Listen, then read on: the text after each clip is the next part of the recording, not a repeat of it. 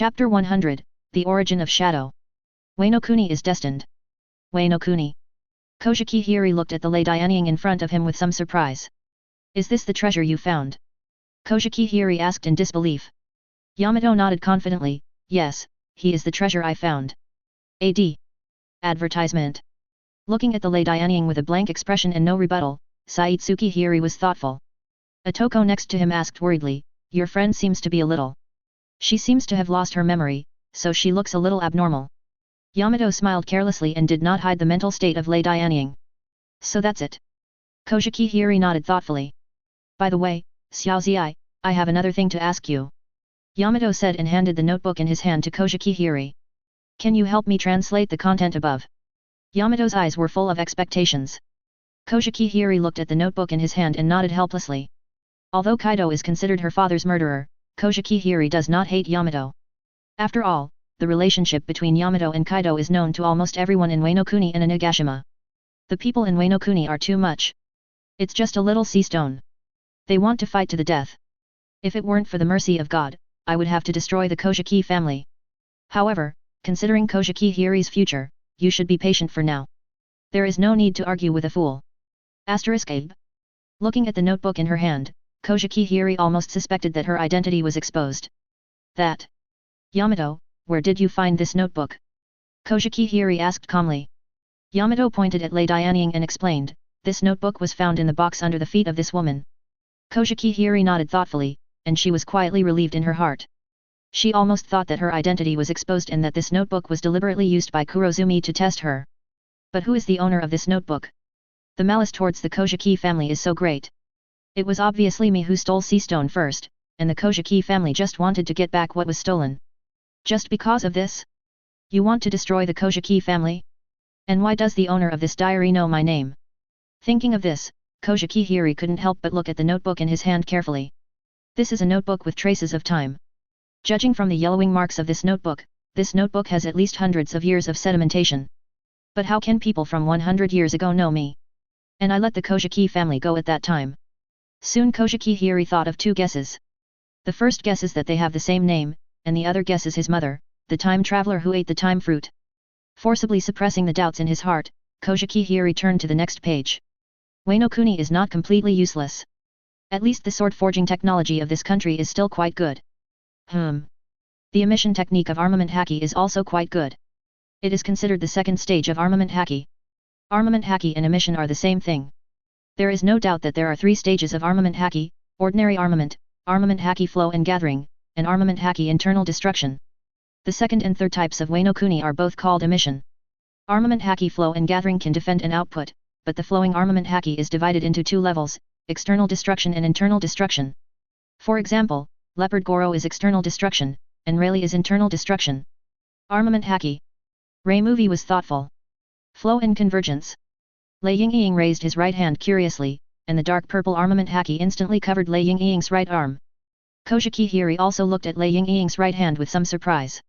The armament haki covering Lei Yingying's right arm seemed to flow, and it looked strangely beautiful. Armed beasts can actually be used like this. It looks so beautiful. Yamato looked at Lei Yingying's right hand with shining eyes. Purple armament haki shouldn't be black. Koshiki Hiri frowned and murmured. As the daughter of Koshiki Oden, Koshiki Hida has seen many people's armament haki, but the color of the armament haki of all the people he has seen is almost black. And the armament haki of the girl in front of him has a strange beauty. Yamato asked excitedly, Lei Yingying, can you teach me how to make armament haki flow? I don't know either. Lei Yingying shook her head in confusion. Armament haki, which is difficult in the eyes of others, is actually the instinct of the body for her. Lei Yingying is willing to teach Yamato, but the problem is that he himself has not figured out the principle. Advertisement. Just like a person's pulse beats, this is the instinct of the body and it is impossible to teach others. After searching in vain, Yamato can only set his sights on Koshiki Hiri, a local of Wano Kuni. Xiaozi, do you know who else in your Wano Kuni can emit? Yamato asked. Hearing this, Koshiki Hiri looked at Yamato deeply. If she didn't know Yamato's character, she would have doubted whether she was really exposed, and Yamato deliberately came to find out the information of the red scabbard 9 men. I don't know either. Koshiki Hiri shook her head in panic, and then quickly changed the subject. Do you still want to hear the rest of this? Yes. Of course. Yamato nodded frantically. Kojiki Hiri shook his head helplessly, and then continued to translate the contents of the notebook. I don't know if it's an illusion, but I always feel that the people of the Kojiki family are not very smart. I am considered a big villain in Wano Kuni, right? But there is a little girl from the Kojiki family who wants to follow me. Can you not be so outrageous? You are so filial, he didn't learn from Yamato next door. Yamato said excitedly, Xiaozi. Did you hear it? My name appeared in the diary. Kojiki Hiri. Kojiki Hiri complained, this is not a glorious thing. Ti. Yamato and the Kojiki family seem to have a connection. But then again, the Kojiki family is not really suitable for governing a country. They seem to be born samurai, but definitely not daimyo. It's ridiculous to think about Kojiki Oden in later generations. You say he is not suitable to be a daimyo. That unlucky kid knew how to win people's hearts when he was 20 years old, accept all the power, connections, and generals, and then transform Kuri and stabilize the public security in Kuri. Kojiki Oden was able to subdue most of the villains at that time and teach them farming and construction techniques, cultivate farmland to provide food, and lead the construction of facilities in the Kuri area, and he was deeply loved by the residents. It can be seen that the other party is indeed a qualified ruler. Could it be? Kojiki Hiri's pupil shrank. Keywords later generations. Keywords Kojiki Oden. Kojiki Hiri's hand holding the notebook trembled slightly. Did the owner of this notebook also eat the time fruit? Otherwise, why would he know about their era? And that person's evaluation of the Kojiki family. This person is full of prejudice against the Kojiki family. Although his tone is very objective, what does it mean that the Sky family is not suitable to be a ruler? When the Kojiki family ruled Wano Kuni, the people here lived and worked more peacefully than now. No matter who you are, I will prove to you that the Kojiki family is qualified to rule Wano Kuni. We are definitely no worse than Kurozumi Orakai. Kojiki Hiri thought to himself with his fists clenched. Finally realized the key point. Yamato asked curiously, Xiaozi, this notebook seems to be a long time ago, but why does he know about our time? Kojiki Hiri shook his head in confusion, and then explained, maybe I always have a special devil fruit, so I just happen to know about our time. Yamato nodded, accepting Kojiki Hiri's explanation, but Yamato always felt that things were not that simple. At this time, Kojiki Hiri had already started translating the contents of page 3. He was quite curious about how the owner of the diary evaluated his father. 0 Please give me flowers. Kojiki Oden was definitely a promising young man when he was 20 years old. Why did he seem to become more stupid after going out? Is stupidity really contagious? After staying in Roger's pirate group for a long time, his IQ has also been assimilated to Roger's level? Advertisement. After returning from 15 years at sea, although his strength has become stronger, his brain has become not so normal. Others broaden their horizons and gain knowledge and wisdom after going out to sea. As a result, when it comes to Kojiki Oden, the unlucky kid, he becomes even more stupid. This is not how you see the world, right? Kojiki Hiri. This cannot be blamed on my father, but on the damned Kurozumi Orakai who is too despicable. Kojiki Hiri silently defended his father in his heart. If it weren't for Kurozumi Orakai threatening his father with the people of Wano Kuni, how could his father do such a thing? And the despicable Kaido. Thinking of this, Kojiki Hiri quickly turned to the next page. After being plotted by Kurozumi Orakai and then by Kaido, Kojiki Oden is really brainless, as expected. Those who can be threatened are all good people. Kojiki Oden is a lesson learned from the past. If you want to overthrow the world government, morality and the like seem to have to be reduced in number. Ahem. I'm off topic, let's talk about Ying. As a princess who has worked with this generation, Ying actually wants to go out to see a wider world. That's why she was so crazy that she wanted to follow me, a man from the Wano Kuni family. Seeing this, Kojiki Hiri nodded with satisfaction. So that's why, it seems that the ancestor of this Wano Kuni is stronger than Yamato. Ying just wanted to follow the enemy to the sea, but the one in front of me was really father leaving son laughing. Looking at the weak and changeable purple-haired girl in front of me, I suddenly had a bold idea in my mind. If we really go to the sea, Ying's current state is actually no different from sending herself to death, and the sea in this era is not very exciting. Ying's dream is just to make the people of Wano Kuni live a better life, and then to see a wider world. I have realized Ying's dream as a bargaining chip and reached a deal with the other party. Degree. Dark purple hair, and the name is Ying. Kojiki Hiri stopped translating, and then looked up at the expressionless girl in front of him. You seem to be called Lei Ying. Kojiki Hiri asked tentatively. Knowing what Kojiki Hiri wanted to ask, Ying said expressionlessly, I should be the Ying in the diary. Kojiki Hiri. Kojiki Hiri looked at the shadow in front of him in disbelief. If what was written on the notebook was true, if what Lei Ying said was true, then the girl in front of him is not his own. What kind of super reduction is this? It shouldn't be that serious, right? If the person in front of him is really the ancestor of Kojiki hundreds of years ago, then he must call the girl in front of him the ancestor. Thinking of this, Kojiki Hiri couldn't help shaking his head. After throwing away the thoughts in his mind, Kojiki Hiri quickly turned to the following content. Kojiki Hiri now urgently wants to know whether his guess is true. Although the people of the Kojiki family are not very polite, the little shadow guy is very cute, and I did take a lot of sea stone. So I'd better help. It's a hope for the future Kojiki family. Isn't the shadow more suitable to be the daimyo than the beast Momosuke? If Yao Zisuk really becomes the daimyo of Wano Kuni, I'm really afraid that I can't help but destroy this unfortunate place. Kojiki Hiri. After translating this paragraph, Kojiki Hiri's face turned extremely pale. What did his brother do to make the owner of the diary hate him so much? Thinking of this, Kojiki couldn't help but look at Lei Ying. If what the diary said was true, then the person in front of him might really be his ancestor. But from a personal perspective, Kojiki Hiri hoped that his brother would become the daimyo of Wano Kuni. After all, there was no precedent for a woman to become a daimyo in Wano Kuni. Chapter 101, The Regret of Being Changed, The Drastic Change of the Mary. But from the perspective of the people of Wano Kuni, as long as Wano Kuni can be improved, it doesn't matter who becomes the daimyo. But the problem now is... Kojiki Hiri looked at Lei Dianying calmly. This woman who seemed to know nothing, could she really overthrow Kurozumi Orakai and take back Wano Kuni from Kaido and his friends? Kojiki Hiri questioned this. She didn't dare to gamble, so she decided to stand by and watch. Advertisement. If Lei Dianying succeeded, it would be better. If not, it would be the same if she followed her mother's language. So Kojiki Hiri continued to translate the following content. Kage's physical fitness is very weak, and there is also a problem with his heart. With such a physical fitness, let alone exercise, it is estimated that you will be in danger of life if you run a few steps. The first thing to solve is definitely the problem of Ying's physical fitness. Thunder breathing is not suitable for Ying, so now Ying's physical fitness must be transformed. The transformation process was painful, but Ying still persisted. There was a tenacious soul hidden in the weak body. The will of this girl shocked me. Kojiki Hiri stopped and looked at the Thunder 800 Ying again. Judging from the armament haki that Lei Ying had just used, the other party's transformation was undoubtedly successful. After all, people with poor physical fitness cannot use armament haki. He must have suffered a lot, right? This child should be the ancestor. Kojiki Hiri thought with some pity in his heart. Although the owner of the diary only mentioned the process in passing, the fact that the owner of the diary felt shocked by Ying's willpower meant that the pain that the other party endured when accepting the transformation was definitely unbearable for normal people. Thinking of this, Kojiki Hiri became more curious about the content behind.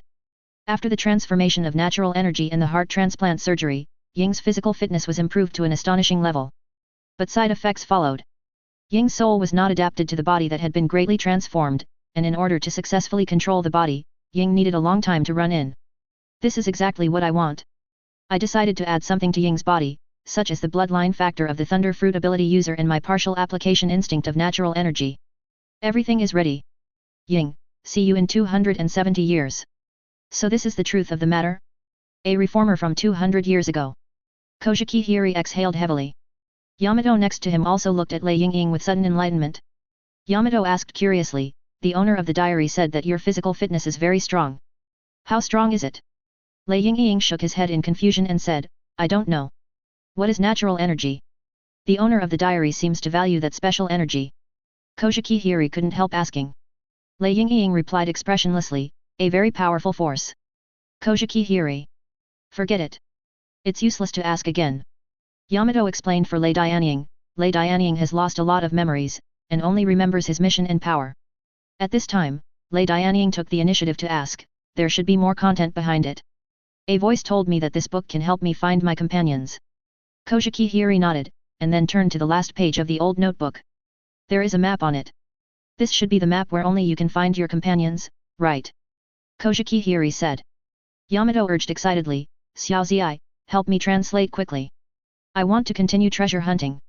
Kojiki Hiri nodded. If Lei Dianying can really find his companions and overthrow Kurozumi Orakai, she will be very happy to see it, so she doesn't mind providing some personal help to the two. Lei Dianying nodded, and then put his hand on Kojiki Hiri's forehead. In exchange, I'll give this to you. Before Kojiki Hiri had time to react, he felt that a strange memory instantly poured into his mind. After the Thunder movie was removed, Kojiki Hiri, who was gasping for breath due to the impact of the memory, looked at the Thunder movie in front of her in disbelief. Advertisement. Thunder breathing? Isn't this what's in the diary? Kojiki Hiri's eyes widened. As a woman from a legendary samurai family, Kojiki Hiri still has the ability to appreciate thunder breathing. This is a very peculiar practice method. Its characteristics are fast practice, fast improvement of speed, fast improvement of high speed, and fast death. Thunder breathing is very extreme. It has no requirements for personal physical fitness, which is very suitable for her. Kojiki Hiri also clearly knows her own shortcomings. The fundamental reason why she can't become a swordsman is that her body is not good. This is not because of any physical defects, but because she is too ordinary. An ordinary person in this world full of monsters has no talent. Even if he practices swordsmanship, he can't become a legendary swordsman. If he can't become a swordsman, what else can he say about practicing swordsmanship? But the thunder breathing is different. It is actually a sword technique, and when practicing it, it will also come with a one-day body break. Almost no matter who you are, no matter how poor your talent is, as long as you are willing to work hard, you can practice the thunder breathing to the level of a great swordsman. The disadvantage is that people who practice the thunder breathing will have a short life, and every overloaded battle will make them shorter lived. This is why she commented that the characteristic of the thunder breathing is fast. Literally, this thing is fast no matter what, and it also dies quickly. Thank you. Kojiki Hiri came to the ground seat sincerely. The thunder breathing is indeed very suitable for her. It does not require time to practice. It only takes 1 or 2 hours a day. The most important thing is that it is quick. As for being short-lived? In this turbulent world, who would pursue that kind of long-term? Lei Yingying nodded, and then took Yamato away to continue treasure hunting. To be precise, it is to find his own partner.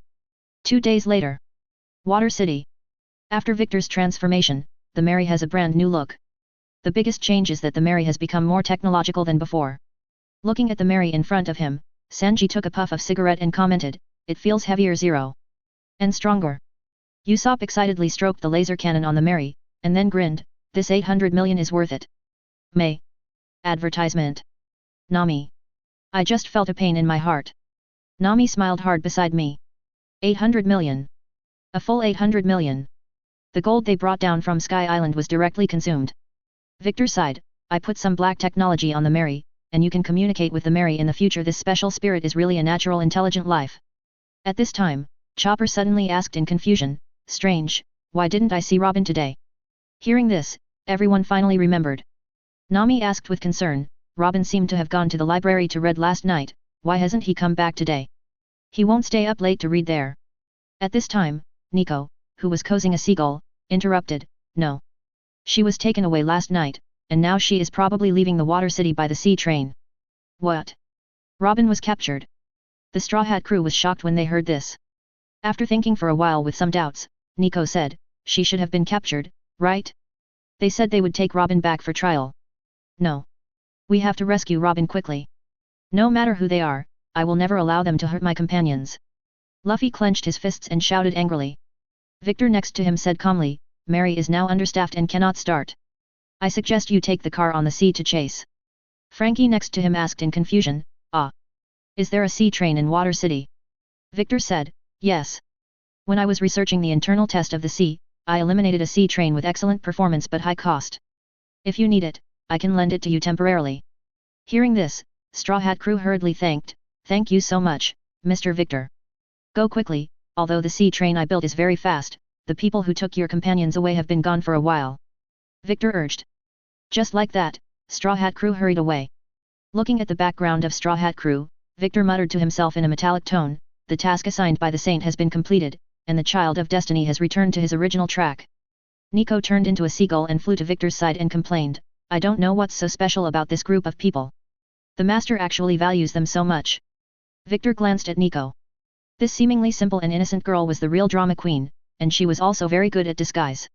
Little girls should not be so curious. "You know, curiosity will kill the cat," Victor said and turned away from the port. Nico looked at Victor's back as he left, then turned into a white dove and flew away from the port. She did not chase the Straw Hat crew, but flew in another direction. The guidance task assigned by the master has been completed, and the next step is to complete a greater task. Chapter 102, Spondum, no one dares to cause trouble in N.I.'s lobby. Red line, Marie Joyce, between power. In less than half a month, West Blue will gradually collapse. I think at this time, they should realize the importance of the world government, right?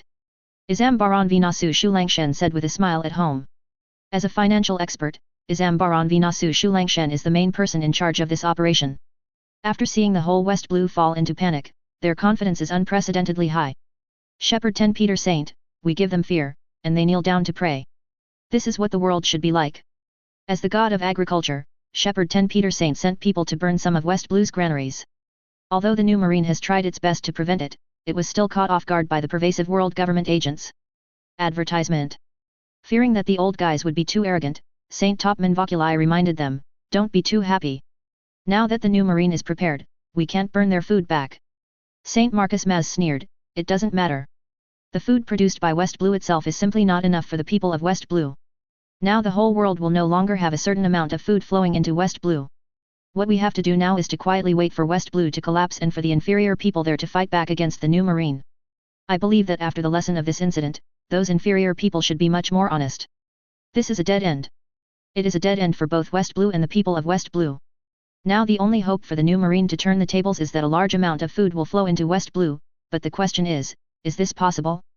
The major food-producing countries are under the control of their world government, so it doesn't matter if there are second-hand dealers in the black market who don't know how to live or die and sell food to West Blue at a high price. Because that is just a drop in the bucket. The only ones who can survive are the nobles, who are much more sensible than the lower class. Jagalusha Satan, and now the only hope for the new Marine to turn around is in our control. The people in the world who can feed a sea by themselves are our people. In the world, there is no other devil fruit that can produce food on a large scale except the Sen fruit. The 5 treasures of the world government are still complacent. Shepherd 10 Peter Saint reminded, have you forgotten the earth fruit ability user? That damn time traveler has the ability of the Sen fruit. Isambara v Nasu Shaolang Saint comforted proudly, it doesn't matter. If a time traveler really wants to support West Blue on his own, then even if the plan fails, we will make a profit. This is the profoundness of Lord Yumuo's plan. You mean? Shepherd 10 Peter Saint, who is not stupid, looked at Isambara v Nasu Shaolang Saint in surprise. Isambara v Nasu Shaolang Saint smiled meaningfully, yes, Lord Yumuo just wants the entire West Blue to drag the time traveler to death. The other 4 people sincerely praised, it's worthy of Lord Im. The Den Mushi of Jagalucia Satan suddenly rang. Jagalucia Satan, who was interrupted in the meeting, frowned in dissatisfaction, but still answered the phone. Shpondam's excited voice came from the Den Mushi, Lord Jagalucia Satan, I know there is an important matter to report. Shpondam? What do you want to see me for? Jagalucia Satan asked in a cold tone. We caught the son of the devil. Moreover, the son of the devil can also read Hyuxia characters. We even received several notebooks left by time travelers on him. Shpondam said excitedly. This is completely a pleasant surprise.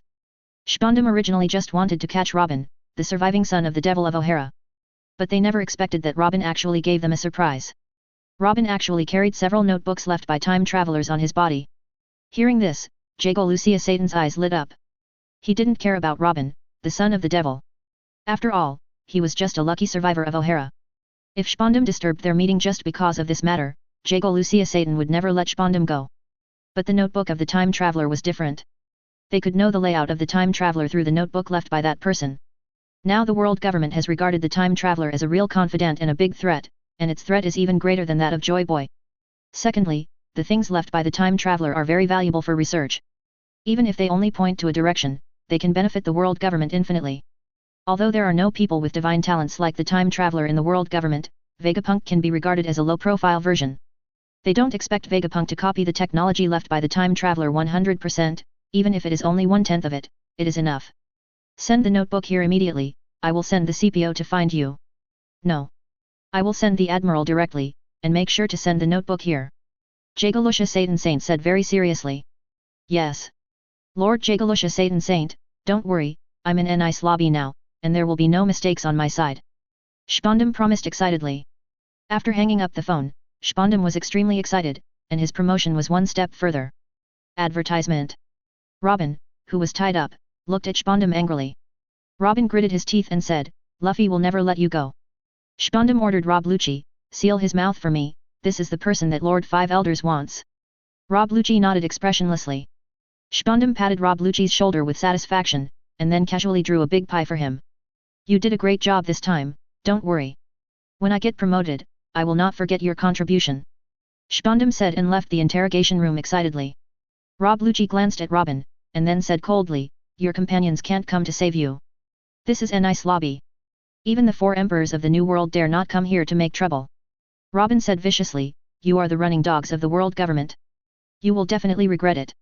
Rob Lucci did not say anything, but turned and left the interrogation room. Rob Lucci was actually very vigilant about the Straw Hat crew, especially the one with the Thunder Fruit ability with a pair of long ears. Marine Headquarters. The world government actually found several notebooks left by the time travelers. Sengoku was also a little surprised when he received the news, but the 5 treasures of the world government gave orders, and Sengoku could not resist. After calling Kizaru, Sengoku ordered, Borsellino, go to an ice lobby. The people of the world government found several notebooks left by the time travelers there. Go and bring the notebooks back. Kizaru, who had always been lazy, suddenly brightened up. If it was about One Piece, he could do some fishing, but if it was about the notebook left by the time traveler, he would have to work hard. No problem, leave this to me, Marshal Sengoku. Kizaru said, and left the Marine Marshal's office impatiently. Kizaru didn't even take the ship directly, but the light of Hawaii disappeared into the sky. Seeing Borsellino so impatient, Zhangguo complained with a confused face, why is this guy so active? Forget it, I just hope nothing will happen. Sengoku shook his head, and then suddenly remembered something very important. Jun seems to be in the Water City? Kyuzan is not related to this matter, right? Thinking of this, Zhangguo was a little panicked. Kyuzan is no longer the same as before. If this matter is really related to Kyuzan, Kizaru alone may really have an accident. Thinking of this, Sengoku hurriedly called Ace, who was ordered to take a mandatory vacation. After kicking open the door of the marshal's office, Ace sat casually on the sofa and even put his legs on the desk. The extremely arrogant Ace asked impatiently, old man, what do you want to see me for? The reason why Ace dared to not give Sengoku face was because she knew that Sengoku, the old guy, must have something to ask of her, otherwise she would not have summoned her for no reason. Ahem. I am your boss after all, can you be polite? Sengoku complained depressedly. Advertisement. Ace said directly, beat me. I will give all respect to the one who beats me. Yes. When the old man didn't say anything, Sengoku, who was speechless and aggrieved, could only explain, I have a task for you, you. Before Zhangguo finished speaking, Ace interrupted rudely, no. Sengoku. Looking at Ace who was righteous, Sengoku was speechless. Sengoku said very seriously, you must go. This mission is very important. Looking at Sengoku's serious face, Ace also knew that it was almost done. If it continued, Sengoku's mentality would collapse and he might really get angry. Although she was not afraid of Sengoku, she was now at least eating marine food, and Ace didn't want to make things too ugly. After all, her goal was to become a marine marshal. Okay, what's the mission? Seeing that Ace finally gave in, Sengoku also breathed a sigh of relief. It's like this. Zhangguo quickly explained the cause and effect, as well as his own concerns. Kyuzan? That's indeed a good opponent. I'll take this 663 mission. Ace excitedly left the Marine Marshal's office. Seeing Ace so excited, Sengoku couldn't help but shook his head, and then whispered, this woman is really pervert. Ace doesn't look like a normal woman at all, just like Pirate Mom, although Pirate Mom can be said to be the strongest woman on the sea. But his dream is just to have more children, and what about Ace? This woman is a fanatical militant, and her biggest dream is probably to challenge stronger strongmen and then make herself stronger. He has never seen this kind of will to become stronger in any woman. Shui's Hijao is on the sea train to an ice lobby. With the help of Victor's high-tech train, the Straw Hat crew still failed to catch up with the train that held Robin. But in order to save his companions, Luffy decided to break into the Gate of Justice. Make trouble in an ice lobby. Just after returning to an ice lobby, Spondum, who hadn't even sat down yet, received a report from his subordinates. Boss, it's bad, someone broke into the Gate of Justice. Someone dared to break into the Gate of Justice. Spondum screamed in disbelief. What is the Gate of Justice? To exaggerate, it is the symbol of justice representing the world government. Those people are not breaking into the Gate of Justice, they are clearly breaking into the Gate of Hell. And it's not Spondum's face that is being hit, but the face of the world government. Are these guys crazy? Spondum screamed in disbelief. Wait. Why would someone break into the Gate of Justice? Spondum finally reacted. Spondum glared at Robin fiercely and asked, tell me. Is he your man? I told you long ago that my companions would come to save me. Robin raised his chin, with an expression that he had expected it. Seeing Robin's expression, Spondum became even more furious. Spondum roared angrily, are your companions all idiots? This is a nice lobby. How dare you? This is not because Spondum is worried about the comfort of the Straw Hat crew, he is afraid of the impact of this incident on him. During his tenure, there were actually pirates who dared to cause trouble in Enice lobby. When the 5 elders know about it, won't they skin him alive? Chapter 103, Spondum, where is the childhood shadow? What is Enice lobby? Although the law can only govern the lower class, it is also a place that represents the majesty of the world government. Now such a place is actually invaded by pirates. The most hateful thing is that these pirates are still unknown. If you come to 4 emperors or 7 5 seas, Lao Zi will just bite his teeth and accept it. After all, they are really awesome. But what is your Straw Hat Pirate's reason? Advertisement. Just because I caught a demon child? Spondum, who was holding Buster Call and activating Den Den Mushi, looked at Robin viciously and roared angrily, do you know what your BD companions are doing? Do you believe that if I press this, your companions will go to the underworld? Robin said disdainfully, press it if you have the guts. Spondum. Spondum looked at Robin with a confused face, and there were 10,000 puzzles in his heart. Why is this damn woman not afraid of him? Why is she not afraid of Buster Call? Have you forgotten the fear of being dominated by Buster Call? Have you forgotten the erased O'Hara? Shouldn't that be your eternal nightmare? Spondum roared angrily. Spondum couldn't understand why Robin witnessed the horror of Buster Call at such a young age, but Buster Call didn't leave a childhood shadow on the woman in front of him? Didn't we agree that an unfortunate childhood would take a lifetime to heal? It's really the evil demon child. Spondum commented with gritted teeth. Robin. Robin, who was tied by sea stone, looked at Spondum with a confused face. Seeing that he did not scare Robin, Spondum felt that this hateful woman made him lose face in front of his men. The problem now is that he really dare not activate Buster Call. You know, Buster Call does not distinguish between enemies and friends. Once Buster Call comes, everyone on this island will be destroyed. Robin sneered, are you afraid? Because you are still here. Damn it. I am not afraid. Do you believe me? I will press Buster Call now. Spondum said angrily. Robin, you are. Spondum, I really pressed it. Spondum was so angry in his heart, why didn't Rob Lucci move? You stop me. You are still on the island now. Shouldn't you come to persuade me not to be impulsive at this time? Advertisement. No matter who you two are, you should get off the same stage with me. Spondum Pearl, who was too proud to save face, had already scolded Rob Lucci next to him. At this moment, thunder exploded. The sudden attack scared Spondum and made the Den Den Mushi fall to the ground. Looking at the Den Den Mushi that fell to the ground, Spondum was terrified. He just squatted down to pick it up, and the whole house shook violently in an instant. Spondum, who was completely unprepared, fell directly on the Den Den Mushi. Spondum, who accidentally pressed the button, looked at the Den Den Mushi in his hand in horror. Buster Call is activated. How could it be? Spondum looked at the Den Den Mushi in his hand in horror. Buster Call was about to be activated, and Enice lobby would be covered by the Marines' different artillery fire. Spondum shouted in horror, Rob Lucci. Take this damn woman with you, let's get out of here quickly, this place will be destroyed soon. At this moment, Spondum could only hope that the 5 elders would let him go because of his merits. Robin sneered at the scene. It turned out that the person who controlled Buster Call was not so scary. It turned out that the person who controlled Buster Call could also be a clown. At this moment, Robin was completely relieved, and he no longer had any fear of the world government and marine. Just when Spondum was about to take Robin away, a thunderclap exploded. The wall of Spondum's office was instantly broken, and Enel, bathed in thunder, appeared. You damn BD, where are you going to take my companion? Enel asked in a low voice. When Spondum saw the appearance of the person coming, his face darkened instantly. Damn, it's this guy. Rob Lucci cursed his bad luck in his heart and stood in front of Spondum without a sound. Rob Lucci said, Sir, you leave here first. Spondum nodded in horror. Enel's appearance was too impressive. Even Spondum, who was not as strong as a normal person, could feel the fear of the enemy. At this time, Spondum didn't care about Robin on the ground. He just wanted to get 10 points away from the man who was as powerful as Thor. As for the son of the devil, what should he do?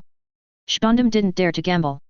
He was afraid that if he took Robin away, the other party would ignore Rob Lucci and attack him desperately. Compared to meritorious service, his life is more important. Moreover, the 5 elders obviously valued the diary in his arms more. It didn't matter if the son of the devil was lost. As long as the diary was not gone, he would still have made meritorious service. Advertisement. Enel didn't care about the departure of Spondum, the ant, but looked at Rob Lucci with sharp eyes. You can barely be considered a strong man. Come on, I hope you can make me happy. Enel said. Rob Lucci rushed straight to Enel, and a big battle began. On the other side, Luffy and others were much slower. After all, they couldn't fly, and they didn't have a tyrant like Enel to say haki. However, Luffy and others also encountered a lot of obstacles. After all, even if there was no Caliphate, CP9 still had many strong men, not to mention that Nice Lobby was not short of money. It was really lively. Kuzan looked at the thunder behind him and couldn't help but lower his head. Jun frowned and said, that direction seems to be Nice Lobby. Kuzan said to himself, it's Thunder Fruit. Is the ability user from the Straw Hat Pirates? Why are they causing such a scene in Nice Lobby? Vivi asked worriedly, should we go back and take a look? Kuzan said, trust the Straw Hat crew. Kuzan didn't want to reveal that he had left West Blue, because that would make World Conquest realize that there was no strong person in West Blue, and then the world government might do something more extreme. Perhaps because he became the king, or perhaps because he ate the Sataka fruit, Vivi became smarter, and knew what Kuzan was worried about. Vivi nodded. She believed that Luffy would be fine, after all, the Straw Hat crew was the one that the Saint cared about. With that kind of attention, how could Luffy and the others fall on the Grand Line? Just then, a golden light passed by the horizon. Liu Hao. Kuzan frowned again when he saw this scene. Kuzan said, it seems that we have to go. Seeing Kuzan suddenly change his mind, Jun also asked curiously, what's wrong? Borsellino is here, no. It should be, his target is Nice Lobby. Kuzan said. Admiral Kizaru. Jun raised his eyebrows. He couldn't understand why Kizaru suddenly came to Nice Lobby, but... Jun frowned and asked, Admiral Kuzan, you seem to care about the Straw Hat crew. Although the Straw Hat crew is indeed special, it is only the Mary that is special. If it is just because of this, Kuzan should not have to help the Straw Hat crew so much, right? Did Kuzan also know Luffy's identity? I'll go too. Vivi said seriously. Vivi, who is already an Admiral-level strongman, knows Admiral-level strongmen too well. At this stage, the Straw Hat crew is definitely not qualified to touch the Admiral. Chapter 104, The Collision of Flash and Lightning. Fate intersects at this moment, and the Straw Hat crew's journey to Nice Lobby becomes more interesting than the original plot. However, this is not a tragedy.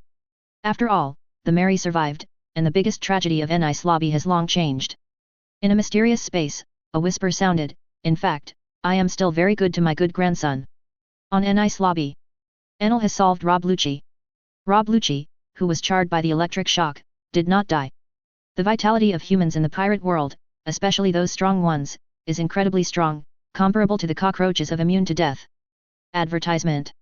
Looking at Rob Lucci lying on the ground, Enel curled his lips, and then a thunderbolt opened Robin's sea stone shackles. Enel asked in some confusion, with your strength, how did you get caught quietly? Hearing this, Robin was a little embarrassed. She accidentally got fascinated when reading in the library and forgot to be alert to the surrounding environment. Rob Lucci suddenly appeared and knocked her out. She didn't even have time to shout, otherwise she wouldn't have been caught quietly. Enel said in a serious tone, be careful next time. It seems that the world government is targeting you. After being on the ship for a while, Enel also knew the identity of the woman in front of him. Her aunt was one of the saint's concubines. Well. Or one of the wives. The title is not important, but the identity is important. In addition, his captain is the grandson of the saint. When he heard the news, Enel had only one thought in his mind. The relationship on this ship is really messy. Enel said, let's leave here first. Robin nodded, and Robin, who was about to leave, suddenly reacted. Robin, with an anxious face, reminded, by the way. Hurry. Spondum stole my notebook. Enel's face changed when he heard this, and then he roared angrily, what? Such an important thing, how can you carry it with you? Robin listened and retorted, it's even more unsafe to put it on the ship. 107 Enel. Well. Speechless. Wait for me here, I'll kill that guy, and others can continue the legacy left by the saint.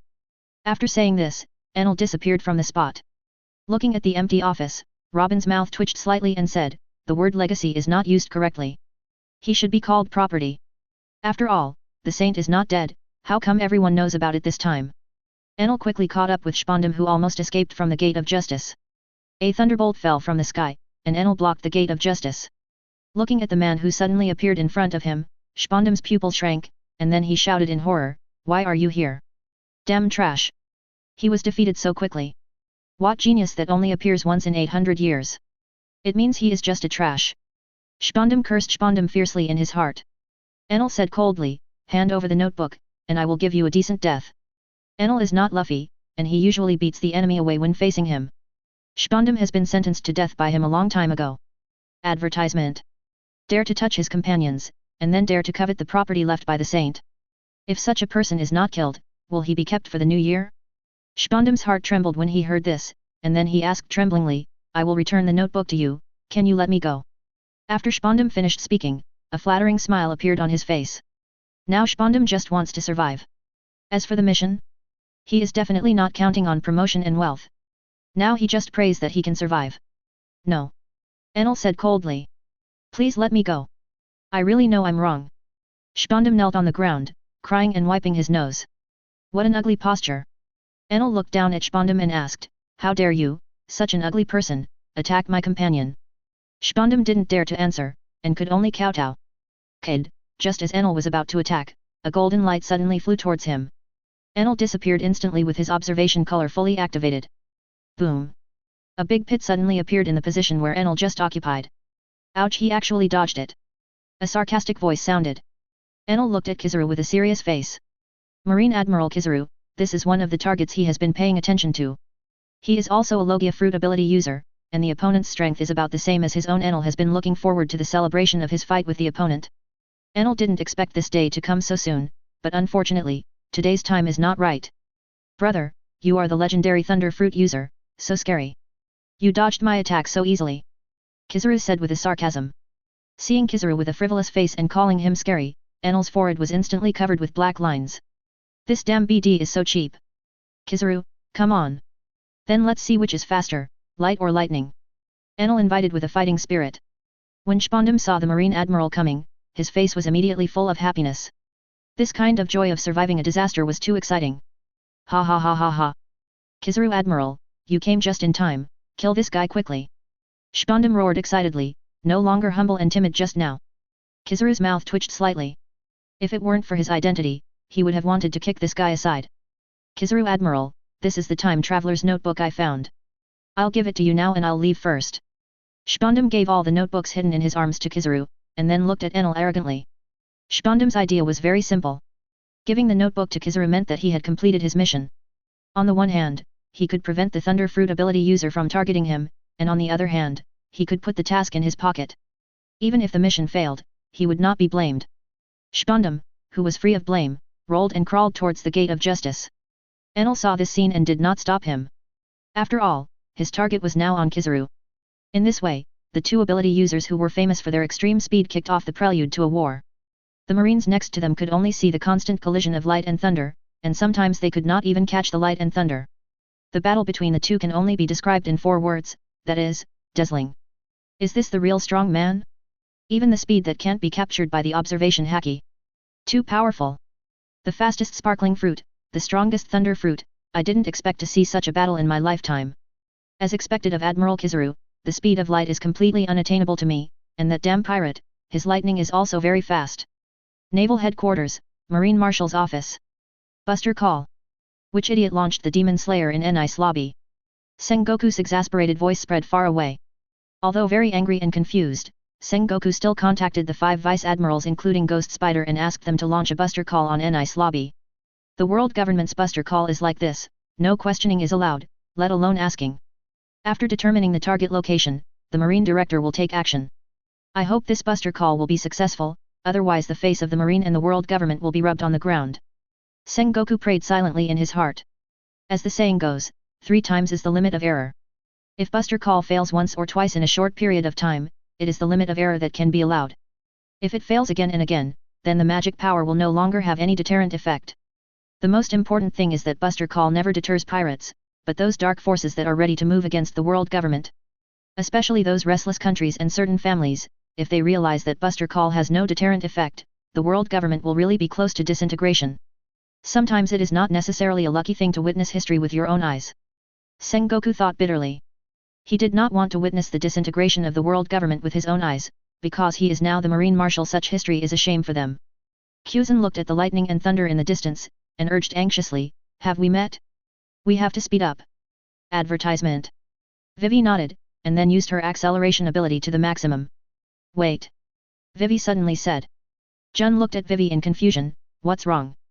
Vivi said with a grim expression, the world government has launched a buster call against Nice lobby.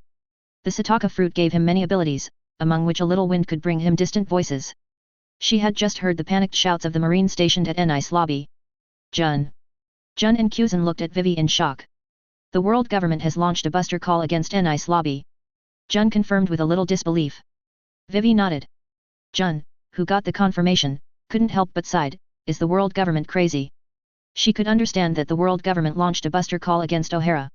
After all, they wanted to study the history of the Void Century, and that was the bottom line of the city and county governments. She also understood that the world government launched a buster call against the Tequila Wolf. For the world government, the Tequila Wolf was a gathering place for rebels, which threatened the rule of the world government. But what is N-Ice lobby's reason? You know, most of the people in N-Ice lobby are clerks, and they are also responsible for the law. If the Tequila Wolf can be turned into a rebel by the time traveler, then N-Ice lobby will never become a minion of the time traveler. Kuzan sighed, go there first, something must have changed. If possible, he really doesn't want to expose himself. On Aced's warship, the world government launched a buster call against N-Ice lobby? Is it so outrageous? Aced sighed nonchalantly.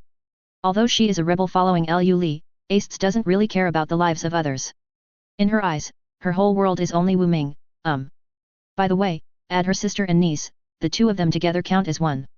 Speed up the speed, N-Ice lobby must be very lively now, and there must be many strong people waiting for me to tame it. Aced excitedly urged the soldiers on the warship. Big news. Another big news. Victor, I want to thank your whole family, you informed us just in time. Morgans looked at the photos in the camera excitedly. Marine launched a buster call to N-Ice lobby, and then there was the Thunder Fruit ability user, the Marine Admiral versus the Thunder Fruit ability user. These are all big news that can be on the front page tomorrow. After the excitement, Morgans murmured to himself in confusion, but what's going on recently, why are there so many kind people telling me where the big news happened? As the news king of the pirate world, Morgans has also noticed something wrong recently. He found that whether it is the city and county government or other forces, they seem to have become a little weird. But what does this have to do with me? I'm just the boss of a newspaper. Morgans comforted himself, trying to dispel the tension and fear in his heart. When Vivi's people arrived at N-Ice lobby, they noticed the fierce collision in the sky above N-Ice lobby. Kuzan squinted his eyes and watched the lightning and flashes that kept fighting in the sky. Kuzan commented with a dark face, these two guys actually put the battlefield in the sky. Such a pure collision is just like a child's quarrel. Vivi asked eagerly, should we take action? Kuzan shook his head. It's not convenient for us to take action. Vivi nodded and chose to watch from the side. Now her identity cannot be exposed, at least she can't openly oppose the world government. Vivi's idea is also very simple, that is, to provide some help to Straw Hat crew in secret. Of course, if she has to take action, Vivi will choose to take action after all, she has a big favor for her life. Chapter 105, Kuzan feels like he has seen through everything. As the battle of the Straw Hat crew gradually ended, Kuzan and others who had been observing secretly also breathed a sigh of relief. It seems that our worries are unnecessary. Even without us, they will not be in trouble. Kuzan sighed. Jun next to him nodded in agreement. I am afraid that even Marshal Sengoku did not expect that there would be an Admiral-level strongman in the small Straw Hat Pirates. Admiral-level strongman. Advertisement. In this sea, the total number of Admiral-level strongmen in the pirate lineup is estimated to be less than 10, and the Straw Hat Pirates have exactly one. Kuzan doubted, with the strength of the Thunder Fruit ability user, he should not have to condescend to the Straw Hat Pirates? There will be no conspiracy here, right? Not necessarily, it may also be the family background of the captain of the Straw Hat Pirates. Jun retorted. Kuzan didn't know Luffy's identity, how could she not know? As the descendant of that person, it's not strange to have 10 admirals around him, let alone just one. Jun reminded meaningfully, and don't forget, admiral-level strongmen are no longer valuable. Hearing this, Kuzan remained silent. Indeed. The hundreds of admirals of Tequila Wolf alone can depreciate the value of admiral-level strongmen to an unimaginable degree. However, others don't understand. Kuzan, who has the ice heart, understands that the 400 admirals of Tequila Wolf can only be regarded as pseudo-admirals. This is not because the strength of those old men guarding the bridge is not good. On the contrary, the strength of the old men guarding the bridge is almost all strong men at the peak of the Great Demotion. The real problem lies in the root. Ice breathing is most suitable for frozen fruits breathing method. Only frozen fruit can make the ice breathing method have no side effects. Normal people who practice the ice breathing method can indeed extend their lifespan to an unimaginable degree, but the core point of the ice breathing method is to transform the flesh and blood body into a frozen body. The strength of the bridge guards who practice the ice breathing method will decline after each battle. This is equivalent to the bridge guards being a machine. The longer they are charged, the stronger they are. Each activity will consume power, and the lower the power, the weaker they are. The strongest point of the bridge guards is the burst. If the bridge guards can rush the world government in one wave, then everyone will be happy. If they are attacked by the world government, then the bridge guards will definitely lose in the end. Even the core secret of the Tequila Wolf, this is something he only knew recently. At that time, he was still wondering why the Traverser, who had so many admiral-level strongmen under his command, did not dare to be an enemy of the world government. The problem lies in this. Kuzan did not explain the special nature of the bridge guards because she did not believe in Jun, and naturally the fewer people who knew about this kind of thing, the better. Kuzan suddenly looked at the direction behind him with a serious expression. Ever since he changed his ice heart, Kuzan found that he was particularly sensitive to the source of extreme cold. In his perception, a strong man in the extreme cold was approaching this side quickly. This feeling, is it a drop? Thinking of this, Kuzan stepped on the moonwalk and headed towards the source of extreme cold. In his perception, the strength of that strong man was absolutely outrageous. According to the strength level within the Frost Legion, that should be an admiral-level peak strongman, that is, an existence with similar strength to himself. Kuzan knew his own strength too well. Without exaggeration or understatement, he could definitely fight 2 against 1 against the other 2 admirals, or even win. Fighting with the 2 of them, the Straw Hat would definitely be affected in a while, so Kuzan chose to take the initiative. After Kuzan came in front of Ace, he directly activated the ability of Frozen Fruit. Ice Age. The entire sea froze instantly, and Jiazan also came to the deck of the warship. Advertisement. Kuzan said coldly, Marine's strongest admiral Binglan Admiral? No way ahead. Sitting on the throne of the ice sculpture, Ace Des crossed her legs and looked at Kuzan with interest. Interesting. I didn't expect to meet you here. Normally, we should not meet each other. A bloodthirsty light flashed in the depths of Ace Des's eyes. If the frozen fruit had not been prepared in advance for Kuzan to eat, this frozen fruit should have belonged to him. Demon God Appearance Devil Essence and Frozen Fruit, after combining the two, I think it can ask the storm above the general. D number. Ace Des shook her head with some regret. If the man in front of her was not her chess piece, she would definitely get rid of this man here. Ace Des said arrogantly, give you a face, I won't interfere in this matter. Ace Des's tone seemed to be giving alms to the other party, but Kuzan just fell for it. The reason is also very simple, because this woman also has an ice heart. What does this mean? This means that the strongest admiral in the marine is also that person. Thinking of this, Kuzan's mouth curled up slightly, and now he is more confident about his future. The future of the new marine is limitless. I have occupied West Blue, and then the strongest marine will occupy East Blue. If 2 more marine rebels occupy South Blue and North Blue, the world government will basically be defeated.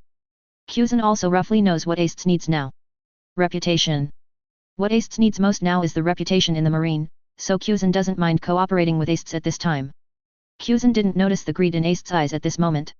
Ace is confident that he can send Kuzan to the underworld here, and after activating Mokubatamo, he can kill Kuzan in an instant. D number 3. Ace sighed in his heart. Kuzan didn't realize at this moment that he took Ace as a companion, and he was going to make him explode gold coins. In this way, the 2 sides were deadlocked there. The marine soldiers around also looked at Kuzan nervously. To be honest, if Ace and Kuzan started a war here, everyone on their ship would die. The adjutant looked at Kuzan in fear, and then silently looked at the side of Ace's throne. This position of mine should be the safest, right? No matter what attack there is, the commander can block it, right? But the commander is really too good. For the safety of the lives of us, he actually endured such a great humiliation. The adjutant was grateful and moved. In fact, it was not only the adjutant who automatically imagined this, but many marine officers also imagined this. So they all looked at Ace with red eyes, and each of them looked moved. Kuzan just felt that it was amazing. Kuzan, how long have I been away from marine? Why do all of them have pink eye? After fighting for more than 6 hours, Kizaru, who once again forced Enel to retreat, persuaded, brother, can you stop fighting? It's almost time to get off work, how about we make an appointment another day? Give me back my notebook. Enel gritted his teeth. Kizaru shook his head jokingly, no. This is my mission. If you don't give it to me, then keep fighting. Enel was ready to continue. You are so stubborn. Kizaru sighed with a headache, and didn't want to continue to entangle with Enel. Kizaru said, how about this, how about we each take our own steps? What do you mean? Enel didn't fall for it, but looked at Kizaru vigilantly. It won't be long before this place is completely destroyed by artillery fire. I admit that you are really strong, but brother, what about your companions? Can they survive under the cover of artillery fire? Kizaru threatened in a mean way. Zero ask for flowers. Hearing this, Enel was silent. He was indeed not afraid of artillery fire alone, but his companions were not necessarily. Number FK. This uncle was indeed called by the saint to be their nanny, all the blame is on the damn Yao's Hizu. He gritted his teeth in his heart.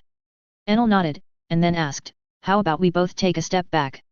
How about I pick a random notebook and return it to hand in the food, and then we'll forget it? Kizaru asked sincerely. Advertisement. Enel. After hesitating for a moment, Enel nodded and agreed, okay. Kizaru picked a random notebook and put it in his pocket, and then threw the rest of the notebooks to Enel. After doing all this, Kizaru turned into a stream of light and left the judicial road. Enel just put away the notebooks and heard Nami shouting in fear, oh no. Enel, Nice lobby has no ships. Usopp held his head and shouted in despair, what should we do? The Buster Call is coming. This place will be destroyed soon. Chopper doesn't want to die yet. Chopper was also scared and burst into tears. Zero. Zoro suggested, why don't we try the door panel? Nami directly retorted, what's the use of the door panel? There are so many of us, and what if we run into marine at sea? Zoro, what should we do? We can't just stay here and wait to die. Hey! Usopp, who was still collapsing and shouting beside him, suddenly let out a light hey. Ha ha ha ha. We're saved. We're saved. Usopp laughed excitedly. Luffy looked at Usopp, who was laughing and dancing, with some concern and said, will Usopp be scared crazy? Everyone. The Mary is here to pick us up, everyone follow me and jump down from here. Usopp announced excitedly. The eyes of everyone who heard this lit up, and at this time Enel, whose heart network was wide open, also discovered Usopp, whose speed was so fast that it didn't look like a normal pirate ship. Everyone. I'm here to pick you up. A crisp but childish voice sounded in everyone's mind. At this moment Straw Hat everyone in the crew knew that it was the sound of the Mary. Luffy happily announced, what are you waiting for? Everyone, follow me to welcome the Mary. On the Ace's warship. Kizaru suddenly appeared and landed in front of Kyuzan. Kizaru exclaimed exaggeratedly, Kyuzan, you are actually confronting Admiral Binglan here, so scary. After seeing Kizaru's arrival, Kyuzan looked at him deeply. Kyuzan deliberately sneered, it seems that you lost to that lightning boy. Kizaru said sarcastically, Thunder Fruit, so scary. Hearing this, Kyuzan knew that the other party's goal should have been achieved. Thinking of this, Kyuzan asked with some concern, why did you appear in Nice lobby? Just to deal with a group of new pirates? No. This is what I did. Kizaru took out the notebook from his pocket and raised it.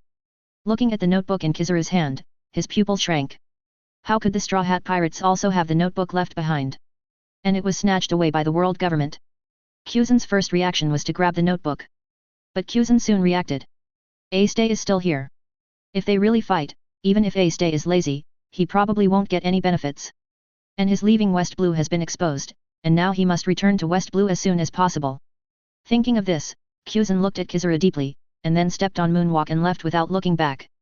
Chapter 106, Water City Independence. World government cut off from its main artery. It's so scary. Kyuzan is very strong. Fortunately, we didn't fight him. Kizaru, who was full of boasting, sighed with relief. Ace. Ace glanced at Kizaru speechlessly. Now Kyuzan is indeed stronger than Kizaru, but if Kizaru wants to run, no one in the entire pirate world except Wu Ming can stop him. Ace asked curiously, what happened to you? I met a Thunder Fruit ability user in Nice lobby. The opponent is very strong. I fought with him for most of the day and couldn't take him down. Considering that Buster Call is about to be launched, I came back. Kizaru explained. Advertisement. The excuse has been found, even if the 5 elders have objections, it doesn't matter, after all, the Buster Call was not initiated by their marine. If you want to blame someone, blame the person who initiated the Buster Call. The cooked duck flew away again. In the power, the 5 treasures of the world government looked at each other in silence. Good news. The notebook left by the time traveler was obtained. Bad news. Only one was obtained, and the others were snatched back. Even worse news. The judicial treasure representing the face of the world government was destroyed, and it was his own hand. What the hell is Spondum doing? How dare he initiate a Buster Call against Nice lobby? Is Ambaron Vine Susho cursed with gritted teeth?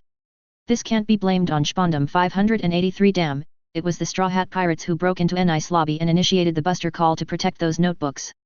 Shepherd Tenpit explained. Spondum is just an insignificant person, but he got the notebook of the time traveler for the world government. Just for this matter, they cannot punish Spondum. On the contrary, they have to praise him and use Spondum as a typical example. Only in this way, those who have the notebook of the time traveler on the sea will hand it over to the world government. Others also know this. Isambara Vinasu Xiaolang Saint is just venting his dissatisfaction.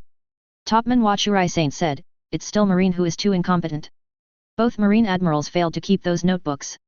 It can't be blamed on Marine this time. Who would have thought that Kuzan would leave West Blue at this time? Shepherd Ten Pit Saint said. Topman Wachurai Saint suddenly asked, what do you think is the purpose of Kuzan leaving West Blue? Is it for food? Isambara Vinasu Xiaolang Saint calmly analyzed, he should want to go to New World or Grand Line to find a food source. Jagalusha Satan said with a gloomy face, I will not care about the world government's decrees for those pirates in the New World. Let Marine go to West Blue and force Kuzan back to West Blue. This guy is too strong and must not be allowed to leave West Blue. Topman Voculi said directly. Kuzan's existence has affected the balance of the sea, so he must be imprisoned in West Blue. Jagalusha Satan nodded and said, okay. I will order Marine to launch another attack on West Blue. The result doesn't matter, but Kuzan must be dragged to death in West Blue. Isambara Vinasujiro asked solemnly, where are the Straw Hat Pirates? He is the ability user of Rubber Fruit, and he has at least 3 time traveler's notebooks in his hand. What's more, there is a demon child on his ship, and that demon child can translate Hyuxia characters. Another name for Rubber Fruit, everyone present new. Joy Boy. This name makes the world government tremble with fear. Before the time traveler appeared, the world government was only afraid of one name, Joy Boy. Now this name is mixed with the time traveler, which is not good news. Topman Wachurai sighed, and then said with some appointment, increase the bounty. Advertisement. It's not that they didn't think about besieging the Straw Hat Pirates, but the problem is that there is a time traveler hiding in the dark. If the world government spends a lot of money to besiege the Straw Hat Pirates, what if the time traveler steals the house at this time? The time traveler and the Straw Hat Pirates are mixed together, which inevitably makes people think too much. What if the Straw Hat Pirates are just a bait? World conquest can't afford to gamble, and dare not gamble. Deliberately targeting is too obvious, and it may not be useful. After all, what is Joy Boy's characteristics? Everyone present draws. Calm down. It's still unknown whether the fruit can awaken. I'm more curious about the contents of the notebook. Saint Jagalusha Satan said with his hands supporting his chin. Saint Topman Voculi said, the notebook is almost at naval headquarters. The phone is ready. Just answer it when the time comes. Naval headquarters. Kizaru rushed back to naval headquarters with the notebook cable, and handed the notebook to Master Sengoku without waiting. The Marine high-level meeting was held, and the 5 treasures of the world government were also present. As a translator, Tashiji stood next to Marine Staff Officer Crane and translated the contents of the notebook very seriously. Alabasta. Queen of the Ascendants. The legendary Sun Disk. Ascendants. Def. The 5 treasures of the world government behind the Den Mushi gasped. As users of the mythical beast fruit, they knew too well the meaning behind the sun plate. Green Bull Admiral gritted his teeth and said, I didn't expect Alabasta to start opposing the world government 300 years ago. Even the always calm Crane said thankfully, fortunately, the sun plate was destroyed because of the ambition of the Ascendant Queen, otherwise the consequences would be disastrous. Ascendant Core. These 5 words alone are enough to scare the world government. The most terrifying thing about the core composed of mythical beast users is that they are not cursed by the world. Just thinking about this terrifying army made everyone present shudder. Sengoku sighed with some regret in his heart, it's a pity that such a powerful thing was destroyed because of a woman's ambition. If the sun disk had not been destroyed, the world government should have been overthrown by now, right? Some people on the Marine side felt regretful, some felt fortunate, and some felt fearful. It can be said that there are all kinds of people. But the world government is different. After hanging up the Den Mushi, Topman Vouchuri Saint asked excitedly, do you think our city construction government has the ability to repair the sun disk? Jagalusha Satan Saint's eyes lit up, and then he looked at Topman Vouchuri Saint excitedly and said, what do you mean? Shepherd Ten Pit Saint also analyzed with great expectation, we have Vegapunk. With his ability, it may be difficult for him to make the sun disk, but if it is just repaired, it should be no problem, right? But we don't even know where the sun disk is. Saint Azambaran Vinesa Shulang was not optimistic about this matter. After all, Alabasta is so big, who knows where the sun disk will be? As for Shurima, it is in the center of the desert. Alabasta is so big? Except for the edge areas, anywhere can be considered the center. Saint Jagalusha Satan said in a decisive tone, send out the special agent area to search secretly. At all costs. They were blinded by the charming sun disk, mass-producing the Devil Fruit Legion, and the important thing was that those abilities were not cursed by the sea. And most importantly, the function of the sun disk is far more than that. It is also an extremely powerful environmental transformation weapon. Even if it is not as powerful as Uranus, it is more powerful than Pluton. In this way, the 5 treasures of world conquest decided another thing that cost the national calendar in a short period of time. Water City. Mary was repaired, Straw Hat the crew was very happy. The most important thing was that the ship Spirit was born on the Mary. They had another partner in the future. This was the happiest thing for everyone. 0. Advertisement. In the studio named Zon by Victor. Victor looked at his most admired follower seriously and said, "Frankie, you should join the Straw Hat Pirates." "But I want to promote the glorious evolution in the Water City," Frankie said unwillingly.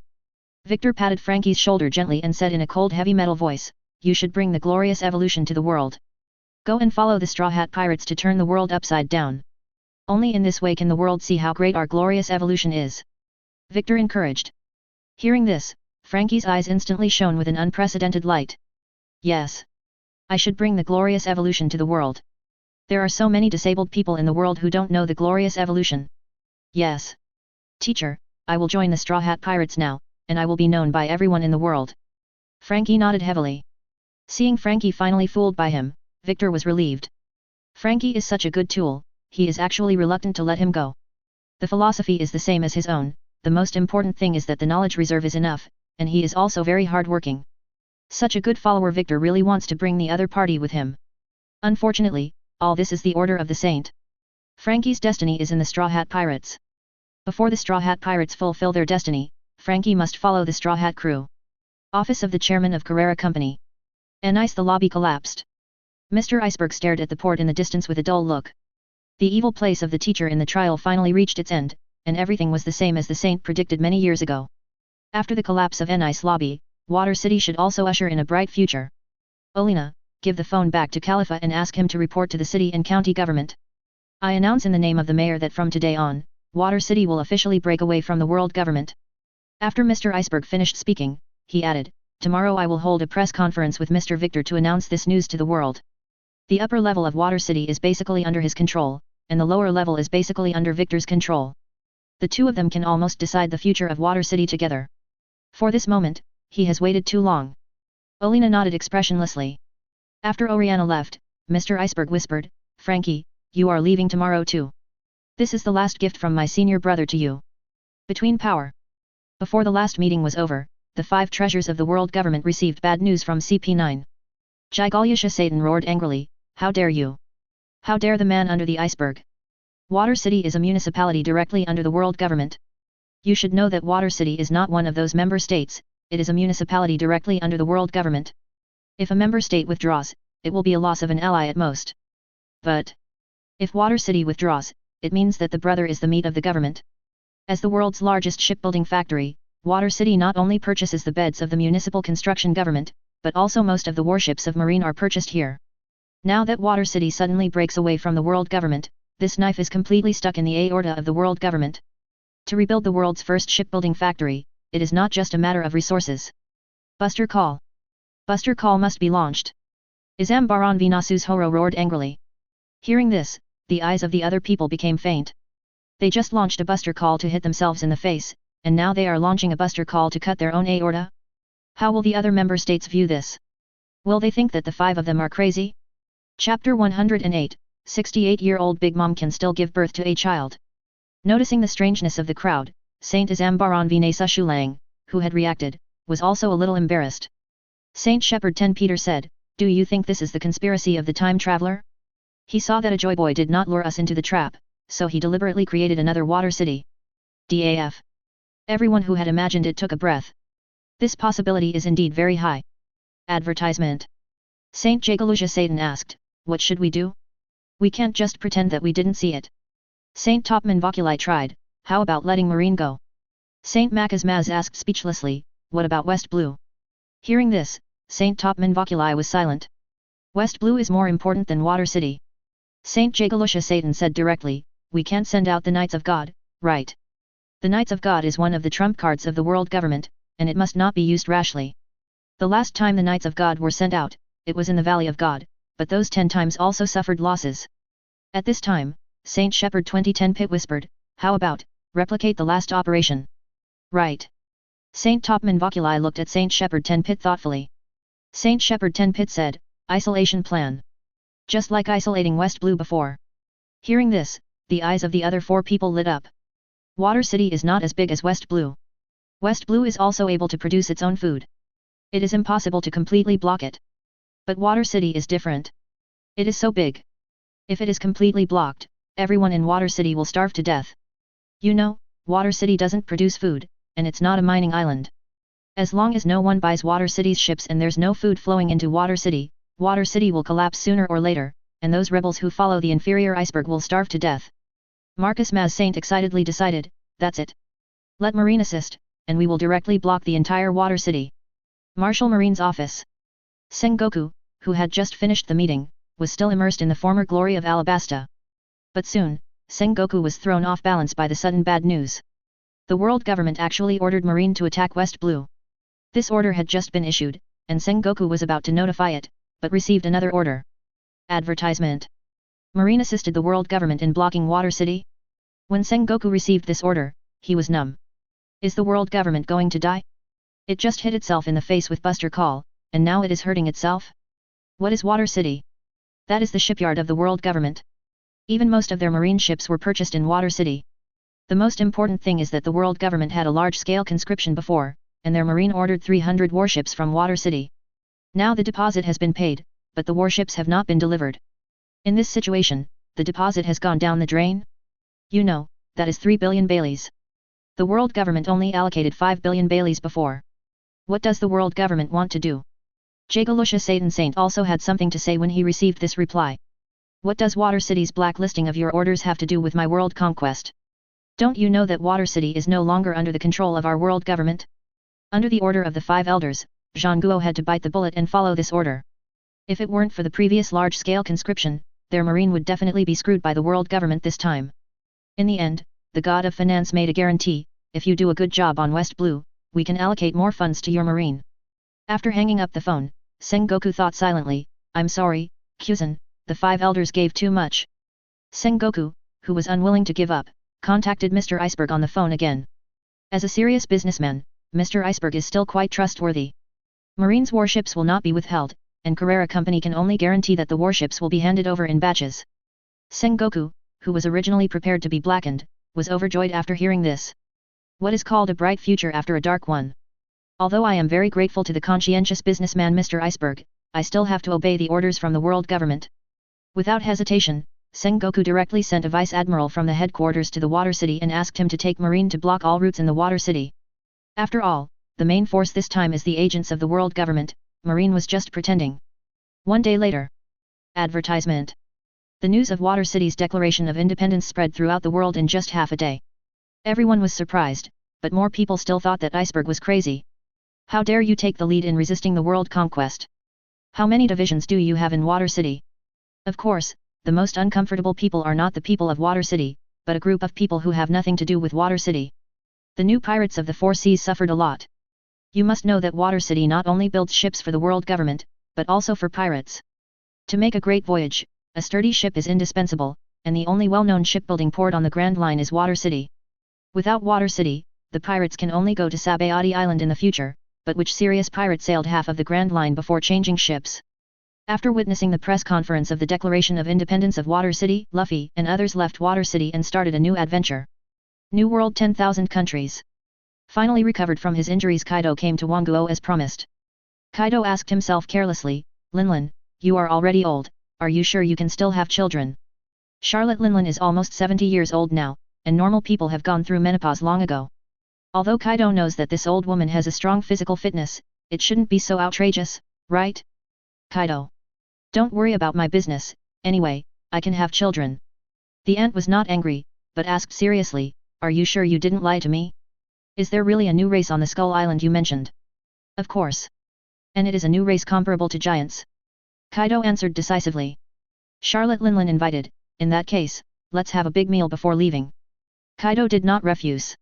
After all, there will definitely be a fierce battle next, and only when you are full will you have the strength to fight. Looking at Kaido, who agreed so decisively, Charlotte Linlin's eyes flashed with a gleam of light. Charlotte Linlin is not a complete fool to be able to become the Emperor of the Sea. Kaido agreed so decisively, so there is only one guest. There are enemies on the Skull Island, and they are enemies worthy of Kaido's full efforts. However, Charlotte Linlin did not change her mind because she did not believe that there was anyone on the sea who could beat her and Kaido together. In this way, the two people with ulterior motives laughed wildly and started the banquet. Chapter 109, Who has the strongest physique in the pirate world? If someone asks who has the most sumptuous banquet on the sea, anyone who knows Big Mom will say without hesitation that it is Big Mom's banquet. Big Mom likes to eat high-calorie foods such as desserts, which is why Big Mom is as fat as a pig now. People in the pirate world have a characteristic, especially women, when they get old, their bodies will shrink particularly seriously, such as Marine Staff Crane. But there is one person who is an exception, that is Charlotte Linlin. Advertisement. 68-year-old Charlotte Linlin's figure has not shrunk, but has become fatter, which means that even at the age of 68, Charlotte Linlin's physical strength is still at its peak. Charlotte Linlin chose cakes crazily, while Kaido drank wine and ate meat in big mouthfuls. After the banquet, the two who had already reached an agreement left the kingdom directly. Charlotte Katakuri looked solemnly at the blue dragon disappearing in the sky. Katakuri sighed, "Mom is too impulsive, but she won't let me go with her." Charlotte Perospero said, "What if it's a trap set by Kaido? But you know we can't persuade Mom." "Forget it, there's no point in worrying about these things. The most important thing now is to protect the 10,000 kingdoms." Katakuri shook his head, then turned and disappeared into the passage. In the Big Mom bedroom, Pudding leaned against the window and looked at the distant Qinglong excitedly, whispering excitedly, "Mom has finally left Wangguo, and now I can finally peek into the mystery of the Hyuxia characters. She has always kept a secret in her heart that she dare not reveal, that is, her third eye, which actually opened a long time ago. But it is not a normal awakening, but it was destroyed by someone, and the ability of her third eye is also different from that of normal people. After the normal three-eyed people really open their eyes, they will have the ability to read the ancient characters in the historical text, but she is different." Pudding found that she can not only read ancient characters, but also understand the mystery of Hyuxia characters. Pudding knew that all this was done by the mysterious man, but in Wangguo, Hyuxia characters are a taboo that no one can mention. So she has never dared to reveal her secrets. The most important thing is that she actually doesn't like her mother, and even has a little disgust with her family. Of course, the reason why she dislikes her family is just because Charlotte Linlin, the mother, makes her hate her. Pudding nervously opened her third eye, and then carefully searched in Charlotte Linlin's bedroom. After searching for most of the day, Pudding finally found the notebook she had coveted for a long time on the floor under the bed. It was a notebook with a few Hyuxia characters on the cover. Pudding always thought that there was a reason why her mother was afraid of Hyuxia characters. She even thought that she could find the power that would make her mother afraid through this notebook, and then she would be completely free. She could fall in love freely, decide who she liked freely, and express her disgust freely. Strength. As long as you have strength. Pudding looked at the notebook in her hand excitedly. At this moment, a cold voice sounded. "Is this why you have been lingering at the door of your mother's room? Pudding! How dare you betray your mother? Garrett!" Pudding looked at the tall woman in front of her nervously. Garrett sneered, "You don't even want to call me sister. Why are you here?" Holding the notebook, Pudding asked in horror. "You didn't think your little trick went unnoticed?" Another voice sounded. Blower squeezed in from the door. Blowy is a young woman with light brown eyes, a small, slender nose, a thin waist, short light pink hair divided into 4 locks. She wears a tall, fluffy white-collared dress, a floor-length, light green cape with a pink bottom, a pair of white, elbow-length gloves, and a golden crown on her head. The top half of Blowy's dress is yellow, with a low-cut opening that reveals part of her peak, and around her hips is a white cashew that curves downward, and the bottom half is light beige, lined with 3 rows of roses, and beside her is a long sword with a black sheath. Blowy. Looking at the people coming in, Pudding's face is full of panic. Pudding can't figure out why she has been planning for so long. Why is it exposed so quickly? Advertisement. She just got the notebook here, and her 2 sisters came up at the same time. Not just the 2 of them. Smoothie, who has a pair of super long legs, also squeezed in. Smoothie is a beautiful woman with brown skin and tall stature. She has blue eyes, thick lips, lavender lipstick, long silver white wavy hair, and bangs covering her right eye. She wears a white round hood, a yellow scarf, a pink striped tights, and a pair of gloves. There is a rose tattoo on her right leg and she wears a pair of pink patterned boots. It is no exaggeration to say that the 4 women in the room are almost the most beautiful women in the Charlotte family. Pudding asked unwillingly, "Why are you here?"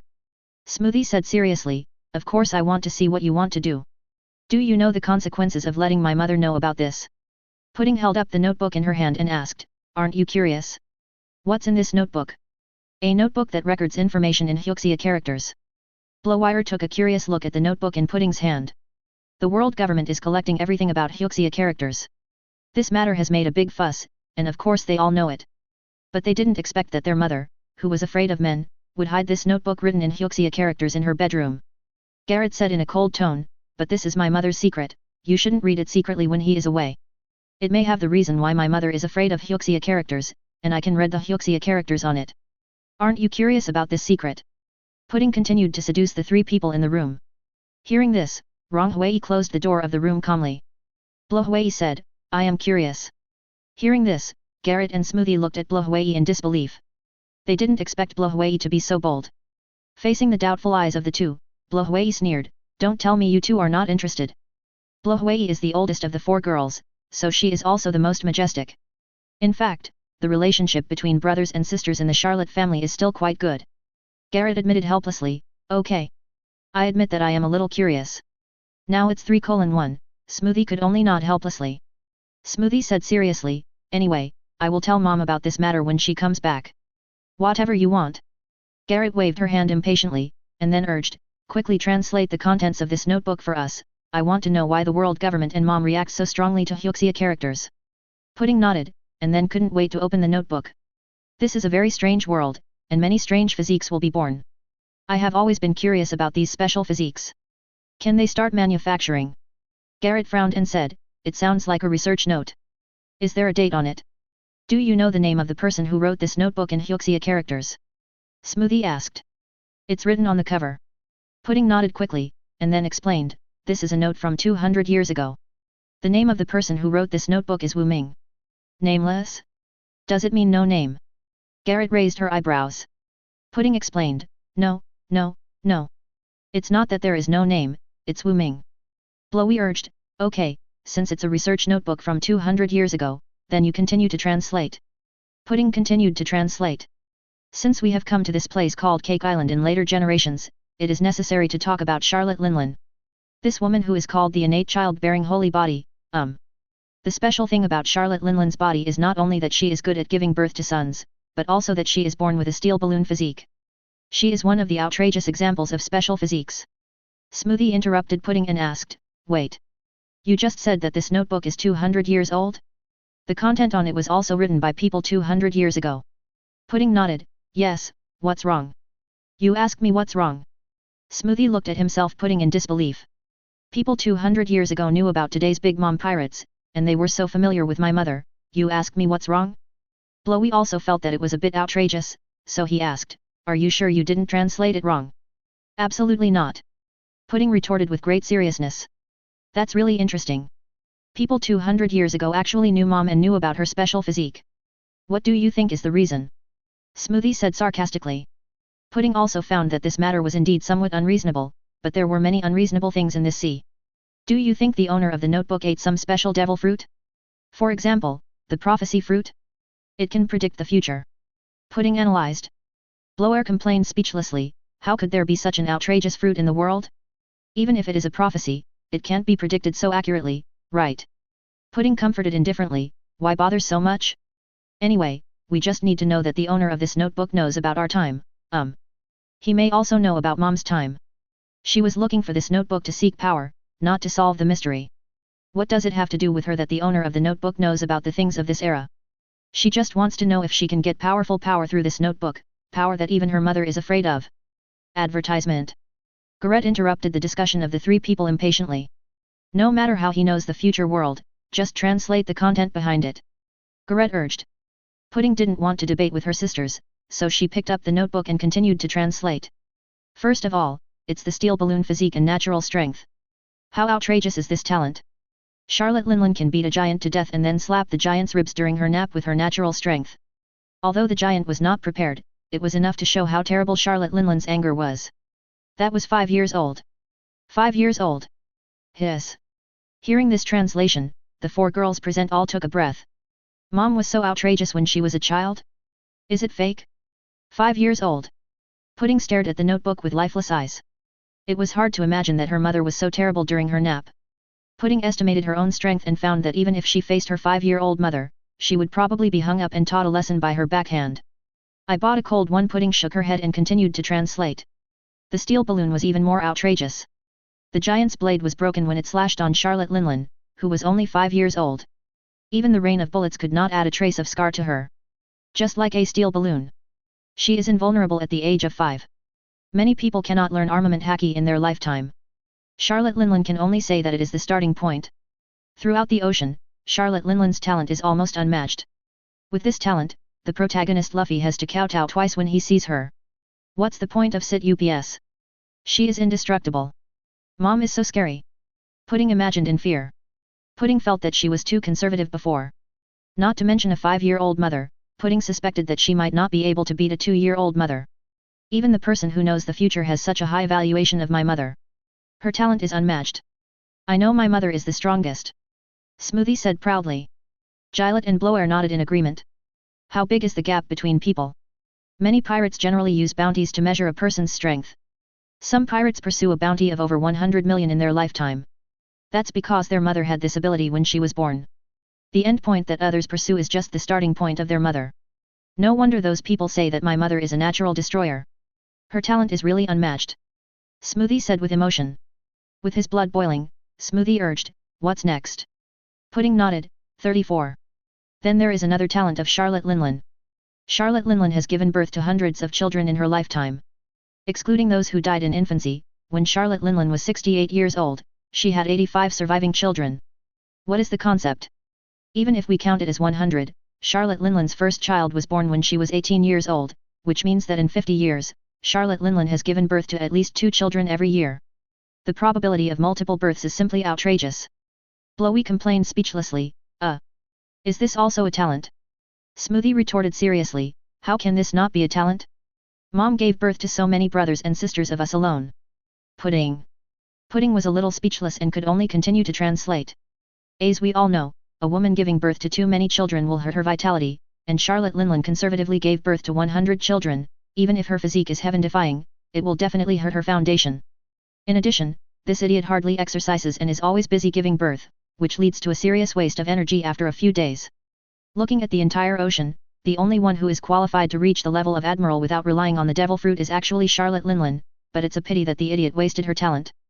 But there is one thing that cannot be denied, that is, Charlotte Linlin is definitely a perfect character template, and can even be used as a foundation. Smoothie said seriously, what does this mean? That time traveler seems to be coveting Mother G's talent. Garrett nodded solemnly. Blowwire suddenly realized and analyzed, Mom was targeted 200 years ago. Do you think that the reason why Mom is so afraid of Hyuxia characters is because she was hurt by the owner of this notebook? As soon as these words came out, the atmosphere in the room instantly became subtle. Chapter 110, Void Symbiote. Is the injury you are talking about serious? Of course, no one dared to say this, after all, let's be honest, their mother was still pretty when she was young. Ahem. This kind of thing may be written in this notebook, otherwise Pudding, you continue to translate. Garrett urged seriously. Pudding was originally interested in the following content, and after nodding, Pudding continued to translate the above content. There is also Blackbeard's special physique, but that will be discussed later. Since we are on Cake Island, we must leave something on it. Advertisement. What is better to leave? In the past 100 years, I have researched a lot of good things. Super Soldier Serum or Extremis Virus. This is a difficult choice, or should I leave more of the two?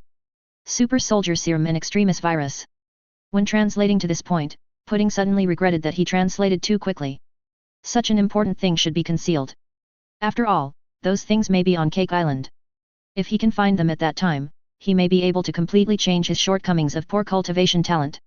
The cultivation talent here refers to the talent for cultivating physical skills. Garrett frowned and asked, Desperate Virus and Super Soldier Serum? Have you heard of these two names? Smoothie shook her head, there are no scientists in our pirate group, and my mother does not believe in the power of science. The two things you mentioned are both technological. Smoothie's meaning is very simple, that is, no one in the entire Big Mom pirate group probably knows what these two things are. Blower urged excitedly, Sister, continue translating, I want to know what these two things are. Pudding, who felt a little helpless, could only bite the bullet and continue to translate the above content. Super Soldier Serum is an unexpected product of the study of special physiques. Its approximate effect is to strengthen the physical fitness of ordinary people and completely change the cultivation talent of ordinary people. Let a person without cultivation talent become a cultivation genius. The main function of this thing is actually to change the physique of an ordinary person into a super cultivation genius physique. After translating this paragraph, Pudding's eyes lit up. Isn't this what I need most? It can turn a person without cultivation talent into a cultivation genius. This super soldier serum is really something. Smoothie said thoughtfully. Smoothie was not interested in this thing, because his cultivation talent was not low to begin with. Even if he obtained the super soldier serum, it would probably be just icing on the cake. 230 But Pudding was different. The super soldier serum was a timely help to him. The most important thing was that there were indeed many people in the Charlotte family who had poor cultivation talent and needed the super soldier serum. Blower said excitedly, if this thing is on Cake Island, it would be a rare opportunity for our Charlotte family. Quick! Pudding, translate the following content and see where those things are. Smoothie urged. Pudding nodded and continued to translate. The desperate virus was a byproduct of the study of the lava fruit ability. The advantage is that people who use the desperate virus are equivalent to obtaining a paramecia lava fruit. Although it is a weakened version, it can greatly improve the user's recovery ability, and can even regenerate broken limbs, and can also make the body produce a temperature higher than magma. This thing combined with the super soldier serum can basically mass-produce admiral-level gun masters. This may be a bit exaggerated, but it is definitely no problem to produce vice admiral-level masters. Hearing this translation, everyone present breathed faster. In the entire Charlotte family, there are only a few vice admiral-level strongmen in the headquarters, and the 3 of them are also in the upper middle level in the Charlotte family, not to mention Pudding, who is simply at the bottom. If they can obtain these 2 things, does it mean that they will be able to quickly become admiral-level strongmen? Thinking of this, Smoothie, who has always been calm and serious, has a shortness of breath. Pudding. You must know where these things are, right? Blowy looked at Pudding with red eyes. Pudding listened and fell silent while looking at the notebook in her hand. The page he opened happened to be a map, or to be more precise, a treasure map. The 2 things the owner of the notebook said were probably there. Advertisement. But Pudding didn't want to tell her 3 sisters, the reason was very simple, the Charlotte family was so big, even Smoothie and the other 3 could use these things. If she told them the location of the treasure, then the treasure would definitely have nothing to do with her. Thinking of this, Pudding was about to say that she didn't know, but she heard Blowy's warning. Puddin', I advise you to think about it. If you tell us the location of the treasure, you can use it first after you get it. If we use some means to force you to tell us, then there will be another result. Puddin's pupils shrank when she heard this, and she was in a dilemma. After searching for a while, the fear in Pudding's heart finally defeated greed. Puddin said seriously, I can take you there to find the treasure, but you must let me use the desperate virus and super soldier serum first. Smoothie nodded, okay. Compared to them, Pudding really needs those 2 things more than them. The atmosphere of the Charlotte family is actually quite harmonious. If Charlotte Linlin is gone, it may be more harmonious in the future. Garrett asked curiously, apart from the treasure, is there anything else in the back? Pudding shook her head, no, there are some things in the back that I can't understand, and those things don't look like Hyuxia characters. Garrett nodded, and then urged, in that case, take us to find the treasure. Okay, but there are only 4 of us, you can't tell others about this. Pudding asked. Garrett and her family are relatively good. If other family members know about it, there will really be no one to get it. Because of the third eye, Pudding's status in the Charlotte family has always been at the bottom, so Pudding knows that the fewer people who know about this, the better. No problem times 3. Garrett agreed to Pudding's request, and then quietly left Big Mom's bedroom. When leaving, Pudding also deliberately put the notebook back to its original place. After all, she had already translated the content above, and keeping that thing in her hand would only bring disaster. Seeing this scene, Blowy nodded with satisfaction, and then followed Pudding out of the bedroom. Pudding did the right thing. If she hadn't put the notebook back to its original place, they would have told her about it after her mother came back. But now, they decided to help Pudding keep it a secret. Dressrosa. Violet walked carefully in the palace that she was very familiar with. Unlike when she was a child, she was now walking around leisurely. The ability of the staring fruit was fully activated, and she was concentrating on guarding against prying eyes from every corner. After waiting for so many days, Violet finally waited for the Donquixote family to relax their vigilance against him. According to Rebecca, the treasure left by the owner of the diary is in. After avoiding many people, Rebecca came to the dungeon of the palace, which was the place where the Rico family used to imprison people whose heads made mistakes. Later, this place was abandoned, because that place was called a prison, but it was actually a unique single room. It felt too good to use it to imprison people. After Doflamingo occupied the palace, he directly abandoned this dungeon. Carefully coming to the dungeon, Violet quietly activated the dungeon mechanism according to Rebecca's instructions.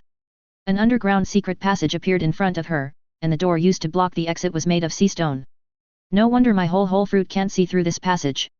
Is it because of sea stone? After talking to herself, Violet carefully groped her way down.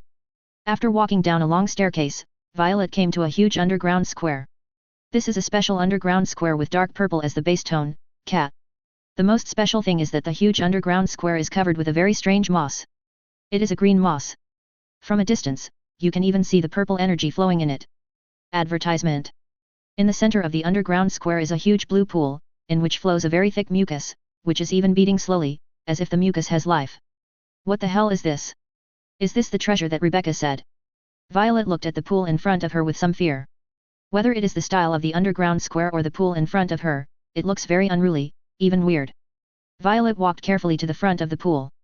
Violet, who checked the underground square from inside to outside with the staring fruit, can be sure. The pool in front of us is the most special place in the underground square. If the treasure that Rebecca said really exists, it can only be the strange pool in front of us. Violet stared at the pool in front of her with the staring fruit, trying to find the so-called treasure. When you stare into the abyss is also staring at you. The mucus that was originally rhythmic suddenly opened a huge eye.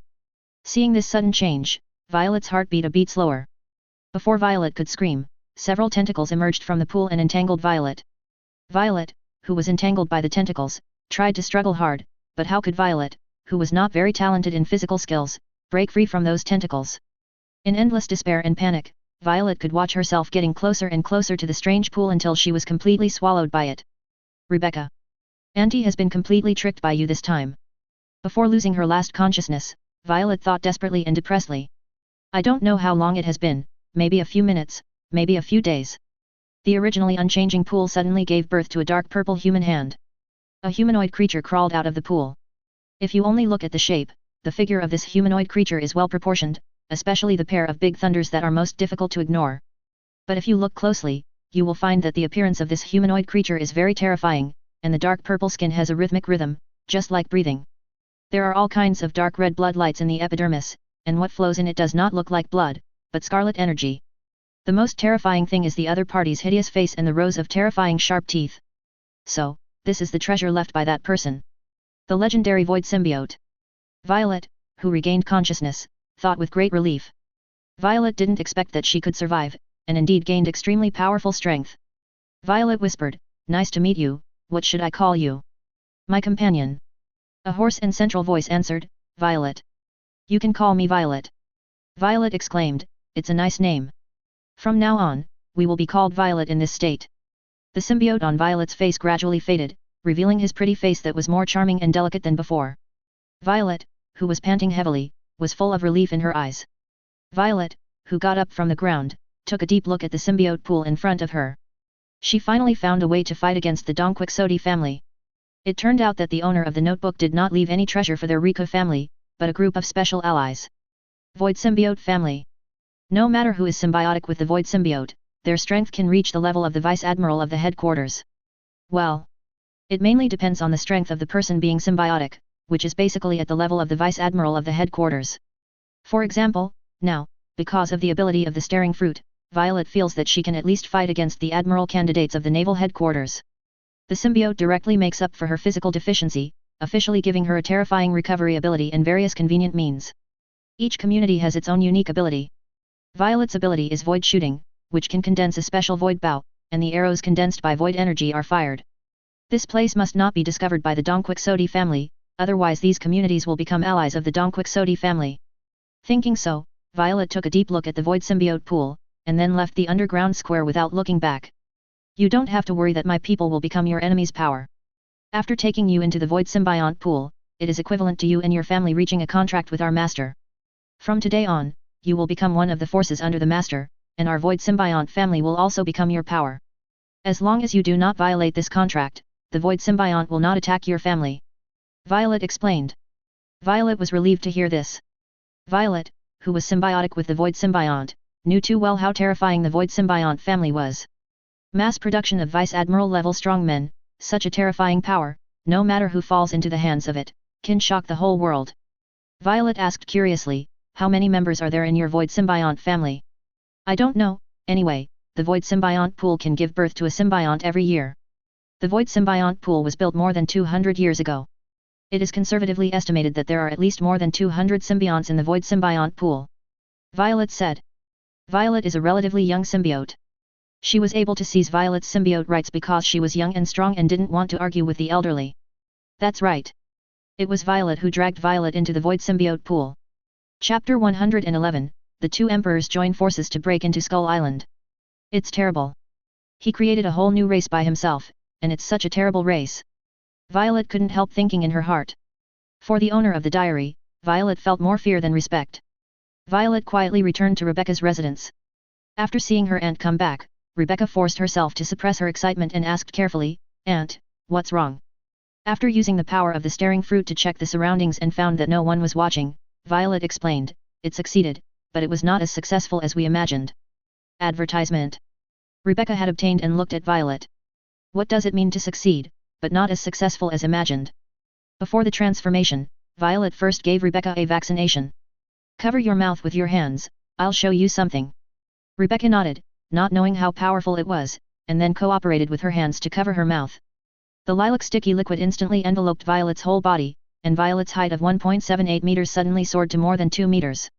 Looking at the hideous monster in front of her, Rebecca's eyes were full of fear. If she hadn't blocked her mouth with both hands, she would have screamed now. How to describe this monster in front of her? The lilac sticky appearance. The body of this monster in front of her is mainly composed of a lilac, liquid-like symbiont, which can flow freely and change shape, giving people a sticky and wet feeling. Then there are the sharp teeth. The 2 rows of sharp teeth almost occupy more than half of the whole face, giving people a strong visual impact. And the long tongue. This monster has a bright red and wet long tongue.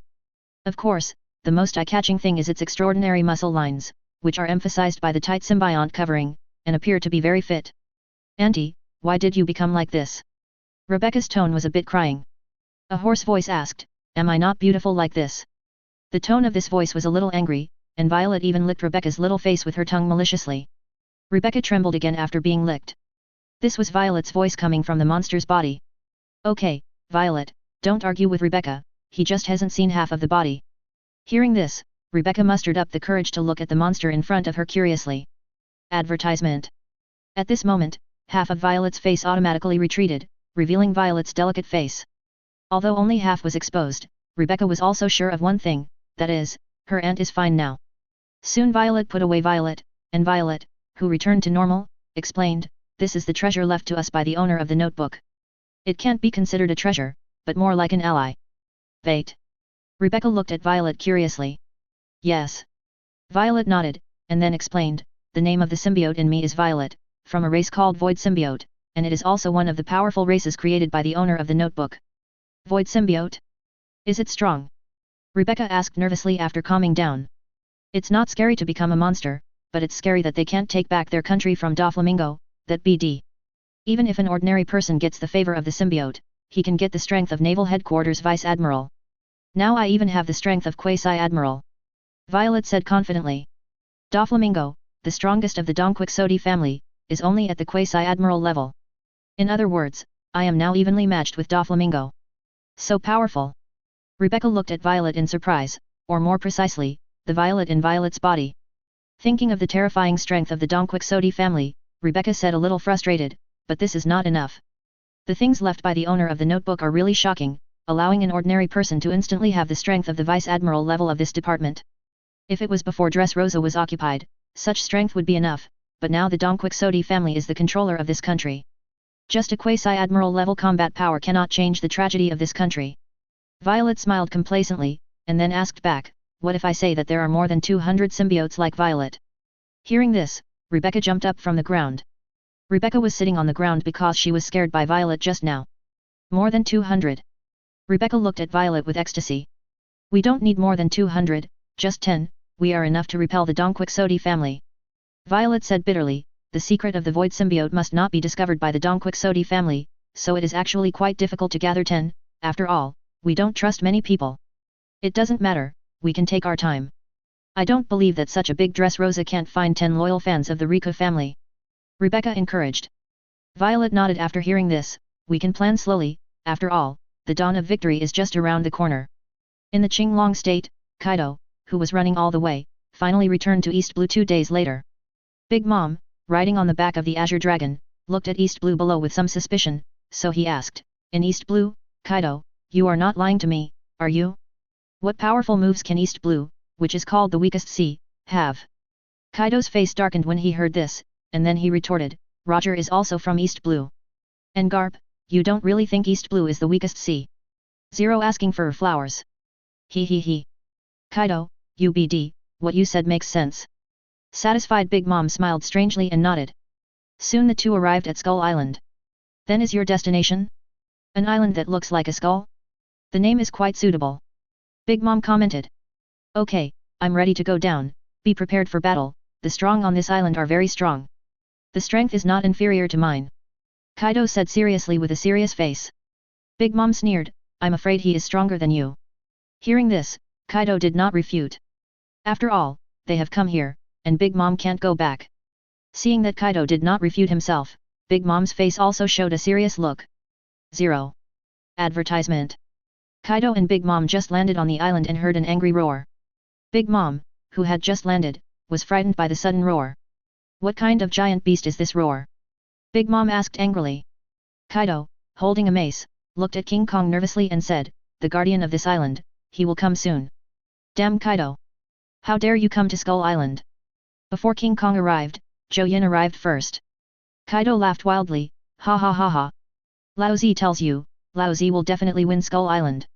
After speaking, Kaido went straight up with his mace. Thunder 8 trigrams. Boom. After the two sides collided, the huge shock wave instantly overturned the surrounding trees. King Kong looked at Kaido angrily, gritting his teeth and said, since you have provoked me again and again, stay here forever. He. Kaido, is this the guardian you mentioned? Big Mom laughed sharply and looked at King Kong. After seeing Big Mom, King Kong was also a little surprised. Big Mom? I didn't expect you to join forces with her. King Kong said in a low voice. With his strength, it must be stressful to face 2 4 Emperor's level opponents at the same time. Thinking of this, the King Kong alliance told their tribesmen about their encounter with a strong enemy through telepathy, and told them to go to the inner world to find reinforcements. King Kong was not worried about whether he would be defeated. He was worried about whether the aftermath of the battle between the two sides would destroy Skull Island. As for what if Kaido occupied Skull Island? Don't be funny. If Kaido really has that strength, then he will experience what real fear is. I still say that. When facing the Admiral, everyone is an ant. Even the 4 Emperors are no exception. Chapter 112, Kaido and Big Mom are slain on Skull Island. Skull Island is not isolated from the world. As the guardian of Skull Island, Kong has his own source of information. Kaido said excitedly, this time, Lao Zi will definitely take down the skeleton. What a foolish dream. Kong sneered disdainfully, then raised his fist as big as a truck and hammered at Kaido and the others. Roaring Thunder 8 trigrams. Advertisement. The two sides collided again. Just when Kaido was about to give up, Big Mom next to him moved. Elbaf Spear Waiguo. Big Mom chopped out a giant sword energy shock wave with a wide range and fast speed. In addition, Kong was not a speed player. Without any surprise, Kong flew backwards. Big Mom looked at Kong who got up from the ground excitedly and said, it's okay to eat my mother's Waiguo. No wonder Guy would ask me to come. Kong pouted unhappily. In the case of 1 versus 2, he was really at a disadvantage. The main reason was that these two pirates had no martial ethics at all. When one was fighting with him, the other actually attacked from the side. Just die, 2 shameless bastards. Angrily pounding the ground, King Kong rushed towards Big Mom. 8 trigrams Iron Mountain. King Kong's huge body turned into an unstoppable mountain. This move of King Kong is similar to Big Mom's Waiguo. Both have the characteristics of extremely fast speed and wide range. Boom. As if hit by a high-speed train, Big Mom flew backwards and even crashed through 2 mountains. Then, King Kong aimed at Kaido 347. King Kong Power Iron Fist. King Kong's right fist exuded a light-like metal reflection, which was the performance of top-level armament haki. Kaido, who saw this scene, did not dare to be careless. Great Power Thunder 8 trigrams. Kaido still chose to bear it. The result was that Kaido also followed in Big Mom's footsteps. At the moment Kaido burst out, Big Mom suddenly appeared behind Kong. Big Mom jumped high and raised the big knife in his hand. Blade Mother Flame. Napoleon was attached with a lot of flames, and the wolf cut the right shoulder of Kong. The right shoulder of the attacked Kong had a deep scar that could be seen to the bone. Damn BD. Kong Iron Sand Palm. Kong made a palm with his left hand and slapped Big Mom away. At this moment, Kaido, who had just flown backwards, rushed up again. The third world-inducing Naraku. Kaido jumped high, rotated the iron rod in his hand, and then fell hard. Boom. A terrifying buzzing sound sounded, and Kong was hit hard on the ground by the attack. Kong, who was kneeling on one knee, tightly grasped Kaido, who fell from the sky. I've never been afraid of anyone in terms of strength. Kong roared in his mouth and Kaido flew out, but Big Mom's attack followed. Emperor Sword Broken Blade. Big Mom covered the flames of the Sun Hazmi on the sword Hazmi, and the blade became longer and grew fangs. He slashed the Emperor Sword at Kong from above, and the powerful slash caused another deep wound on Kong's right chest. Although the Titan is a Zoan devil fruit, its recovery ability is actually not as good as those illusion types. Advertisement. Kong, who was chopped and flew out, struggled to get up from the ground. Kong, who was out of breath, looked at the two angrily. Kaido is the kind of existence with endurance and high recovery and blood volume, while Big Mom is simply amazing defense. In simple terms, both of them are the kind of cockroaches that are immune to death. So in the battle, Kaido and Big Mom are often able to quickly counterattack Kong even if they are knocked out. As the saying goes, 2 fists cannot beat 4 hands. If they are taken alone, Kong is definitely better than Kaido or Big Mom is stronger, but unfortunately, it is Kong who is facing 2 enemies at the same time. While Kong has not recovered yet, Kaido excitedly shouted, "Linlin! Let's use that move." Big Mom nodded after hearing this. At their age, they are really not good at fighting a protracted war. Big Mom and Kaido stood side by side, waving their weapons forward at the same time, and shouted, "Bye hi!" A huge shock wave instantly went towards Kong. The terrifying shock wave was enough to destroy everything within a radius of hundreds of kilometers. At this moment, a huge shadow suddenly covered the sun in the sky. A giant beast in the shape of a manta ray covered the sky and used its tail to disperse the terrifying shock wave. Looking at the behemoth in the sky, Big Mom's originally arrogant smile gradually faded, and there was a little more fear in his eyes. "Kaido! Tell me what this thing is?" Big Mom asked in horror. The sea he and Kaido had launched just now could almost kill any admiral-level warrior in seconds. Of course, this was only the case when they had to hit head-on. But the monster in front of them actually easily dispersed their sea. Kaido shook his head solemnly, "I haven't seen this monster either. The terrifying beast that covered the sky. Could this also be a Titan? But why wasn't he included in the Titan's investment?" Kaido was full of doubts. Just by the breath alone, Kaido knew that the behemoth in front of him was definitely far superior to the admiral-level warrior. Just when the two were afraid of what this sudden devil and beast was, Belvis exited the Void Queen form, and Belvis, who became a normal person, looked down at Big Mom and Kaido. "This is not a place you can come to, nor is it a place for you to come at this time. What you want is in Alabasta, now get out," Belvis said coldly. Belvis' tone was arrogant, even arrogant. But Kaido and Big Mom didn't feel uncomfortable at all, because they both knew that if they really started fighting, they would be crushed by the man in front of them. Kaido was very timid and didn't even dare to ask who Belvis was. "Yes. We'll leave now." Kaido turned into a blue dragon after he finished speaking, then grabbed Big Mom on the ground and left in disgrace. Really, his script is clearly not like this. Why do these two extras like to add drama to themselves so much? Belvis curled his lips in dissatisfaction. Originally, he was going to ask the Snow Demon to come over, but considering the characteristics of the Snow Demon, for the ecological environment of Skull Island, Belvis had to come in person in the end. Long lost sunshine. It's a pity that it's not the time for the Void Clan to appear in the world. After sighing, Belvis turned and headed towards the entrance to the center of the earth. Before leaving, Belvis did not forget to knock. "If you have nothing to do, go to the center of the earth and spar with the Snow Demon more often. You have awakened the Titan fruit, but you still haven't broken through the Admiral. You are a bit embarrassed." King Kong, who got up from the ground, looked at Belvis's back speechlessly. "Is it so easy to break through above Admiral? If it is so easy, you wouldn't have broken through above Admiral 10 years ago." Although he complained in his heart, King Kong still nodded and decided to wait until his injuries healed before going to the fellow sufferer in the geocentric incident to learn from him. Behind King Klong's back, Big Mom gritted his teeth and cursed, "Kaido, UBD. I was almost killed by you this time." Kaido was embarrassed and didn't reply.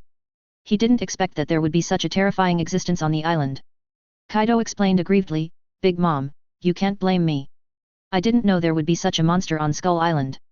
He really didn't know the situation on Skull Island. At the beginning, he thought that the strongest on Skull Island was King Kong. Big Mom asked in confusion, "But what is that devil fish? What kind of mythical beast fruit did that woman eat? His strength is so outrageous. I feel that he is stronger than Captain Rock's." "I don't know. Anyway, I haven't seen that form of devil fruit." Kaido shook his head. Too many people didn't think it was an ordinary devilfish. Ordinary animal species or ancient species of devil fruit could never create such a strong man. Just be thankful that we have saved our lives. Don't ask me for such a good thing next time. I can't afford it." Big Mom complained. Just now she really thought she was going to die. Advertisement. People who have never really faced that kind of monster will never understand the despair and fear at that moment. Thinking of the words of the mysterious woman, Big Mom took the opportunity to test, but what are you looking for? Kaido, who knew that he couldn't hide it anymore, explained helplessly, I'm looking for Titan, a special Zoan devil fruit. Titan? The devil fruit that the mysterious woman eats. Big Mom asked excitedly. 0. No, the mysterious woman didn't eat Titan devil fruit. Kaido shook his head. The guy who accidentally got the Titan beast illustration can be sure that the beast form of the woman is definitely not a Titan beast, but a thing that is said to be more bizarre than the Titan. Big Mom asked, why have I never heard of such a Zoan devil fruit? Big Mom did not believe Kaido's words. After all, Kaido looks rough, but his mind is actually more delicate than a woman. Because I only confirmed the existence of the Titan beast after seeing that King Kong. After Kaido finished speaking, he was silent for a while, and then added, but I can tell you a secret, which is regarded as a favor for you being cheated by Lao Zi this time. What secret? If it is of no value, I will not recognize it. Big Mom asked with interest. Kaido gritted his teeth and said, the devil fruit grown by the Titan is not cursed by the sea, so it does not have the side effects of the devil fruit, which means that even we can eat another Titan devil fruit. This is the biggest secret in his heart. He suffered a huge loss this time. Not only did he fail to get the devil fruit grown by Titan, but he also had to share the information about the devil fruit grown by Titan. What? Big Mom jumped up from the dragon's back in surprise. Kaido, who almost lost his balance after being jumped by Big Mom, roared angrily, stupid woman. If you don't want to be killed, don't move on Lao Zi's back. Big Mom didn't care about Kaido's scolding but asked excitedly, are you telling the truth? Kaido nodded with an unhappy face, of course. This is Lao Zi's biggest secret. 194-9474. Okay. This time I won't care about you cheating me. Big Mom patted Kaido's back with satisfaction. Big Mom grinned, I remember that woman said that what you are looking for is in Alabasta, right? How about our cooperation? Big Mom asked expectantly. Are you sure? You know, the devil fruit planted by Titan involves Hyuxia characters. Kaido asked gloatingly. When he heard the word kanji, Big Mom couldn't help but shudder, and then said with a stiff face, it doesn't matter, for the devil fruit planted by Titan, I'll risk it all. Kaido complained speechlessly, then can you not tremble so quickly? Big Mom. After laying the groundwork for so long, Kaido finally showed his fangs at this time. By the way, Linlin, why are you so afraid of kanji? Hearing this, Big Mom was about to explain why he was afraid of kanji, but before he could even say it, Big Mom reacted. This is Kaido's 3.3 probing words. This is my biggest secret, so I can't tell you, whatever. Big Mom, who won a game, smiled triumphantly. Although Kaido felt sorry in his heart, he didn't ask any more questions. There's nothing wrong with exchanging favors for secrets. But the problem is that Big Mom doesn't owe him any favors now, and he still owes Big Mom the favor of giving him the blue dragon fruit.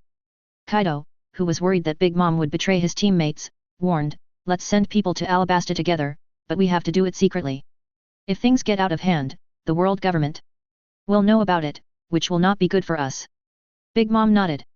As the Emperor of the Sea, she still has some intelligence and caution. Alabasta certainly doesn't have the Titan devil fruit. The reason why Belvis said this is just to find something for that woman. According to that person's layout and calculation, that damn first love is about to wake up. Sataka. The woman with great luck, the woman who betrayed her beloved because of ambition.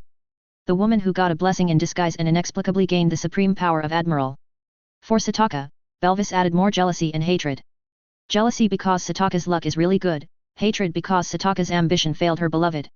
If it weren't for Sataka, Belvis believed that Wu Ming would have overthrown the world government more than 200 years ago. Foolish woman, I will prove to him that I am the only one who is most qualified to stand by his side. Belvis thought silently in his heart. Chapter 113, The Time Traveler's Layout in South Blue. Whether it was Kaido or Big Mom, neither of them knew much about Alabasta, but they knew one thing. That is, Alabasta was quite weak. After all, it could be harmed by a mere Shishibukai. How powerful could that broken place be? Compared to Big Mom, Kaido was more excited. After all, Alabasta was much easier to conquer than Skull Island. If those Titan demons were really on Skull Island, Kaido would be even more sad. Advertisement. After all, Skull Island was a hard bone that he couldn't chew, even if he tried hard for another 100 years. Kaido knew that his potential had reached its limit. If he and Big Mom couldn't take down Skull Island together, it meant that he had no hope in this life. But Alabasta was different. It was a well-known soft persimmon. Kaido, couldn't take down Skull Island, and couldn't take down a small Alabasta? Thinking of this, Kaido flew faster. However, he did not think of going directly to Alabasta. After all, that place was notoriously poor and large.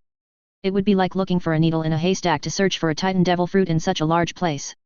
So before that, he had to go back to recuperate and then call his heavenly Yaksha Doflamingo.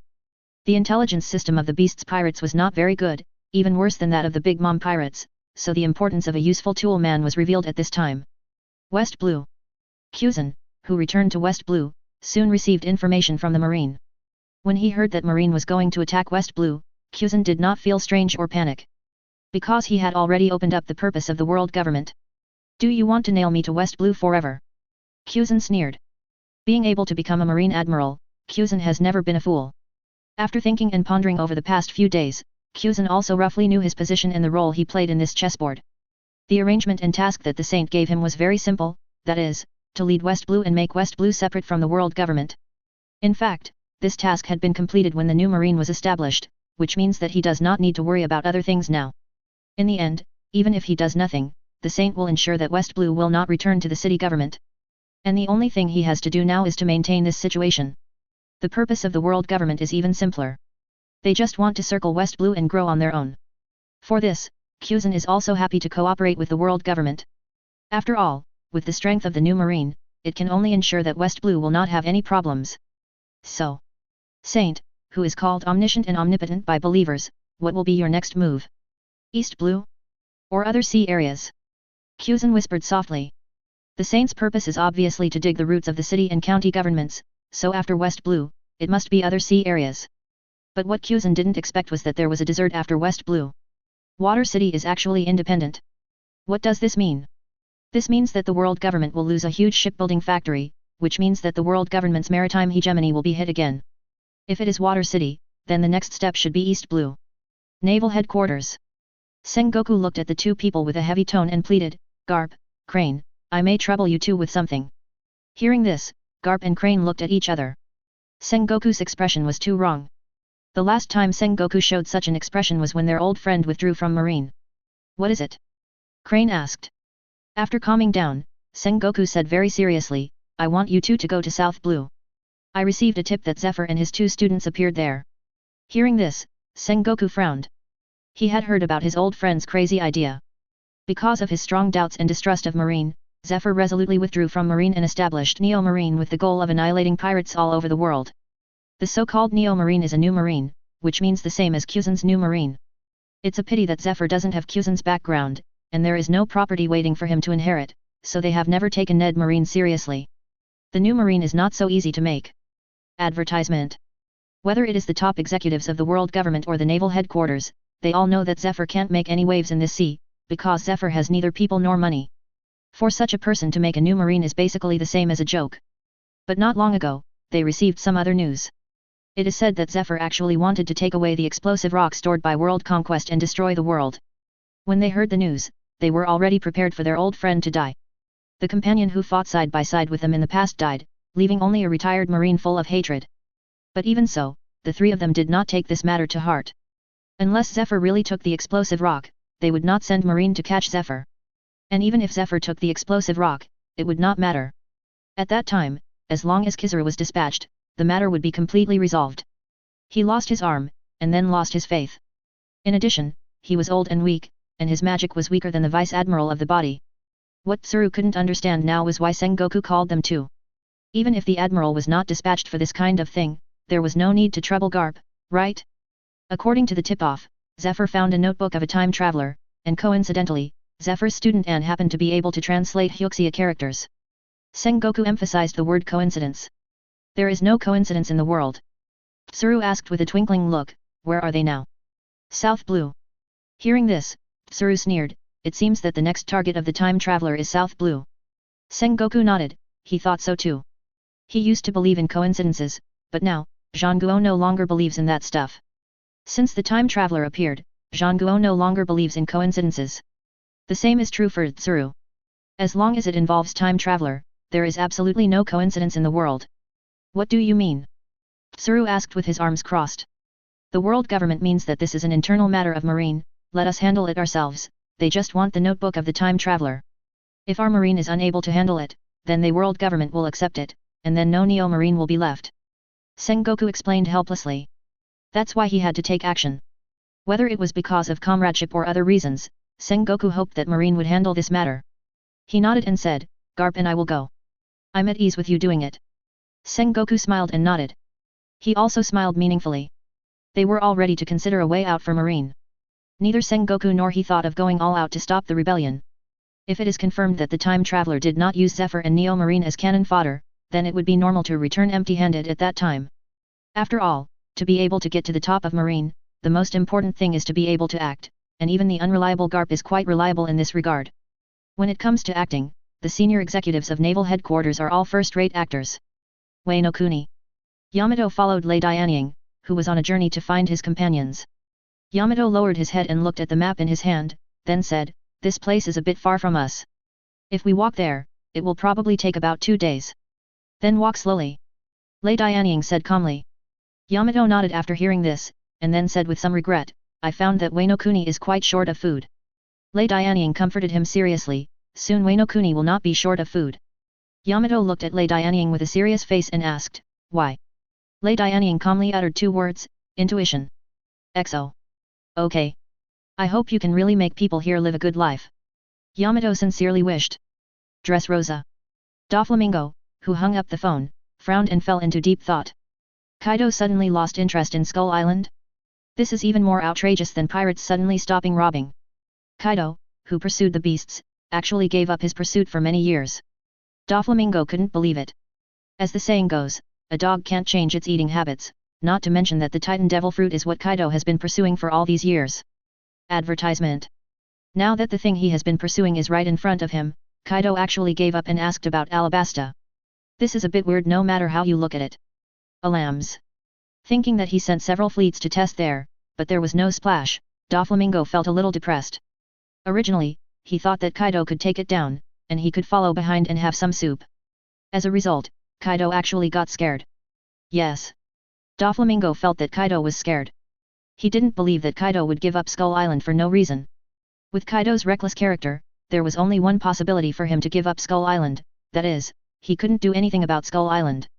More importantly, he received a wallet 2 days ago, saying that Kaido suddenly visited Big Mom of the Big Mom Pirates, and then the two left Cake Island after dinner. Then considering that the two of them went out for 2 days before returning to their respective territories, if there was no trick, Doflamingo would never believe it. It should be that the two wanted to join forces to take over Skull Island, but they turned against each other. Doflamingo thought. In addition to this possibility, he really couldn't think of any other possibilities. It can't be that Big Mom and Kaido went out for a honeymoon, right? One is 68 and the other is almost 60. If the two pirates are mixed together, if it's not a twilight romance, then it can only be Skull Island. What really concerns Doflamingo is what is on Skull Island. The two Four Emperors level teams failed. So there is only one truth. Skull Island must have a big secret. But what makes Doflamingo wonder is why Kaito suddenly set his sights on Alabasta. Is it for? A gleam of light flashed in the depths of Doflamingo's eyes. Sun Disk. Demon fruit power that creates mythical beasts without side effects. This is what Doflamingo thought of the first time. Yes, it must be like this. Kaido, that BD, must have found out that Alabasta has a sun disk. Doflamingo muttered to himself excitedly. His eyes became brighter and brighter. After figuring out Kaido's purpose, Doflamingo thought about what benefits he could get from it. Should I trick Kaido into that jungle? Doflamingo thought excitedly. Thinking of this, Doflamingo suddenly had an idea. This time he wants to divert the trouble to others. Alabasta. After returning to his kingdom, Vivi quietly led his people out of the capital and headed for the depths of the desert. According to the map left by Robin, the sleeping place of Queen Sataka is in the great abyss where they ventured. Vivi did not think about waking up the queen. He was thinking about the queen's burial objects, or more precisely, the queen's weapons. The legendary Ascendant Blade. A weapon that is perfect for the Sataka fruit. According to Vivi's calculations, if he wants to awaken the Devil Fruit ability, he must get that weapon. Once he awakens successfully, Vivi estimates that after awakening, he will be able to Admiral Top Bream as the base, and if he is lucky, he can even see the scenery above Admiral. Water City. Under the order of the World Government, the fleets of Marine and World Government have successfully blocked the entire Water City. The person who executed this order was Marine Vice Admiral Cake, codenamed Shatun. Cake also has another identity, that is, Marine's alternate bird. The representative of the world government is Spondum. He came here this time to atone for his sins. Because he lost several notebooks, and he launched a buster call to destroy an ice lobby, the original electrician's rooftop could make up for his sins, and he was even scolded. But fortunately, the world government did not pursue him, but made him the commander of the blockade of Water City this time. Cake, who has been here for 2 days, asked, Mr. Spondum, how long do we have to blockade Water City? As a substitute admiral, Cake doesn't want to stay here forever. Spondum said righteously, the order from the city and county government is for us to blockade the Water City. I don't know the specific time. There is no new order from above, that is a lifetime. Cake, I don't want to stay here forever. Cake felt a little bit of a lie in his heart. He thought that he was at least a candidate admiral, and Sengoku would not let him guard the pond here for a lifetime. Thinking of this, Cake thought about all the bad things he had done in his life, but he didn't figure out where he offended Sengoku and was sent here by him. Just as Cake was thinking about what bad things he had done, an agent of the world government ran in panic and reported, Sir. There is a person on the sea, on the sea. Hearing this, Spondum jumped up from the chair. There is a person on the sea? Spondum asked in surprise.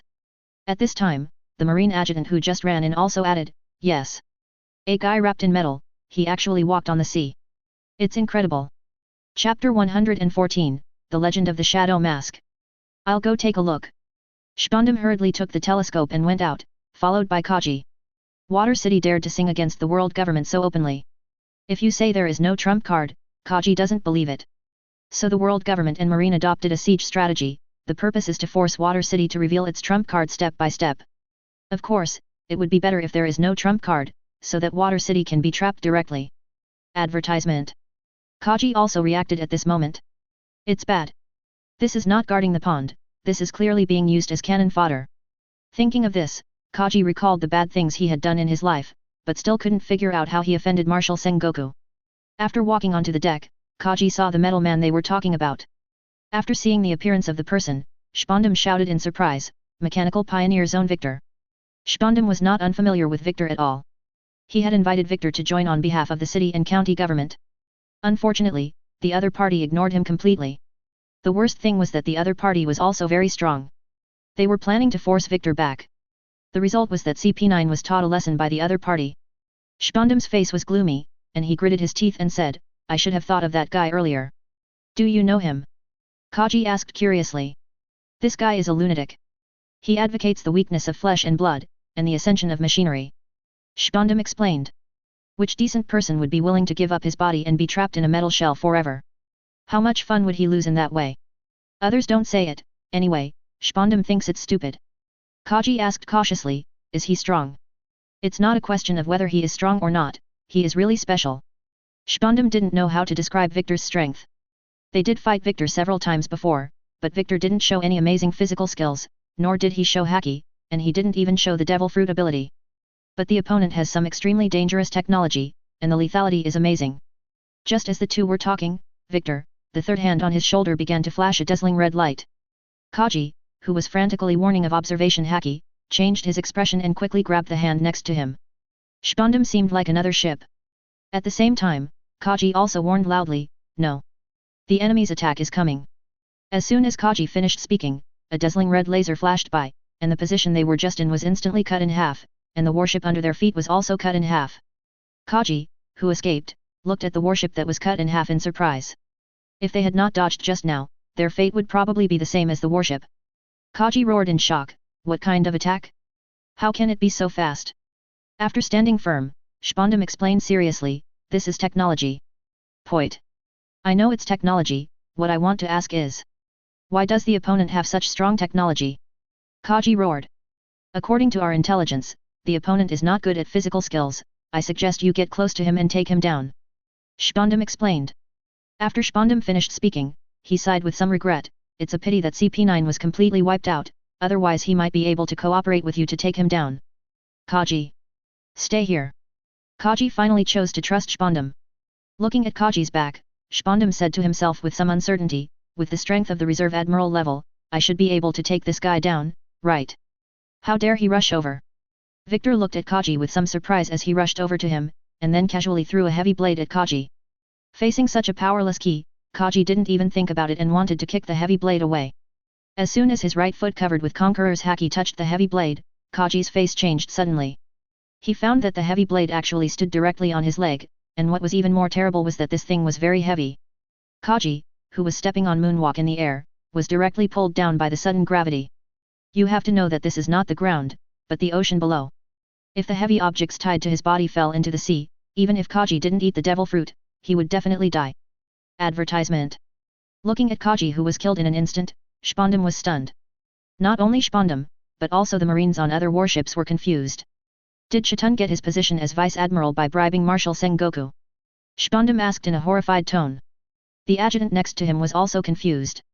As Kaji's adjutant, he was sure that his boss was definitely capable and was definitely at the level of a reserve admiral. As for why he was killed in one move, he was actually very confused. It's over. This guy turned out to be a fellow admiral. Spandam's heart was already half cold at this moment. His previous record was superb because of his teammates, but now, the one sent by the marine was actually a fake. Spandam, who was very self-aware, immediately realized that the matter was serious. FK. I didn't expect that the marine was so corrupt. Spandam, who had already determined that Kaji got his position by bribing the former Marshal Sengoku, had cursed the marine hundreds of times in his heart. The bottom line is all his. Spandam was a traitor to his teammates, and this time he was finally traitored. You guys think you can deal with Water City? Victor's hoarse voice rang in everyone's ears. Destroy the gravity field. Victor raised the scepter in his hand high, and an invisible lightning storm instantly enveloped the sky above the entire sea area. At the same time, along with the lightning, there was also terrible gravity. After doing all this, Victor turned around and returned to Water City. As for the situation later, it's meaningless. Unless there are admiral-level strongmen behind, there can be no survivors. These people would never have thought that he had been arranging gravity fields under the seabed around Water City more than 100 years ago. Unless someone can destroy the gravity field on the seabed of the sea area, no matter how many people come, they will be killed. Garp had just returned to South Blue when the city and county governments received news that their army that surrounded Water City had been annihilated. In less than 10 minutes, our fleet was annihilated. What's more terrifying is that the other side used a range-type technological weapon with terrible lethality. Saint Jagalusha Satan shared the information he knew with the other 4 colleagues. Could it be the legendary Pluton? Saint Topman Voculi first thought of ancient weapon Pluton. After all, Spandam had reported before that Pluton's design might be in the water system, and the Water City had long been rebellious, so it was not impossible that they had been secretly manufacturing Pluton. Damn it! What are our agents doing? Why didn't we receive any news about such important intelligence? Saint Shepherd 10 Peter gritted his teeth and cursed. Saint Shepherd 10 Peter suddenly found that the agents he cultivated were too lame. Don't you know that the Traversers have been secretly planning for 300 years? Now the Water City has built Pluton right under the nose of the world government, and you don't know it? I always thought that Marine was already deserted. I didn't expect that. Izambaran Vinasujiro Saint sighed deeply. It's a pit. It's a pit. You know, that's the Water City. They are the focus of the county government. But the other party secretly built Pluton. Topman Voculi Saint gritted his teeth and said, Spandam. This incompetent guy, he was responsible for the spy work in the Water City before. Saint Jagalusha Satan said, could it be Pluton? Pluton is very large, no matter how much Iceberg and the others conceal it, it is impossible to be busy with the eyes of the world government, unless all the agents on the Water City have rebelled. If it's not Pluton, what is it? What other technology can cause such a large range of damage? You know, it solved 20 warships in an instant. Saint Topman Voculi said. If it's not Pluton, it's even more terrible than Pluton when. This means that the group of rebels against world conquest have mastered super weapons that can rival Pluton. Hearing this, everyone in the room's faces sank. It seems untrue to say so. Saint Azambaran Vinasu's Horo sighed, I just hope it's Pluton, otherwise. Shepherd 10 Peter asked, what about Water City? Should we continue to send warships there? Jagalusha Satan shook his head and rejected, forget it, it's not suitable to send high-end combat forces now, and low-end troops will be sent there. The other 4 nodded in agreement. That's the truth. Topman Voculi asked, so it's still an economic blockade. Izambaran Vinasa Shulang nodded, well. Anyway, blocking West Blue is also a blockade, and now one more Water City is nothing. Shepherd 10 Peter asked worriedly, what if someone supports Water City with food? Advertisement. The rats in the underground world don't care about the orders of the world government. They dare to do anything for money, not to mention just secretly transporting food. Saint Jagalusha Satan said coldly, then let those incompetent special supplies keep an eye on all the food-producing countries under the world government. Now they are very disappointed with the agents of the world government. A sharp blade has been out of the body one after another but has not killed anyone. They really have to doubt whether this prophet can still kill people. Let them continue to keep an eye on Alabasta. The sun disk is more important than the water city. Saint Topman Voculi reminded. Compared with the water, Saint Topman Voculi cares more about the sun disk.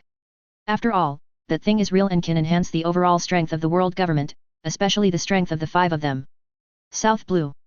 On a warship, Zephyr asked seriously, Anne, are you sure that the legendary ghost mask is on this island? Yes. Anne nodded with certainty. Binz asked curiously, Anne, can you translate the contents of the notebook in your hand for us? I heard that the guys from the world government are looking for this thing. Ah? Don't you know what's on it?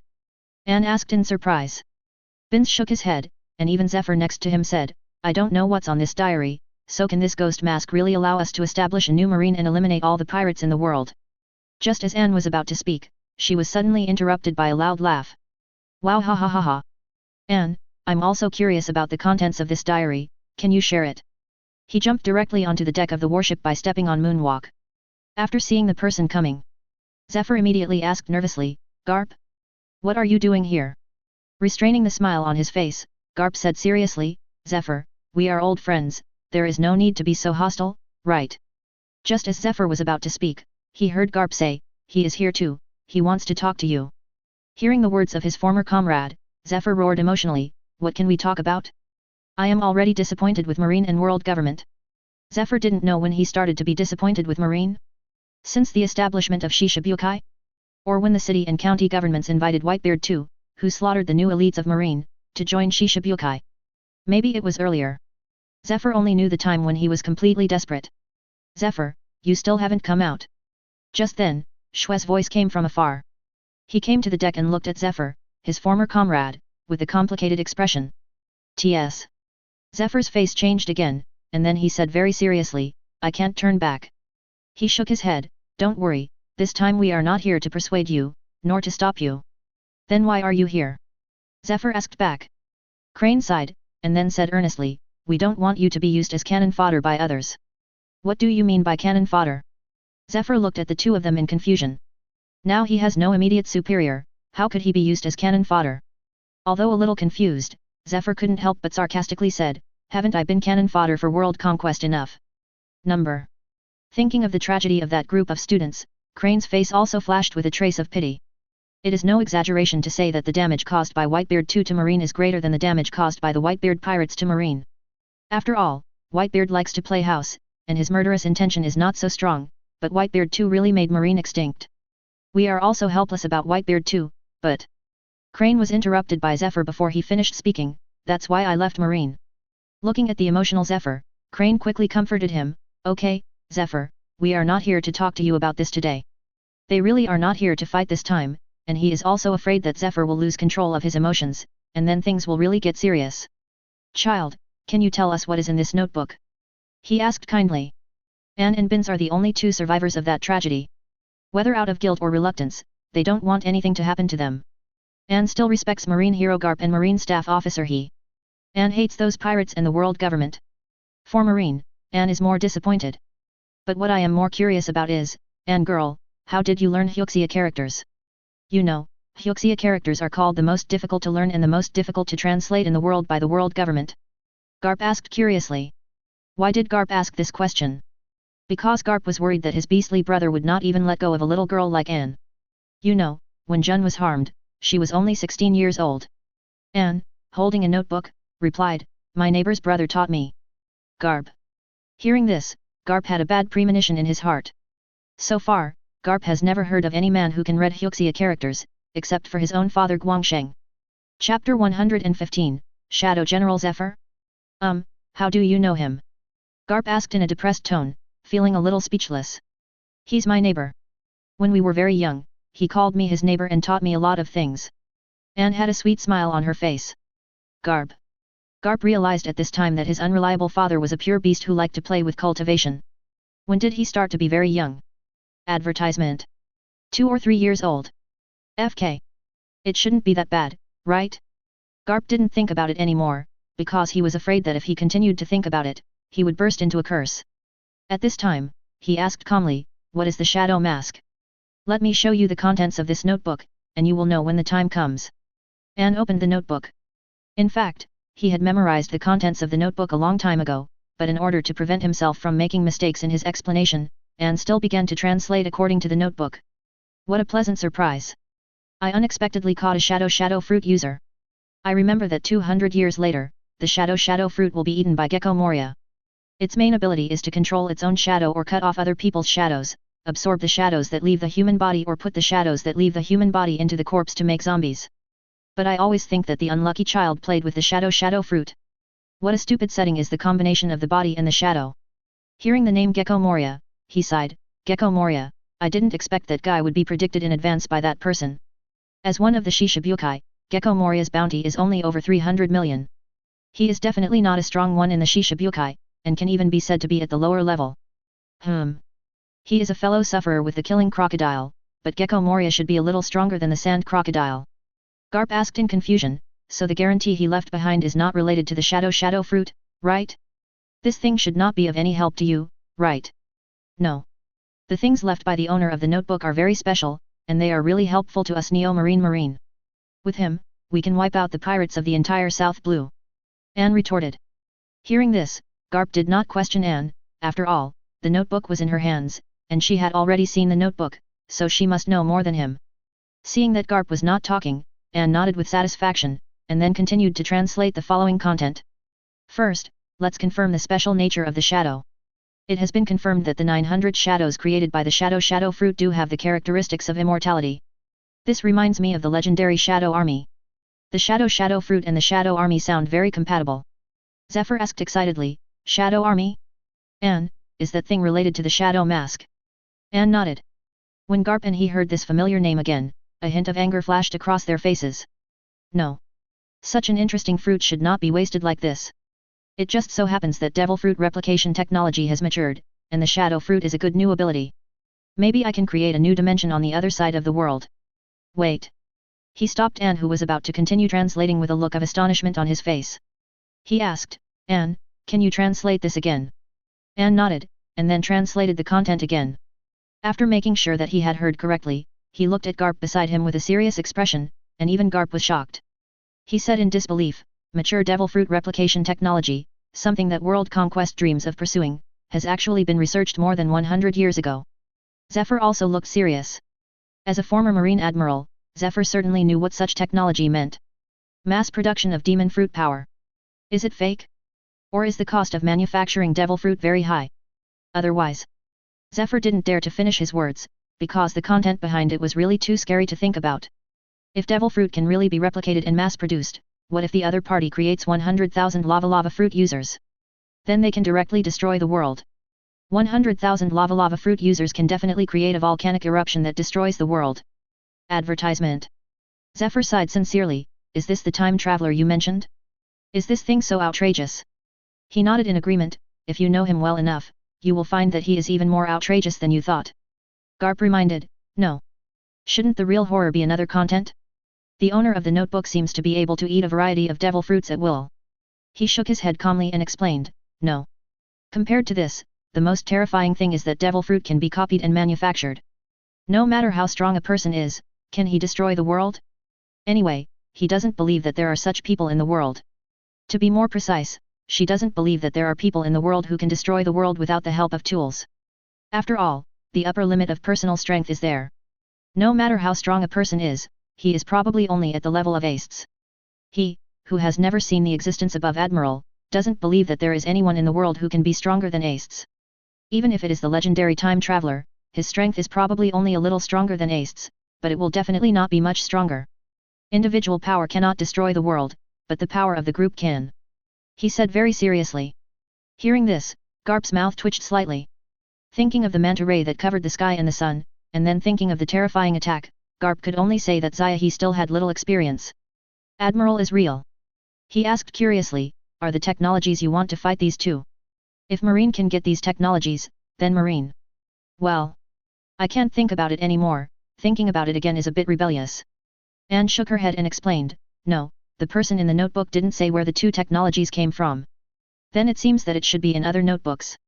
This notebook should describe things that happened more than 100 years ago, which means that the whereabouts of the two technologies may be in the notebook with a timeline of about 200 years. He analyzed calmly. Garp nodded, and he also felt that this possibility was the greatest. Garp said, "Anne, continue to translate the following content." Anne also continued to translate. Relying on the research of the void dimension, combined with the ability of the earth fruit and the development of the shadow fruit, I actually opened up a new dimension in this world. What is this? The dimension demon is actually me? Then now I am considered a terrifying god who has mastered 2 dimensions. As for the shadow dimension, let's name it the Shadow Kingdom. Hearing this translation, he sighed, calling himself a god. Even so, he didn't think the other party was arrogant. Although he didn't know what the so-called dimension was, he could be sure that it was definitely something amazing, otherwise the Traverser wouldn't be so proud. In the previous notebooks, the Traverser never called himself a god. Even when he was in Dai, he just praised himself for having the talent of a god. But now, the time traveler did not hide it at all, and actually directly claimed that he was the devil. Was it the confidence that the 2 dimensions gave the time traveler? He decided to investigate what dimension really meant when he had time. Here it is assumed that no one in the pirate world studies the word dimension. The task of collecting the time traveler's notes must be intensified. The notebook that can be left behind is both a treasure and the source of disaster. He said with some fear. What the time traveler studied was too terrifying, and what he left behind was too terrifying. Garp nodded in agreement. As a Titan Devil Fruit user, Garp knew how terrifying the things his father left behind were. Let's not talk about other things. Just say that the Godzilla fruit he ate can awaken twice, and after awakening twice, it can even destroy the world. The most terrifying thing is that this destruction is not active, but passive. If this thing falls into the hands of those lawless pirates, the countdown to the end of the world is probably not far away. It is precisely because of this, Garp now hopes more than anyone else that he can recycle all the notebooks left by his father. Damn, Dad is so unreliable. Whose work log is written like a treasure burial note? Garp silently complained about the unreliable dad in his heart. I feel like the shadow fruit seems to be missing a piece of the puzzle. My shadow empire is not complete. Shadow.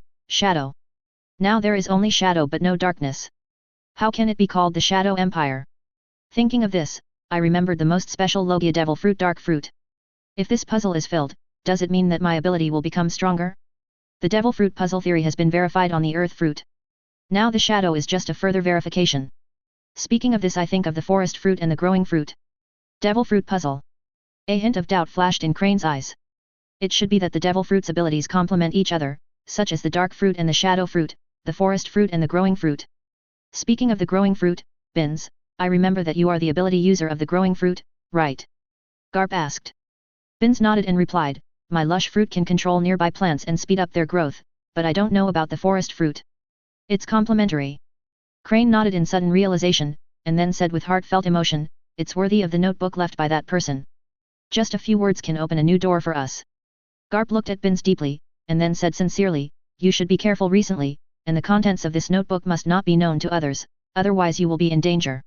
Crane was hesitant to speak, but finally sighed, and then said, I will help you keep this matter secret, so don't let others take the notebook away, especially the people of world government. He felt that the world government should be thankful that neither the Mori Mori fruit nor the prosperity fruit was controlled by the owner of the diary. Otherwise, the world government's West blockade plan would be a joke. The Mori Mori fruit plus the prosperity fruit can indeed feed the entire West Blue. Advertisement. Bins nodded in a puzzled manner.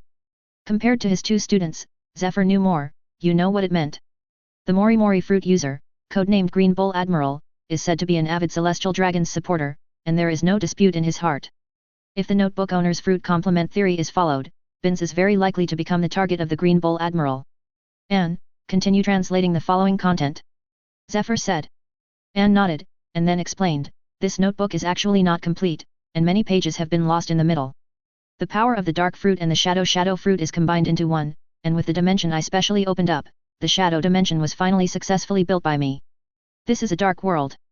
It is also a world that belongs exclusively to shadows.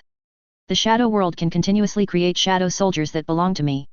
Anyone who dies in the shadow or darkness will be harvested by the shadow and become my loyal shadow soldier. The next step is accumulation. In this chaotic world, people die every moment.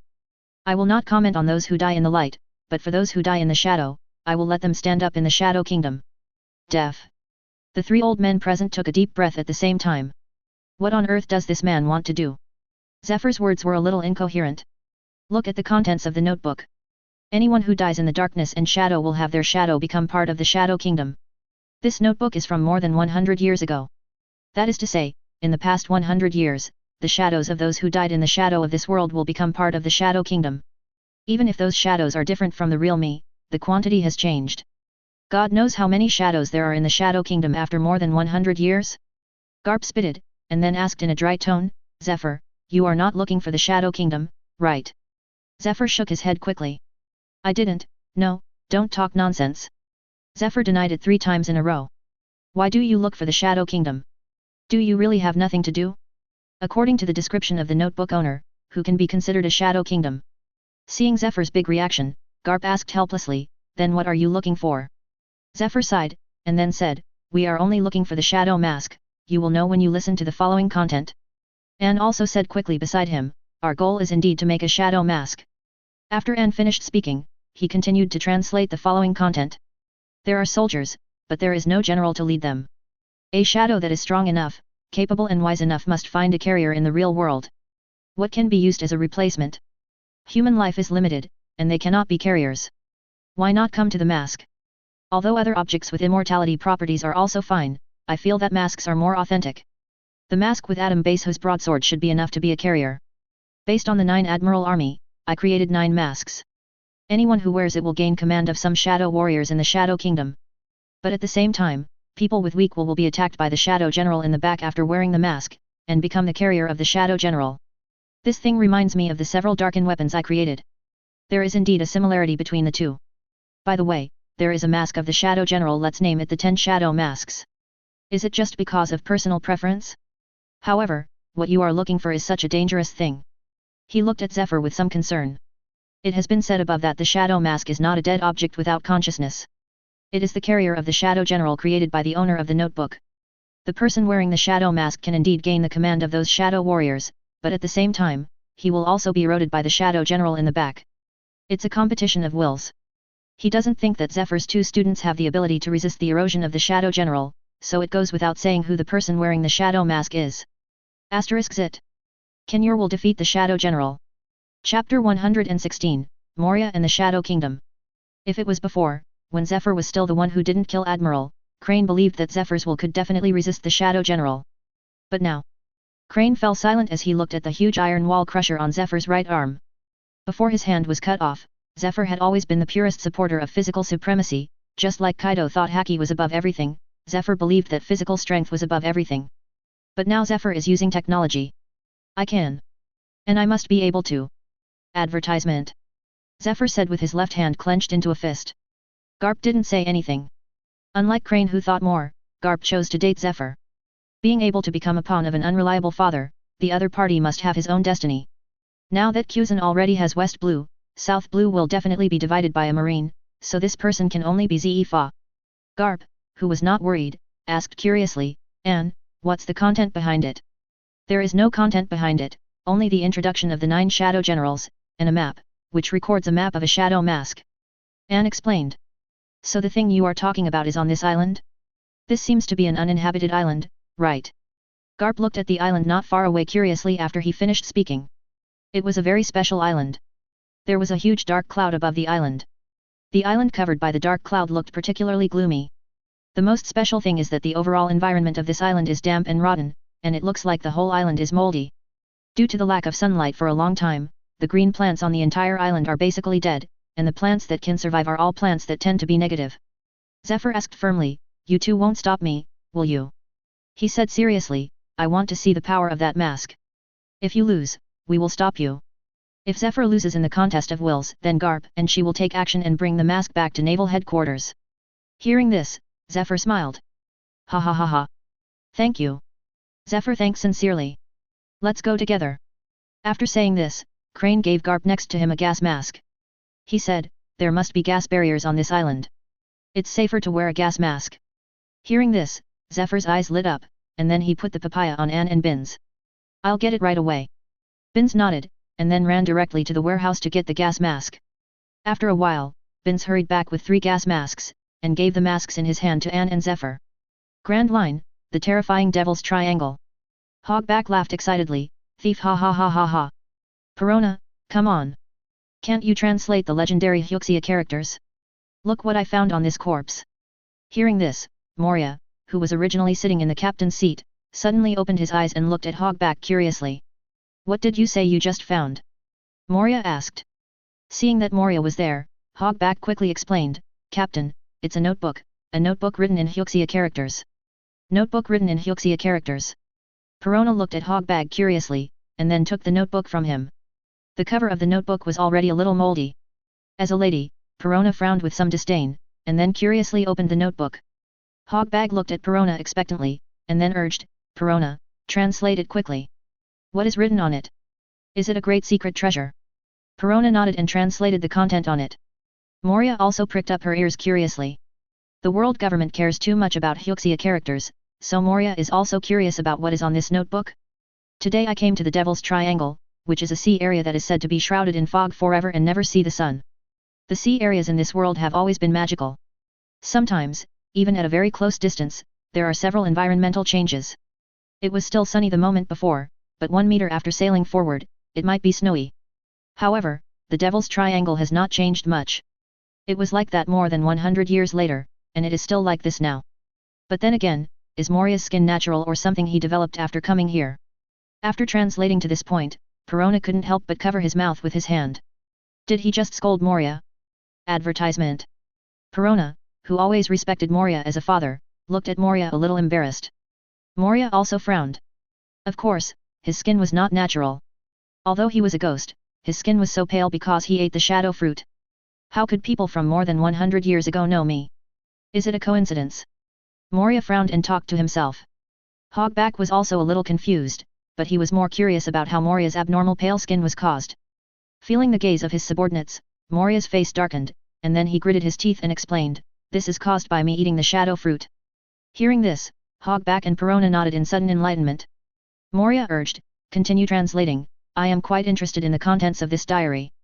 Perona nodded and continued to translate the following content. But it could also be caused by the shadow fruit. The unlucky guy caught before was also a shadow fruit user, and he was a human, but his skin was also white, unlike a normal person. After translating to this point, Perona was completely convinced. It was indeed because of the shadow fruit. By the way, dark fruit is really hard to find. I didn't expect that in this era, that fruit would actually be in the Devil's Triangle. The most incredible thing is that this thing has really not been eaten by anyone. Hearing this, Moria stood up from the chair. Dark fruit? The most dangerous Logia devil fruit? That thing is in the Devil's Triangle. Hogback was also a little excited. He had been with Moria for so long, and he knew a lot about Logia devil fruit.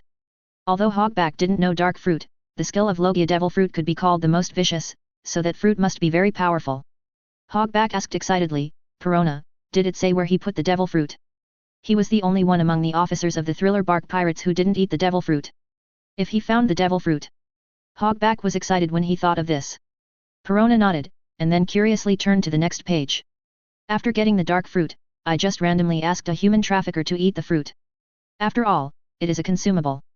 This thing has its own destiny. All I need is the bloodline factor. After extracting the bloodline factor of the dark fruit ability user, I directly killed the unlucky beast. As I said before, the human trafficker should go to hell. With the dark fruit ability user's bloodline factor, plus the shadow fruits ability, the Shadow Kingdom plan was finally officially completed. The power obtained by combining these two fruits is really incredible. Hogback, what is the bloodline factor? Moria asked a little bored. Bloodline factor is bloodline factor. You won't understand even if the captain explains it to you. Anyway, you just need to know that demon fruit power and the bloodline factors of those special races can be extracted from their blood. But I don't know this technology, not even the basics. I guess the only one in the world who knows this technology is Vegapunk. Hogback explained. Moria asked with a dark face, what about the owner of this diary? Hogback. Hogback said stubbornly, after all, he lived more than 100 years ago, and he may have died long ago, so Vegapunk is the only one in the world who knows that thing. Moria. Moria, who was a little speechless, also fell into deep thought. The most vicious Logia devil fruit could complement his own shadow fruit. The most interesting thing was that someone had both abilities more than 100 years ago. Why had he never heard of such a powerful person? Normally, such an outrageous person, no matter how low-key he was, should be a strong man who could be recorded in history, right? But the Shadow Kingdom. Moria was thoughtful. I remember when I was a child, when I was still in the Ghost Tribe, I heard my mother talk about the Shadow Kingdom. In the shadow of the world, a kingdom belonging to the shadow has enveloped the entire world. Everyone in the ghost tribe believes that dying in the shadow is the greatest way to die, because those who embrace the shadow will also merge into the shadow. I remember my mother said that my unreliable BD father gained eternal life in the Shadow Kingdom and became the legendary ghost general. Moria said to himself. This was the first time he heard the word Shadow Kingdom after coming to the sea. At the beginning, he secretly left the island where the ghosts lived. His purpose was to find the legendary Shadow Kingdom. But later, he forgot his dream and chased the so-called great treasure, and then met Kaido, that BD. At this moment, Moria remembered the fear of being dominated by Kaido, that reckless man. Thinking of those past events, Moria suddenly felt a little sad in his heart. He urged in a hoarse voice, Perona, continue to translate the following content. Advertisement. Perona nodded. Now there are only 5 generals in the Shadow Kingdom, and there are still 4 places left. The Shadow Generals can be added slowly. After all, the more Shadow soldiers there are, the better, but the Shadow General must be selected carefully. The terrifying Devil's Triangle Sea is a good place to leave a mask. Aren't you talking about the Shadow General? Why did you suddenly talk about the mask? Moria asked with some confusion. Moria suspected that Perona might have translated the content wrong just now. I don't know, but it's written like this. Perona looked at Moria innocently. She did not translate it wrong, so it must be the owner of the diary who wrote it wrong. Moria asked, what's the back? There's nothing behind, but there is a map on it, which seems to be an island near us. Lord Moria, do you think there will be treasure there? Perona asked excitedly. Treasure map. Hogback instantly smelled the smell of money. As a doctor, Hogback obviously has no medical ethics, because he believes that money is better than saving lives. Hogback is definitely not a doctor with a kind heart, but he definitely has the brilliance of money.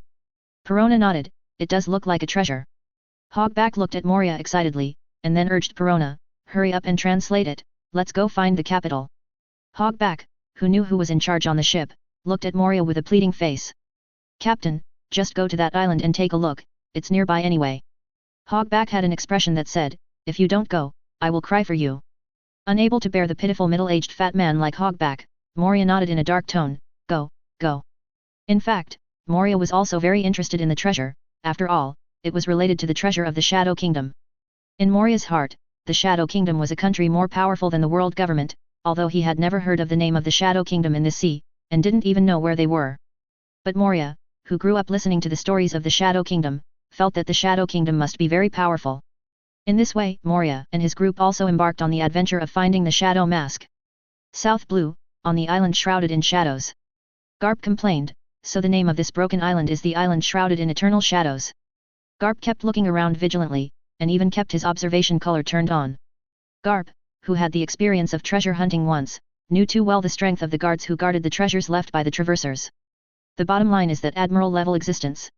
And considering that this treasure involves the negative attribute of darkness, Garp is also a little worried that the guardian of this treasure will also be inclined to darkness. Crane also frowned and asked, haven't we arrived yet? We are almost at the center of the island. Anne hurriedly said, the notebook says that the treasure is in a cave. Point 11. Look. Teacher, there seems to be a cave in front. Bin suddenly pointed to the distance excitedly. Everyone who heard this looked in the direction pointed by Bin's. Looking at the so-called cave, Garp complained, you call this a cave? Bin's asked innocently, isn't it? This is called a mine cave. Crane explained beside him. Crane looked at the mine cave in front of him and said puzzledly, but why is there a mine cave in this place? This island doesn't look like a place with mines. Go in and take a look. After Garp finished speaking, he directly led the way in front. As the strongest among the group, Garp chose to stand in front of everyone. Soon everyone arrived at the mine. As soon as they arrived at the entrance, Bins and Anne fell into a weak state. Anne, who was unstable, leaned weakly on the crane next to him. The old man's face was also a little pale, but Garp and Zephyr were not affected. The crane supported Anne and reminded weakly, sea stone. Is this mine mining sea stone? Zephyr looked at he and Anne with some concern and said, it seems that this place is not suitable for you to enter. Garp nodded, and then said, let's go in. Chapter 117, The Terrifying Shadow Kingdom. Wait. Let's go in together. He called out to the two.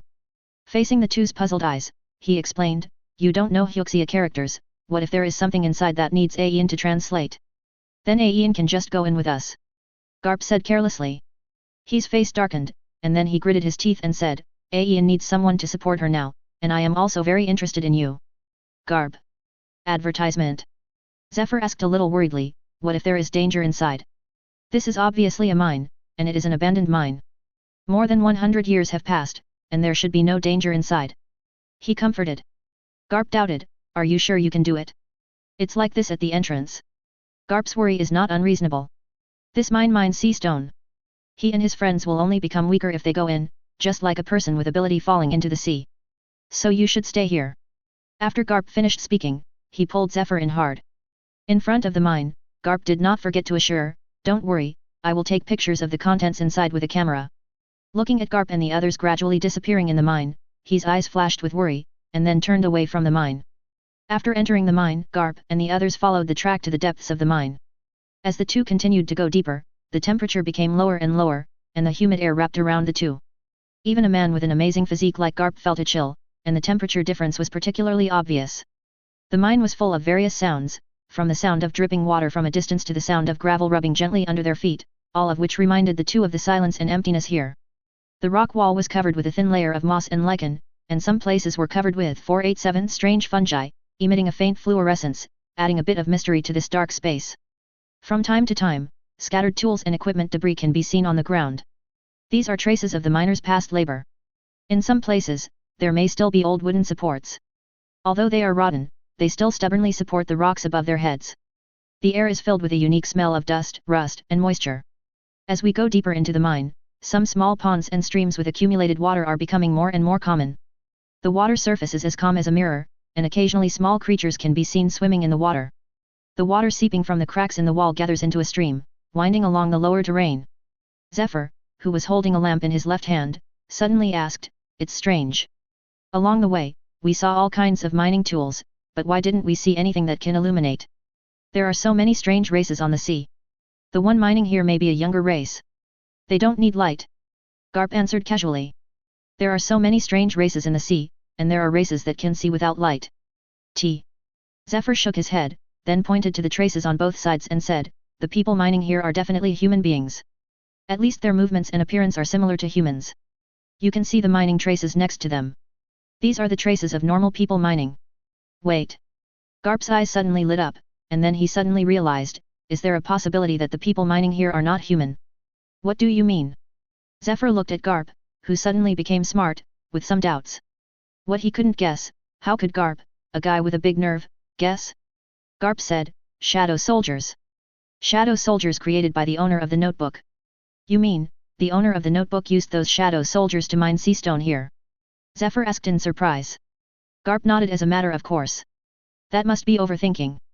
Don't forget that they are mining sea stone here. The devil fruit ability of the owner of the notebook can't be used here at all. Zephyr retorted in an affirmative tone. Garp explained, no, you may have made a mistake. The owner of the traverser was not cursed by the sea. Zephyr frowned. He didn't know much about the owner of the notebook, but Zephyr was not going to argue with Garp about this matter because it was meaningless.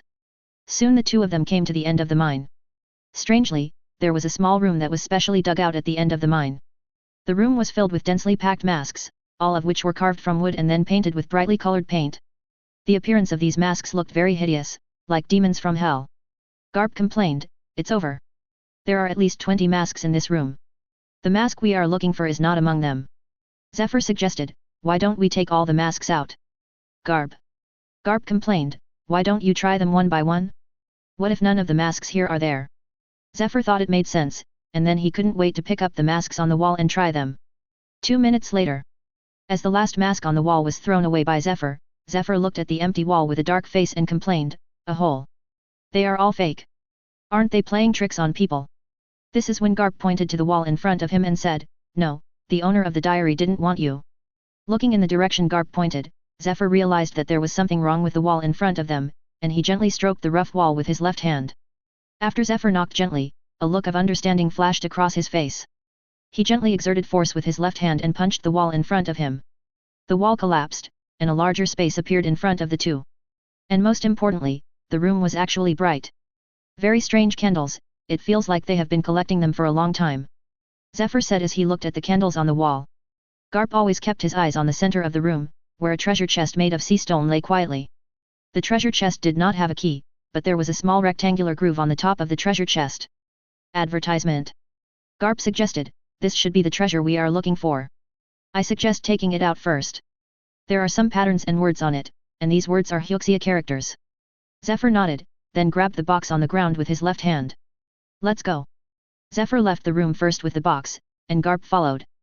The two soon returned to the ground, and Crane was relieved when he saw the Birdman returning safely. Especially after seeing the sea stone treasure box in Zephyr's hand, Crane's smile became even bigger. This was the first time that Marine had found a treasure related to the time traveler. After Zephyr put the box on the ground, he called Anne. Anne, take a look at what is written on this treasure box. Anne nodded, then looked down at the pattern and text on the box. After a moment, Ai-jun suddenly realized and said, it says how to open the box. What is the method? Binz asked impatiently. Anne did not say anything, but took out the notebook from his pocket and gently placed it in the rectangular groove on the lid of the box. Click! The sound of the treasure chest unlocking rang out, and Anne, who had accomplished his mission, stood up and retreated behind his teacher. The treasure chest was made of sea stone, and Anne did not want to touch it. After all, the feeling of weakness was really uncomfortable. Zephyr quickly opened the box with his left hand, and what came into view was a letter, a mask, and a green potion. Zephyr held up the mask with both hands as if he had found a treasure, but Zephyr did not put on the mask directly. The earrings put down the mask and picked up the yellowed paper inside. Anne, this is Hyuxia characters, see what is written on it. Zephyr handed the paper to Zephyr. After Anne took it, she translated directly, hello, the most pitiful marine. After translating this sentence, Anne looked at her teacher with some worry. Continue. Zephyr urged in a deep voice with a slightly blue face. Although he did not mention the name, Zephyr knew that the poor marine was referring to himself. When you firmly implement the justice of not killing, your wife, children and family left you. This is the price of kindness. As a qualified marine, you did not give up because of this, and still firmly implement the so-called justice of not killing. Then your students died tragically in front of you. This is the price of weakness. When you make up your mind to give up your persistence and choose revenge, Marine's justice, and leave you. This is the price of incompetence. Then, if you don't kill Admiral Zephyr, what do you want now? At this time, everyone looked at Zephyr worriedly. The owner of the notebook was poking Zephyr's lungs. No. This can be said to be whipping the corpse repeatedly. Hearing these words, Zephyr's iron tower-like body trembled slightly. Zephyr, with tears streaming down her face, recalled those people again, and her lingering memories. Zephyr, who was kneeling on the ground in embarrassment, had red eyes. Pirates. Pirates should die. And the world government? How can they compromise with pirates? This is betrayal. This is a betrayal of justice. This is a betrayal of those innocent dead. Zephyr screamed in despair. Looking at Zephyr kneeling on the ground and crying, his expression was complicated, and a gleam of brilliance flashed in the depths of her eyes. She did not comfort her old friend. At this moment, as a Marine staff officer, he thought more. The owner of the diary seemed to have foreseen this scene more than 100 years ago, and even wrote a letter to Zephyr. It's terrible. Is this a prophecy or a step-by-step calculation? He was a little panicked. 0. If it is a prophecy, it means that the other party's prediction ability is really terrible, and it is even accurate to this extent. If it is a step-by-step calculation by the other party, it is even more terrible. This means that all of them are puppets of the time traveler, and every move is guided by the other party. Anne looked at her teacher worriedly, and opened her mouth to say something, wondering whether she should continue to translate. Zephyr quickly gathered her heart, trembling and stood up from the ground. Zephyr said in a deep voice, Anne, I'm fine, you continue to translate. Binz walked silently to Zephyr's side and patted Zephyr's back gently. Seeing this scene, Anne could only nod. So let's make a deal. I give you the power to eliminate all the criminals in South Blue, and all you have to do is to be the second Kuzan. Advertisement. Of course, any power has a price. When you stare into the darkness has already enveloped you. Become a shadow or control the shadow. Make a choice. Zephyr looked at the mask in his hand with a firm gaze. Don't joke. I am the one who wants to kill all the pirates in the world, how can I be swallowed by the shadow? Shadow. Become my power to enforce justice. Zephyr covered his face with the shadow mask. The moment the mask touched Zephyr's face, the shadow power represented by the mask instantly descended. The mask is actually an anchor point, a permanent anchor point connecting the shadow dimension to the real world. The huge shadow power madly washed the will and body of the law enforcement. 1747944194. Count, I'm back. World. Prepare to return to darkness. A sharp laugh came from under the mask, and everyone looked at Zephyr, who looked like a demon, with caution. This voice was definitely not Zephyr. Failed. Garp frowned, and then stood in front of everyone. If Zephyr really failed, he would tear off the mask on Zephyr's face without hesitation. General Shadow? How can you understand the justice of a marine? Old soldiers never die. Justice lasts forever. I am the master of this body. Zephyr's deep voice sounded, but the tone of his voice was a little tired, even difficult. Crane frowned and saw this scene and said, two wills are fighting for control of the body. Maybe I can help Zephyr with the washing fruit. The ability of the washing fruit is very strange. It can turn people and objects into clothes and dry them after washing. It can wash any objects.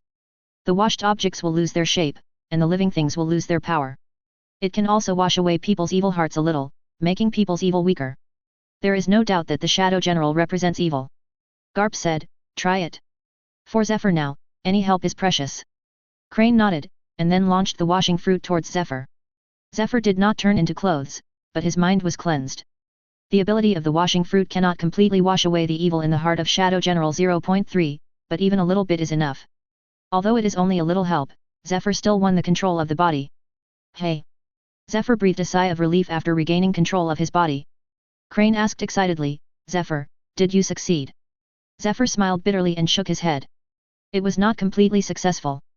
Now the will of this mask has indeed been suppressed by me, but it is only temporary.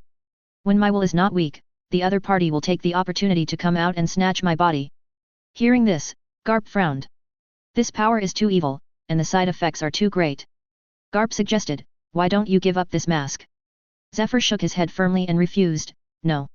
As the owner of the notebook said, any power has a price. To obtain such a powerful power, you must take risks. The mask has become a part of his body. It is precisely because of this that Zephyr realized how terrifying the power of these shadow masks is. Garp, do you know? Zephyr's voice was trembling. What? Garp looked at his friend in confusion. Do you know how many warriors there are in the Shadow Kingdom? Garp shook his head and said with disgust, I am not interested in this thing. Zephyr replied excitedly, 9 billion. The Shadow Kingdom has 9 billion shadow warriors. Before Garp could speak, Zephyr said, although these shadow warriors are jointly managed by 9 generals, I can only control 1 billion shadow soldiers now, but do you know what this means?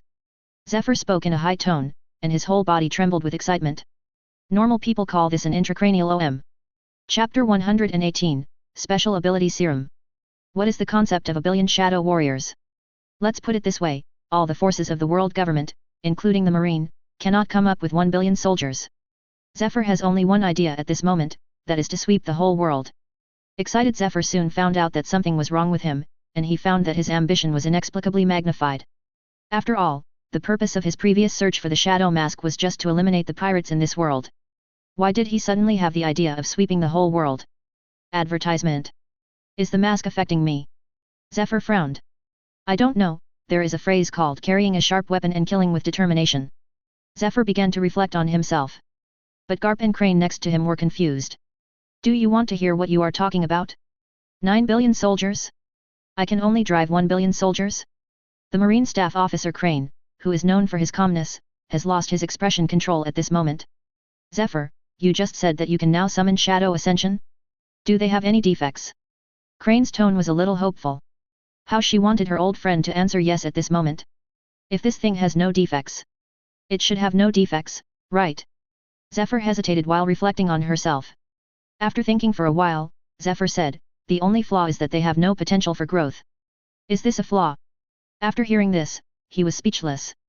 You still want these shadows to continue to grow? Ahem. At this time, Garp pretended to cough, attracted the attention of the two, and asked, Zephyr, you should just want to eliminate the pirates of South Blue, right? Zephyr hesitated. Before, his idea was to destroy the entire New World, but later he felt that this idea was too extreme, but if he didn't use that plan, with his own strength, it would be difficult to eliminate the pirates of East Blue, let alone South Blue. But after Anne got the notebook of the time traveler and learned about the existence of the Shadow Mask, Zephyr's idea was to try to eliminate all the evil thieves of the boy after getting the Shadow Mask. But now, Zephyr suddenly found that a South Blue can't satisfy himself.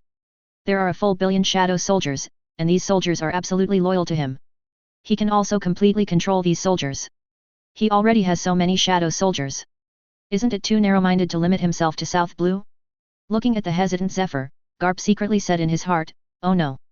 Garp looked at his friend in front of him seriously and said, Zephyr, listen to me, the real owner of this mask will never watch you take the mask and do anything other than what he arranged for you. Advertisement. In order to avoid backlash, I think you can just set your target on South Blue. After destroying South Blue, you still have to manage South Blue well. Otherwise, what's the point of destroying the pirates? Hearing this, Zephyr also thought about it. Zephyr was still very apprehensive about the existence that could make these 9 shadow masks. Zephyr said solemnly, yes. I will make South Blue a bright sea without pirates and crime. Hearing this, the mouths of the people present, Kakuzu, twitched slightly. It sounded really awkward to say this with a shadow mask.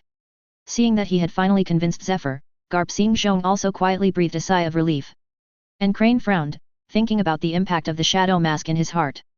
Crane whispered faintly, Zephyr, the notebook says that there are 9 such masks. Hearing this, the other 4 were stunned for a moment, and then quickly reacted. Yes. There are 9 masks that are so powerful and dangerous. What's more terrifying is that the other 8 masks are still floating on the sea. What if someone gets lucky and picks up other masks? Anne said with a trembling voice, no. No way. The real owners of these masks should take care of those shadow generals, right? After all, it has been more than 100 years, and these shadow masks haven't made any moves. Garp, who knows his BD father's personality very well, reminded faintly, what if, the world where these masks appear is the present kind? He argued with some lack of confidence, then he should also take care of the hosts of those masks, right? This is not really for the owner of the diary, but it is human nature. People avoid danger and seek good fortune. They will subconsciously prefer better choices. For example, Crane now, if those masks are really not completely controlled by the Traverser, if those masks fall into the hands of those ambitious people, especially the leaders of those pirates. She can't imagine the disaster that will be brought about. Zephyr comforted him, I can vaguely sense the direction of the other masks. Those masks should not have hosts yet. Hearing this, Crane asked excitedly, then can you sense where those masks are specifically? Zephyr shook his head with some regret. It would be great if he could sense where those masks are specifically. After all, he has experienced the danger and power of the shadow mask, and Zephyr does not want this thing to be obtained by pirates. Hearing this, Crane and Garp were a little frustrated, and at the same time, they were a little more fortunate in their hearts. The only good news is that the first person to get the mask is a good person. At least Zephyr will not let this mask bring any disaster to the world. Crane asked, can you let us see the power of this shadow mask? She wanted to witness the power of the real shadow mask with her own eyes, and wanted to see if this shadow mask could really summon so many shadow soldiers to fight. Zephyr nodded after hearing this. Come out. My warriors. After Zephyr said this, the shadow under everyone's feet instantly expanded, and then covered the entire island.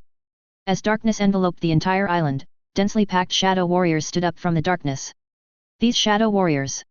They were all dressed in black, and their exposed hands and skin were dark blue. The most eye-catching thing was the eyes of these shadow warriors. The scarlet eyes looked particularly ominous. Being stared at by so many red eyes, even Garp couldn't help but shudder. In less than a minute, the shadow warriors stood in front of everyone. The darkness was still spreading. In the darkness that they couldn't see, there were still a steady stream of soldiers coming out of the Shadow Kingdom. Garp sighed sincerely, this. I can't see the end at a glance. I feel that if you have ill intentions towards me, I will be dragged to death here by you. Garp did not reveal that he had eaten the Godzilla fruit. If he was still the Garp who was only invincible in physical skills before, he might indeed be dragged to death by these endless shadow warriors. As for now, Garp felt that he should be able to lead everyone to escape the encirclement of these shadow soldiers. As for frontal elimination? Don't be funny. After he transformed into Godzilla, he could indeed easily slaughter the shadow soldiers on this island, but don't forget that these shadow soldiers are immortal. If they really have to fight, it is estimated that no one on the sea can outlast them. After letting everyone have a long experience, Fajin hurriedly sent all the shadow engineers back to the shadow dimension. Zephyr, who was panting, said, I found a flaw in this mask. Hearing this, Crane's eyes lit up instantly, and then he couldn't wait to ask, what are you sure about? Advertisement. If the weaknesses of these shadow masks can be found, it would undoubtedly be the best. Marine is the power to maintain the order of the sea. Crane thinks that they will sooner or later confront these shadow warriors. I found that the darker the shadow warriors I summoned, the greater the dark side in their hearts. I feel that with my will, if I summon more than 100 million shadow soldiers, I might be swallowed by the darkness and become a puppet of the shadow general. Zephyr explained. Then Zephyr added, but I don't know what happened. After I suppressed the will in this mask, it has been silent. I summoned so many shadow soldiers at once. He could have taken the opportunity to compete with me for control of the body, but he didn't. He was thoughtful after hearing this. Was it because the director of the diary wanted to use Zephyr to make the entire South Blue independent, so the will of the mask chose to cooperate after the first attempt? Thinking of this, he was relieved. This means that those shadow generals are also absolutely controlled by the owner of the diary. The biggest benefit of this matter is that it can prevent these masks from causing too much damage to the world. Through the layout of the owner of the notebook, he also found that the owner of the notebook did not want to cause too much turmoil in the world. That's why the other party laid out for 300 years, and then cut the meat with a blunt knife, step by step disintegrating the power of the world government, and waiting for the world to be destroyed. As the power of the government gradually disintegrates, the loss caused by his last struggle before death will be smaller. Thinking of this, he was relieved again. He was afraid that the time traveler would be assimilated by this world and become like the celestial dragons or the four emperors. With the constraints of the time traveler, these shadow masks will at least not bring disaster to ordinary people. As for the others, he no longer dared to hope. Garp and the chief of all living beings patted Zephyr on the shoulder and said, "So, Zephyr. You should set your goal on South Blue first. I don't want to see you next time. You are just a shell, but your will has changed." If Zephyr, the tool man, dared to have other ideas, he was almost certain that Zephyr would be taken away by the Shadow General. Zephyr nodded with a heavy face. If it was just this price and condition, he chose to accept it. Seeing this scene, he sighed, and then said sadly, "It seems that you are willing to be his pawn." The same is true for Kuzan. Although the power he obtained is different, the result and process are the same. After receiving the powerful power, he was willing to be the chess piece of the time traveler. This is not because the time traveler has any personal charm, but because the time traveler calculated too well. The purpose of the time traveler just happens to satisfy Kuzan and Zephyr, so they are both willing to be chess pieces. South Blue and West Blue have already made their moves, so what about East Blue and North Blue? Thinking of this, Crane looked at Garp with some concern. From Kuzan and Zephyr, it can be seen that if the time traveler wants to choose someone to split East Blue, then this person is almost certainly Garp. Because among the current Marine executives, the most suitable person to split East Blue is Garp, because Garp was born in East Blue, and he is a Marine hero, with enough prestige, no problem with strength, and ideas. Crane knows that Garp's ideas have always been dangerous. Forget it, Marine is in trouble now, what's the point of thinking so much? He smiled bitterly, and then asked curiously, "Anne, what is the green bottle in the box?" Anne listened and explained quickly, "This thing seems to be left for Binz." Hearing this, everyone turned their attention to Binz. Binz's strength is not strong, and his talent is not high. After eating the devil fruit, he is still a big age, and he barely has a rear admiral level combat power. This qualification can't be said that even dogs will shake their heads when they see it. At least the senior management of Marine will definitely shake their heads. Everyone really can't figure it out. As a mediocre person, why does Binz catch the eyes of the Traverser? Even as a chess piece, Binz's 537 seems a little unqualified. This is not that they look down on Binz, but that's the fact. Let's see who can be called chess pieces now. Kuzan is a Marine admiral, not to mention Zephyr, and what about Binz? Before Binz followed Binz to leave Marine, he was just an ensign. Binz was able to get this status because only 2 people died in the Marine training camp that year. What is it? Based on our understanding of the time traveler, the things he left behind should be good things. Garp asked curiously. The products of the time traveler must be high quality. No one understands the value of this sentence better than Garp. At present, the worst things left by the time traveler are equivalent to the top devil fruit. Ian said, the Mori-sen fruit ability serum, it says that after Binz uses this ability serum, he will gain the power of the Mori-sen fruit. What? Everyone looked at the ability serum in Ike's hand in disbelief. Especially Binz, his eyes almost popped out. This ability serum can really make people gain the ability of devil fruit? And it has no side effects? He asked excitedly. Ian nodded, and then explained, it says so above, after using the Mori-sen fruit ability serum, you will gain the ability of the Mori-sen fruit. Since it is not a devil fruit, there is no so-called curse of the sea, and there is no conflict with the devil fruit. Hearing this, he almost blurted out whether he could give the serum of this ability to Marine for research. The other things left by the time travelers were too oversized, and those things seemed to have nothing to do with science, so even if they wanted to covet them, they had no ability to spy on them. But this serum of the ability user was different. It must be something similar to the bloodline factor, and it was a biological gene product, still within the scope of science and technology. But this thought only flashed through his mind. If she dared to ask this question, if she really took this thing away, he felt that they would definitely not be able to return to the naval headquarters alive. Binz, who was a little incoherent, looked at Zephyr pitifully and asked, "This? Teacher, I." He was so eager for this thing. As a person with a very good heart, Shiza knew that he had no qualifications. With the famous teacher Shifa guiding him, he was almost 30 years old before he started to make strength. This qualification cannot be said to be too bad, but it can only be said to be average. Zephyr said, just use it directly. Since that person arranged it this way, there must be a reason. Binz was extremely happy when he heard it, and then excitedly picked up the potion in the box. Under the blazing eyes of everyone, Binz drank the potion in the bottle. Garp, who saw this scene, was thoughtful. He seemed to know the value of Binz. Chapter 119, Eightfold Son of God. The means used by the world government to deal with West Blue are not bright, but it must be admitted that they are very useful. At least the naval headquarters has not figured out how to crack them now. Compared with the New World, the world government's control over the four seas is really too deep, and this is not only reflected in the force. If the world government wants to target a certain sea, then it definitely has more than one way to make that sea in chaos. Blocking the inflow of food is only one of the ways, and it is also the fastest and most deadly. And this time, the Traverser was obviously prepared, and Binz was that preparation. At this time, he also noticed this. Advertisement. Crane suddenly realized and said with emotion, "No wonder you were noticed by the time traveler."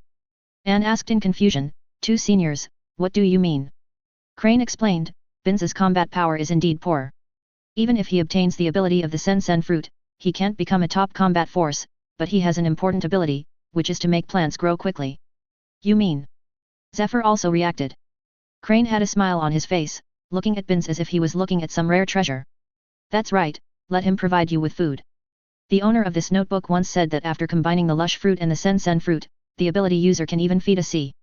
Zephyr was thoughtful, and he reminded Anne, "Remember the measures taken by the world government against West Blue. Are you worried that the world government will impose a food blockade on South Blue?"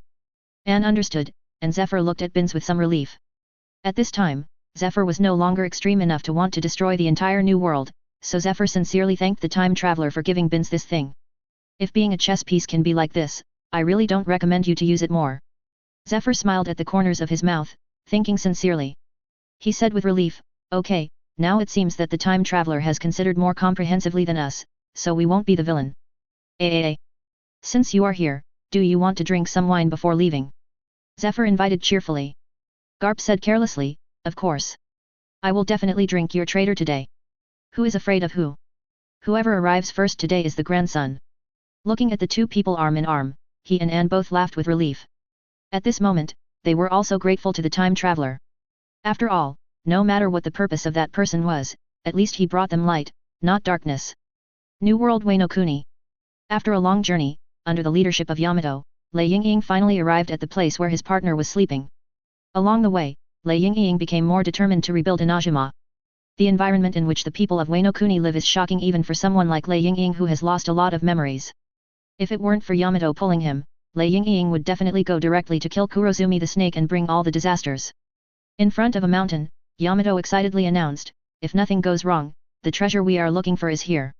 Is your companion secluded in this mountain?" Yamato asked curiously again. Lei Dianying shook his head and urged, "Stay away from me."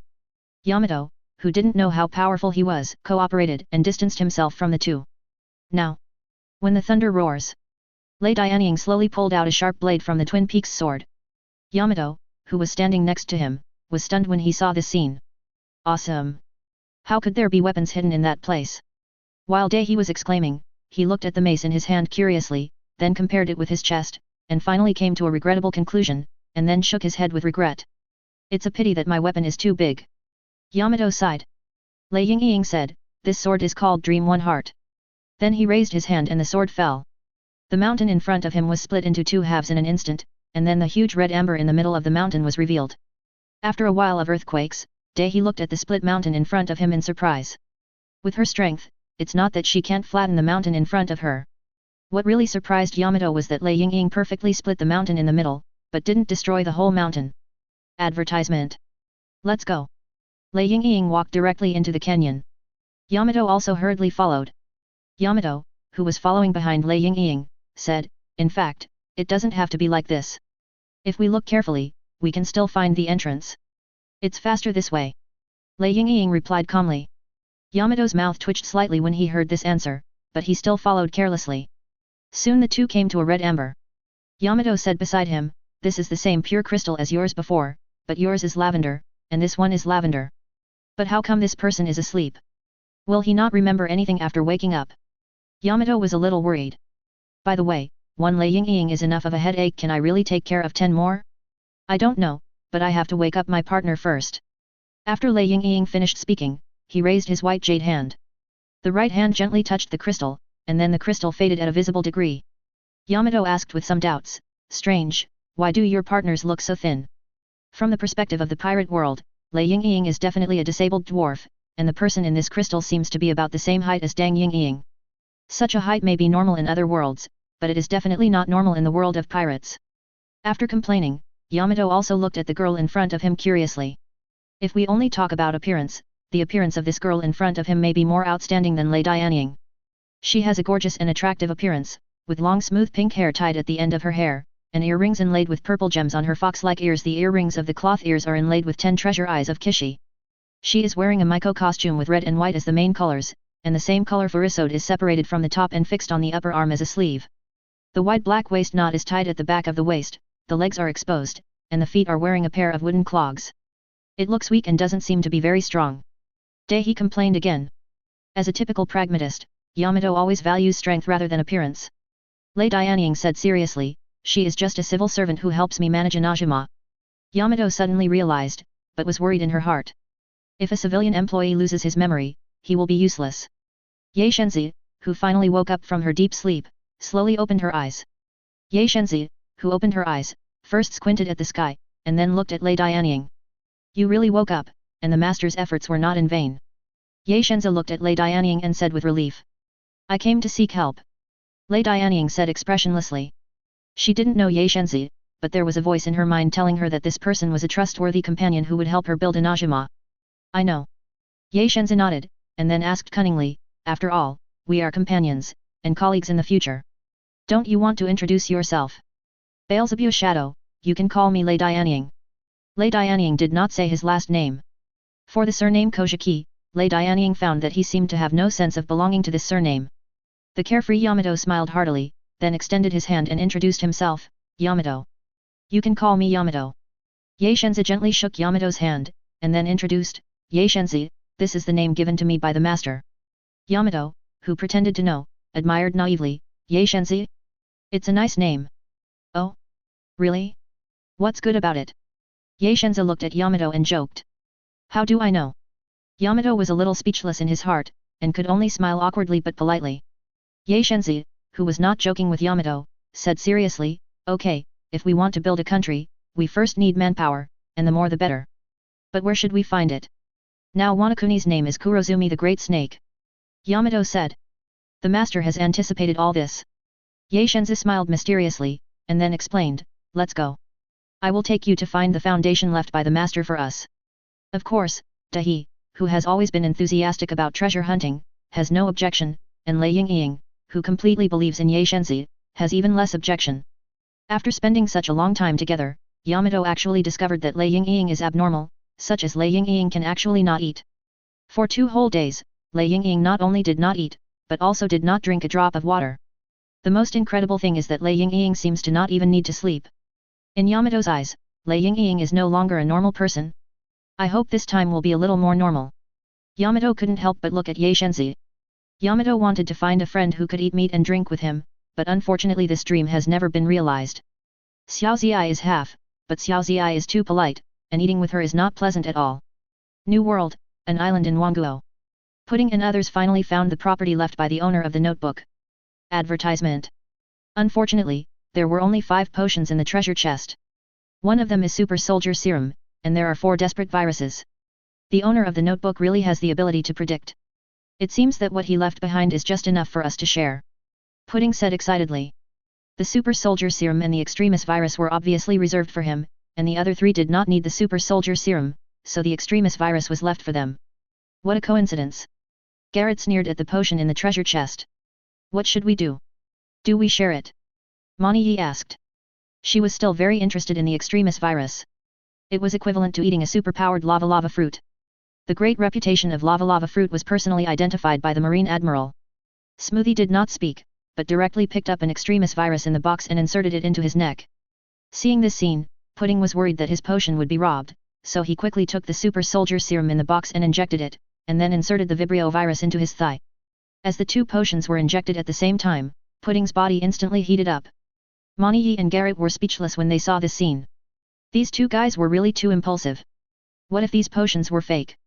What if they were poison? Smoothie groaned in pain, then knelt on the ground. Enduring the burning pain, Smoothie stood up tremblingly.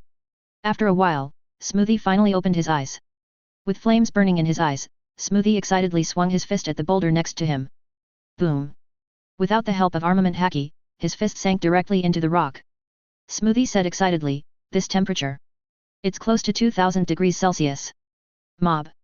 Smoothie took a knife and cut his arm, and the scar disappeared at a speed visible to the naked eye. Manir and Garrett next to him were stunned after seeing this scene. It's true. Manir and Garrett looked at each other, and then took the medicine in the box and injected themselves without hesitation. At this time, Pudding next to him had also recovered, but because her height and body shape had been strengthened to a certain extent, she was wearing a tight-fitting clothes, which looked extremely funny. Pudding. The height was only 166 centimeters, which can be regarded as a disabled height among the strong in the world of pirates. But now, Pudding's height has grown to an astonishing 2.2 nm, which is already the standard height and body shape of a strong man. After seeing the changes in Pudding, Smoothie complained with some jealousy, "Outrageous. The super soldier serum you use can actually have the effect of breast enhancement." "No. In fact, the proportion has not changed, after all, I have grown taller," Pudding said proudly. Pudding felt that she was ridiculously strong at the moment. He. "My good daughters, you four moved my room, didn't you?" A sharp laugh suddenly sounded, and Big Dot Mom came from a distance with heavy steps, followed by his sons. $$Z$**. Smoothie, how could you move Mom's room? Mom is very angry now. Come here and admit your mistakes. Big Mom, Li Hao, Katakuri behind him shouted. Pudding, who originally thought she was invincible, withered instantly, and the excitement and joy in her eyes turned into fear.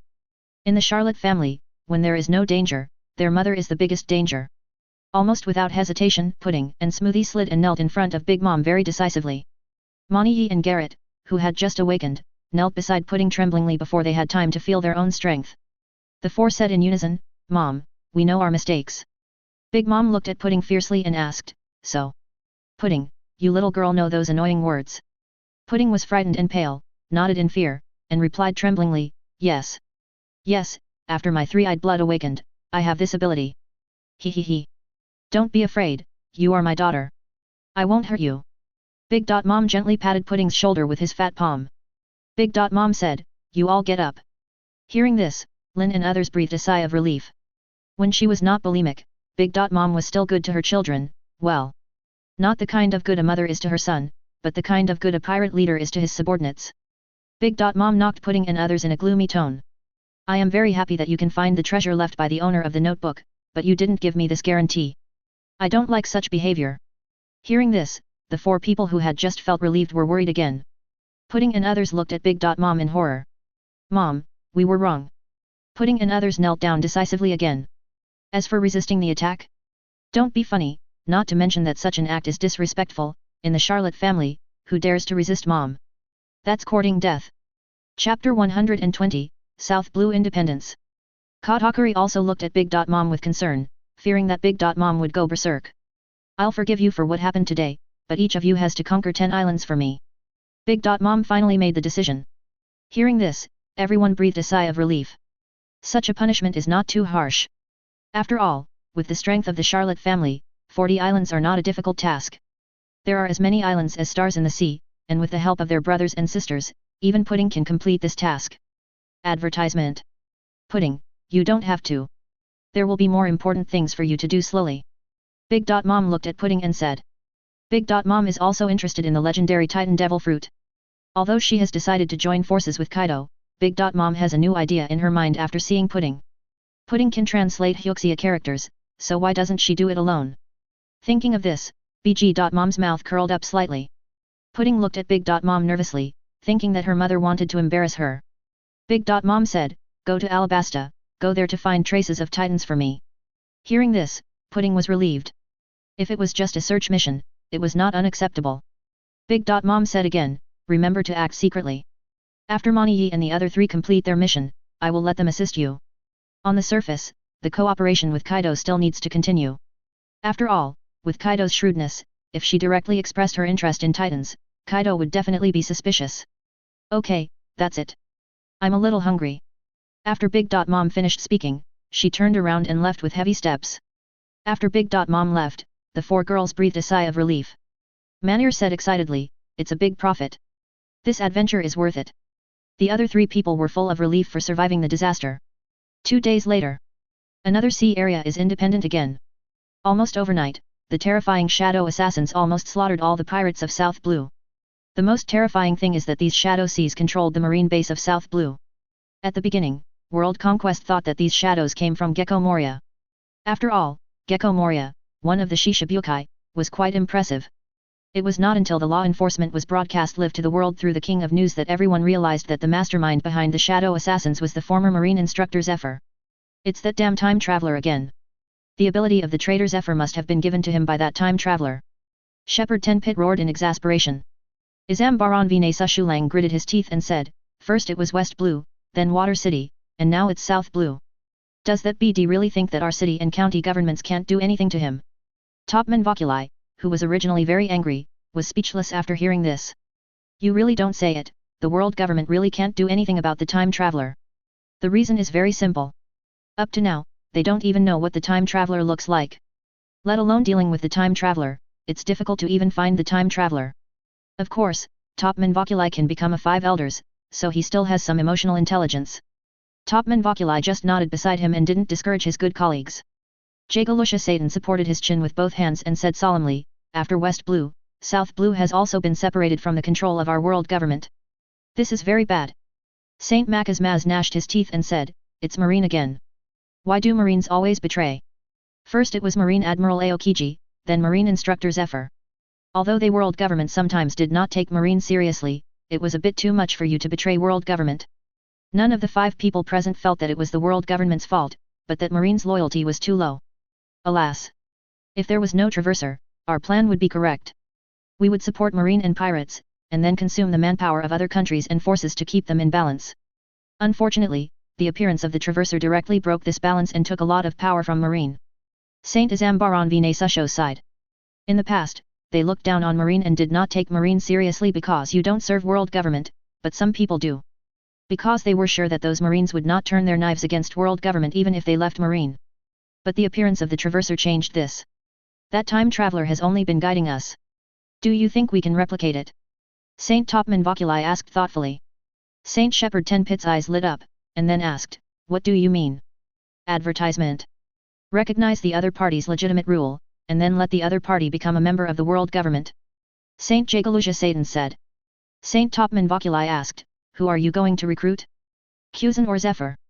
Kuzan, he has more than 400 small business families behind him, and the group of old bridge guards. Saint Jagaluja Satan said. If Kuzan can really be instigated to rebel, the natural losses of the city and county governments can definitely be compensated, and they can even become stronger. As for why they are so confident? Do you really think that the world government's 800-year rule is a joke? Since Kuzan can be guided by the time traveler, why can't he be turned against by the world government? The author, Saint Marcus Mars, frowned and asked, "Do you mean that we should recognize Kuzan as the ruler of West Blue and invite him to become a member of the world government? And he has absolute ruling power over the show." Saint Jagaluja Satan nodded. "No. If we follow your plan, won't our previous efforts be in vain?" Saint Topman Voculi objected. If they recruit Kuzan at this time, then wouldn't their previous ban on West Blue be in vain? Saint Jagaluja Satan asked back, "Then what do you say? Now West Blue and South Blue are out of our control. We can't keep wasting time, right? If there is only one South Blue, then South Blue is gone, and although it hurts to cut the flesh, it won't hurt the bones. But if both South Blue and North Blue are gone, the only ones who can provide stable blood transfusions to the world government are West Blue and East Blue, then the situation is not a matter of cutting meat. Once the 4 seas are gone, what is the difference between them and the 4 pirates in the New World?" Topman Voculi Saint, who still disagreed, said, "This matter must be reported to Lord Im."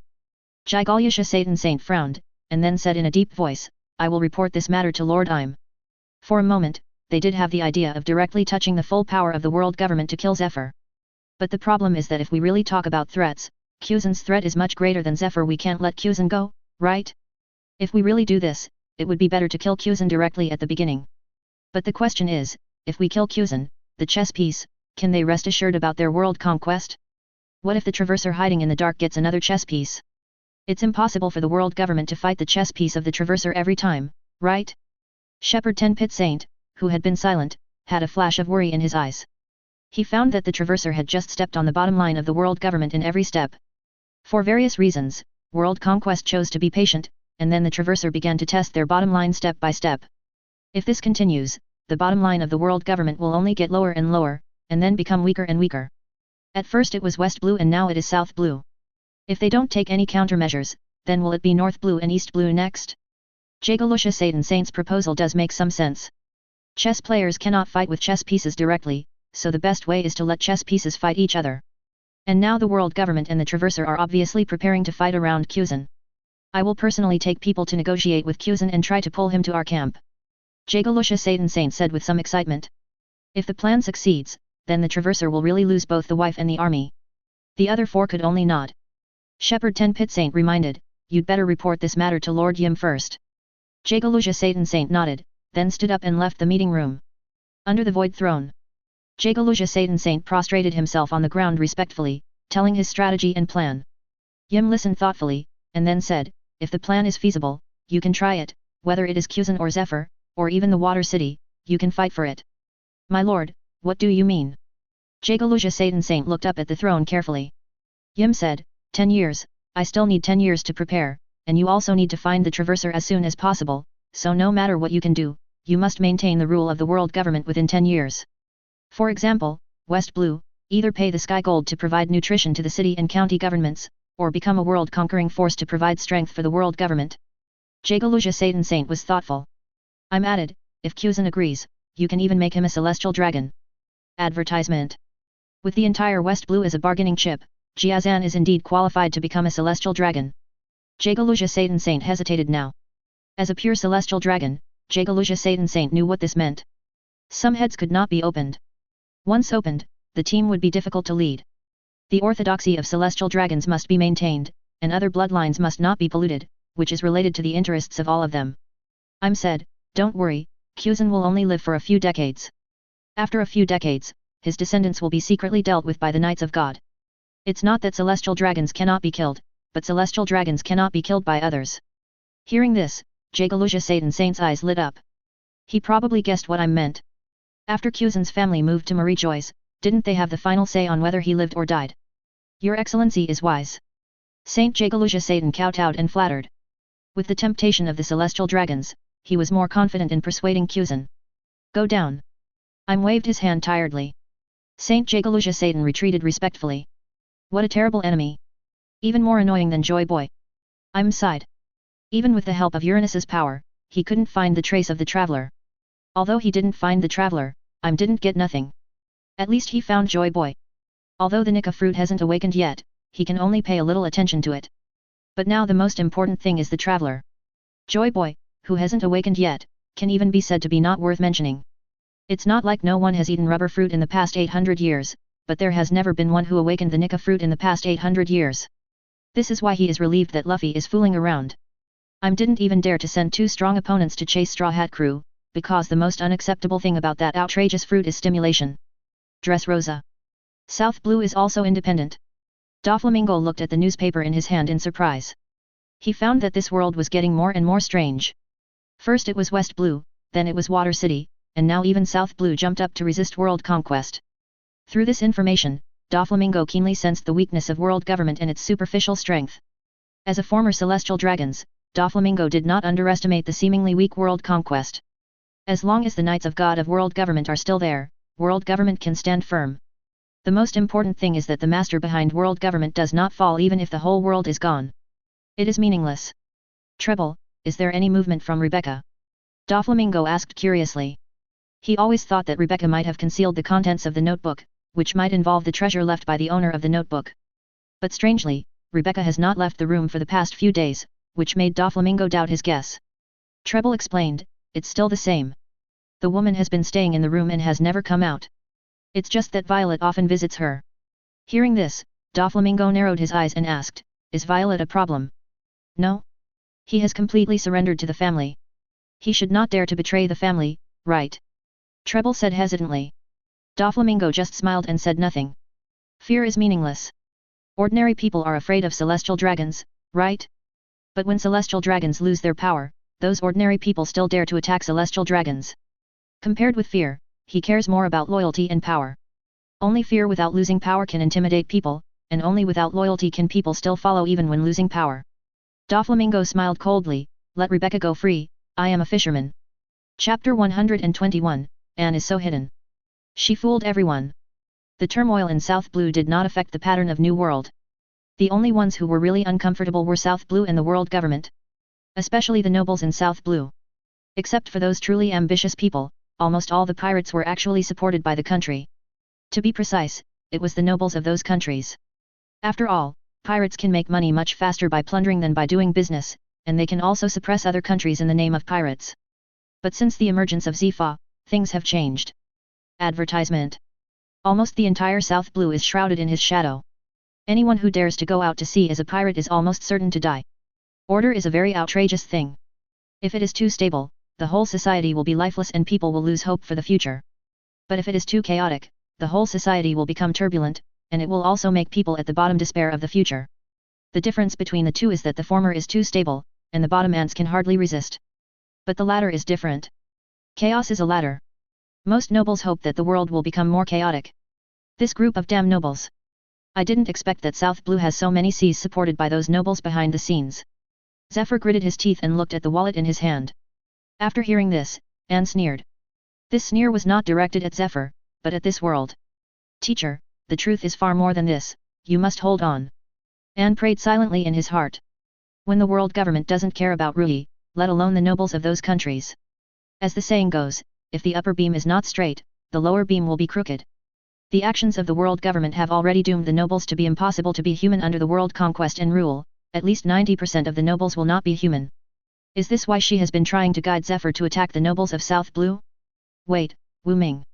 I will prove my ability to you. Anne thought silently in his heart, and then pretended to be ignorant and asked, Teacher, why do those nobles do this? The sea has become chaotic, and it seems that there is no benefit for them, right? Zephyr glanced at Anne and sighed silently in his heart. Still lacking the world's beating. Anne is too simple, he doesn't understand the evil of human nature at all, just like he was naive when he first believed in the principle of not killing with gems. If pirates are just cruel, then those nobles are insidious and vicious, both are inhuman. The difference is that those nobles are more hidden than those pirates. Zephyr gritted his teeth and said. In that case, why not eliminate the nobles like eliminating pirates? Anne asked. Hearing this, Zephyr was a little moved, but it was only a moment of heartbeat. Zephyr shook his head helplessly and said, No, if we clean up those nobles now, it will cause turmoil in the entire South Blue, after all, they are still needed to govern the people's livelihood. 11. Don't look at him openly rebelling against the world government, but in fact, what he did was just accepting all the marine bases of South Blue. Although this will also have an impact on those civilians, at least it will not have a big impact. It just took over the military power of South Blue and eliminated the chaotic resources of South Blue. But it would be different if the nobles were eliminated. In this world, a country can be without a king, but it cannot be without the noble class. In fact, the king is just the biggest noble. Ian nodded in anger, and then asked depressedly, You can't just leave it alone, right? I'll think about it. Zephyr said tiredly. How is Binz? Zephyr asked, changing the subject. He has found a large island and has begun to grow food on the island. Ian replied immediately. That's fine. As long as we have guns and food, we don't have to worry about South Blue collapsing. By then, Zephyr's eyes flashed with a fierce light. When Binz had cultivated the food almost enough and he knew South Blue well enough, the group of termites called nobles should be cleared out. Return to the warship of naval headquarters. Crane has been standing on the deck at the bow and looking into the distance. Garp looked at Crane with a frown on his face and asked in confusion, Crane, what's wrong with you? Why have you been absent-minded since you came back from Zephyr? Are you worried about South Blue? Crane shook his head after hearing this. It's not South Blue, but about the 2 students of Feiyong. Crane said. Crane said, my intuition tells me that there is something wrong with Ian. Do you have the same feeling? Advertisement. Garp looked at Crane in surprise, then laughed, it seems that my feeling on the island was not wrong. Ian does have some contradictions. I always thought it was my illusion. Hearing this, he hurriedly asked, tell me what you feel is wrong. It went too smoothly. When we got the shadow mask and the serum of the Sen fruit, Anne's reaction was not like someone who had never seen those 2 things. In order to fit in, her expression when excited was even a little exaggerated. Garp said in a deep voice. Everything is actually traceable. That time traveler noticed Binz, so it is impossible not to arrange Anne. After all, if you really want to say it, Anne is actually the one who is most favored by the time traveler. But the result is that Zephyr and Binz both gained great benefits on that island, but Anne did not. Although he has not come into contact with that BD father, through the experience of these days, Garp also found that his BD father is actually a very affectionate and not heartless. If Anne was targeted by his old man when he was young, his strength would not be so weak. There are 3 women who have learned Hyuxia characters in naval headquarters. Although he has only met Tashiji a few times, he can see that Tashiji's beauty is no less than Jun. Let's not comment on Tashiji for now, after all, he is not very familiar with her. But he is quite familiar with Jun. His strength is considered the ceiling among vice admirals, and even one of the best among the candidate great swords. And what about Een? His strength is not even as good as your headquarters colonel. Garp does not believe that his BD father would keep a vase. Crane, who felt the same way, asked back, indeed. Zephyr and his 2 students were assigned tasks by the time traveler, but Een, who can translate Hyuxia characters, was not assigned tasks. Don't you think it's strange? You mean? Garp looked at Crane in surprise. Crane said in a deep voice, Een may be the one who was specially arranged by the time traveler to be by Zephyr's side, and his purpose is to guide. Just like the cold wind guided Kuzan at the beginning. Garp nodded in understanding. After thinking about this, Crane thought of another terrifying thing. If every person who rebels against the Marine has a guide, then who is Kuzan's guide? Jun? Or Hanfan? After all, if you really want to say it, the probability of Jun being the guide is quite high. You know, Jun has always called her sister. Crane really doesn't want Jun to deceive or even betray him. If his guess is true, then Zephyr's guide must be his student Anne. What about East Blue next? In Crane's guess, there is at least a 70% chance that the initiator of East Blue's independence is Garp. Then who is Garp? In naval headquarters, which woman is Garp more familiar with? Wait. He suddenly realized. The woman who is most familiar with Garp, isn't that herself? I am the undercover? Could it be that the time traveler planned for me to betray Marine with Garp? When thinking about this, his face turned pale. Wait. No, that time traveler shouldn't target me, after all, I don't know Hyuxia characters, so. The first thing Crane thought of was Jun, that's because Jun and West Blue have been close recently, so she should be a guide who praises each other. Even if she is not, she can't be related to Garp. FFLA 01420912061320711161. Isn't the undercover me? Always by my side. Che instantly locked onto a person. The new headquarters Marine Vice Admiral Tashiji, the other party was also born in East Blue, and can also translate Hyuxia characters. If anyone is the most suitable to be Garp's guide, then this person is definitely Tashiji. So, is this also within your calculations? Time traveler.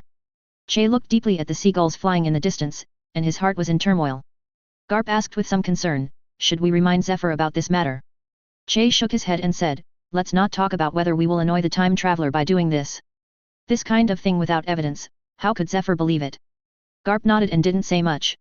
He believed that as long as Zephyr cooperated with his father, Zephyr would be fine. Both of them returned to naval headquarters with a sense of worry. As soon as they returned to naval headquarters, Tsuru and Garp were taken to the conference room by Sengoku. At this moment, all the vice admirals and admirals of the headquarters had already gathered together, and even the agents of world conquest were waiting there. They held a huge den mushi in their hands, and the faces of 5 old men were vividly portrayed in this phone. The people behind the phone were the highest power 5 elders. Are the people of world government so impatient so soon? Tsuru glanced at Agent I holding the den mushi calmly. She didn't expect that the world government was already waiting for her when she came back. Zhangguo said in a businesslike tone, ahem. Xiaohe, tell me about the information your boy has collected, especially the contents of the notebook that Zephyr got. He nodded, and then told the story of the Shadow Kingdom, the 9 Shadow Generals, and the 9 Shadow Masks. And he did not mention that Binz had obtained the serum of the Mori fruit ability user. Because he knew that if this matter was leaked, the world government would definitely not let it go. 9 Shadow Masks, each mask can summon nearly 1 billion shadow soldiers? Tsuru Vice Admiral, are you sure you didn't say it wrong? Didn't you use exaggeration in your statement? The voice of Jagalusha Satan came from the den mushi. Advertisement. He shook his head seriously, I promise I didn't say it wrong, and I didn't use exaggeration. Makasmaz Saint asked nervously, can these shadow masks be destroyed? I only know that the masks are carved from the treasure tree, as for whether they can be destroyed, I don't know. He shook his head decisively. The reason why she was willing to say so much was that she hoped that the world government could make a move. It was better for the world government to get the shadow mask than for the evil pirates to get it. As for whether the world government would use the shadow mask to deal with the time traveler, He didn't care about this. If the world government lost, then they, the Marines, would just continue to join the new government. If the world government won, it would be even easier. If they were killed by the technology they had researched, it meant that the time traveler was just like that. It would be better if the source of the unrest died. No wonder the chess pieces we planted in South Blue were cleaned up so cleanly. It turned out to be because. For the shadow mask. Saint Topman Voculi suddenly realized. No. The real scary thing is not the number, but the shadow. It seems that we must avoid the shadow when we have meetings in the future. Saint Shepherd 10 Peter said cautiously. The Shadow Kingdom can spy on the entire world through any shadow, which is simply more outrageous than any intelligence system. Saint Azambaran Vinesa Shulang even suspected that during their discussion, the shadow in the shadow might be secretly spying on their every move. If the world government gets these masks. Saint Makasmaz's eyes became extremely hot. To be honest, the products of the time travelers must be high quality. They found that the things left by the time travelers were all good things. Any one of them that was taken by the world government could extend the life of the world government for hundreds of years. Damn, not enough manpower. How about we continue to recruit agents? The Sun Disk incident has already dispersed a lot of our manpower, plus we have to look for the time traveler, the so-called Imperial tool, and now the shadow mask. We really don't have enough manpower, even if we increase it 10 times, it's still not enough. Shepherd 10 Peter Saint said depressedly. Although Marine has its own intelligence system, how rubbish is Marine's intelligence system, how can they not know it? So they never considered sending Marine to look for anything. Topman Voculi nodded and said, it seems that we can only recruit people. Marine is unreliable. We must increase the training of CP agents. Akainu said angrily, so a mere mask will make our Marines' efforts go to waste. All along, these hawks thought that they had the advantage in numbers, but now, wow. It was not Marine, let alone the world government, that had the advantage in numbers, but that time traveler. Let alone the group of admirals of the Tequila Wolf, the shadow soldiers of the Shadow Kingdom alone were enough to crush Marine dozens of times. For a moment, Akainu even had the urge to surrender directly. Taking advantage of this opportunity, Akainu pushed further and said, 5 elders, Marine's strength is not enough. To maintain peace in the sea, we must continue to expand the army. Hearing this, Shepherd Kai Pit Saint excitedly retorted, don't want to expand the army? Are you crazy or is Marine crazy? Don't you know that your Marine just carried out the Great Tomb 2 a few days ago?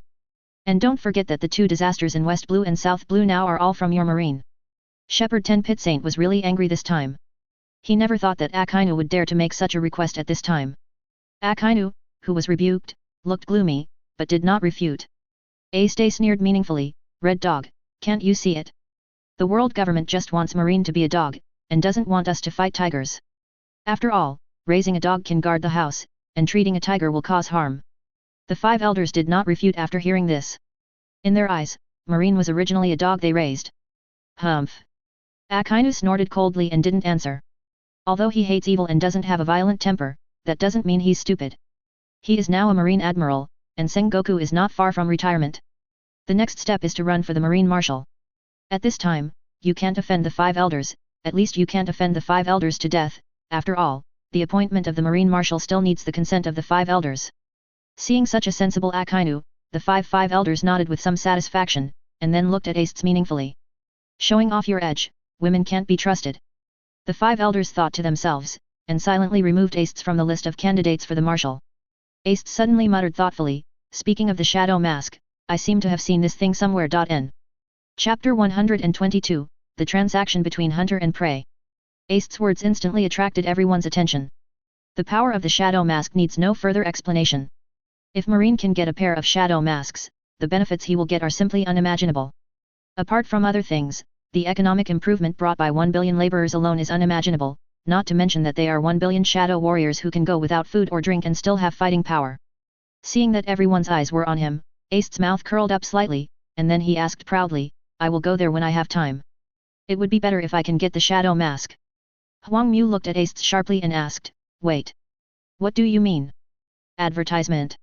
It's fine if you don't want to hand over a treasure like the shadow mask to the great world government, but you actually want to take it all for yourself? This is simply a betrayal of Marine. A betrayal of the world government. Even the 5 elders on the other end of the phone had a cold face. Ace's strength is already of the extraordinary level. Without the combat power of 5 admiral level warriors, she can't be stopped at all. If she gets the shadow mask, wouldn't it be heaven-defying? At that time, Marine will be useless to Ace, because he can build his own army. Thinking of this, the 5 elders thought of South Blue and West Blue. If this really happened, would Ace, an admiral-level warrior, also have to betray Marine? What will their world government do then? Isambelin v Nasujiro Saint's first thought was to force Ace to hand over the location of the Shadow Mask. But before Isambelin v Nasujiro Saint could speak, he was stopped by Marcus Maz Saint next to him. Marcus Maz Saint said, "Nasujiro Saint, this matter cannot be forced." 650. The other 3 also nodded quickly. Now there are indeed 5 admiral-level strongmen in the naval headquarters, but the problem is that there is also a Garp who likes to slack off. And Sengoku will not put out an admiral-level top to force Marine out. Shepherd 10 Peter Saint, who knew that he could only outsmart him, deliberately said in a calm tone, "Admiral Binglin, the Shadow Mask requires a high level of personal will, you can't grasp it, otherwise you should tell us the location of the world government." Hearing this, Ace Day was directly amused. Ace Day sneered, "You 5 old ghosts, don't you want to get it for free?" Seeing Ace Day so disrespectful to the 5 elders? As a loyal dog of the world government, Aramaki jumped out again. Aramaki angrily scolded, "Admiral Binglin, are you going too far? You actually use such a tone to talk to the 5 adults. What? You are a dog and you feel honored." Ace looked at Aramaki with a sneer. "It doesn't matter if you like being a dog, but don't bring me along. You don't have to ask for anything that doesn't benefit you. I'm here to be a Marine, not a dog for you." Ace's words almost scolded all the pro-world government people in naval headquarters. But no one except Aramaki dared to refute. Even if this is in naval headquarters, it still cannot violate the rules of the world's operation. The strong is supreme. This is true in pirates and in Marines. Kr. Aramaki pointed at Ace and trembled with anger. "Don't you want the finger?" Ace's eyes turned cold. Hearing this, Aramaki turned his eyes to Marshal Sengoku and Akainu depressedly, hoping that the 2 of them would come out to stand up for him. In fact, it was doomed to fail. Sengoku had already started to find a way out for Marine. How could he withdraw a strong man like Ace for the sake of the face of the world government? Akainu is even more so. As an absolute hawk of Marine, Akainu also couldn't stand the world government's behavior. "If you want this wallet, you can use the funds. Is it so ugly? What does world conquest think of Marine?" No one stood up for him. Aramaki was so angry that he trembled all over and sat back in his chair depressed. There was no way to fight and no way to talk. Aramaki couldn't think of any other way to deal with it except for impotent rage. The 5 elders who saw this scene also sighed in their hearts. The reason why they didn't care about what they did and let Aramaki fire was to test Ace's attitude. In fact, they did succeed, but the results were not good. Ace obviously had no fear and confidence in the world government. It was even exaggerated to say that if they didn't handle this matter well today, the city construction government might have another enemy. Advertisement. Ahem. The meeting is over. Admiral Binglin, let's talk about some things in private. Topman Voculi Saint cut off the communication after he finished speaking. Some secret deals must not be discussed in this meeting room, so 5 elders chose to end the meeting first. After all, the most important thing now is the clue of the shadow mask in Ace's hand. A meeting ended hastily, and Ace was stopped by the agent waiting beside him as soon as he stood up. "Admiral Binglin, 5 elders would like to talk to you in private." The agent of the world government said respectfully, and the attitude was just like facing celestial dragons. Ace glanced at the other party indifferently, and then nodded. "Come with me." After Ace finished speaking, he took the agent of the world government back to his office. Before Ace sat down, the agent of the world government took out the Den Mushi from his arms. "Admiral Binglin, do you want to be a marshal? As long as you open your mouth, I will find a way to help you operate." Marcus Maz Saint opened his mouth and made a big move. Hearing this, Ace raised his eyebrows, and then looked at Den Mushi with some surprise. Are the 5 treasures of the world government so willing to give up? Putting his legs on the table and leaning back slightly on the wooden chair, Ace asked casually, "Are you sure? I haven't joined Marine for 2 months. Empty checks can't move her. She herself disdains to use such pie-in-the-sky things on her subordinates, let alone others in front of her. The will of the world government is the rules of Marine. If we say you can, you can." Shepherd 10 Peter Saint said very hacky. "What is Marine? In the eyes of the world government, Marine is just a stinky security guard they raised. Who should be the security captain? Isn't it the world government that has the final say? Well, this is already considered polite. But in the eyes of another 5 elders, Marine is just a dog they raise, and a disobedient dog, who occasionally barks at their owner." Ace didn't speak, but quietly knocked on the desk. The task Wu Ming gave him was actually just to split North Blue in the name of Marine. But now according to this situation, it seems that he can still take the entire Marine away from the world government. Asid Smai asked with his eyes, "Do you want clues about the shadow mask?" Topman Voculi said, we are more curious about how you know so many secret treasures about the Traversers. Ace is actually very abnormal, and the 5 elders know this very well. Because Ace is currently the only one who has benefited from the Traversers but chose to join the world government. Huangmu doesn't count, because he was originally a member of the world government, and the Sensen fruit was not created by the Traversers, so it does not belong to the secret treasures of the Traversers. Especially today, after Ace took the initiative to reveal that he had clues about the Shadow Mask, the 5 elders became more suspicious of Ace's identity. But in order to obtain the Shadow Mask, the 5 elders would rather Ace become the Marine Marshal. False status and real power, only those who truly understand power will know how to choose, and the 5 elders are obviously the kind of people who have mastered the real experience. As long as the Shadow Mask is obtained, what does it matter if Ace, the Marine Marshal, has a different heart? I have been looking for everything about the time traveler all over the world. Ace spoke up. Hearing this, the 5 elders nodded, and did not doubt Ace's words. Put yourself in their shoes, if they were the lucky ones, they would definitely look for everything left by the time traveler. Only those who have tasted the sweetness know how sweet it is. I know about the Shadow Mask because I have heard the legend of the Shadow Kingdom, and I was lucky to find a treasure map, but the location is special. I have never had time to go. Ace explained.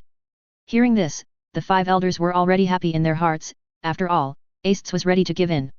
Ace crossed his arms and said indifferently, but I don't believe in your promise. What if you get the mask, or you don't find the mask and don't keep your promise? As an excellent tool, the agent of the city and county government deliberately asked angrily, you don't believe in the credibility of the world government? Faced with the questioning of the tool man, Ace nodded as a matter of course. Ace, yes, I just don't believe the promise of the world government. 5 elders, _N. Advertisement. Agent. 5 elders were speechless at the moment, even aggrieved. To be honest, the 5 of them are still very good at keeping their promises. At least so far, none of them has ever betrayed their promises. 0. Well, mainly because no one has ever been qualified to make them violate their principles for a promise. As for why Ace doesn't trust the world government so much? 5 elders probably guessed it. It must be the sin of their subordinates. Let's not talk about other things. Just say that the group of agents under their command are deadbeats. Macasmaz Saint gritted his teeth and asked, what do you want to do to make you give in? Ace said, swear by the master behind you, I will believe you. Hearing this, the pupils of the 5 elders shrank, especially Jagaluja Satan, who asked anxiously, how did you know? The agent holding the phone was sweating profusely, and even thought about his last words in his heart. Knowing so many secrets, he didn't think he could survive. Ace sneered, if there was no stronger existence behind the world government, with the temper of that time traveler, he would have started to rebel 300 years ago. Hearing that this was inferred by Ace, the 5 elders breathed a sigh of relief. Okay, but you can't leak out what happened today, especially about Lord Yim, said Yizan Baron V. Naskunlan. No problem. At this time, Ace's cold face finally welcomed a smile.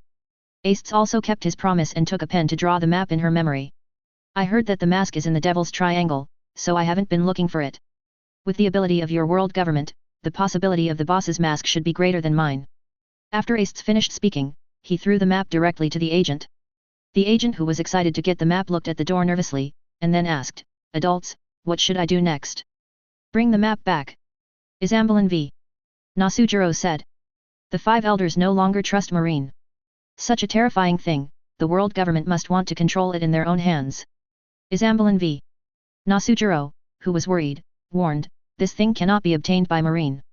The world government's special supplier looked at Ace with some embarrassment. Ace said coldly, don't look at me like that, don't worry, I have already given you the thing, I will not give it to others, I still have this credibility. After the agents left, Sengoku, who had been waiting for a long time, came in with Crane. They also came for the Shadow Mask. Compared with the world conquest, Crane believed that Marine, who had justice in his heart, had enough willpower to suppress the will of the Shadow General. Seeing the two, Ace said directly, you are late. I have already made a deal with the world government. Sure enough. Crane thought to himself that it was not good. What kind of secret collusion did you reach with the world government? Sengoku asked vigilantly.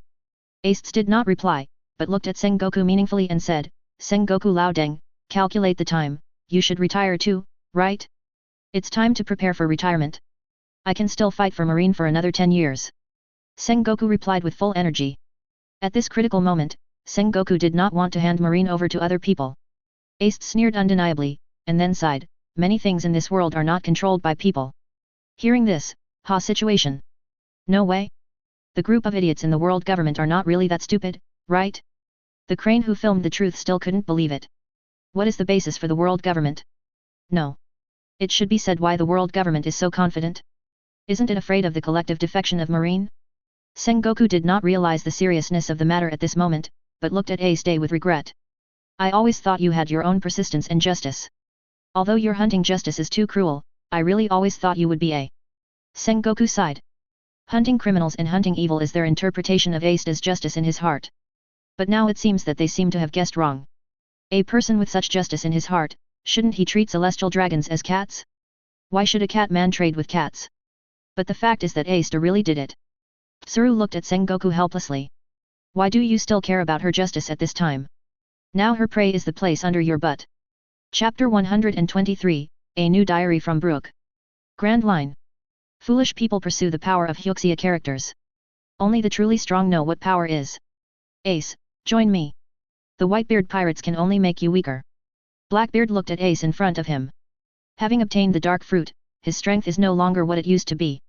At least Ace can no longer be his opponent. Ace said in a low voice, "You BD who betrayed my father, I just want to take you back now." Advertisement. That won't do. My dreams and ambitions have not been realized, and I have already thought about it. I will capture Straw Hat Luffy and then exchange him for the position of 7 warlords of the sea. Blackbeard excitedly recounted his plan. Hearing this, Ace's eyes instantly turned cold. Ace has 2 weak points, one is Whitebeard as his father, and the other is Luffy as his brother. And Blackbeard has both. Ace chose to take action directly. Seeing that the negotiation failed, Blackbeard also had a ferocious smile on his face. Since the negotiation failed, then let's talk with strength. Ace used the power of Maramara fruit to launch the first attack, trying to attack Blackbeard with fire. However, Blackbeard faced the train flying towards him and laughed wildly. Then, in Ace's surprised eyes, Blackbeard used the power of dark fruit to resist Ace's attack and even absorbed Ace's fire. The power of dark fruit can make any Logia ability user who comes into contact with Blackbeard lose their ability. Blackbeard also took advantage of this point to restrain Ace, who had not understood the intelligence, and hit him continuously. It's no wonder that Ace, who was beaten out, climbed up from the ruins. Despite facing Ace did not give up despite Blackbeard's powerful ability. He tried to use different fire attacks to fight Blackbeard. Shiranui. Ineffective. Crossfire. This is a long-range attack. Ace tried to break through Blackbeard's defense, but Blackbeard was able to absorb these attacks. This means that Ace needs a new way to fight Blackbeard, otherwise he can only wait for death. With continuous attempts, Ace found that as long as he came into direct contact with Blackbeard, he could not use his fire ability. Realizing this, 20 Ace chose the last wave. Great Flame Ring Flame Emperor. Ace raised his right hand high, and a fireball like the scorching sun was angry in the air. Blackbeard saw this scene and showed a serious look on his face. Boom. The power of darkness and fire finally collided with each other. The two forces that collided with each other became extremely clear, but this scene did not last long. In the end, Blackbeard had the last laugh. 177,474. Ace, I originally thought you were a smart man. Since you are unwilling to surrender, I will use you as a bargaining chip. Looking at the unconscious Ace, whose eye laughed evilly and wildly. The son of the Pirate King, this bargaining chip is much greater than that of Straw Hat Luffy. Blackbeard turned around and announced excitedly, "Guys, contact Marine for me. World Government." After getting the treasure map, the 5 treasures of World Government were gone. The World Government team actually didn't know the environment in the Devil's Triangle. After all, there was nothing to be gained from that broken place, so who would go there to explore it? I remember Gecko Moria seemed to be in there, right? Izam Baron V. Nasujiro said thoughtfully. Marcus Maz directly denied, "No. This is a serious matter. You can't trust a pirate with this matter." Advertisement. They didn't even trust Marine, let alone a mere pirate? Even if it was the 7 warlords of the sea, they didn't believe it. Because if you put yourself in their shoes, if they were Gecko Moria, they wouldn't have handed it over to the world government after getting the shadow mask. Can't I be the 4 emperors with the mask? Why should I be the 7 warlords of the world government? They can all think of this, and the possibility of Gecko Moria doing so is 100%. Shepherd 10 Pit Saint made the decision, send agents to search there, and then recruit Gecko Moria to cooperate with us. Izam Baron Vine Susho Saint said, ask Edra Saint to take the agents there. It's such an important matter. If we don't send out Admiral-level strongmen, it will make us look a little too arrogant. Edra Saint's full name is Shepherd 10 Edra Saint. He is the son of Shepherd 10 Pit Saint and a member of the Knights of God. The other 4 nodded, and none of them objected to Shepherd 10 Pit Saint. Shepherd 10 Pit Saint obviously wanted to give the opportunity of your credit to his younger generation. The four of them had no one in the Knights of God, so there was no need to compete with Shepherd 10 Pit Saint. Grand Line, Devil's Triangle Sea Area. How could this happen? Nami's sharp voice sounded on the merry. Isn't it just that we accidentally drove in the wrong direction? Why are you so anxious? Luffy, who was a bit nervous, didn't realize the seriousness of the matter. He was the one who steered the ship last night, so Luffy had to take the blame for getting lost, but he was not sure about it. To be honest, he never cared about the direction and the destination when he was driving the ship. After all, the final island was there, and as long as they kept moving forward on the Grand Line, they could get there quickly. What do you know? This is the Devil's Triangle, a very dangerous area, and there are no less than 100 ships missing here every year. Nami pinched Luffy's neck and shook him hard. Sure enough. When they were not in danger, the biggest threat on the bed was the Straw Hat Luffy. Robin interrupted their playfulness. Wait. Stop arguing, look, a ghost ship is approaching us. Ghost ship. This name instantly attracted the attention of everyone on the bed. Are there really ghost ships in the world? Nami's neck was very long, and then she looked curiously at the distance, and the ghost ship that was approaching this side at that time. Robin called the ship a ghost ship for a reason. The appearance looked shabby, and most importantly, the ship was too rotten, and it looked like it had been sailing on the sea for hundreds of years. Usopp shouted with fear on his face, it's fake? How could there be ghosts in the world? After hearing what Usopp said, everyone on the ship fell silent. If a ship could give birth to a ghost, then it was not strange that there were ghosts in the world. Looking at the ghost ship getting closer and closer, everyone's heartbeats accelerated involuntarily. Especially when there were faint sounds of music coming from the ghost ship. A walking skeleton fan stood at the bow and greeted everyone. Hello, everyone. Ah. Ghost. Usopp and Chopper hugged each other and screamed in fear. Seeing that these people misunderstood him, Brook hurriedly explained, No. I am a user of the Imizu fruit who ate the Imizu fruit, not a ghost. Hearing this, the Straw Hat crew looked at Brook with suspicion. Nami, are you really not? Brook nodded, really not. Brook jumped onto the ship of the Straw Hat Pirates, and then told his story under the eyes of everyone. I was originally from the Rumba Pirates. Half an hour later. Brook finally finished his story. Robin asked, Are you saying that you came here for a treasure map on a notebook? Brook nodded and said, The notebook is written in a square text. We don't understand what text it is, but we still understand the map. Square. As if a switch was touched, the eyes of the Straw Hat crew lit up. Everyone looked at Brook at the same time. Luffy asked excitedly, Is that notebook still there? No one in this sea knows the value of the notebook left by the time traveler better than them, even the world government doesn't know it as well as they do. Facing the hot eyes of the crowd, Brook took out a worn notebook from his pocket. Advertisement. I was going to throw this thing away, but when I thought of my companions who lost their lives because of it, I couldn't bear to throw it away. If you are interested, I'll give it to you. Brook handed the notebook to Robin. All his companions were dead, and he has become like this now. Brook is no longer interested in the treasure in the notebook. Nami asked expectantly, Is it the notebook of the saint? Enel also looked at Robin expectantly. Under the expectant eyes of the crowd, Chuan Jian opened the notebook. After seeing the contents of the notebook, Robin nodded, This is indeed the notebook left by the saint. Ah! This is too good luck, isn't it? I didn't expect to find the notebook left by my great-grandfather so soon. I decided to hold a party right away. First, to welcome Brook, and second, to celebrate that we got the notebook left by my great-grandfather again. Luffy announced excitedly. No one objected to this matter. Brook, who hadn't been treated so warmly for a long time, also looked at Luffy with emotion. He had seen many pirate groups in this sea area, but none of the pirate groups had the atmosphere like the Straw Hat Pirates. The so-called banquet, the busiest one was Sanji, after all, he was the chef in bed. However, Sanji was also happy about it. After all, as a chef, the happiest thing was to see his companions eat the food he made. 2 hours later. The banquet arrived as scheduled. The entertainment activity of the banquet was to interpret the notebook left by the saint. When it came to this project, Robin was the busiest. Under everyone's expectant gaze, Robin slowly opened his notebook. A work log spanning 100 years was interpreted. This sea area is indeed magical, worthy of being called the sea area where the sun never shines. No wonder the unlucky child Gecko Moria in the future would regard this place as a big lip. Frankie said in surprise, Gecko Moria? Is he the 7 warlords of the sea? He is actually in this sea area. As a native of the Grand Line, Frankie has heard of the 7 warlords of the sea, and he even knows every one of them. Well, I only know the name. Brooke said in a heavy tone, yes, Gecko Moria is in this sea area, and he will collect the souls of all those who accidentally break into this moon sea area. Shadow. Hearing this, everyone noticed that Brooke had no shadow under the light. Ah! Usopp grabbed Luffy in horror and shouted, Luffy! Look, Brooke has no shadow. I heard that only ghosts have no shadow. 700. As you can see, my shadow was also taken away by Moria. Brooke sighed. Brooke added, people whose shadows are taken away cannot be exposed to sunlight. Those who are exposed to sunlight will die. Is that so? Then you are really pitiful, but is this considered sick? Chopper looked at Brooke with some pity. Brooke shook his head, feeling extremely bitter, this is not a disease. Unless we can get back the shadow, we can only stay in this sea forever. But, when we got this notebook, Moria seemed to have not been born yet. Are you sure you can translate the text on it? Brooke looked at Robin with some doubts, thinking that Robin might be talking nonsense.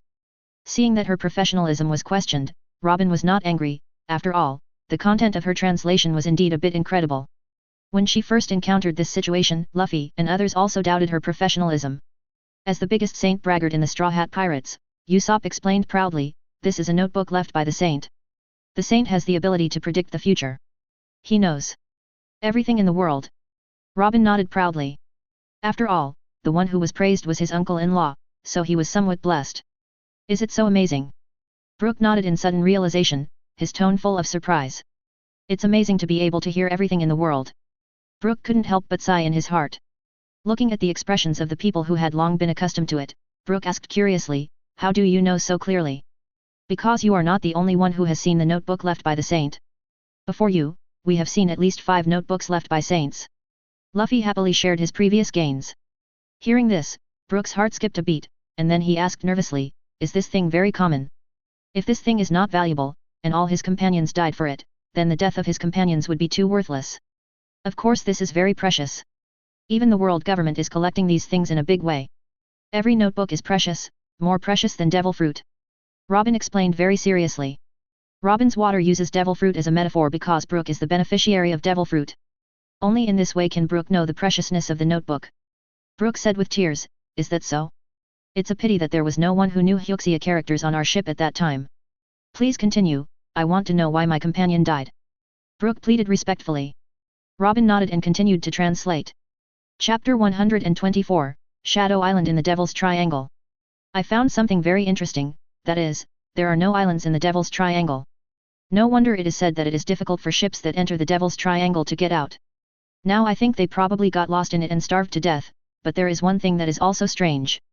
Most of the Grand Line beds have permanent pointers, why did they still get lost in this sea area? There are no islands in the Devil's Triangle. Robin looked at Brooke curiously. Brooke nodded, I have been wandering in the Devil's Triangle for a long time, and I have never seen an island. Advertisement. Frankie asked, what about Ghost Island? Isn't Gecko Moria's base on Ghost Island? Ghost Island. Brooke's eyes flashed with fear and yearning, and then explained, Ghost Island is not an island, he said it was a very large ship, and it was also the main ship of the Thriller Bark pirates, Thriller Bark. Frankie also sighed, it can be called an island? How big must the ship be? As a boatman, Frankie was very curious about the legendary Thriller Bark. Robin did not interrupt, but continued to translate the contents of the notebook. I decided, how can there be no islands in the Devil's Triangle? I decided to bring a little shock of the earth fruit to this world. With my development of the earth fruit, it may be difficult to create a continent, but to create an island, wouldn't it be enough to have hands? Create an island with bare hands. Brooke looked at Robin in surprise. Brooke couldn't help asking, is there really someone in the world who is so powerful? Being able to destroy an island and being able to create an island are two different things. As we all know, creation is much more difficult than destruction. Luffy said from the side, if it is a saint, then there is nothing wrong. Straw Hat crew had heard of the earth fruit mentioned by the saint, and they knew how powerful it was. You know, the earth fruit can be seen as a legendary composite fruit. It can be said to be the most special fruit in the history of the pirate world. Brooke saw that Straw Hat crew looked normal after a while, and he couldn't help but emphasize loudly, creating an island. What's the difference between this and being a god? Usopp patted Brooke on the shoulder and comforted him, calm down, for a saint, this is just a drop in the bucket. Brooke. Robin continued to translate. We don't need too many islands. First, create a main island. As for the name, let's call it Shadow Island. We already have Shurima and Ixtal, so it's not surprising to have multiple Shadow Islands now. The problem of islands is easy to solve. As for the creatures on the islands, there can't be sunlight in this damn place, so the plants on the islands must be able to survive without sunlight, so the style must be more gloomy. Nami asked excitedly, Shadow Island? Brook, the treasure you are looking for is not on Shadow Island, right? Brook shook his head in confusion, then smiled bitterly and said, at that time, there was no one on our rough ship who understood Hyuxia characters, so we didn't know which island the treasure was on. At that time, we didn't even know that there were no islands in the Devil's Triangle. This is actually quite ironic. If they knew that there were no islands in the Devil's Triangle at that time, they might not have entered the Devil's Triangle. Shadow Island, this name is quite interesting, but it doesn't sound like a proper island name. Robin said beside him. Robin, who knew his uncle's personality well, didn't think Shadow Island was a good place. Nami urged excitedly, Robin, can you translate the following content? I can't wait to know the location of the treasure. Robin nodded. Since Shadow Island has been created, shouldn't it be strengthened? I have to think about what I can create for Shadow Island. I remember that in the previous experiment of Shadow Energy and Mori Mori Fruit Human Resources Bloodline Factor, a special creature was accidentally born.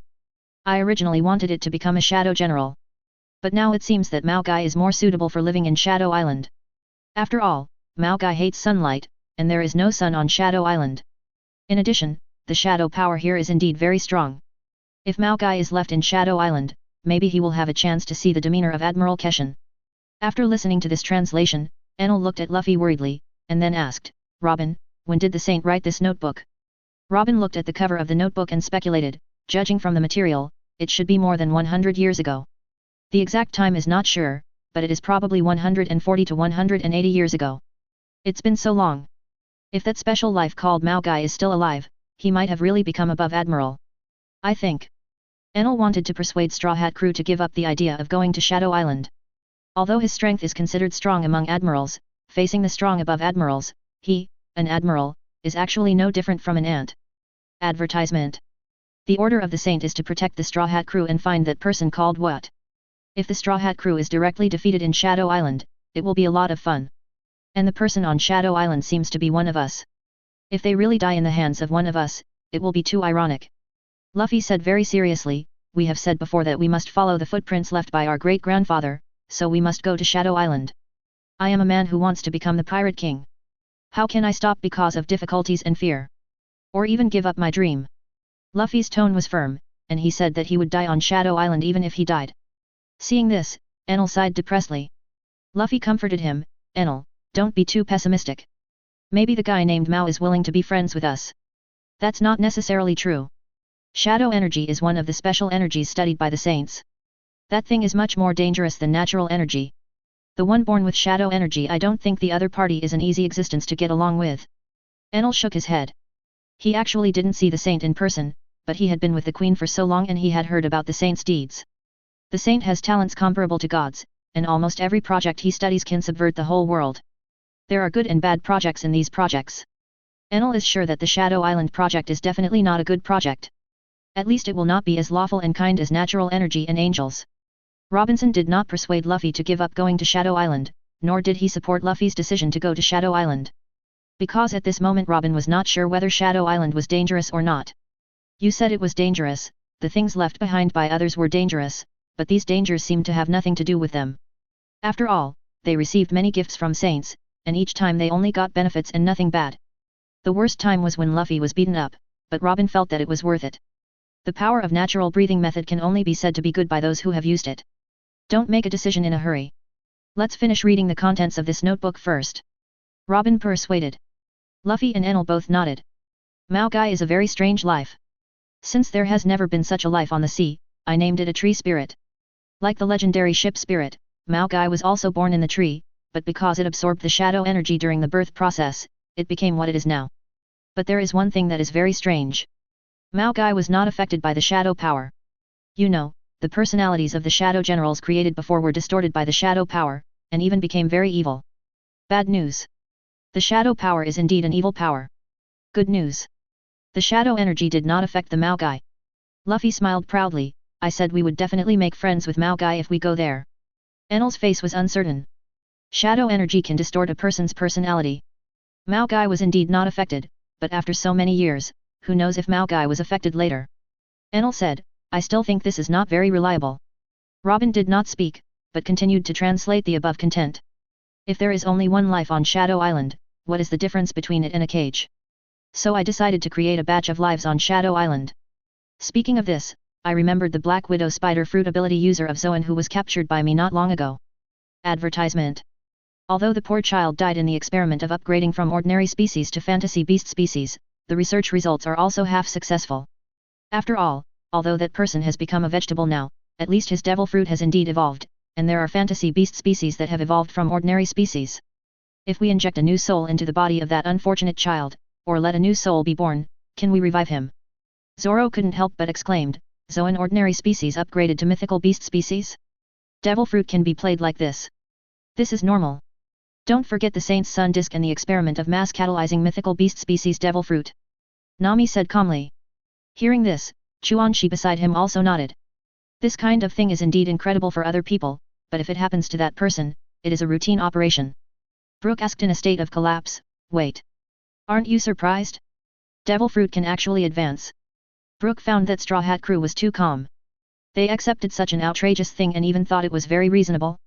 Sanji, who was smoking a cigarette after dinner, comforted calmly, devil fruit can awaken, so it seems that there is nothing wrong with advancing. Brooke. How can devil fruit awakening be compared with advancing? Brooke looked at Straw Hat crew speechlessly, unable to complain in his heart. Then he could only smile awkwardly but elegantly. Compared with the pirate group in front of him, Luke felt that he was just a child who had never seen the world. But the problem is, from the perspective of experience in the pirate industry, Brooke is the senior. Ordinary devil fruit can actually evolve into a mythical beast. If this news is leaked, those who have the ability of Zoan fruit will probably go crazy. Robin also sighed. By the way, Chopper, you seem to be a normal Zoan fruit user, right? Usopp looked at Chopper thoughtfully. Chiao, who didn't know what Usopp was thinking, nodded honestly, I am a normal Zoan human fruit. Then do you want to upgrade your devil fruit ability? Usopp asked maliciously. Chopper shook his head honestly, no, I'm just a ship doctor. Seeing that Chopper didn't fall for it, Usopp also joked, even if you want to, it's useless. After all, we don't know the way, unless we can find that saint. Chopper smiled and nodded, and didn't care about Usopp's words. It really didn't matter to meet Chopper. I thought of an interesting method. If I inject the shadow of a shadow general into this woman's body, can I make this dead body come back to life? It worked. Iris did stand up again, but the one who controlled her body became a shadow general of the Shadow Kingdom. This shadow general was a female pirate before her death. She died, by Wangde, on the sea when she was less than 30 years old, but her strength is reasonable, and it is not considered to be burying this body. As for the name, it is Spider Queen Iris. Only through these familiar names can I recall the memories and happiness of my previous life. Wait. Inject shadow? Could it be that the owner of this notebook is the shadow fruit ability user? Then he is dead now, after all, the shadow fruit is now eaten by Gecko Moria, Brooke said in surprise. Robin shook his head and explained, not necessarily, after all, there is more than one way for a saint to obtain the power of the devil fruit. The setting that the devil fruit can only be reborn after death works for other people, but it definitely doesn't work for the saint. Brooke said with great certainty, how is it possible? The power of the fruit will be reborn after a person dies. This is an eternal law. No one can break this law. Enel said meaningfully, the saint may not have eaten the shadow fruit. It is more likely that the two have the power of the shadow fruit. Such technology may be outrageous in Qinghai, but it is nothing in their sky country. As far as he knows, their queen has mastered the ability to obtain the power of the fruit from the fruit ability user. The most outrageous thing is that after obtaining the power of the fruit, there will be no curse of the devil fruit. Brooke nodded in sudden enlightenment. If it is not eating the fruit, then it is understandable. After calming down, Brooke sincerely advised, I think it's better for you not to go to Shadow Island. The owner of the notebook said that the character of Shadow General has been distorted by the power of Shadow.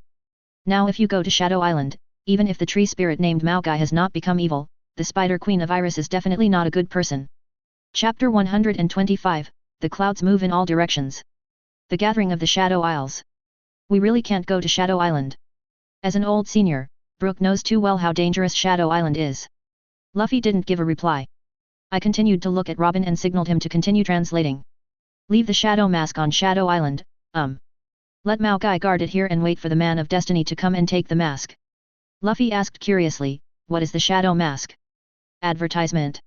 Robin shook his head, it doesn't say what the shadow mask is, but I guess it should be the same as the legendary Emperor Giant. Hearing this, Luffy's eyes lit up and said excitedly, then we should go even more. What if that mask opens the door to the underworld? Hearing this, the Straw Hat crew was tempted. Almost no one in the Straw Hat crew could resist the temptation of seeing their deceased relatives again. Maybe we are the man of destiny?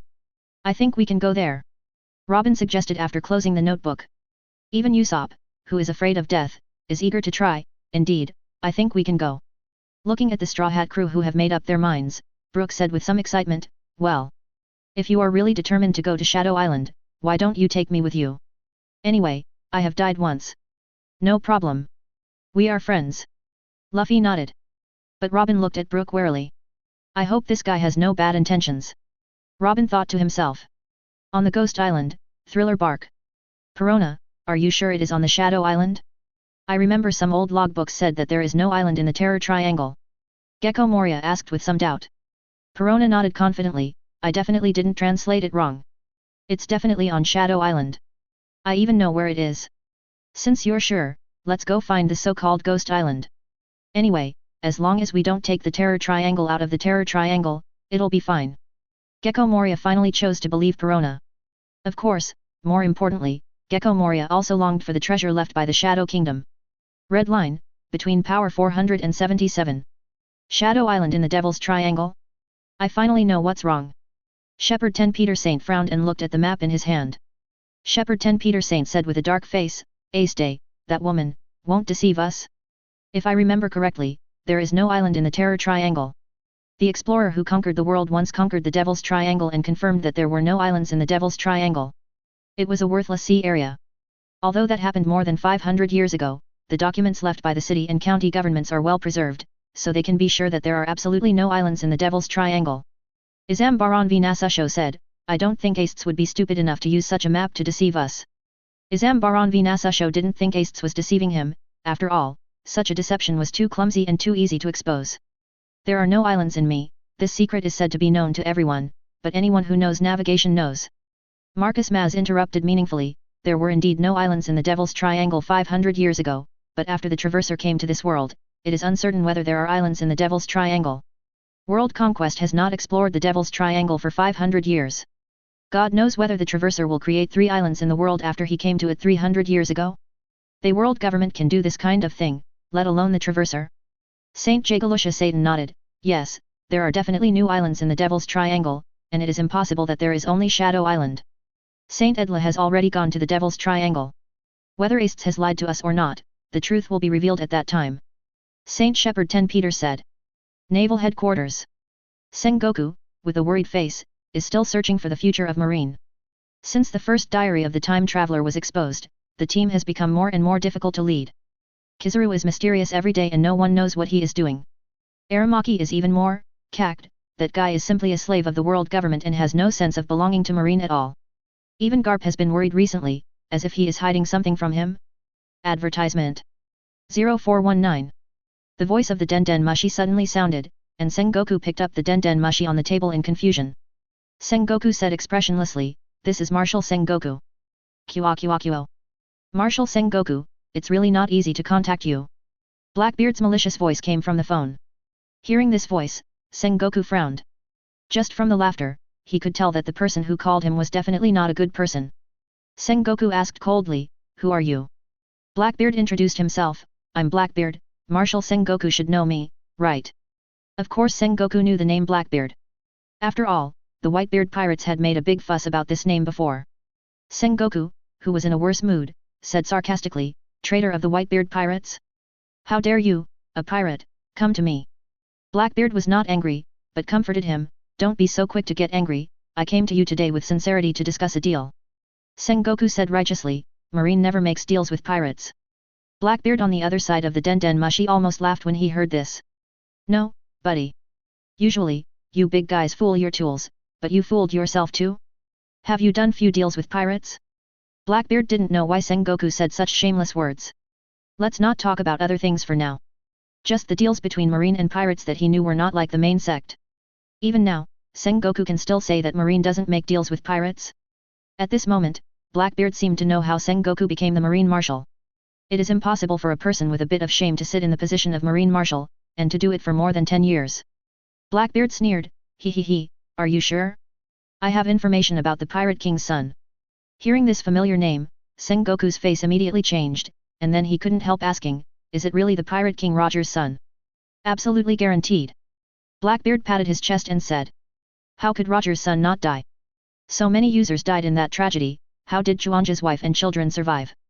Zhang Guo frowned, and then quickly remembered his old friend. At that time, it was Garp who led people to assist the world government. Since that incident, Garp has become even more disgusted with the world government. At that time, even he was shocked by the world government. So many users, and the world government killed them all without any orders. You know, that was a pregnant woman on an island, and almost every one of them was killed. But if it were him, Sengoku would also feel that he would dislike the world government. Such a thing is too evil, even more evil than what the pirates did. At least those pirates would not kill the pregnant women on this island. In that case, how could Roger's widow survive? Sengoku instinctively thought of Garp.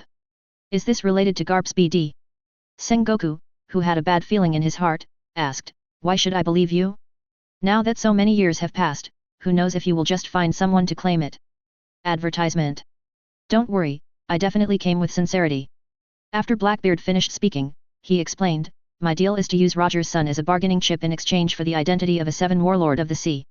Hearing this, Sengoku nodded and said, I have to report this matter to the 5 elders. After all, this kind of thing is not something I can handle. After Blackbeard finished speaking, he hung up the call. At the same time, Marie Joyce. Jagalusha Satan, who had just finished discussing an issue, noticed that the phone in his pocket was shaking. Sengoku? Why are you here to see me at this time? If it's for the shadow mask, you Marines don't have to dream. Jagalusha Satan said expressionlessly. Apart from the shadow mask, Sengoku didn't know why Zhang Guo would take the initiative to find him. Sengoku's voice came from the phone, there is someone here who wants to make a deal with me. Trade? No one in this world is worthy of making a deal with us. Jagalusha Satan said and wanted to hang up the phone. What a joke. Trade is based on the premise of equality between both parties. In this world, who else is qualified to be compared with themselves except for these few people? Seeing that Jagalusha Satan actually wanted to hang up his phone, Sengoku cursed Laobitten in his heart, but hurriedly stopped him and said, it's about the deal with Roger's son. Jagalusha Satan was stunned for a moment, then asked back, Roger's sinful son? Zhang Guo nodded, yes, it's Roger's son. Roger's sinful son, why is he still alive? Shepherd 10 Peter's voice came from the side. I don't know how the other party survived, but Blackbeard contacted me today, and then. Sengoku told him about Blackbeard contacting him. A gleam of light flashed in the eyes of the Saint Marcus Maz next to him, and then he interrupted, if what Blackbeard said is true, then we can indeed agree to the other party's request. Saint Marcus Maz made a decision, tell Blackbeard our contact number, he took the initiative to contact us. Sengoku nodded and hung up the call. After a while, Blackbeard finally contacted the 5 elders. And, tell us the location, I will send someone to verify what you said, if it is true, we agree to your request. Marcus Maz said. Blackbeard told his location, no problem, 5 adults, we are now in the Grand Line. By the way, Roger's son worships Whitebeard as his godfather, his name is Ace, you should still remember him. I know. Saint Marcus Maz hung up the call after he finished speaking. He is actually in this position. Saint Marcus Maz thought in his heart and said, the note where Blackbeard is now is quite coincidental. Let Saint Edla take a look. If it is true, just agree to the other party's deal. If it is true, how to deal with the son of sin? Saint Azambaran v. Nasusho asked. For Roger's son, the Chu people present can be said to hate him to the bone. This is not because Roger did something that caused them heavy losses, but purely because Roger set them up before he died.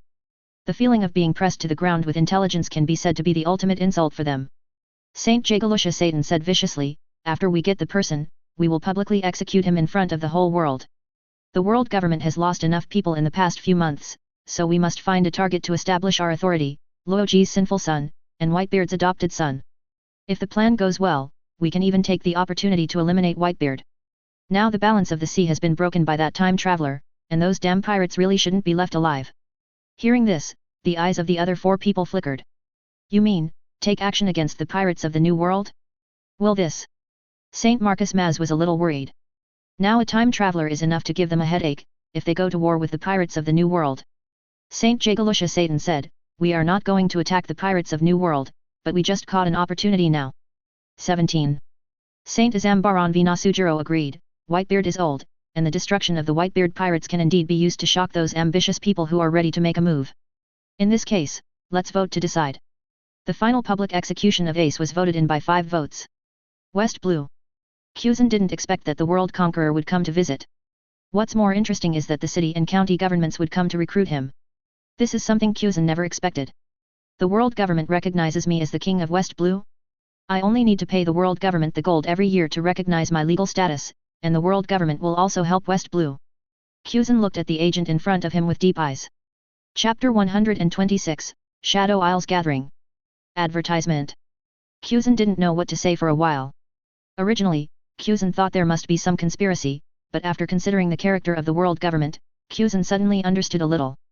Just like the 7 warlords of the sea, the world government is best at compromise. Kuzan tapped his fingers lightly on the table, thinking about whether he should agree. Kuzan crossed his arms and deliberately said, West Blue is very poor now. What if we can't get so much gold from the sky? How is it possible? There are so many people in West Blue.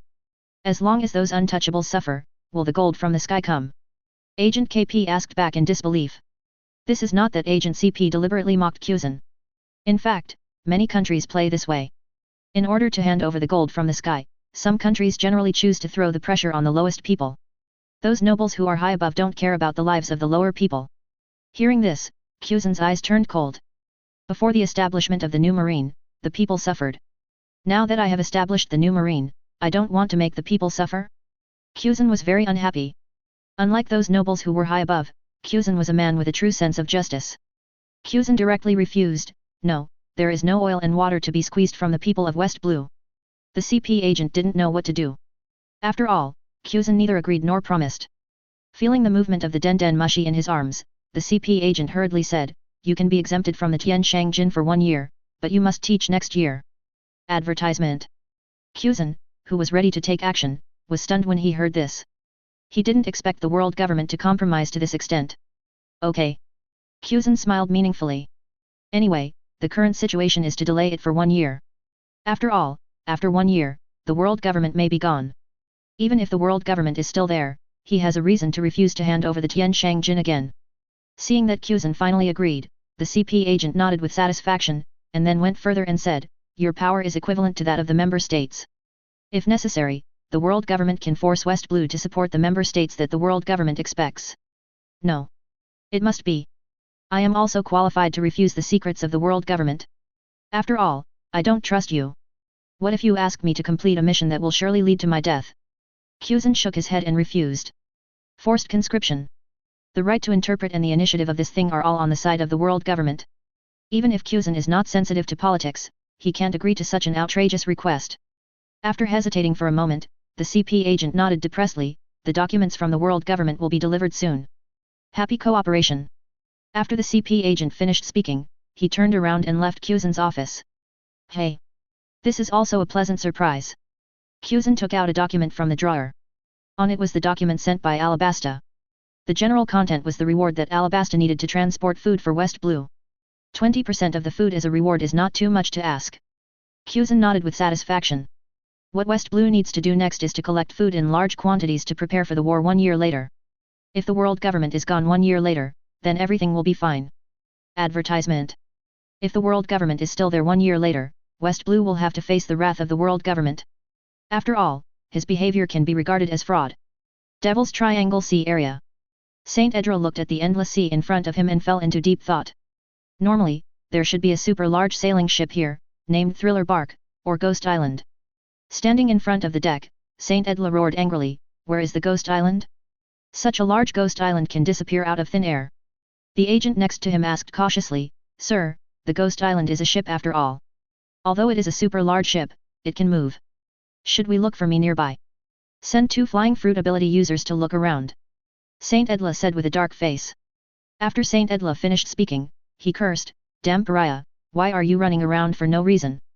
You said, is the pariah Gecko Moria deliberately avoiding the conscription of our world government? A fierce light flashed in Saint Edla's eyes. As an admiral-level warrior, it is not difficult for Saint Edla to cage Gecko Moria to death.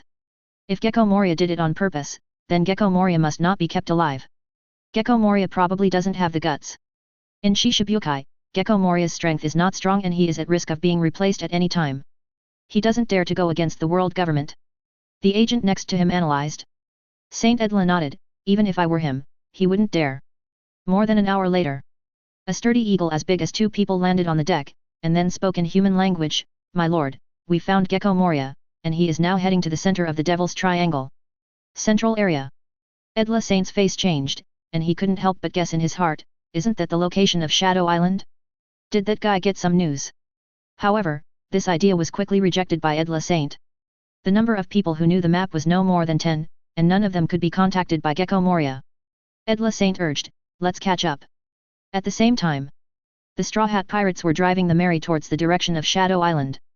Just like that, almost at the same time, 3 different forces converged on Shadow Island. Chapter 127, Don't Blame Me for Being Rude. Boom. In the dark fog, a huge black shadow fell from the sky and hit the deck of the warship heavily. Ah! There's a monster. Help. Advertisement. The sudden change caused the world government agents and marines on the warship to panic. "Everyone, be quiet. What are you afraid of? It's just an ordinary beast." Saint Edla shouted angrily. He is a member of Celestial Dragons, the Knights of God, and he was actually scared by a beast? This is simply a great shame. Saint Edla, who regained his sanity, looked at the huge black shadow curiously, and then Saint Edla was numb all over. Saint Edla looked at the behemoth in front of him in disbelief. It was a huge spider, or even a spider monster, and its size was even larger than their warships. The small and thick spider legs were covered with creepy spikes. The most terrifying thing was the hideous giant face, a twisted human face combined with the body of a spider, a pair of huge compound eyes emitting a faint green light in the dark, and a huge mouth parts constantly dripping with highly corrosive venom. Spider? Spider fruit ability user. The first thing that Edra Saint thought of was the Zoan fantasy beast spider fruit ability user. But soon Edra Saint realized that he was overthinking, because the giant spider did not have human characteristics. "What kind of monster is this?" Edra Saint asked with a trembling voice. "K.B." Hogback pointed at the huge spider monster with a trembling voice, and he felt like he had seen this monster somewhere. But Hogback did not dare to say it out loud, because he was afraid that he would be hacked to death by Captain Moria after saying it out loud. Advertisement. After all, the Ixtal region has always been a forbidden area for their thriller bark, and no crew member who entered that place has ever come out alive. Moria looked at the giant spider, a flash of fear flashed in his eyes, and then he gritted his teeth and said, "I seem to remember. That's Spider Queen Iris." Moria remembered the diary his father left for him, which recorded a Spider Queen created by the owner of the diary. Spider Queen Iris is one of the guardians of Shadow Island, and her strength is extremely terrifying. Even in his heyday, he probably couldn't beat her. How could it be? How could she appear here? Moria shouted in horror. Iris said coldly, "This is my territory. If you trespass into my territory without permission, then be prepared to pay the price." Hearing this, Edla Saint asked with a dark face, "We are just passing by, and we have no ill intentions. Are you sure you want to be enemies with our world government?" "World government? In my eyes, world government is no different from you pirates. They are all a group of greedy and shameless invaders," Iris said. Iris didn't take the world government seriously. In her opinion, the world government was just a slightly larger pirate group, and there was no essential difference. Moreover, the reason why Iris could become the guardian of Shadow Island was not because of the canonization of the world government, but because of the saint, the supreme relative. In that case, then don't blame me for being rude. After saying that, Saint Edla took action directly. Holy Sanction. Saint Edla directly activated the fruit ability. As a member of the Knights of God, Saint Edla was not afraid of a mere spider monster. However, Saint Edla was too confident. Countless spikes suddenly shot out from Iris's 8 spider legs. These spikes directly ignored Saint Edla's fruit ability, and dozens of holes appeared on Saint Edla's body in an instant. Ah!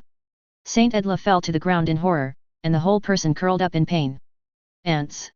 Iris commented coldly, then turned and attacked the others on the ship. "Not good. Run! Run!" Advertisement. In front of Iris's absolute power, the world government's agents and marine were like lambs to be slaughtered, with no room for resistance at all. In less than a moment, all the world government's agents fell on the deck. How could this happen? What kind of monster is this? Edra Saint looked at Iris who was slaughtering his men in horror, and then turned his eyes to Gecko Moria who was watching the show next to him. "Gecko Moria! What are you doing? Quick! Quick! Stop her!" Edra Saint roared angrily. "Ah! Okay! Okay!" Moria hesitated for a moment, but still chose to take action. Shadow Mage. Bat form. Moria hid behind the shadow, trying to use the Shadow Mage to resist Iris's attack. Boom! The shadow mage was as vulnerable as paper in front of Iris. With just one blow, Moria's shadow was torn apart by Iris. How could it be so strong? Moria looked at the terrifying beast in front of him in horror, and regretted wanting to hit the wall in his heart. I shouldn't have come here if I had known. Moria looked at Hogback, who was still trembling next to him. Hogback, take me away from here. Quick. Okay. Captain. After Hogback finished speaking, he carried Moria and jumped onto a small boat next to him. Shadow gathering place. Want to run? Iris sneered, and then directly activated the Shadow Fruit ability. The terrifying darkness instantly enveloped the entire sea area, and countless black tentacles rolled in the darkness. Those tentacles seemed to have life, rushing towards Hogback and his boat frantically, trying to drag Moria into the dark abyss. No. Don't come over. Hogback looked at this scene in horror, and he found that his shadow was also being pulled constantly. Shadow cut. You can't run away. As Iris controlled a large number of shadows, Hogback and Moria were finally caught in front of Iris. Iris was so big that Hogback and Moria stood in front of him like two tiny ants. Why did you come here on 5.1? Iris asked coldly. Moria was about to explain when he was interrupted by Saint Edra. Don't believe them. They are pirates. A bunch of despicable pirates. They come here to rob your treasure. Saint Edla said viciously, and then continued to add fuel to the fire. These pirates deserve to die. They should go to hell. After saying this, Saint Edla looked at Iris with a flattering face and begged, Beautiful Spider Queen, I am willing to offer my soul and beg you to spare my life. Shut up, you damn BD. You are obviously celestial dragons, why are you begging for your life from a monster? Gecko Moria scolded angrily. Moria is not a good person, but he is not a completely bad person either. At least he will not be a dog. Chapter 128, As for the dignity of pirates? As a pirate, Moria can die in battle, but he absolutely does not want to die in betrayal and humiliation. Iris glanced at Edra Saint, and then sneered. Celestial dragons? To me, you are no different from those pirates. Besides, your soul is too dirty, I don't need it. After Iris finished speaking, a black light shot towards Edra Saint's chest, and Edra Saint's shadow was instantly taken away by Iris. Advertisement. After losing his shadow, Edra Saint screamed in horror, and his body instantly turned into a pile of dry bones. Seeing this scene, Gecko Moria's pupil shrank, and then he begged tremblingly, Great Spider Queen, please let me go, I absolutely do not mean to offend you. Moria now just wants to survive, as for the dignity of a pirate? In the face of death, how much is that thing worth? Looking at Moria, who has completely lost his fighting spirit, Iris snorted disdainfully. Aunt. Begging for mercy now? It's too late. Just then, a voice suddenly came from a distance. Iris. What are you doing?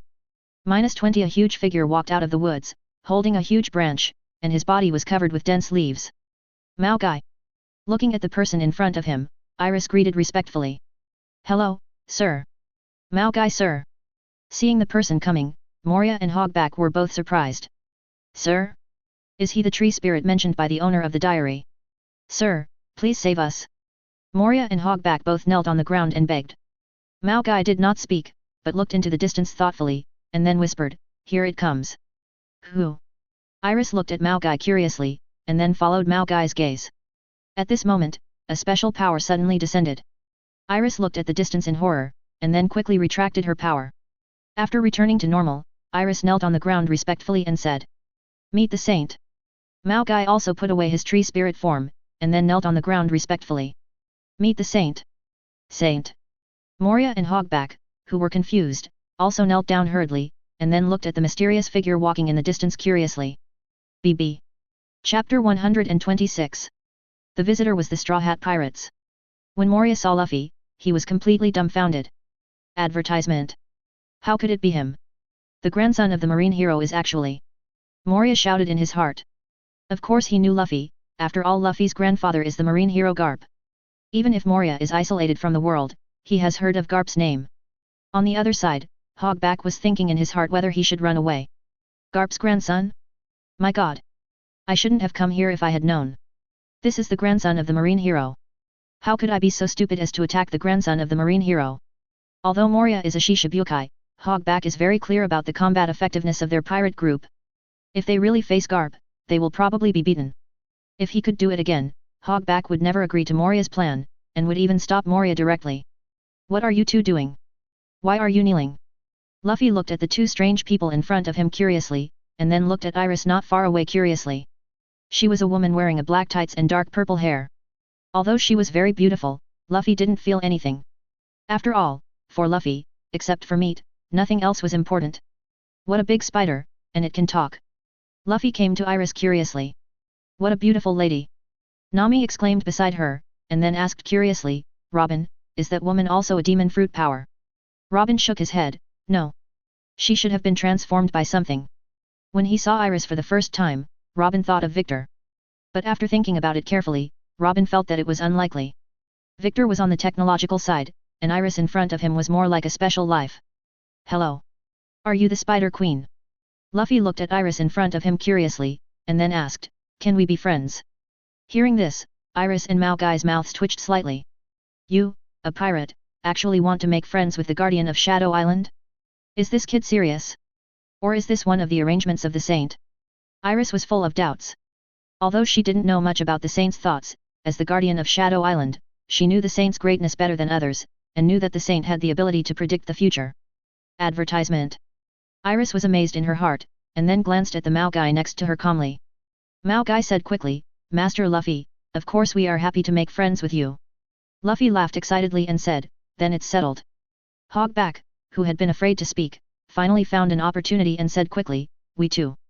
We are also willing to make friends with Master Straw Hat. Luffy's eyes lit up when he heard this. Great. This way we will have more friends. Wait. Luffy, are you sure you want to make friends with these people? Nami reminded from the side. Luffy, why not? Nami explained speechlessly, they are pirates. Pirates. Luffy suddenly realized, and then looked at Hogback and Moria seriously and said, you are pirates. Moria and Hogback both nodded quickly. Luffy laughed and said, that's no problem. I am the man who wants to become the Pirate King, and pirates are my friends. Ah. 047. Hearing this, Nami lost control instantly. This is too ridiculous. Pirates are all friends? Why don't you say that Marine is also your friend? Nami gritted her teeth and said, Luffy, can you not be so naive? Luffy asked curiously, Nami, why do you hate pirates so much? Nami explained seriously, because pirates are a group of bad guys, they will rob, kill, and make people displaced. And Nami thought of her adoptive mother, and then pointed at Moria angrily and said, you guy. You must have done a lot of bad things, right? Hearing this, Moria's face turned black, and then looked at Luffy again, and reluctantly admitted, I did do some. Ah. You actually admitted it. Nami became even angrier. Luffy nodded, and then said, Nami, I've thought about it. What? Nami looked at Luffy curiously. Luffy said seriously, I decided to catch all the bad guys and send them to the Impel Down lair. Can you think of this? Nami gritted her teeth and said, we are pirates. Luffy nodded as a matter of course. Of course, I am a pirate, but I am the man who wants to become the Pirate King, and the Pirate King is definitely not a bad guy. Nami. Why does it sound so awkward? Chapter 129, New Marine. Seeing Luffy showing his childish innocence again, Robin felt helpless, but she didn't think Luffy would always be like this. Luffy's great-grandfather, the man named Wu Ming, once said in his diary that the Nika fruit has special luck and destiny, and this luck will also infect the people around Luffy. No wonder the Straw Hat Pirates are so outrageous, and they can encounter any good things. Is it because of the influence of the Nika fruit? Robin guessed in his heart. Others didn't find it strange that Luffy said he wanted to eliminate the pirates. After all, it wasn't the first time Luffy said this. But this time it seemed a little different. Advertisement. Frankie also said, if you all don't want to be pirates anymore, I can take you to New World. New Marine is in need of people, especially people like you who have both strength and character. After saying this, Straw Hat Crew looked at Frankie curiously. Is this guy here to poach people? Thinking of this, Nami looked at Frankie with shining eyes. If the Straw Hat Pirates joined the New Marine, would they be able to use those warships at any time? New Marine. Usopp looked fascinated. Of course, he had heard of the New Marine, and he heard that the New Marine was now the biggest enemy of the world government. Are you sure the New Marine will accept pirates like us? Nami also began to make small calculations. She now has a bounty of 80 million Baileys, and she has also embezzled all the financial income of Straw Hat Crew. This bounty should increase to 100 million in a while, right? Frankie nodded very affirmatively and said, of course. You are the people favored by the saint. As long as you are willing to join the New Marine, your previous identity and even the bounty will not matter to Marshal Kuzan. Really? Hearing this, Nami's heart was even more moved, but Nami still said rationally, let's talk about this matter after we leave the Devil's Triangle. Frankie listened and nodded. Frankie explained, our main goal now is to go to Shadow Island. If the tree spirit named Maokai is really willing to help us, then the Mary will definitely become the strongest ship on the sea in the future. Frankie had witnessed the changes of the Mary. Now the body of the Mary is made of a lot of unknown metals, and it is as strong as a marine warship. Advertisement. As for why the hull of the Mary is still made of wood? That is to cater to the preferences of the ship spirits. After all, ship spirits also have aesthetics. What are we waiting for? Let's go. After Luffy finished speaking, he ran towards the captain's room impatiently. Looking at the backs of Luffy and others leaving, Brook said with some concern, by the way, do we really have to go to sea with the Spider Queen named Iris? Frankie said as a matter of course, we are companions. Brook was speechless. He had just joined the Straw Hat Pirates and had not had time to show his presence. As a result, he had another companion? And this companion was a terrifying spider monster. Brook had already begun to consider whether he should leave the pirate group again. But this adventure, Brook really didn't want to miss it. Shadow Mask. That is a terrifying artifact that can summon shadow soldiers. If I can summon shadow soldiers to play music, the scene will be very shocking. Brook thought expectantly. Frankie asked, by the way, Mr. Brook. You should know what the shadow mask looks like, right?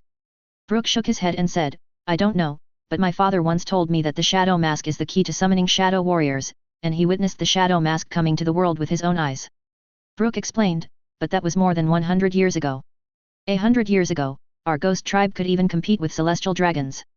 At that time, the leader of our ghost tribe was even known as the King of Hell on Earth. Frankie asked in surprise, aren't you ghosts a very ordinary race in Wano Kuni? How could it be? No. 200 years ago, our ghost tribe was the biggest enemy of the world government. Our ghost tribe has always wanted to build a world belonging to the shadow, so that all souls can become partners of the shadow, but this dream was shattered by the world government. Brook explained. Is it because of the saint? Brook nodded, yes. Legend has it that the saint personally created the Shadow Kingdom and placed it in a special dimensional space. Frankie was thoughtful. As a science fanatic, Frankie is full of curiosity about that dimensional space. Alabasta. Vivi, with Kuzan and Jun, finally came to the place where Sataka was sleeping.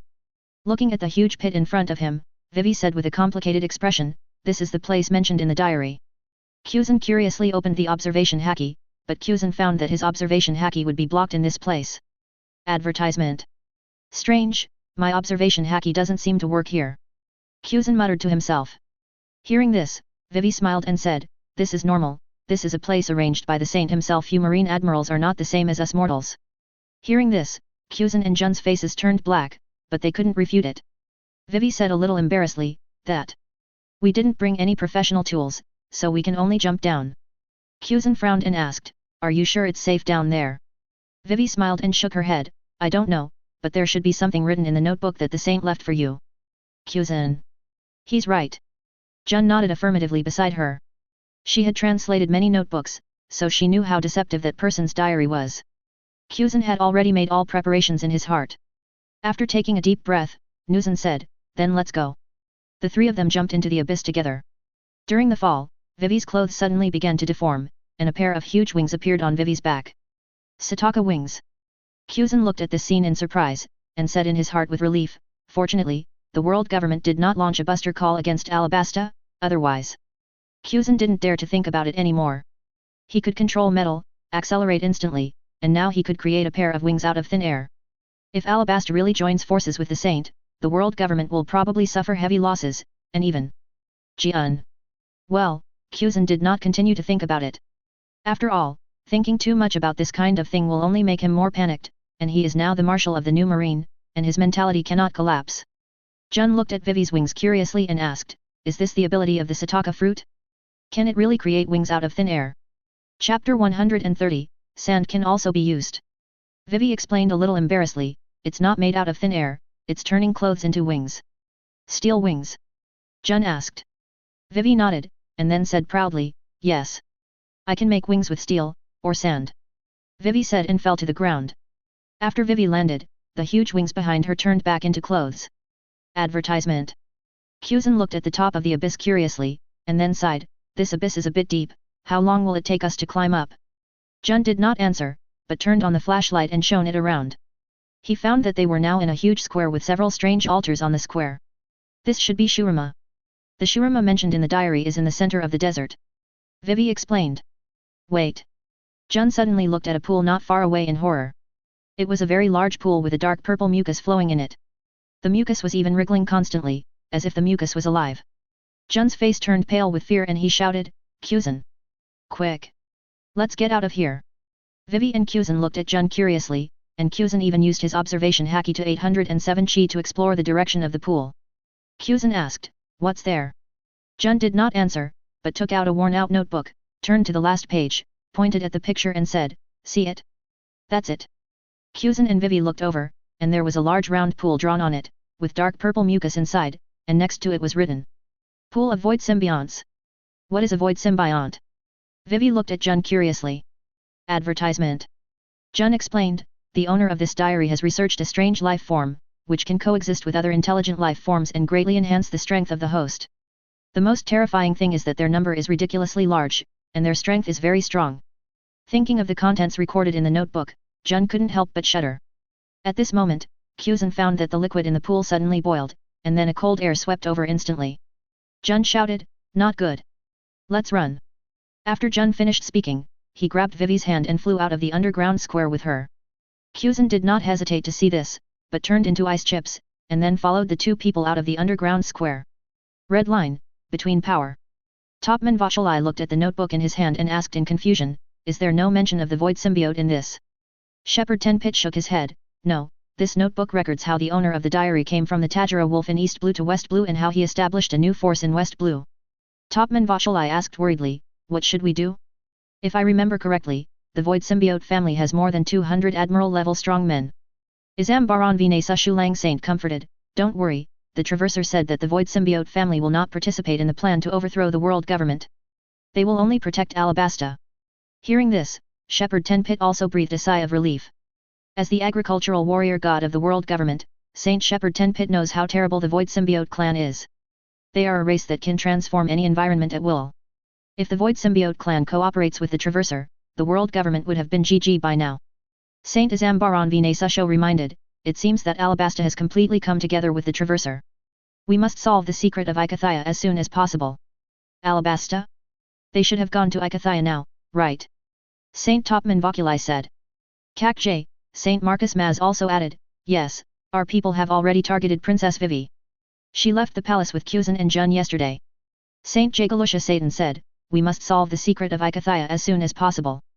As long as we know the plan of the Traverser, we can take countermeasures against it. Shepherd Tenpit Saint suddenly said, so, we have to send someone to Ikathia? But it's very dangerous there, even that Traverser almost died, who should we send? The 5 elders were silent. Going to Ikathia is very risky. The most important thing is that there is the power of the void there. Even if you don't die there, you may go crazy. No one dared to gamble. Why don't we leave it to Marine? Izam Baron Vinasasho suggested. Shepherd Tenpit Saint also nodded, okay, after all, Marine is the guardian of the world. Even if Marine suffers heavy losses, our world government can replenish it in time. Jagalusha Satan Saint, the calmest of the 5, said, we have to report this matter to Lord Yim first. We can't act on our own. Advertisement. The other 4 nodded in agreement. South Blue. Zephyr brought Bins and others to the new naval headquarters, a military base located deep in the mountains and forests. Zephyr and Bins were discussing the follow-up plan when Bins's Den Den Mushi rang. Looking at the contact displayed on it, Zi said with some confusion, is it Brook? Please answer it. Zephyr said beside him. Bins nodded and answered the phone. Hello, this is Zi. Brother Bins, this is Brook, are you free now? Bins asked curiously, what do you want to talk to me about? Brook explained, it's like this, our Straw Hat Pirates are now in the Devil's Triangle, here. Brook briefly talked about what they had encountered during this period of time, and that they were now on the way to Shadow Island. Finally, Brook asked tentatively, do you need a Mori Mori fruit ability user now? I already know your purpose. You are here to help South Blue solve the food crisis. Bins was confused when he heard this. No, buddy. We seem to have only met a few times, right? How do you know so much? And how do you know my fruit ability? Bins subconsciously glanced at Zephyr. Zephyr frowned and asked, who told you? Are you related to that time traveler? Zephyr really didn't expect that the Straw Hat Pirates would suddenly contact him, and the other party also told their secrets. Chapter 131, The Three Remaining Shadow Masks. Brooke on the other side of the Den Mushy hurriedly explained, "No, our Straw Hat Pirates found a notebook left by a time traveler in the Devil's Triangle, which said a lot of things." Notebook? Zephyr and Binz both exclaimed. Another notebook? Binz added quietly beside him. Advertisement. Zephyr also roughly guessed why Brooke suddenly contacted him, and then asked, "What do you want to say?" Brooke said seriously, "Shadow Island is very dangerous." Very dangerous. If you really need the help of the Mori Mori fruit ability user, I suggest you wait until we leave Shadow Island. Our Straw Hat Pirates are going to Shadow Island for adventure, and then... Brooke repeated his situation, and then said, "If what the saint said is true, there should be 3 shadow masks left on Shadow Island." After listening to this, Zephyr's expression suddenly became extremely solemn. 3 shadow masks? Zephyr exclaimed in his heart. He only has 1 shadow mask now, which is enough to make the entire South Blue fall into his rule. If the other party gets 3 pairs, doesn't it mean? At this moment, Zephyr suddenly realized that things may be beyond his control. If I guess correctly, you should be controlled by the saint now. Hearing this, Zephyr's face changed. How did the other party know?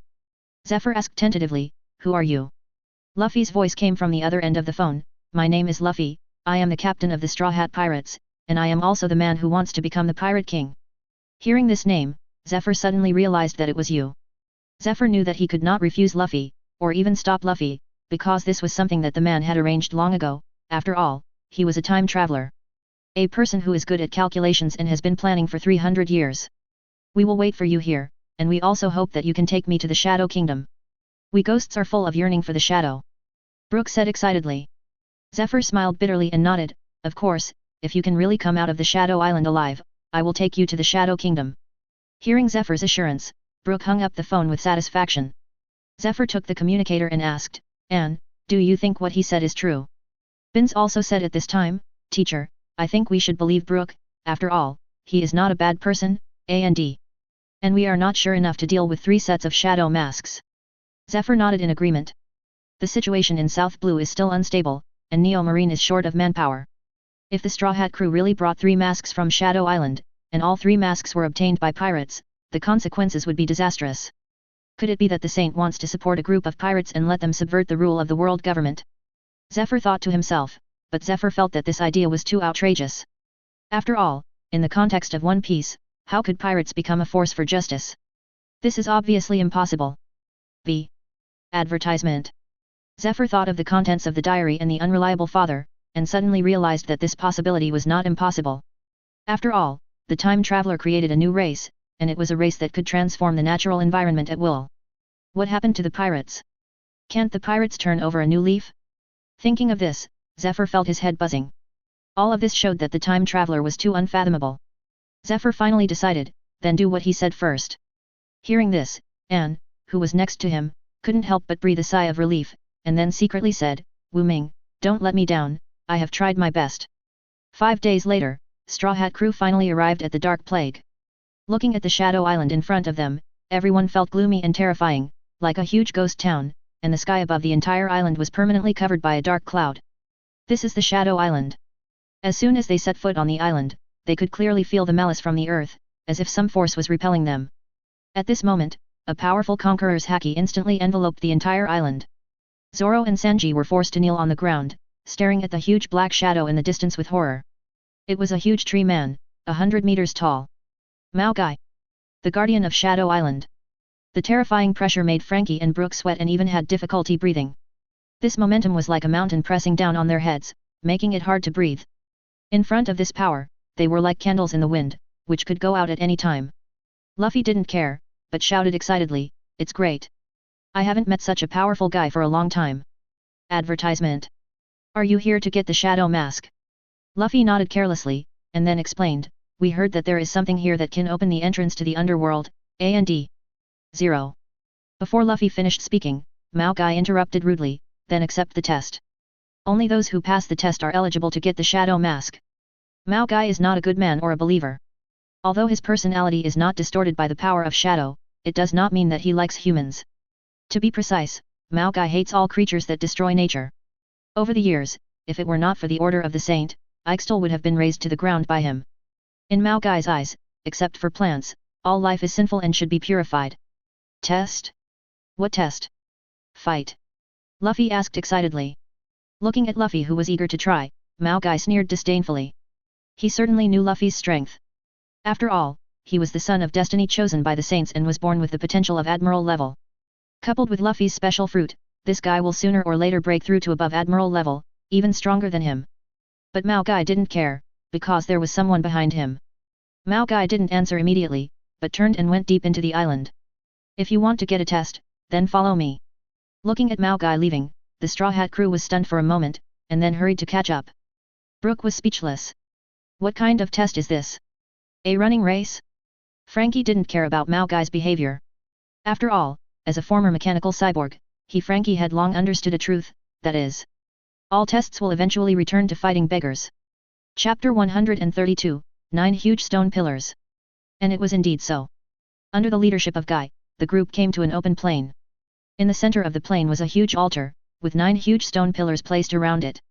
Various strange runes were carved on the stone pillars.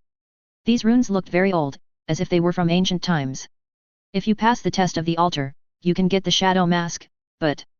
Mao Gai paused here. If you fail the test, then stay and become the nutrients of this land. Advertisement. How terrible. Nami looked at Mao Gai in horror. She had guessed what the test was. After the Straw Hat crew looked at each other, they came to the center of the altar. They had already prepared themselves mentally. Just when everyone stood firm, the altar suddenly emitted a dazzling light, and then the rootless stone pillars also lit up at the same time. It started. Mao Gai shouted excitedly. On the altar, countless runes began to flash, and then these runes flew out from the stone pillars as if they were alive, and then attacked the Straw Hat crew. Robin shouted in surprise, these runes are alive. Brook also said in horror, they are too fast, we can't avoid them at all. Luffy laughed excitedly, that's great. Finally we can have a big fight. Luffy stretched out his right hand and grabbed the runes flying towards him. Rubber machine gun. Luffy waved his arms and knocked the runes away. But those runes seemed endless, and the attack strength was getting stronger and stronger. In less than 3 minutes, the Straw Hat crew was beaten all over, and even Luffy was overwhelmed. Advertisement. Nami shouted in despair, are we going to be wiped out? Too weak, with such strength, you are not qualified to get the shadow mask. You should just be the nutrients of this land. Mao Gai commented coldly. Frankie's face changed when he heard this, and he began to think about how to escape from this dangerous place. He didn't want to become fertilizer for the flowers. At this time, Brook, who was frightened and pale, suddenly attacked. Brook rushed towards Mao Gai and roared, you damn tree man! How dare you look down on us? We are men who want to become the Pirate King. How can you defeat us with just a test? Soul Roar. Brook's sword burst out with a strange soul power. Mao Gai was stunned for a moment after feeling Brook's soul power. This kid actually awakened? Boom! The huge branch whipped Brook, but Brook flexibly dodged the attack. Seeing that Brook could actually dodge Mao Gai's attack, the people of Straw Hat crew were a little surprised. Brook is so strong. This old bone is keeping it to himself. Frankie was thoughtful. He finally understood why the saint would deliberately invite Brook to join the Straw Hat Pirates. That's why. Only under extreme conditions can people burst out with unprecedented potential. This sentence is fully reflected in Brook. He is not a genius, nor a strong man. He is just a poor man struggling in despair. 50 years ago, his companions fell one by one, and he could only watch the Shinigami take away their souls. In the end, he couldn't even protect his own body. In the long and lonely years, he was like a walking corpse, drifting in the foggy sea. Only the sword that had accompanied him for many years and the promise to Laboon in his heart supported him. However, it was such a fragile soul that burst out with unimaginable power at this moment. Soul out of the body. Brook roared, and his bones creaked like a collapsed castle. The golden soul fire gushed out from his empty eye sockets, turning into a dazzling beam of light, rushing straight into the sky. Mao Gai's huge body trembled, and he looked up at the golden lightning that shot up into the sky in disbelief. The lightning contained a powerful soul power, which even made him, a tree spirit who had lived for hundreds of years, feel palpitations. Can the soul leave the body? He always thought that these guys from Qinghai were just some ignorant clowns, but he didn't expect that such a powerful soul was hidden among them. Brook's soul drew a golden arc in the air, and the speed was so fast that it was difficult to catch with the naked eye. In a flash, the golden lightning came in front of Guy, and with a resolute killing intent, it plunged into Guy's chest. Guy's huge body trembled violently, and the thick vines waved wildly, trying to drive out the invader. He felt a burning energy raging in his body, and the energy carried a strong soul fluctuation, as if it was going to burn his soul out. Advertisement. Ah! Guy let out a painful roar, and his huge body fell to the ground, crushing countless trees and stirring up dust all over the sky. Well done, Brook! Luffy shouted excitedly. He didn't expect Brook to have such a unique skill. He knocked down this powerful enemy with just 10 moves. Soul Attack. Robin frowned slightly. She was well read and had heard of Soul Attack. But as far as she knew, only extremely special demon fruit power or some special races could master Soul Attack. Brook's soul power was obviously beyond her cognition zero. Don't be happy too soon, Luffy. Zoro drew out 3 knives and looked at the fallen guy with a serious expression, reminding him, this guy is not dead yet, and Soul Attack consumes a lot of energy. Brook may not be able to hold on for long. Just as Zoro finished speaking, the Mao guy who was lying on the ground suddenly jumped up. There were countless fine cracks all over Mao guy's huge body, and green blood oozed from the cracks like flowing venom. He roared, waving huge vines, and frantically attacked everything around him. Brook, are you okay? Luffy asked worriedly. When he saw Mao guy stand up, his first reaction was to worry about Brook's safety. Brook's voice came from Mao guy's body, weak but firm, I'm fine, Luffy. This guy's soul defense is very strong. I can only suppress him temporarily. You hurry up. Rubber machine gun. Luffy launched another attack, and countless fists with powerful force hit Mao guy's huge body like raindrops. However, these attacks still could not cause substantial damage to Mao guy. Those fists hit Mao guy's hard bark, leaving only shallow marks, which were quickly repaired by Mao guy's natural energy. Too weak. Such an attack is not even enough to tickle me. Mao guy laughed wildly. Damn it. Luffy gritted his teeth. He knew that his current attack was insignificant to Guy, but Brook was still struggling in Guy's body. He couldn't give up just like that. Just then, Brook's voice came from Guy's body again. This time, his tone was full of excitement and expectation. Luffy, you are the 5.4 power user of the Nika fruit. Think about your dreams, think about the freedom you pursue, and the power in your body will be completely released. Nika fruit. Luffy was stunned for a moment, and suddenly a series of pictures flashed in his mind. It was the content of Robin's translation of the diary at the banquet, and it was also about the description of the Nika fruit by his great-grandfather whom he had never met. Freedom, liberation, and laughter. Luffy's heartbeat suddenly accelerated, and an unprecedented power gushed out of his body. Ha ha ha ha. Luffy laughed up to the sky, and his body began to change. His originally black hair gradually turned white, his pupils turned red, and the whole person exuded a strange light. Ballot box with check mark. Mao Guy watched Luffy's changes in horror. He felt a strong power from Luffy, a power that even frightened him, a tree spirit who had lived for hundreds of years. Is this the power of the Nika fruit? Guy was terrified, and a strong sense of uneasiness surged in his heart. Chapter 133, Awakening. Nika form. Luffy's body became soft and elastic under the blessing of the Nika fruit. He was like a giant rubber man, able to stretch and contract freely at will. Is this the power of freedom? Luffy clenched his fist, feeling the surging power in his body, and an excited smile appeared on his face. Damn! What kind of power is this? Mao Guy looked at Luffy's changes in horror. He felt that he was no longer facing a young pirate, but a god who controlled terrifying power.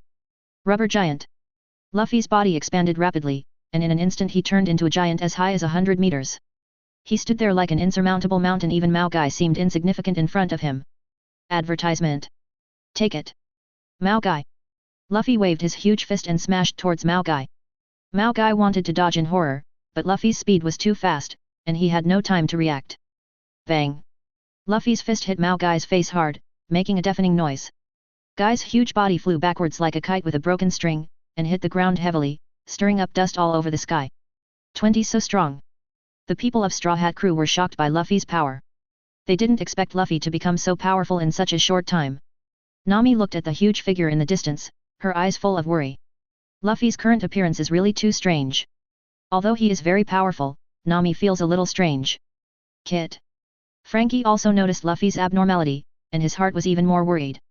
So that's it, is this the true power of the Nika fruit?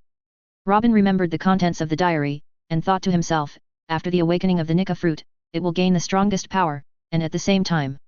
Thinking of this, he couldn't help but look at Luffy with worry. I hope you can control this power, Luffy.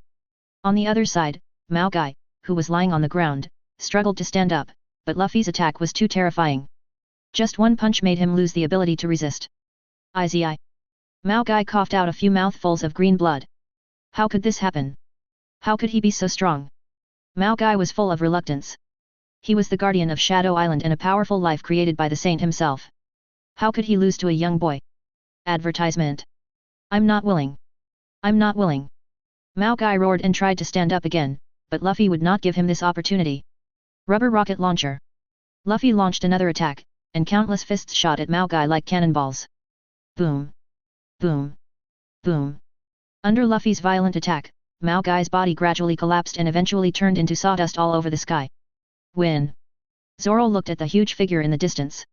Luffy's strength has exceeded his imagination. Now Luffy is even stronger than Hawkeye, the world's #1 swordsman. Luffy, are you okay? Nami hurried to Luffy's side and asked worriedly. Luffy smiled and shook his head. I'm fine, Nami, I feel full of strength now, I can even defeat. Before Luffy finished speaking, his body suddenly trembled violently, and then he lost consciousness and fell from the air. Luffy! Nami exclaimed and rushed up. Rubber net.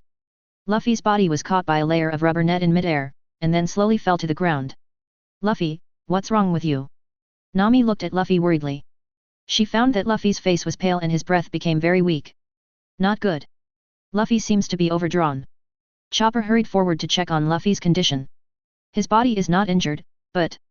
Chopper's face suddenly became very ugly, his vitality is fading quickly. If it goes on like this, what will happen if it goes on like this? Nami asked anxiously. Chopper took a deep breath, he will die. What? The Straw Hat crew was shocked by Chopper's words. They didn't expect Luffy to be in a dying state because of using the power of the Kika fruit. Damn it, what is going on? Zoro roared angrily. He couldn't accept Luffy's death like this. Advertisement. Calm down, Zoro, the most important thing now is to save Luffy. Robin reminded from the side. At this moment, Brook suddenly thought of something, and then hurriedly said, I know. I know how to save Luffy.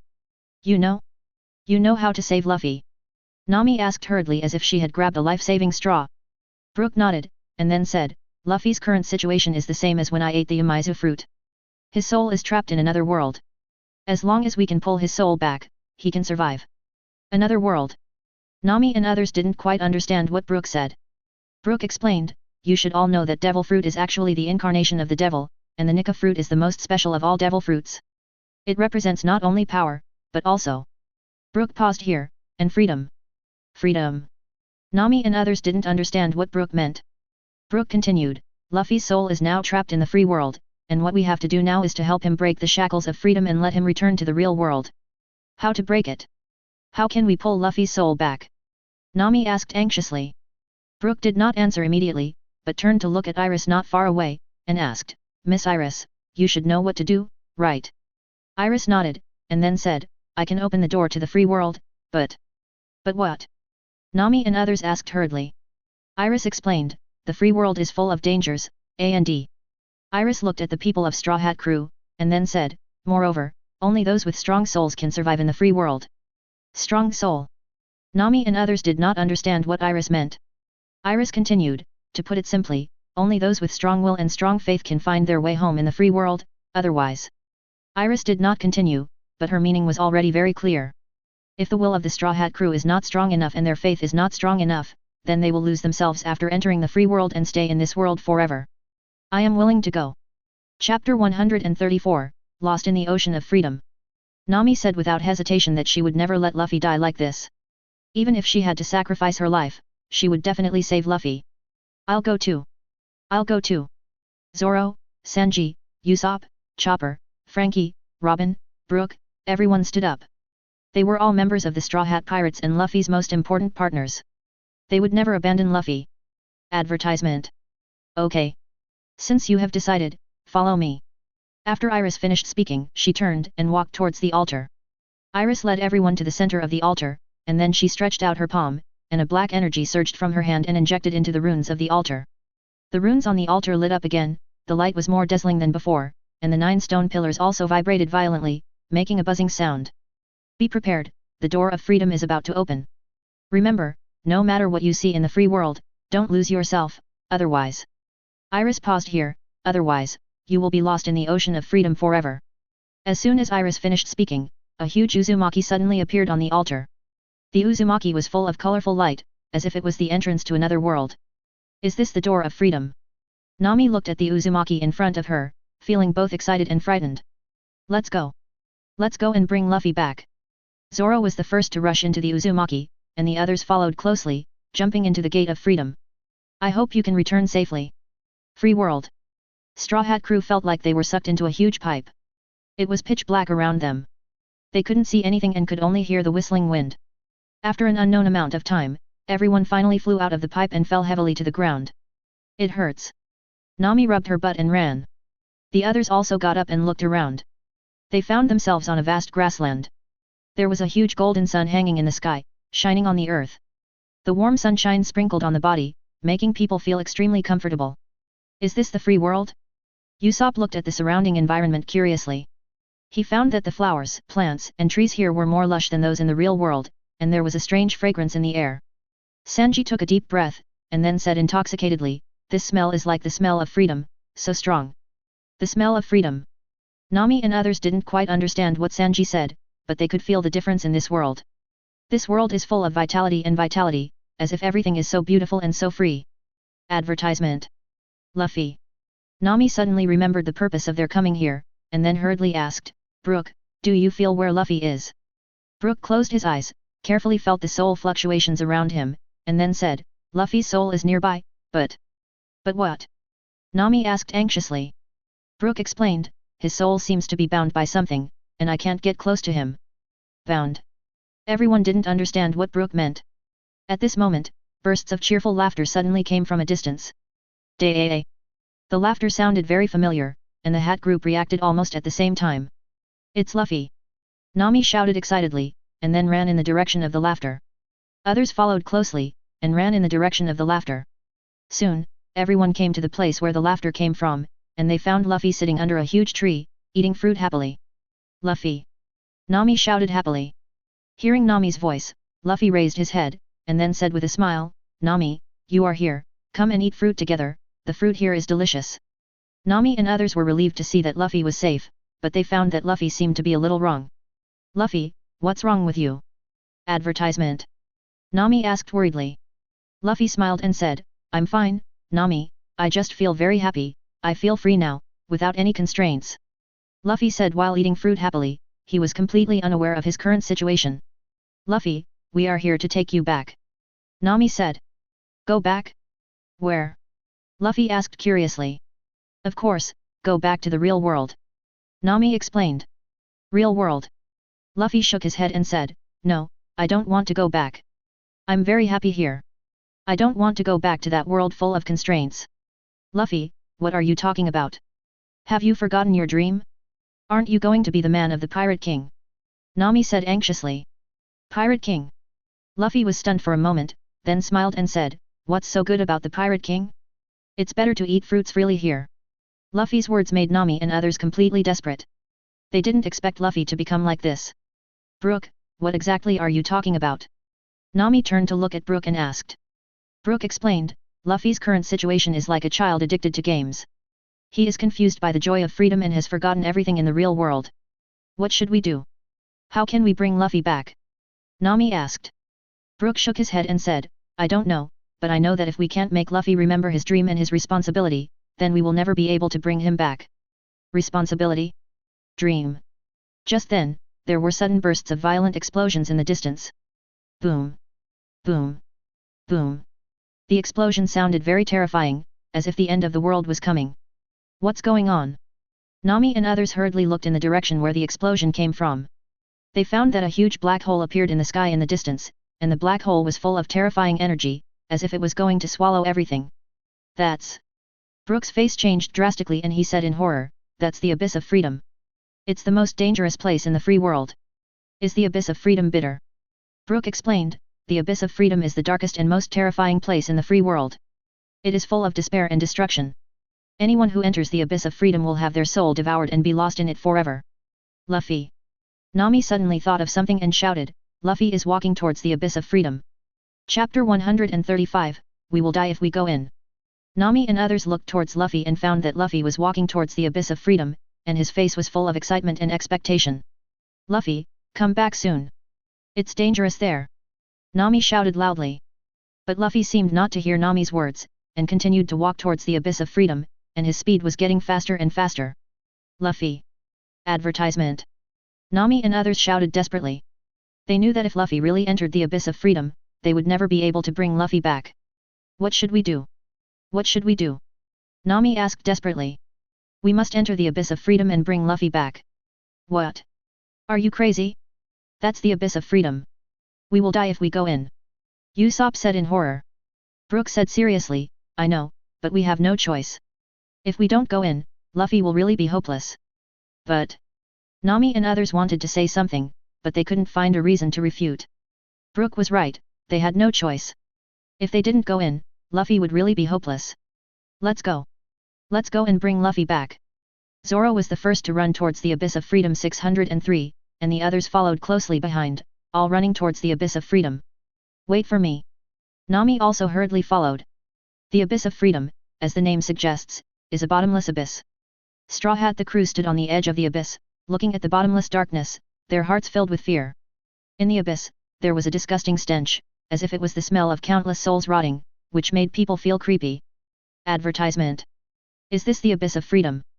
Brook nodded, and then said, yes, this is the abyss of freedom, the darkest and most terrifying place in the free world, and the end of all souls. And Brook explained, all souls lost in the free world will eventually come here, and then be swallowed by the abyss and disappear forever. Nami looked at the abyss worriedly, she was afraid that Luffy had been swallowed by the abyss. Brook closed his eyes, Luffy's soul is still there, but... Brook said here, but, his soul is being swallowed by the abyss, if we don't hurry up, he will really be hopeless. Cat, what are you waiting for? Let's go down quickly. Zoro said anxiously. Brook nodded, and then said, the abyss of freedom is the world of the soul. We must abandon the body to enter it. Abandon the body. Brook explained, to put it simply, it is the soul leaving the body. Soul leaving the body. It was the first time that Nami and others heard this term. Brook continued to explain, soul leaving the body is a special ability of the soul to leave the body. Only people with strong enough souls can do it. Nami looked at Brook worriedly.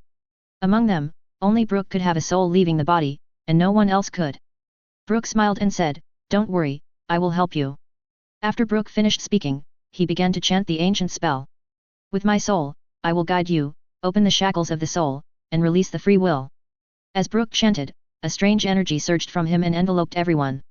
Nami and others suddenly felt that their bodies became light, as if their souls were leaving their bodies.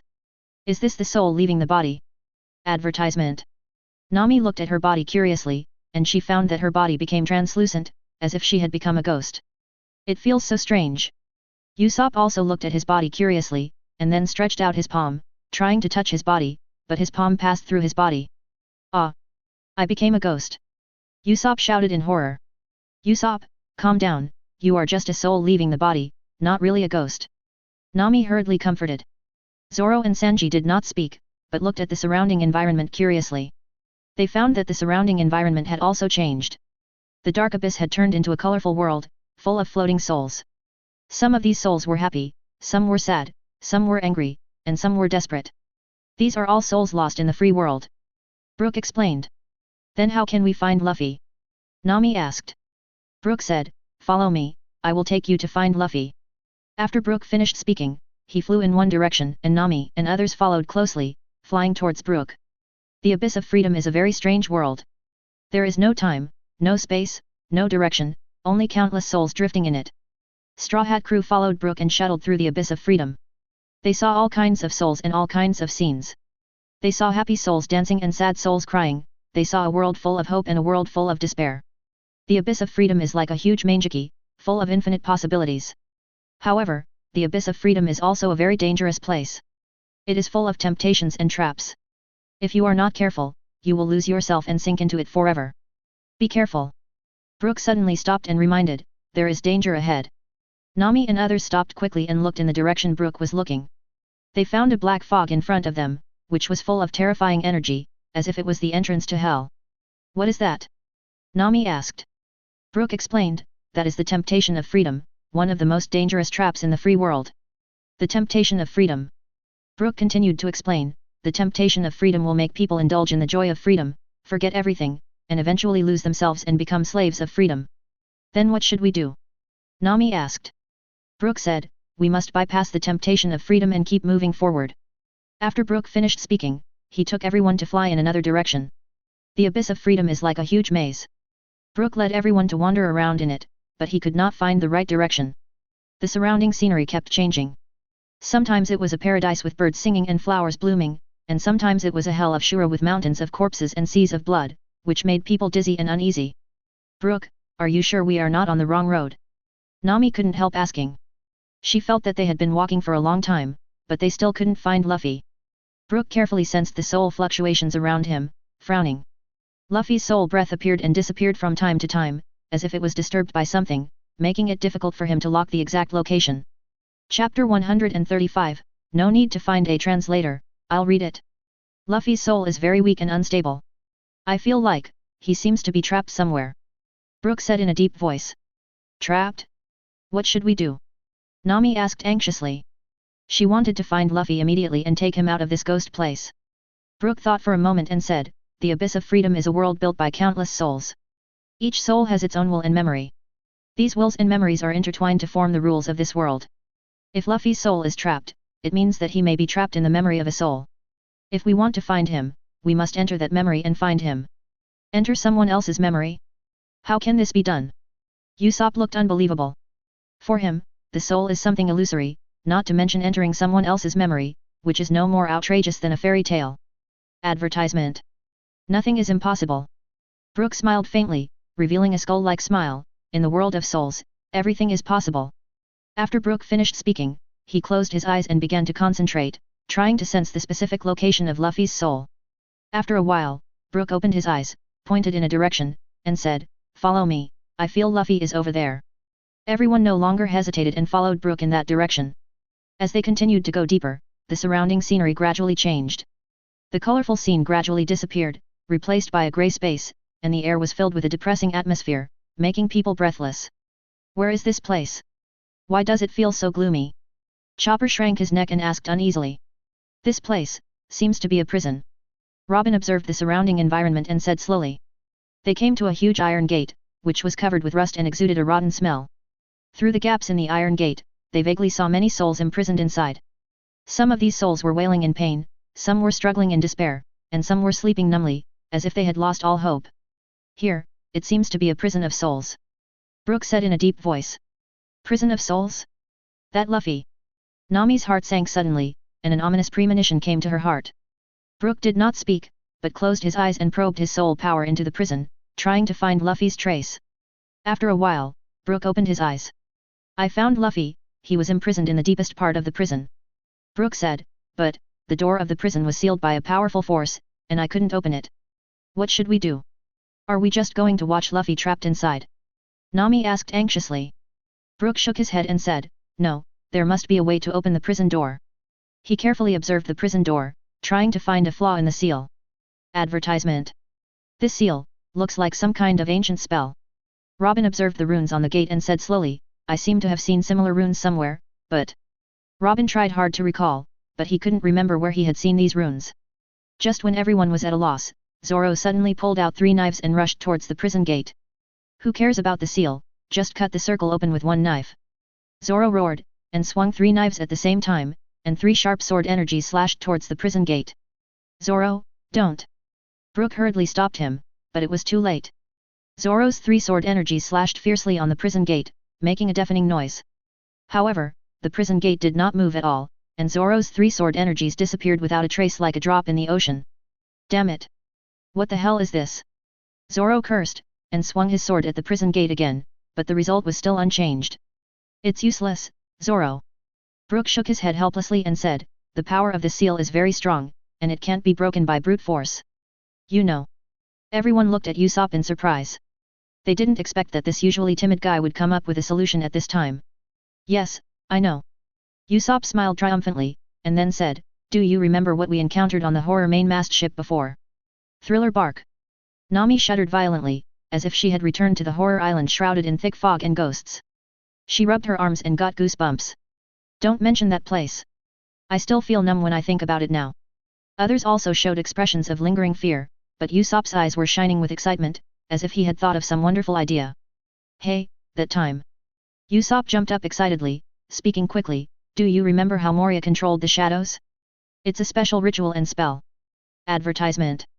The seal on the prison gate is exactly the same as those rune spells. Maybe.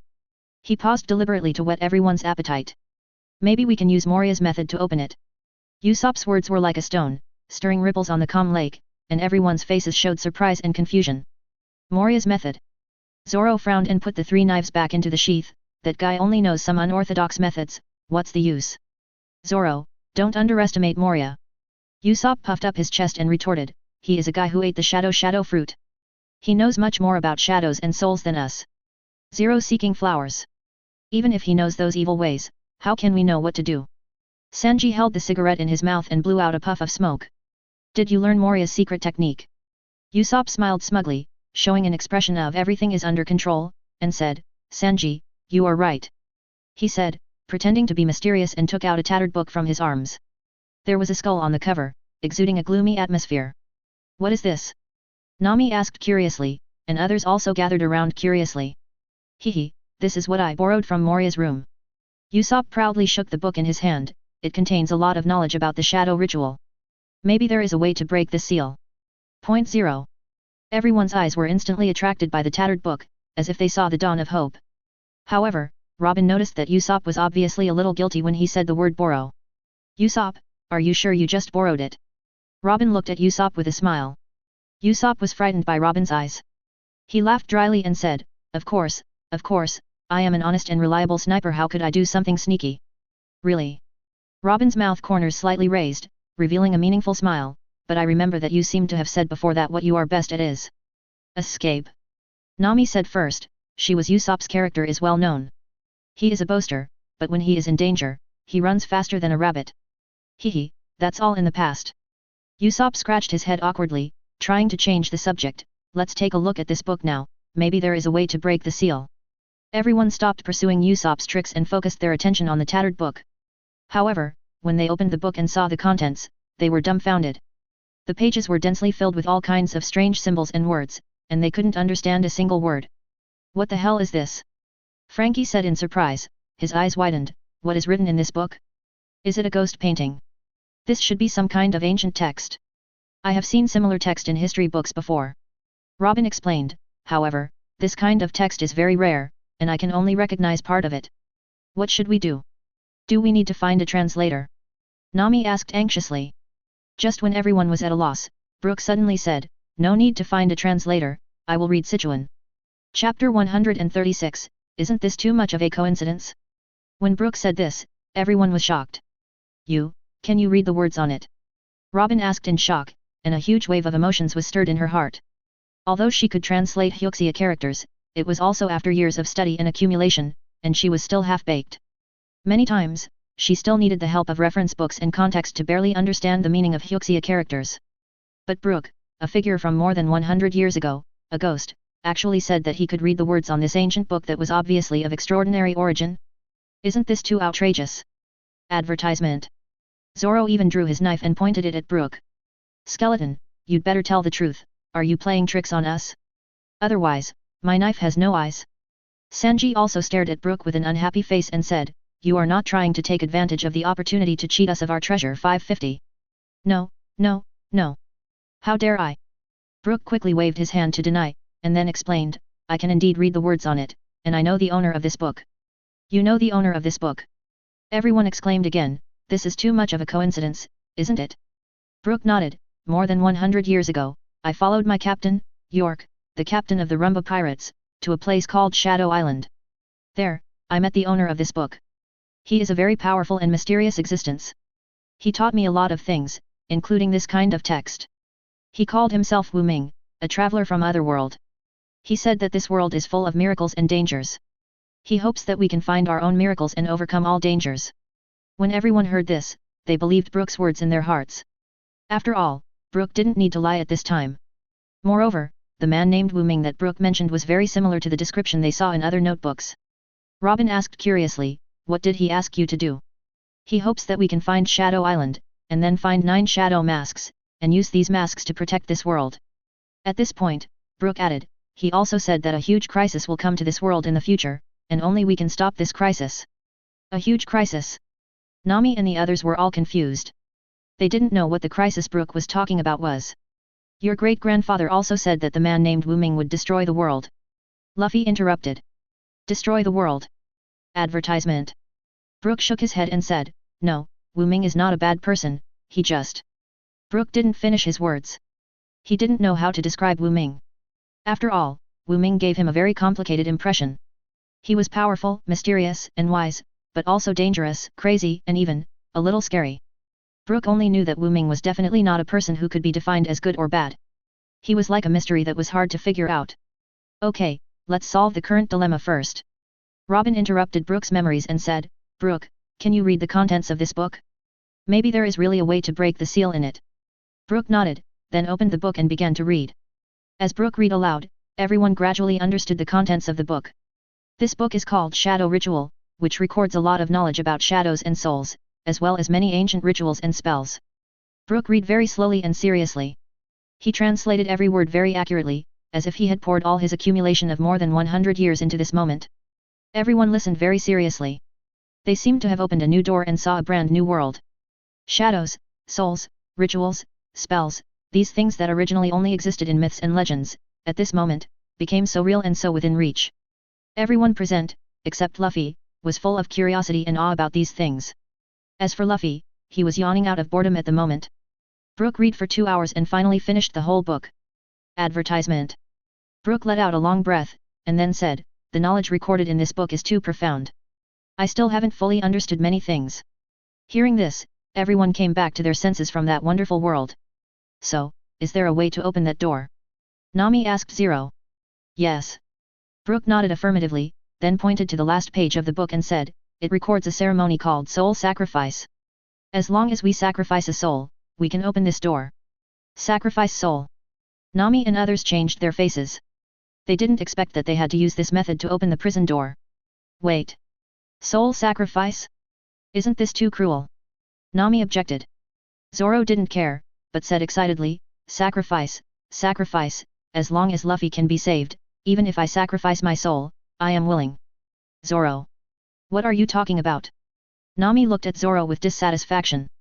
Brook hurriedly explained, don't worry, the soul sacrifice does not refer to the soul of a living person, but a special soul called the dead. Dead? What is that? Brook explained, the dead are souls wandering in the world without a home. They have no body or consciousness, but a pure energy body. And the ritual of soul sacrifice is to use the energy of the dead to open the door to the soul prison. After Brook finished speaking, he pointed to a passage in the book and said, it says that there are many dead souls nearby. As long as we find them, we can perform the ritual. Then what are we waiting for? 5.6. Let's go find the dead souls. Usopp said impatiently. Brook said, follow me, I will take you to find the dead souls. Under Brook's leadership, everyone left the soul prison and began to look for the dead souls in the Abyss of Freedom. The Abyss of Freedom is a very special world. There is no time, no space, no direction, only countless souls drifting in it. Straw Hat Crew followed Brook and shuttled through the Abyss of Freedom. They saw all kinds of souls and all kinds of scenes. They saw happy souls dancing and sad souls crying, they saw a world full of hope and a world full of despair. The Abyss of Freedom is like a huge mangeki, full of infinite possibilities. Chapter 137, Why did he suddenly appear? Over there. I feel the breath of the dead. Brook suddenly stopped and pointed in a direction. Everyone looked in the direction Brook pointed, and they found a grey fog in the distance, which was full of cold air and made people feel creepy. Is that where the dead gather? Brook nodded and said, yes, that's where the dead gather. If we go there, we can find the dead we need. Advertisement. After Brook finished speaking, he led everyone to the gathering place of the dead. As they went deeper, the temperature around them became lower and lower, and the air was filled with a biting chill, as if even the soul was about to be frozen. It's so cold. Nami couldn't help shivering, she felt that her soul was about to be frozen. This place is really weird. Zoro also frowned and said that he felt that the atmosphere here was very depressing and uncomfortable. Just then, a huge figure suddenly appeared in front of them. It was a giant skeleton, 10 meters tall, and its bones were covered with black runes, exuding a terrifying breath of death, as if it was a Shinigami who had walked out of hell. The giant skeleton held a huge bone knife, and there was still bloodline on the blade, as if it had just experienced a bloody battle. Day! The giant skeleton roared and rushed towards everyone. No! Run! Brook shouted, then turned and ran, and Nami and others followed closely, turning and running. What kind of monster is this? Why did it suddenly appear? Usopp shouted in horror while running. That's the King of the Dead. Brook explained, the King of the Dead is the leader of the undead and one of the most powerful beings in the free abyss. Its strength is even stronger than mine. What? Usopp and the others were frightened to death when they heard this. They didn't expect that such a terrifying existence was hidden in this place. Then why are we running? Let's wait for death. Usopp said desperately. Brook gritted his teeth and said, no, we can't give up. Luffy is still waiting for us. But we are no match for the King of the Dead. How can we defeat it? Nami asked. Brook said, don't worry, I know its weakness. Weakness? Brook explained, although the King of the Dead is powerful, it has a fatal weakness, that is, it is afraid of sunlight. Hearing this, Nami and the others' eyes lit up, and then they all looked at the huge golden sun in the sky. Sunlight. Nami and the others seemed to have grabbed a life-saving straw. Brook, are you serious? Is the King of the Dead really afraid of sunlight? Nami asked excitedly. Brook nodded affirmatively, yes, the King of the Dead is the embodiment of darkness, and what it fears most is light, especially sunlight. Then what are we waiting for? Let's shine the sunlight on it. But Brook shook his head and explained, it's not that simple. We are just souls now and cannot touch anything in the real world, including sunlight. What should we do? Nami and others fell into despair again. Advertisement. Brook thought for a moment, then said, I know, we can use Enel's 5. Enel. Everyone looked at Brook curiously. Brook explained, Enel is a thunder fruit ability user. He can control lightning, and lightning is also a kind of light. Although it is not as good as sunlight, it is enough to cause damage to the King of the Dead. Will this work? Nami asked with some doubt, after all, there is a big difference between lightning and sunlight. Brook nodded, and then said, believe me, it will work. After Brook finished speaking, he turned to look at Enel, and then said, Enel, it's up to you next. Okay. Enel nodded, then raised his hands high, and a strong current flowed out of his hands, and then turned into golden lightning, slashing towards the King of the Dead. Day. The King of the Dead roared, and then waved the bone knife, trying to resist Enel's attack. Boom. Boom. Boom. The golden lightning kept hitting the King of the Dead, making a deafening explosion. The King of the Dead was pushed back a few steps by Enel's attack, and some cracks appeared on its bones, and the black runes began to dim. So powerful! Everyone cheered excitedly when they saw this scene. They didn't expect that Enel's ability was actually effective on the King of the Dead. Come on, Enel. We are about to win. Luffy also shouted excitedly. Although he didn't know what happened, he believed in his companions. Good. Enel nodded, and then launched an attack again. This time, his attack was more fierce and violent. 20 million volts Thor. Behind Enel, a huge phantom of Thor appeared. Thor held the thunder hammer and smashed it hard at the King of the Dead. Roar. Boom. Thor's hammer and bone knife collided with each other, making a deafening explosion. The terrifying energy fluctuations instantly swept the entire free abyss. Even the surrounding space began to distort and deform. Under Enel's full-strength attack, the King of the Dead finally couldn't hold on. His huge body fell to the ground and turned into bone powder all over the sky. Advertisement. Win. Everyone looked at this scene and rubbed their eyes in disbelief.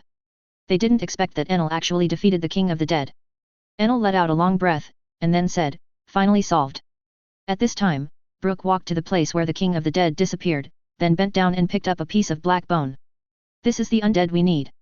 Brook said with a smile, and then handed the black bone to Robin. Robin took the black bone and looked at it carefully. She found that this bone was very special. It was covered with black runes and exuded a terrifying breath of death, as if it was a gift from hell. Can this really open the door of the soul prison? Nami asked with some doubt. Brook nodded and said, yes, believe me. After Brook finished speaking, he led everyone to the gate of the soul prison, and then he placed the black bone on the gate. The black bone seemed to have life, slowly blending into the gate, and the runes on the gate began to flicker, and then the gate slowly opened. Chapter 138, Let's act quickly. Success. Everyone cheered excitedly when they saw this scene. Brook smiled and said, let's go in. After Brook finished speaking, he was the first to enter the soul prison, followed by Nami and others. The soul prison is a very terrifying place, where countless souls are imprisoned. Some of these souls are wailing in pain, some are struggling in despair, and some are sleeping numbly, as if they have lost all hope. Advertisement. They saw the souls who betrayed love, imprisoned in endless darkness. They saw the souls who were greedy for wealth, imprisoned in endless desires. They saw the souls who killed innocent people, imprisoned in endless pain. The soul prison is like a microcosm of hell, showing the dark side of human nature. The Straw Hat crew looked at these souls and were shocked. They also understood that the price of freedom is sometimes heavier than they imagined. Luffy! Nami suddenly shouted. She saw Luffy. Luffy was sitting in a corner, with his head down, not saying a word, as if he had lost all his vitality. Luffy, what's wrong with you? Nami hurried to Luffy and asked worriedly. But Luffy didn't respond at all. He was like a puppet without a soul, and had lost all consciousness. Luffy, wake up! Nami shook Luffy's body, trying to wake him up, but Luffy still didn't respond. What should I do? Luffy seems to have really lost consciousness. Nami said desperately. She felt that Luffy's soul was gradually dissipating, as if he could disappear from this world at any time. Luffy, Zoro, Sanji, Usopp, Chopper, Frankie, Robin, Brook, everyone gathered around. They all looked at Luffy anxiously, trying to find a way to wake him up. But they were powerless. Luffy's soul was gradually dissipating, as if he could disappear from this world at any time. At this moment, Brook suddenly thought of something and said quickly, I know. I know how to wake up Luffy. You know? You know how to wake up Luffy? Nami and others asked quickly as if they were grabbing a life-saving straw. Brook nodded and said, Luffy's soul is now like being trapped in endless darkness. We just need to pull him out. How to pull him out? Advertisement. In the world of souls, the most powerful force is will. We just need to use our will to awaken Luffy's will and pull him back. Will. Brook continued, Luffy is a very strong-willed person. He has a firm dream and a strong belief. We just need to remind him of his dream and his belief to wake him up. What are we waiting for? Let's act quickly. Nami said excitedly. She believed that Luffy would definitely wake up. The Straw Hat crew surrounded Luffy and began to shout Luffy's name loudly. Luffy. They shouted Luffy's name over and over again, trying to use their will to awaken Luffy's will. However, Luffy still did not respond, and his soul was gradually dissipating. What should we do? Are we really going to lose Luffy? Nami asked desperately, her tears could not stop flowing down. Zoro, Sanji, Usopp, Chopper, Frankie, Robin, Brook, they also felt desperate. They didn't want to lose Luffy, but they were powerless. No. I won't give up. Nami suddenly wiped her tears and said firmly, Luffy, listen to me, you are the man who will become the Pirate King. You promised me to take me to all places in the Grand Line. You promised Zoro to duel with him. You promised Sanji to find A11B with him. Nami began to tell Luffy's dream and Luffy's promise. She believed that these things would definitely awaken Luffy's will. Luffy, wake up. We still need you, we need your strength, we need your leadership, we need you. Finally, Luffy's body began to tremble, and his fingers began to move. You woke up. Nami shouted in surprise. Nami. Luffy, you finally woke up. Nami cried with joy, and then hugged Luffy tightly. BB. Advertisement. Luffy also hugged Nami and said, I seem to have had a very long dream. Brook smiled and said, Welcome back, Luffy, you're back to the real world. Real world. Luffy finally reacted, he looked around and asked, Where are we? Brook explained, This is the Abyss of Freedom, we're here to save you. Save me. Luffy then remembered what happened before and asked, By the way, have we found the shadow mask? Brook shook his head and said, Not yet, but we have found the key to open the door to the soul prison. We'll go get the shadow mask back now. Great. Luffy jumped up excitedly and said, Then let's go quickly. When everyone returned to Shadow Island, it was almost dusk.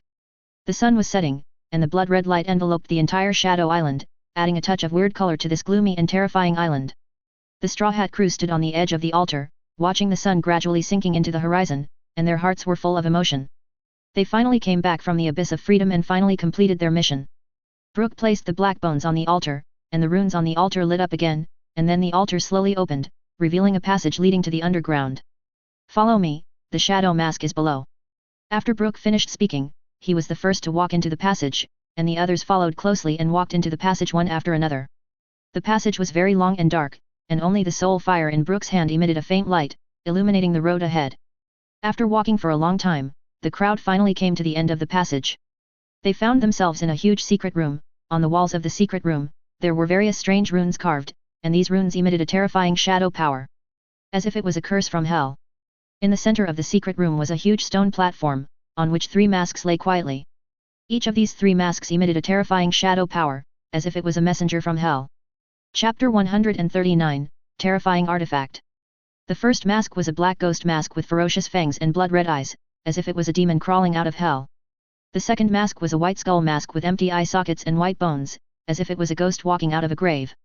The third mask was a golden dragon head mask with mighty dragon horns and golden dragon scales, as if it was a dragon descending from the sky. This is the Shadow Mask. According to legend, it is a terrifying artifact that can summon shadow warriors. Advertisement. Looking at the three masks in front of them, the Straw Hat crew was filled with awe. Luffy said excitedly, "Is this the Shadow Mask? It's so cool." As Luffy said this, he couldn't wait to get the golden dragon head mask, but was stopped by Robin. "Luffy, gee." Robin reminded, "These masks are dangerous, you can't touch them casually." Luffy asked curiously, "Why? Aren't they left by my great-grandfather?" Robin explained, "Your great-grandfather said in the notebook that these masks are sealed with the soul of the Shadow General. If your will is not strong enough, you will be swallowed by the soul of the Shadow General and become their puppet." Puppet? Luffy shrank his neck in fear. He didn't want to become someone else's puppet. "Then what should we do?" Luffy asked. Robin said, "We must be careful and not be tempted by the soul of the Shadow General." After Robin finished speaking, he turned to look at Brook and asked, "Brook, how much do you know about the soul of the Shadow General?" Brook said, "I don't know much, I only know that the Shadow General is the ruler of the Shadow Kingdom. They all have powerful powers and evil souls. 11. Their souls have been twisted by the power of shadow. They are eager to devour all the light and turn the whole world into darkness." Hearing this, everyone was filled with fear. They didn't expect that these masks were so dangerous. "Then what should we do?" Nami asked worriedly. She has begun to regret coming to this place. Brook said in a deep voice, "We must be careful and not be tempted by the soul of the Shadow General, otherwise, we will become their puppets and forever sink into the ministers of darkness." Everyone nodded 397 after listening to Brook's words.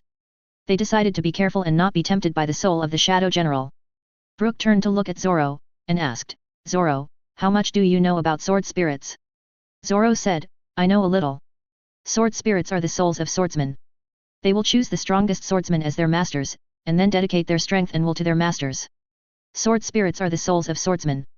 Robin asked curiously. Zoro nodded, and then explained, "Famous swords all have their own souls, and sword spirits are the souls of these famous swords. When a swordsman pours his soul into a famous sword, this famous sword will give birth to a sword spirit." Hearing this, Luo suddenly realized. She finally understood why these shadow masks were so dangerous. Because these shadow masks are actually famous swords, and the souls of these famous swords are the Shadow General. When a person wears a shadow mask, it is equivalent to pouring his soul into the shadow mask, and the soul of the Shadow General will also take the opportunity to invade his body, trying to devour his soul and control his body. And to resist the soul of the Shadow General, you must have a strong will and a firm belief. Brook said, "If I guess correctly, in order to wear these shadow masks, you must defeat the will of the Shadow Generals in the masks." Defeat their will? Zoro's eyes lit up. What he liked most was to challenge the strong, and the Shadow General was undoubtedly the strongest opponent. "Then let me try," Zoro said, and walked towards the black ghost mask. "Zoro, wait." Before Robin finished speaking, Zoro had already grabbed the black ghost mask. The mask was cold to the touch, and an inexplicable chill ran straight into Zoro's heart along his fingertips, as if it was a gaze from the abyss, making him shiver involuntarily. Advertisement. He stared at the mask in his hand, and the ferocious fangs and blood-red eye sockets seemed to come alive, flashing a strange light in the dim light, as if mocking his overestimation of his own abilities. "Zoro, wait." Robin stretched out his hand anxiously, trying to stop Zoro's reckless behavior. Zoro didn't care despite Robin's dissuasion. He grinned, revealing a mouth full of white teeth and said, "Robin, don't worry, my will is stronger than steel." He turned his head and looked at the deep secret room. "I will defeat the will of the Shadow General, and then become the master of this mask." Before he finished speaking, Zoro suddenly put the ghost mask on his face. For a moment, the world seemed to be still. The air was filled with a bone-chilling chill, like countless tiny ice needles piercing Zoro's skin, making his hair stand up. Immediately afterwards, a terrifying shadow force poured into Zoro's body like a flood that broke through the dam, violently attacking his soul, trying to devour him and assimilate him. Ah! Zoro let out a heart-wrenching scream, his body trembled violently as if he was electrocuted, veins popped out, and blood vessels seemed to burst. He knelt on the ground in pain, holding his hair tightly with both hands, his nails deeply embedded in his scalp, blood dripping from his fingers, staining the ground red. He felt that his soul was being torn apart and swallowed, as if he was being dragged into an endless abyss. "Zoro!" Nami exclaimed, and wanted to rush forward in panic, but was pulled by Sanji. "Don't go over, Nami," Sanji said solemnly, going over now will only cause trouble. We believe in Zoro. Everyone anxiously surrounded Zoro, but they were helpless and could only watch him suffer great pain. The shadow power became stronger and stronger, more and more crazy, as if it was going to completely destroy Zoro's will. A sharp and piercing sound rang in Zoro's mind like a ghost. Foolish swordsman, you dare to challenge my will, you will pay for your stupidity. The voice entangled Zoro's soul like a maggot on his tarsal bones, making him unable to get rid of it and unable to resist it. He saw countless bloody and brutal scenes flashing before his eyes. Those were the memories of the Shadow General before his death, full of killing and destruction, blood flowing like a river, and corpses everywhere. He felt as if he was in the hell of Shura, with countless wronged souls and evil spirits wailing in his ears, and the bloody murderous aura filled the air, almost suffocating him. I am the master of this mask, you will become my slave, forever sinking in the darkness. Zoro's consciousness gradually blurred, his body began to change uncontrollably, his skin gradually became pale, his eyeballs turned blood red, and the three knives also emitted a strange black light, as if stained with an ominous curse. No. I am. Zoro tried hard to speak, but found that it was difficult for him to even speak, and his will was being swallowed by the darkness. Zoro! Luffy shouted anxiously. He could feel Zoro's pain, and he could also feel the terrifying power of shadow. He wanted to help, but he didn't know how to do it. Shut up! Just when Zoro was about to be swallowed by the darkness, he suddenly roared, using all his last strength to dispel the horrible images in his mind. I am Zoro.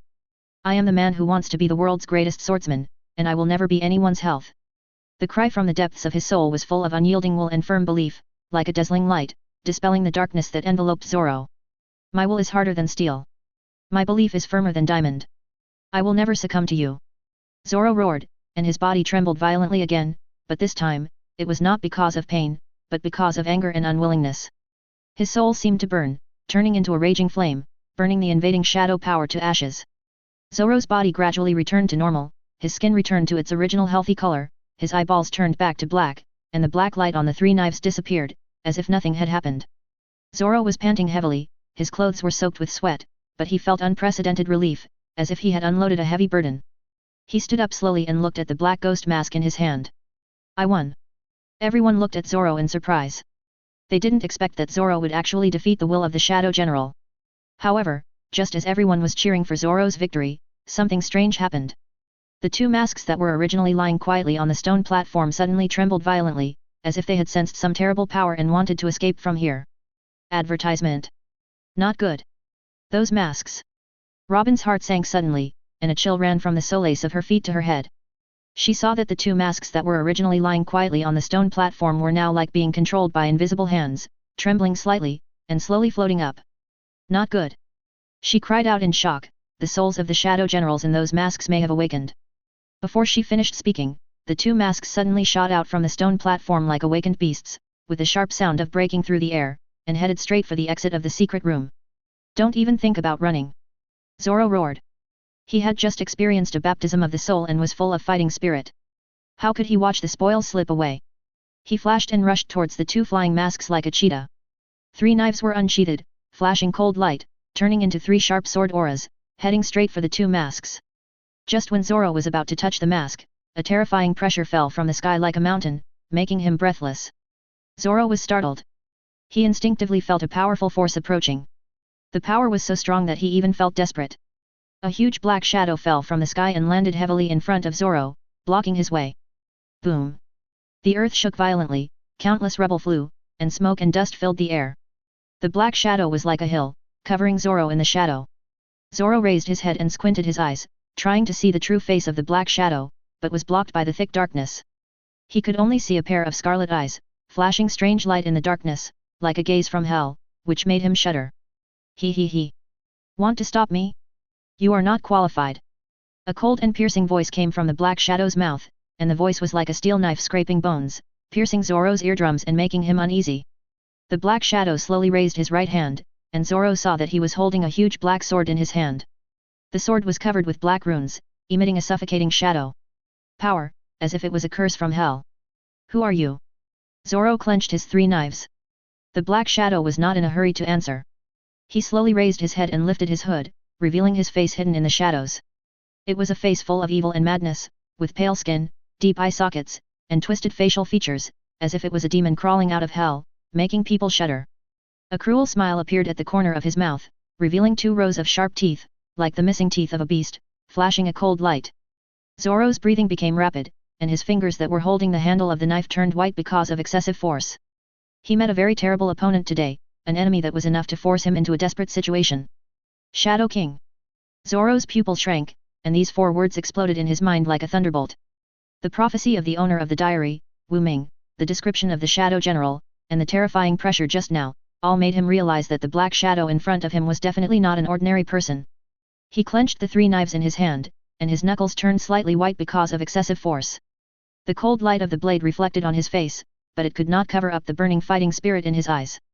He will not retreat, nor will he be afraid, he will only fight, fight to the last moment.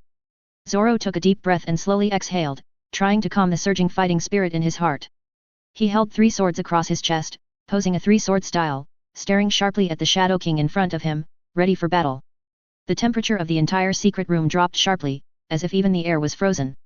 An invisible murderous aura spread between the two, like 2 beasts testing each other, and the air was filled with a tense atmosphere that was about to explode. 174-9474. The Shadow King let out a cold laugh, and that laugh was like the cry of a night guard, which was creepy. He raised the black longsword in his hand slightly, and the tip of the sword pointed directly at Zoro. The strange black runes on the sword seemed to come alive, twisting and wriggling in the dim light, exuding a palpitating dark breath. Young man, your courage is commendable, but your strength is far from enough. The Shadow King spoke with contempt, as if he was looking down on an ant. Zoro did not speak, he just silently clenched the hilt of the knife, and his knuckles became paler because of excessive force. The other party was right, there was indeed a huge gap between his strength and the monster in his eyes. But so what? He, Zoro, has never been a person who would retreat because of fear. He licked his dry lips, and his eyes were more eager to fight. He longed to fight and challenge the strong. Only in the battle with the strong can he constantly break through himself and realize his dream to become the world's #1 swordsman. Chapter 140, An Insurmountable Gap. The violent roar resounded through the sky, and Kaido's huge dragon body fell heavily to the ground, stirring up dust all over the sky. He struggled to get up, looking miserable, and many of the scales on his body were shattered, revealing bloody wounds. Damn it! How can you be so strong? Kaido was extremely shocked. He never thought that there would be a woman in this sea who could force him to such a point. Kaido, admit defeat. You are not my opponent. Yan put away the seraph sword and looked down at Kaido. Advertisement. Admit defeat? I, Kaido, will never admit defeat. Kaido roared, and turned into a blue dragon again. The huge dragon body soared into the sky and swooped towards Yan. Stubborn. Yan snorted coldly, and the wings behind him spread out, instantly turning into a golden lightning, and attacked head-on. Boom. Boom. Boom. The 2 powerful forces collided again, and the terrifying shock wave uprooted the surrounding trees, and the earth was also cracked, as if the whole world was about to collapse. Luffy stared at this scene in amazement, and was horrified. She always knew that Yan was very strong, but she never expected that the circle would be so strong. This is no longer the strength of the admiral level, this is clearly.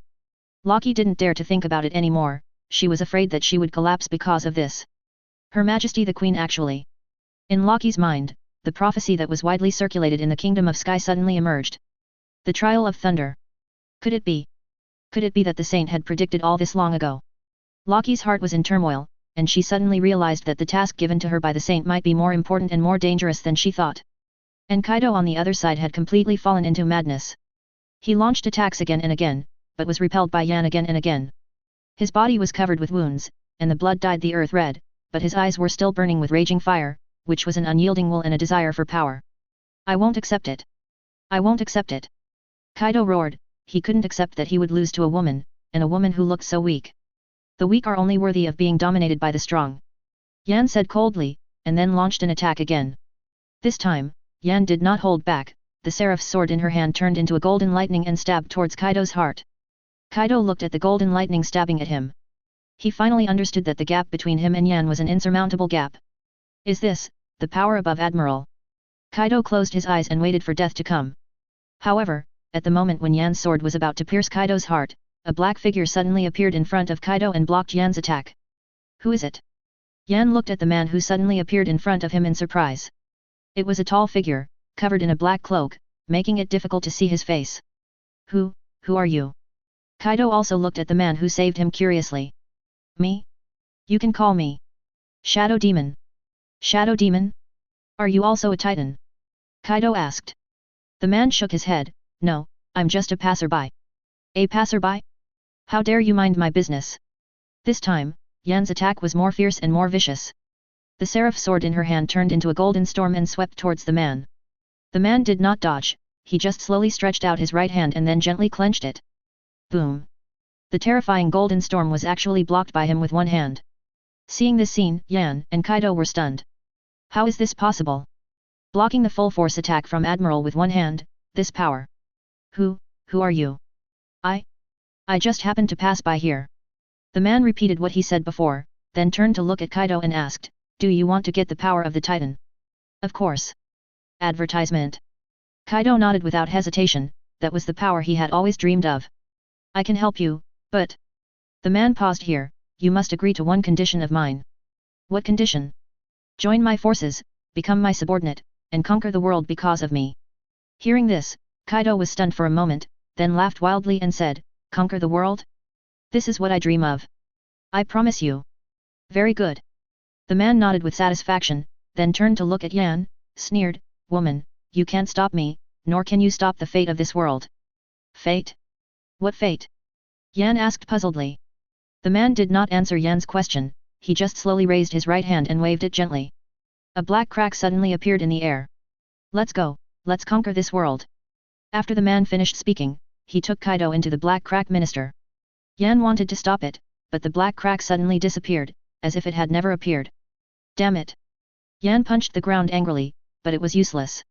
Your Majesty, what should we do now? Loki asked worriedly. Yan took a deep breath and said, go back to the Kingdom of Sky first, this matter must be told to the tribesmen. Yan looked into the distance with deep eyes and muttered to himself, Saint, our angel tribe should join this war. South Blue, Ixtal region. Looking at the black notebook in front of him, Kuzan fell into deep thought. The Void Invasion plan is launched, target, Alabasta. The first page of the notebook has such shocking content. Void Invasion. Kuzan frowned, his heart full of doubts and uneasiness. He knew what the Void was.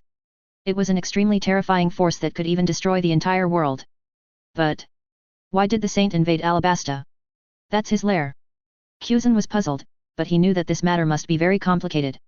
Kuzan continued to flip through the notebook, and the following content described the details of the Void Invasion plan in more detail. Step 1. Open the Void Gate and introduce the Void creatures into Alabasta. Step 2. Use the power of the Void creatures to destroy Alabasta's defense system. Step 3. Control the Alabasta royal family, use Alabasta as a springboard, and invade the entire world. Kuzan was more and more frightened as he read it.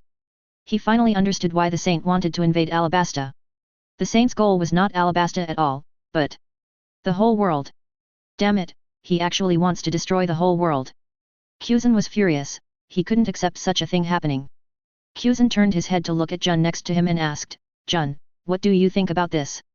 Jun took a deep breath and said, I think we should stop him. How to stop it?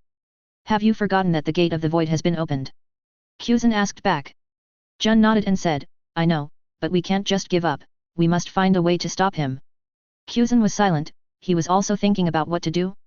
At this moment, there were bursts of shouting and killing in the distance, the sound was getting closer and louder, as if thousands of troops were approaching them. What's going on? Kuzan and Jun looked at the distance curiously. Countless void creatures were pouring out of the jungle of Ixtal and rushing towards the direction of Ixakan. These void creatures have different shapes and hideous appearances. Their bodies exude a disgusting stench, as if they were evil spirits crawling out of hell, which makes people shudder. It's a void creature! Jun exclaimed. She didn't expect that the void creature would appear here. Advertisement. Damn it, they actually came. Kuzan's face changed drastically. He finally understood that the Saint had already started to act. What should I do? Jun asked anxiously. Kuzan gritted his teeth and said, go and notify Kiyana first, let them prepare for the battle. Kuzan looked into the distance with deep eyes and muttered to himself, Saint, I will stop you, even if I sacrifice my life, I will stop you. The strong smell of blood filled the air, broken branches and gravel were scattered all over the ground, and the traces of the tragic battle were shocking. Kuzan stood on the edge of the Ixtal rainforest, looking at the purgatory-like scene in front of him, and the anger in his chest burned fiercely. Damn it! These void monsters are completely inhumane. Wherever they go, no grass grows. He clenched his fists, and his bones made a crackling sound. Just a few days ago, this place was a rainforest full of vitality, but now it has become a scorched earth. Saint, is this your plan? Is this the gift you bring to this world? Zero ask for flowers, Zero Kyuzan roared in his heart. He couldn't accept all this, and he couldn't accept that he was used as a gun by that man. Kyuzan Admiral, how should we deal with it?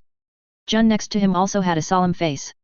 Facing this sudden void invasion, their new marine was not prepared at all, and there was not even a warning. Kyuzan took a deep breath and tried to suppress the anger in his heart. First, notify Kiyuna and let her organize the people to evacuate, and then I will go to meet the saint in person. Kyuzan turned into a ray of ice light and rushed towards the direction of Ixakin. Jun also hurriedly followed. Ixakin. Kiyuna stood on the city wall, looking at the dark masses of void creatures in the distance, her face as pale as paper. Those void creatures, with different shapes and hideous appearances, were like demons from hell, emitting a disgusting stench that made people shudder. Kiyuna clenched the Ixtal blade in her hand, her palms full of cold sweat. How could this happen? Where did these monsters come from? Kiyuna muttered to herself in horror, she had never seen such a terrifying creature. What should we do now? The guards next to her were also full of fear. Kiyuna gritted her teeth and said, pass the order, all warriors, prepare for battle. Yes. The guards hurried to convey the order. Kiyuna took a deep breath and tried to calm herself down. She knew that she couldn't panic at this time. She had to calm down in order to lead the people of Ixakin through this crisis. At this moment, two figures suddenly appeared beside Kiyuna. Kyuzan Admiral, Jun Vice Admiral, why are you here? Seeing the people coming, Kiyuna was surprised and happy. Kyuzan didn't waste any words and said directly, the void creatures have invaded. Are you ready for battle? Kiyuna nodded, and then said, we are ready for battle, but... Kiyuna looked at Kyuzan with some concern, and then said, but, I'm afraid that our strength... Kyuzan patted Kiyuna on the shoulder and comforted her, don't worry, I will help you. And me. Jun also said. Kiyuna looked at the two gratefully, and then said, thank you. You're welcome, we are all here to protect this world. After Kyuzan finished speaking, he turned his head and looked at the dark mass of void creatures in the distance. Saint, wait, I will make you pay the price. Kyuzan roared, then turned into a ray of ice light and rushed into the group of void creatures. Ice Age. The terrifying cold air instantly swept across the entire battlefield, and countless void creatures were frozen into ice sculptures, and then under Kyuzan's fists and feet, they turned into ice chips all over the sky. So powerful! Kiyuna and Jun looked at Kyuzan in surprise. They didn't expect that Kyuzan's strength was so strong. Kyuzan's strength has exceeded their cognition. Is this a true admiral-level powerhouse? Kiyuna exclaimed in her heart. However, just as Kyuzan was killing people everywhere, something strange happened. A black light suddenly fell from the sky and hit Kyuzan heavily. Kyuzan quickly stepped back, and then looked at the man who suddenly appeared in front of him with vigilance. Who are you? The man did not answer Kyuzan's question, he just slowly raised his head, revealing a face full of evil and madness. He. I am, the saint. Hearing this, Kyuzan's pupil shrank, and then he roared angrily, Saint! You are finally willing to show up. He. Kyuzan, you are still so impulsive, but... The saint paused here, and then continued, but you are no longer useful. What? Kyuzan's face changed drastically. He didn't expect that the saint would say such a thing. He. Kyuzan, do you really think you can stop me? You are too naive. After the saint finished speaking, he launched another attack. Shadow Shock. A black energy wave blasted towards Kyuzan. Kyuzan quickly used the ice wall to block it, but the black energy wave easily penetrated the ice wall and then hit Mo heavily. Puff. Kyuzan spat out a mouthful of blood and flew backwards. Kyuzan! Jun exclaimed and rushed forward. He. Jun, are you going to stop me too? Chapter 141, do you have any last words? The saint asked with a sneer. Jun stood in front of Kyuzan and said, Saint, you are crazy, you must stop. He. Jun, do you think you can stop me? You are too naive. Shadow Binding. Countless black tentacles emerged from the ground and surrounded Jun. Advertisement. Jun struggled hard, but those black tentacles were extremely tough and could not break free at all. He. Jun, you'd better surrender obediently. After the saint finished speaking, he turned and walked towards Kyuzan. Kyuzan, do you have any last words? The saint asked. Saint, you will regret it. After Kyuzan finished speaking, he closed his eyes. Just then, a golden light suddenly fell from the sky and shook the saint back a few steps. 263 Who? The saint looked at the woman who suddenly appeared in front of him in surprise. It was a tall, blonde, blue-eyed woman wearing golden armor. Who are you? The saint asked. The woman did not answer the saint's question, she just slowly drew out the golden sword in her hand and pointed it at the saint. Angel Yan, come and ask for advice. The golden light was like the rising sun, dispelling the haze over Extal. Yan slowly landed, and the 6 wings behind her flapped lightly, stirring up gusts of wind. She stood in front of Quzhan and Jun, it was as if the gods had descended from heaven, sacred and inviolable. Who are you? Angel King, Yan. Angel King. The saint sneered, a mere birdman dares to be so presumptuous in front of me. Advertisement. Before he finished speaking, he launched another attack, and countless shadow hands coiled around Yan like snakes. Yan stood there, without even blinking. She just gently waved the seraph sword in her hand, and those menacing shadow tentacles were cut off and dissipated into nothingness. Is that all you can do? Saint. Yan sneered. You. The saint was horrified. He didn't expect Yan's strength to be so terrifying. Are you also his? The saint tried. Yan didn't answer. She just looked at the saint coldly, and the seraph sword in her hand flashed with dazzling golden light, as if ready to give him a fatal blow at any time. Humph. Even if you are an admiral-level strongman, what's wrong? I am. The saint was interrupted by Quzhan before he finished speaking. Saint, do you think you are really invincible? Do you think you can really control everything? Quzhan got up from the ground, with a trace of bloodline on the corner of his mouth. I will pay you back double for the pain you brought me. Quzhan roared, and then launched another attack. Frozen time capsule. The terrifying cold air instantly froze the saint, but just when Quzhan thought he had succeeded, something strange happened. The ice that froze the saint suddenly began to vibrate violently, and then shattered with a loud bang, and countless ice chips flew. The saint stood there unscathed, with a mocking smile on his face. Quzhan, do you think this little trick can hurt me? You are too naive. Quzhan's face changed. He didn't expect that the saint could break his attack so easily. Saint, who are you? Why did you do this? Quzhan asked. He couldn't understand the saint's behavior, let alone accept the saint's crazy plan to destroy the world. The saint sneered and said, Quzhan, do you really want to know? Then I'll tell you. The saint slowly raised his right hand and waved it gently. A black crack suddenly appeared in the air. The crack was full of terrifying shadow power, as if it was the entrance to hell. Come on, Quzhan, let me take you to see the real truth of this world. The saint took the lead and walked into the black crack. Quzhan, don't go. Advertisement. Jun wanted to stop him, but Quzhan shook his head and said, Jun, I must go. I must find out what he is thinking. Quzhan then followed him into the black crack. Quzhan. Jun shouted anxiously, but the black crack had disappeared. Damn it, what is going on?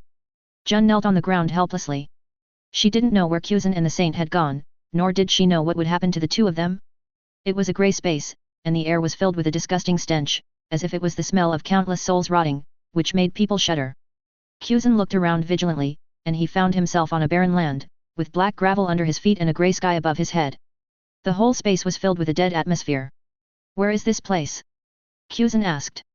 The saint stood in front of Quzhan and said with a smile, Welcome to my world, the Shadow Kingdom. Shadow Kingdom. Quzhan was shocked. He knew the name and what it meant. That was the Dark Empire created by the saint.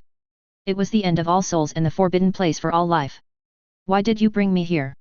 Quzhan asked. He didn't know the saint's purpose, but his heart was full of vigilance. The saint walked in front of Quzhan and said, Quzhan, you should know that this world is already terminally ill. The corrupt rule of the world government, the brutal oppression of the celestial dragons, and the wanton behavior of the pirates, all of these have made this world a mess. So, I decided to destroy this world and create a new one. Quzhan sneered, destroy the world and create a new world? Do you think you are a god? No, I'm not a god. I'm just a person who wants to change this world. The saint shook his head, speaking calmly as if he was talking about today's weather, but Quzhan heard a cold indifference, as if in his eyes, all living beings were ants. Quzhan was furious, pointing at the desolate shadow kingdom around him, and questioned, change the world? Is this how you change the world? You turned the world into this ghost, and you still have the nerve to say you want to save the world. The desolate land, the dead space, the air was filled with a disgusting stench, as if countless souls were rotting here. How could this shadow kingdom have any hope? This world is already terminally ill, and only complete destruction can usher in a new life. Quzhan felt a chill running from the soles of his feet straight to the top of his head. The man in front of him was really crazy. You are wrong. There is still hope in this world, and there are still people worth saving. Quzhan clenched his fists, his joints cracking. He couldn't watch the world being destroyed, and he couldn't let this madman do whatever he wanted. Hope? Are you talking about those idiots who are blinded by power and desire? They have already lost themselves and are beyond redemption. Chapter 142, Here, I am God. Even if they are lost, we have the responsibility to bring them back. Kuzan roared. He could not understand the saint's cold and ruthless thoughts. Kuzan, you are too naive. You don't understand this world at all, and you don't understand people's hearts.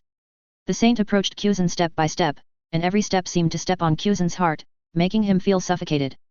Maybe, but at least I know that this world is not your world alone, and you are not qualified to decide its fate. Kuzan looked up suddenly. Ice Age. Kuzan stopped talking nonsense and launched an attack directly. Advertisement. The terrifying cold air instantly swept across the entire Shadow Kingdom, and the originally grey space was stained with a layer of ice-blue light. The black gravel was frozen into a hard ice surface, and the stench in the air was also frozen, solidified into tiny ice crystals, flying in the air. Icebergs rose from the ground, and icicles pierced the sky like swords. The entire Shadow Kingdom turned into a frozen snowfield in the blink of an eye. The saint stood there, letting the ice wrap around him. There was no panic on his face, and he didn't even blink. Kuzan's heart sank. He felt like he had punched cotton and couldn't shake the saint at all. At this moment, the ice layer that froze the saint suddenly began to vibrate violently. Crack! Crack! Fine cracks spread like a spider web, and in a flash, they covered the entire ice layer. Boom! With a loud bang, the ice layer shattered, and countless ice chips flew, like an ice storm, sweeping the entire space. The saint stood there unscathed, and he looked at Kuzan. That's it. Kuzan's face was pale.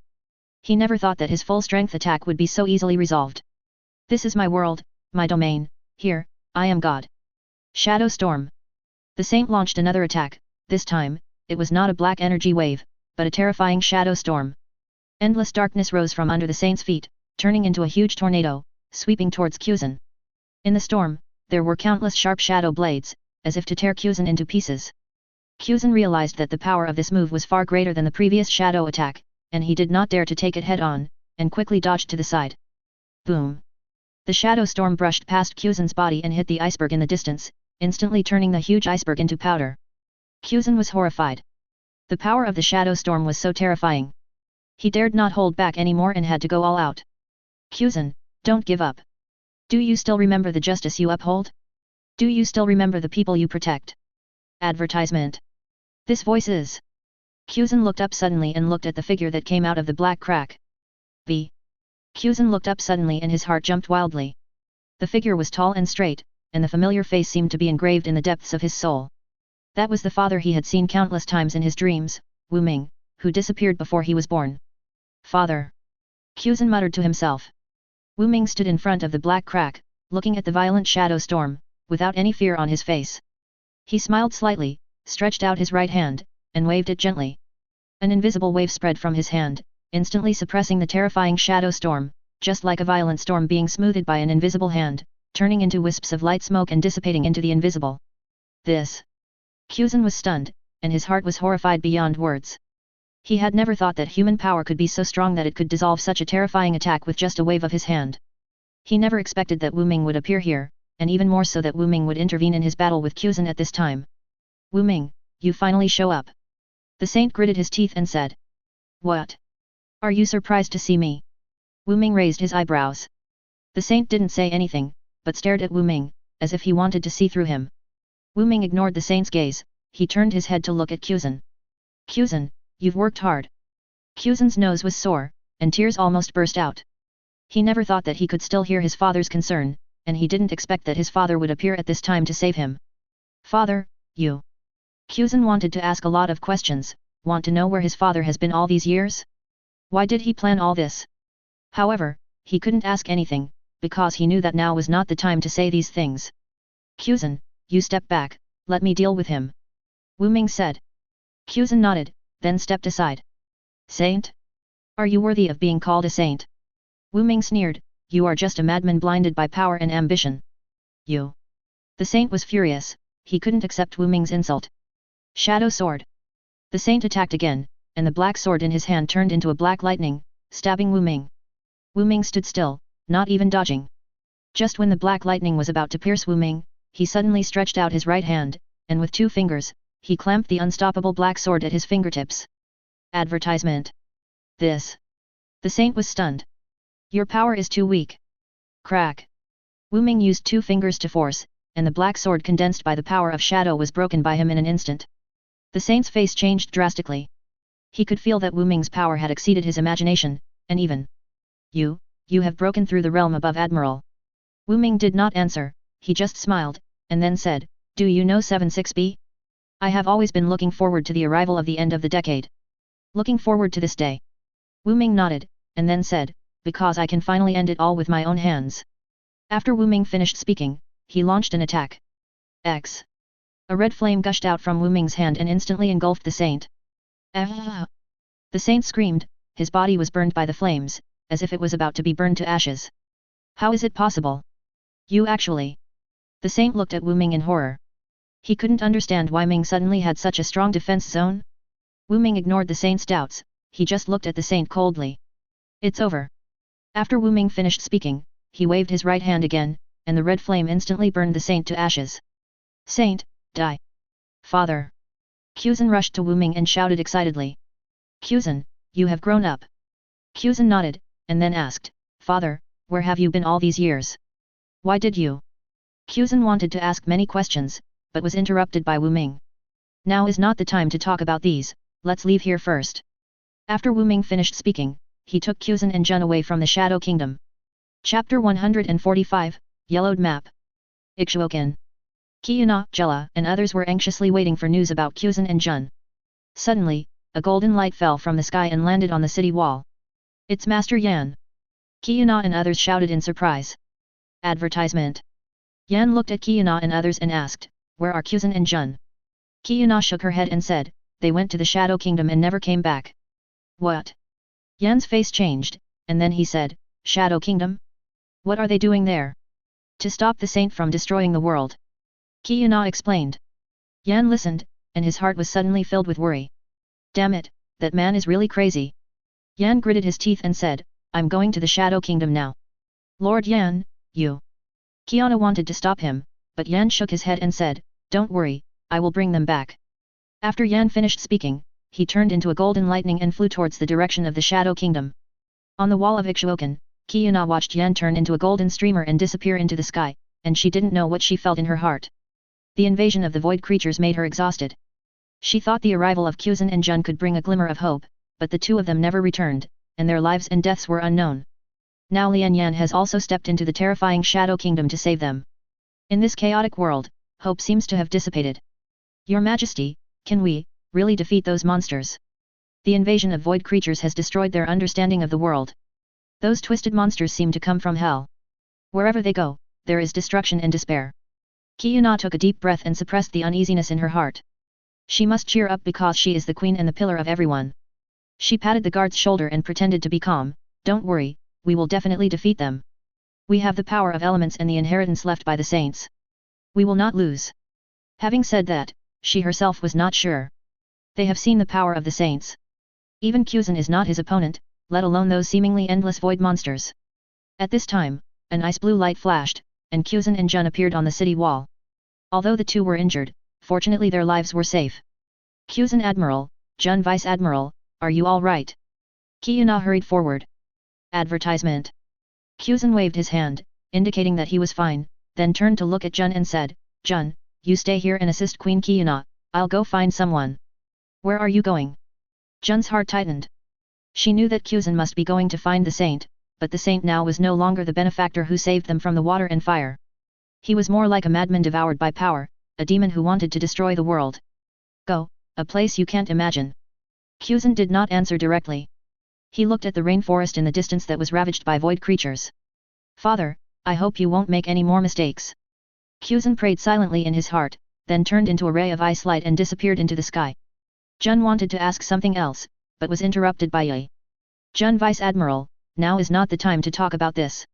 We must organize the people to evacuate as soon as possible, otherwise.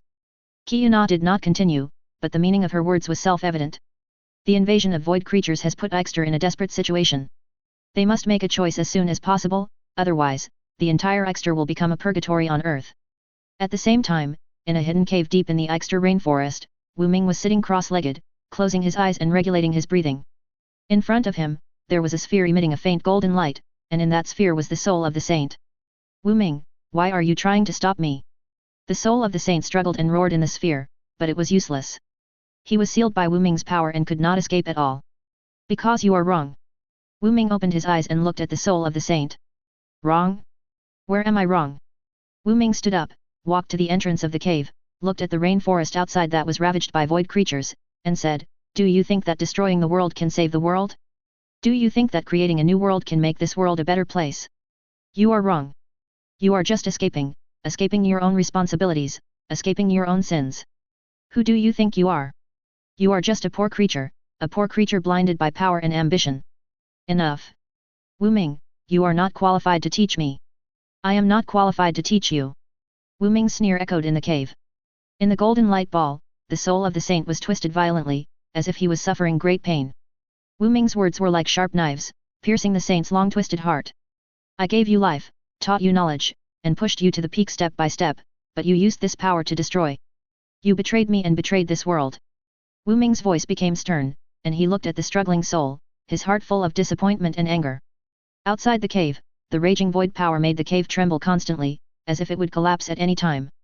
Inside the cave, the atmosphere between Wu Ming and the saint was even more depressing, like the calm before the storm. Advertisement. Am I wrong? This world is already rotten, and only destruction can usher in a new life.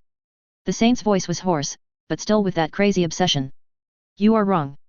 You are so wrong. Wu Ming turned around suddenly, with the cold light flashing in his eyes.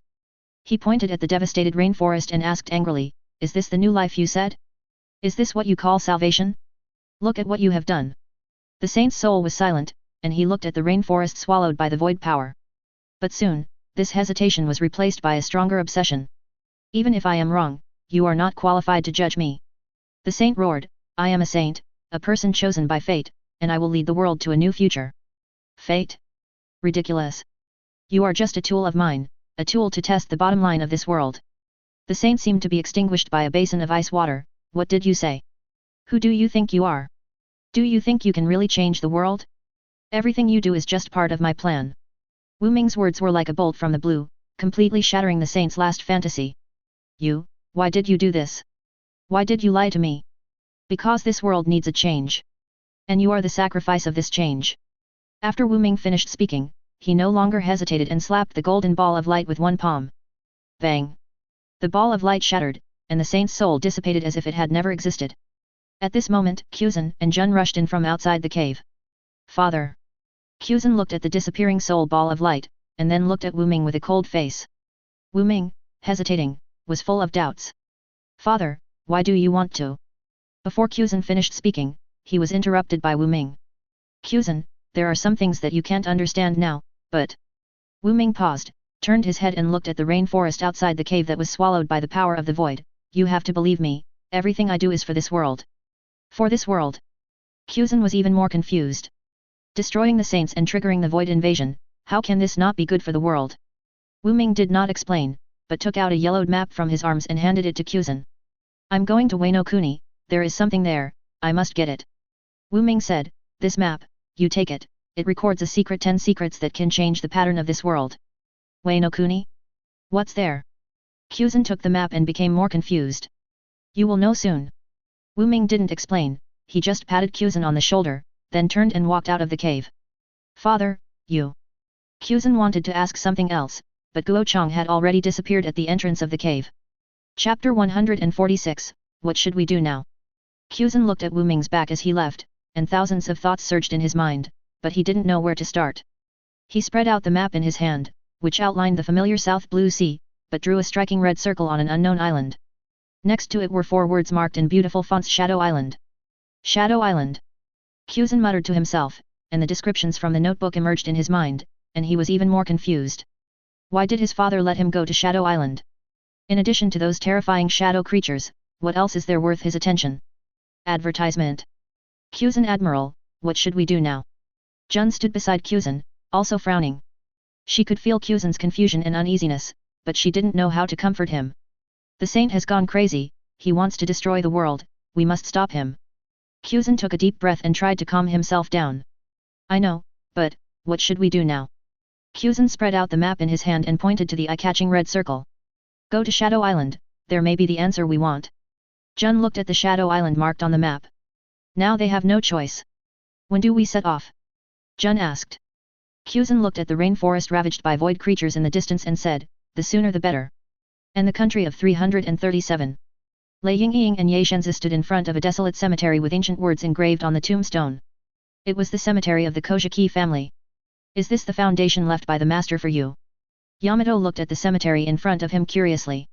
There is not even a blade of grass in this place except for the tombstones. What foundation can there be? Lei Yingying did not speak, but slowly closed his eyes, and then placed his hand on one of the tombstones. Buzz! An invisible wave spread from Lei Yingying's hand and instantly enveloped the entire cemetery. This is... Yamato looked at the scene in surprise. She found that the originally lifeless tombstones began to emit a strange light.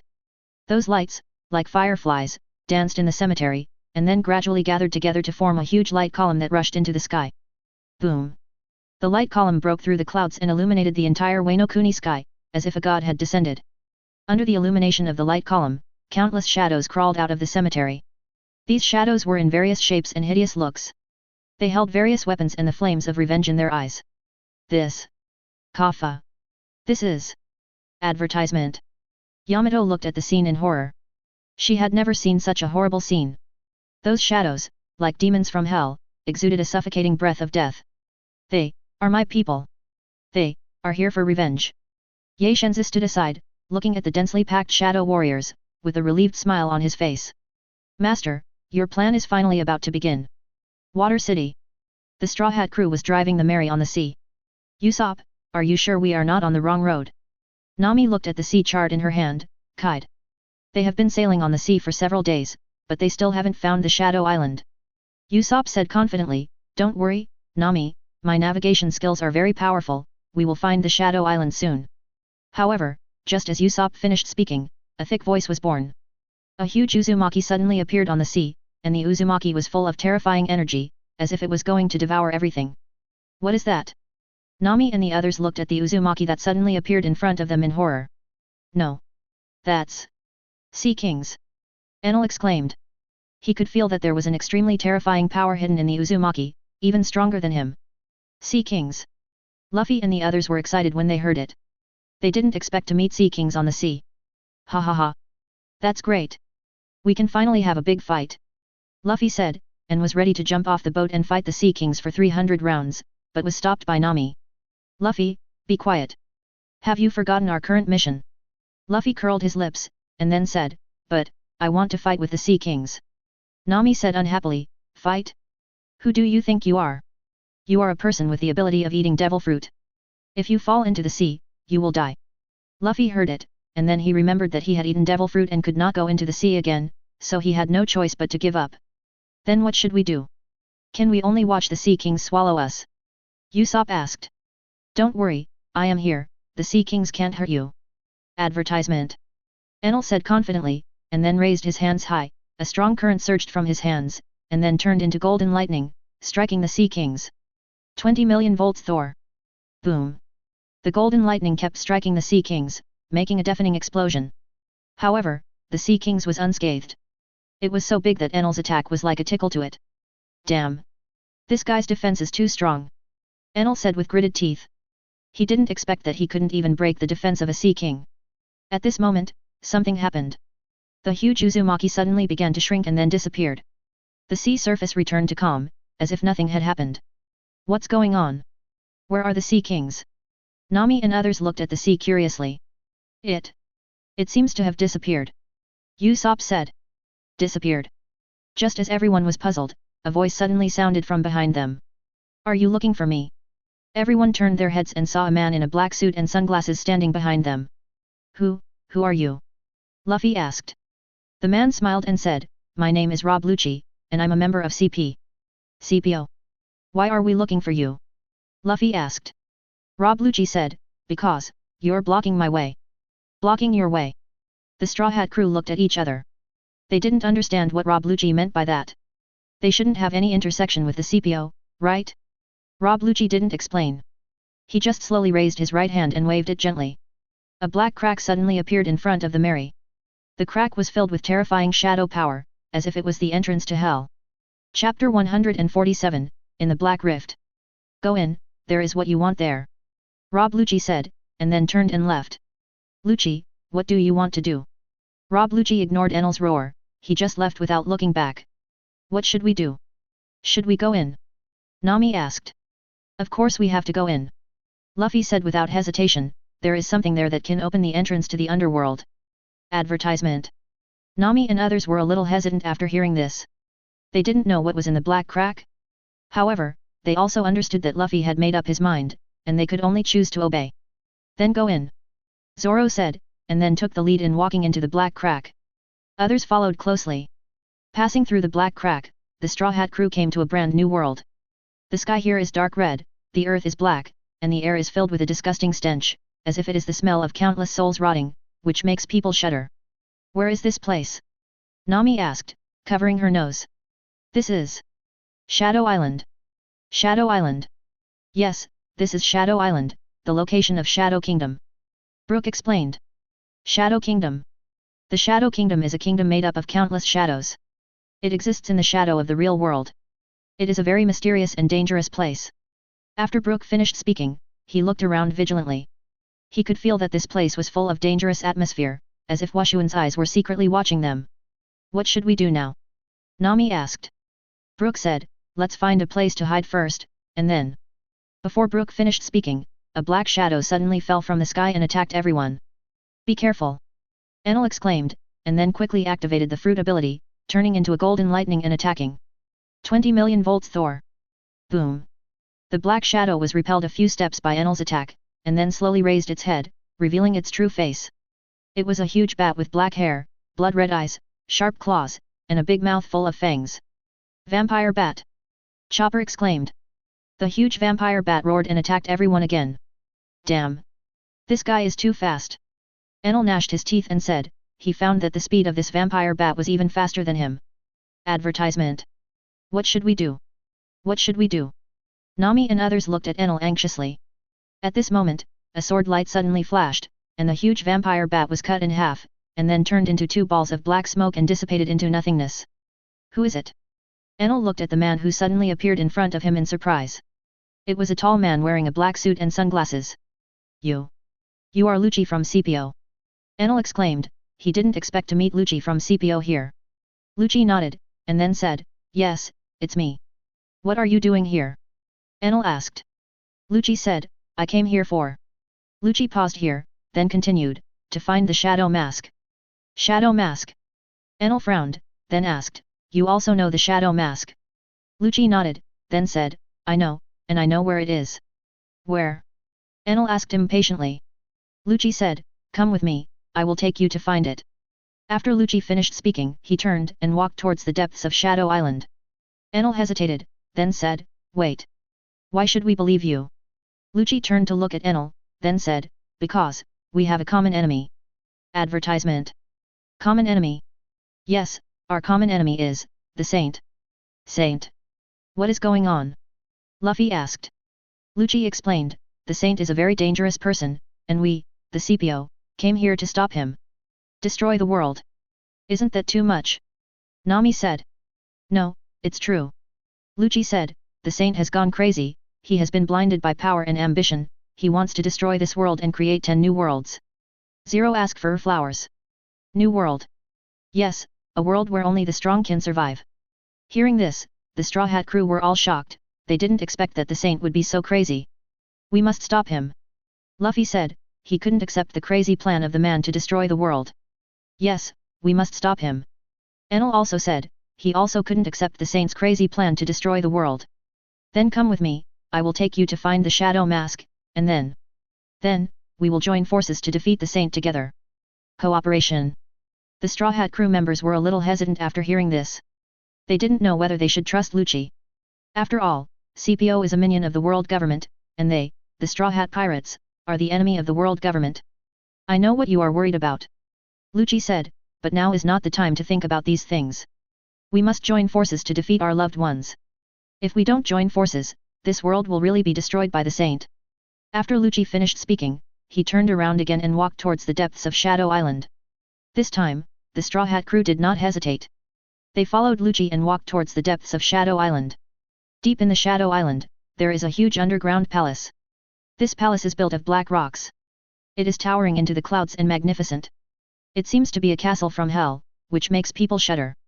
The gate of the palace is a huge black iron door with hideous ghost faces carved on it, which is as daunting as evil ghosts crawling out of hell. Lucci brought the Straw Hat crew to the gate of the palace. The shadow mask is in this palace. Lucci said. Then how do we get in? Luffy asked. Lucci pointed to the huge black iron door and said, this door is the entrance to the shadow mask. But this door seems to be unable to open. Nami said, she tried to push the huge black iron door, but the iron door did not move at all, as if it was sealed by something. Lucci said, this door is sealed by the power of shadow. Only those who have the power of shadow can open it. Chapter 148, Shadow Kingdom? Shadow Power. Luffy was a little confused, they didn't know what shadow power was. Shadow power is a very mysterious and powerful force, it comes from the Shadow Kingdom. Shadow Kingdom. Yes, Shadow Kingdom is a country made up of countless shadows. Advertisement. And shadow power is the power from Shadow Kingdom. Lucci said, Zoro, you should be able to open this door. Me? Zoro looked at Lucci with some doubts, and then asked, why? Lucci said, because you are wearing a shadow mask. Shadow mask.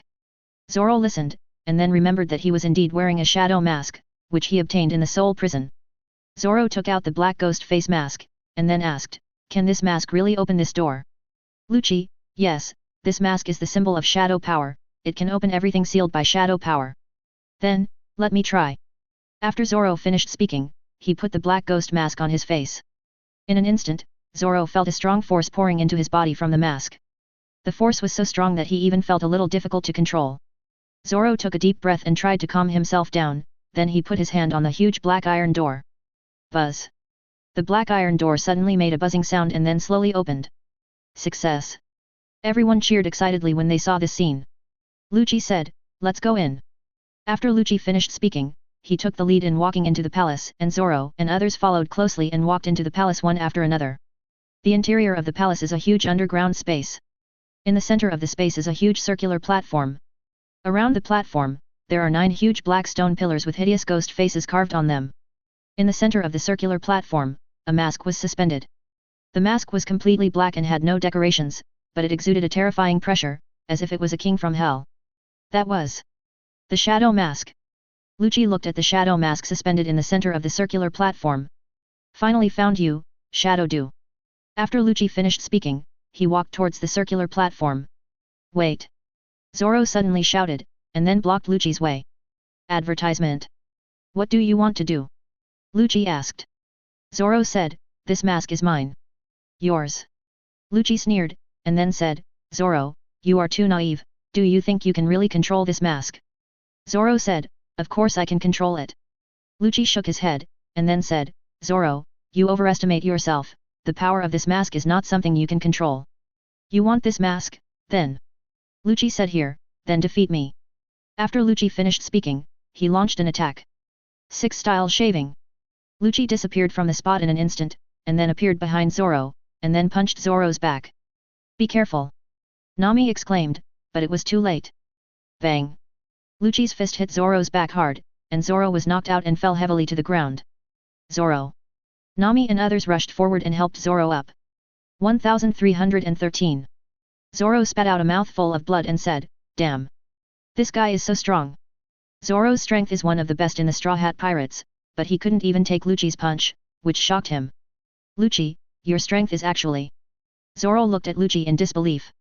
Lucci sneered and said, Zoro, you underestimate me too much, I am. Lucci, I am CPO's Lucci. Then he launched another attack. 6 styles finger pistol. Lucci's fingertips turned into black blades and shot towards Zoro. 3 swords demon slash. Zoro waved 3 swords and blocked all of Lucci's finger pistol. Not bad, Zoro, your strength has indeed improved a lot. B. Lucci, but, your strength is still too weak. Advertisement.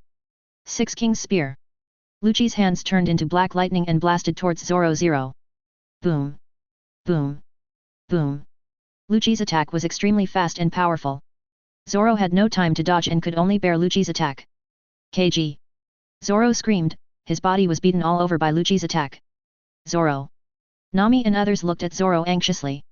They wanted to help, but they were powerless. Lucci's strength was too strong and they were no match for Lu. Are we finished? Find a way now. Nami asked. We have to believe in Zoro. Luffy replied. Yes, we have to believe in Zoro. But at this moment, the shadow mask suspended in the center of the circular platform suddenly made a buzzing sound, and then a black light shot out from the mask and hit Zoro. Zoro was enveloped by the black light, and then his body began to change. Zoro's skin became paler and paler, his eyeballs turned blood red, his hair turned black, and he exuded a terrifying shadow force. Zoro. Nami and others looked at Zoro's changes in horror. They didn't know what happened to Zoro. 194/9/94. A cold and harsh voice suddenly came out of Zoro's mouth. I am Shadow General Hand of Naku's 1.5. After Zoro finished speaking, he waved 3 knives and attacked Lucci. 3 swords Purgatory Demon Slash. Zoro's attack was extremely fast and powerful. Lucci had no time to dodge and could only bear Zoro's attack. Og! Lucci screamed, and his body was beaten all over by Zoro's attack. How is it possible? How could Zoro's strength be? Lucci looked at Zoro in disbelief. He didn't expect that Zoro's strength would suddenly become so strong. Zoro sneered and said, Lucci, you underestimate me too much. I am Zoro, I am the Shadow General Hand of Naku's 3 swords 3000 worlds. Zoro's 3 swords turned into countless black blades and swept towards Lucci. Chapter 149, 6 Styles Moonwalk. Lucci's face changed drastically. He quickly activated his fruit ability, turned into a huge leopard, and then dodged Zoro's attack. 6 Style Moonwalk. Lucci stepped on the air and kept dodging Zoro's attacks. Damn! How could this guy's speed be? Zoro gritted his teeth and said, he found that Lucci's speed was faster than him. Advertisement. What should we do? Nami and others watched the battle between Zoro and Lucci anxiously. Zoro and Lucci's strengths have exceeded their cognition. We must find a way to stop Zoro. Robin said, she knew that if this continued, Zoro would sooner or later be devoured by the soul of the Shadow General and become their puppet. But what should we do? Nami asked, they were no match for Zoro at all, how should they stop Zoro?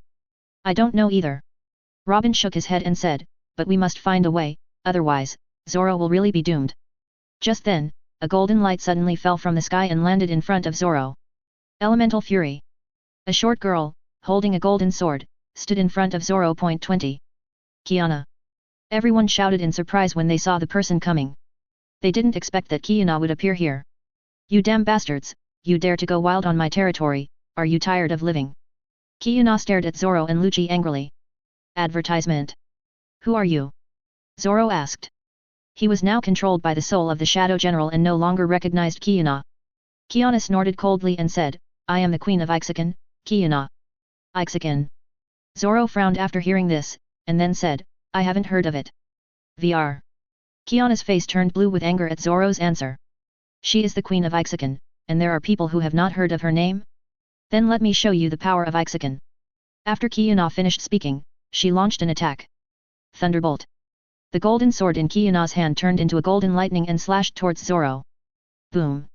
1313. Zoro spat out a mouthful of blood, and then struggled to stand up, but his body could not move. Damn! This guy's strength! Zoro was horrified. He didn't expect that Kiana's strength was so strong. Zoro. Are you okay? Nami asked worriedly. Zoro shook his head and said, I'm fine, but...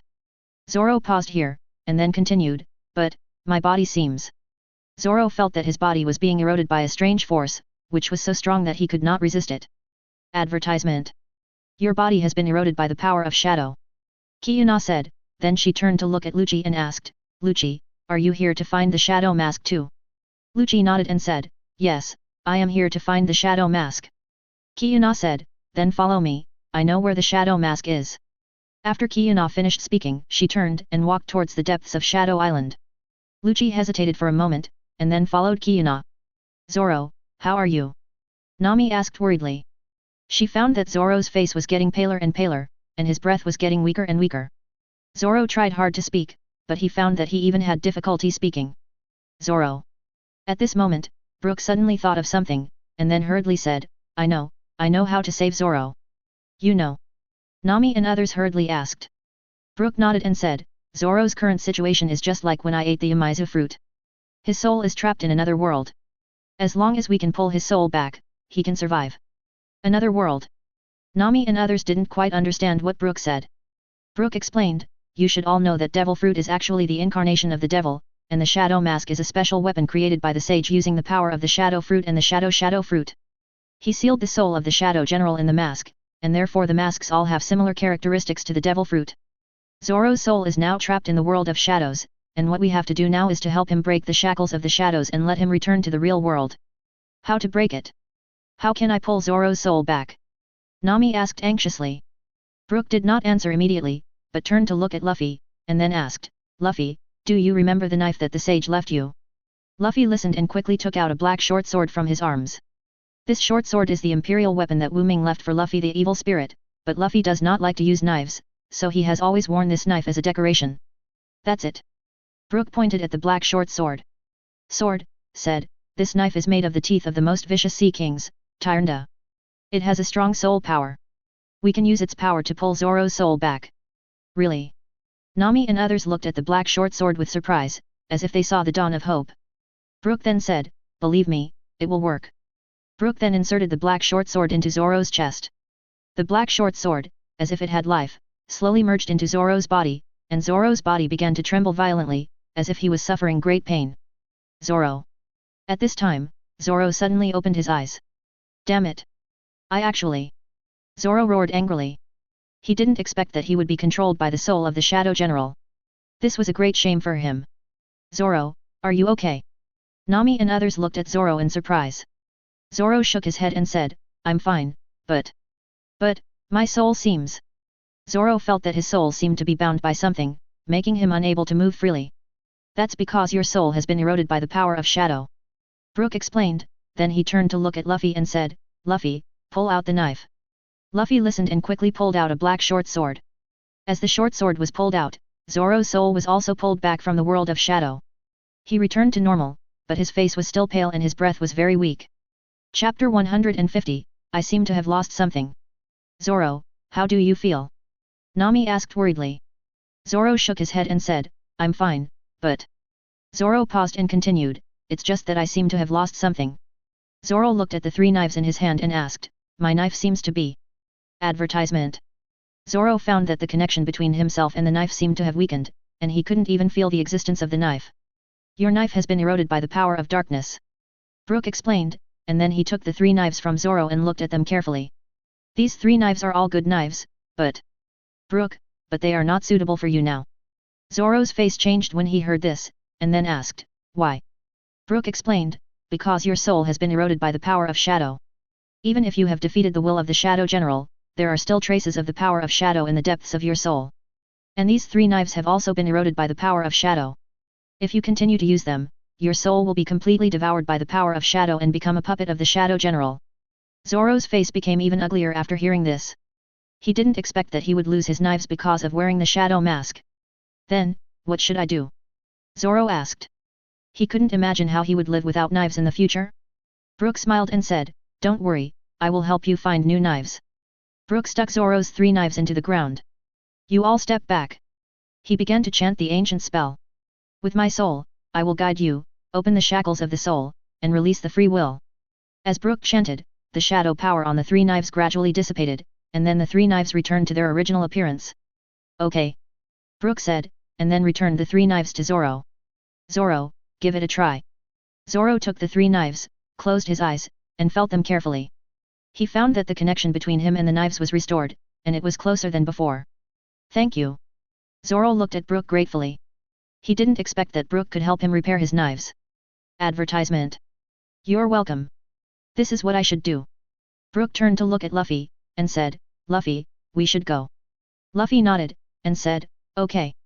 Luffy walked towards the exit of the secret room, and the others followed closely, all walking towards the exit of the secret room. At this moment, Zoro suddenly stopped, then turned to look at the black ghost mask, and asked, Brook, this mask.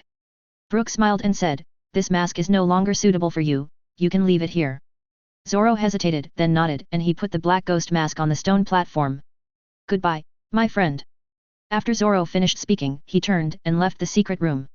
At this time, the black ghost mask suddenly made a buzzing sound, and then a black shadow flew out of the mask and landed on Zoro's sword. Are you willing to be my sword? The Black Shadow asked. Zoro looked at the Black Shadow and nodded. I do. In this way, Zoro got a new sword, a sword from the Shadow Kingdom.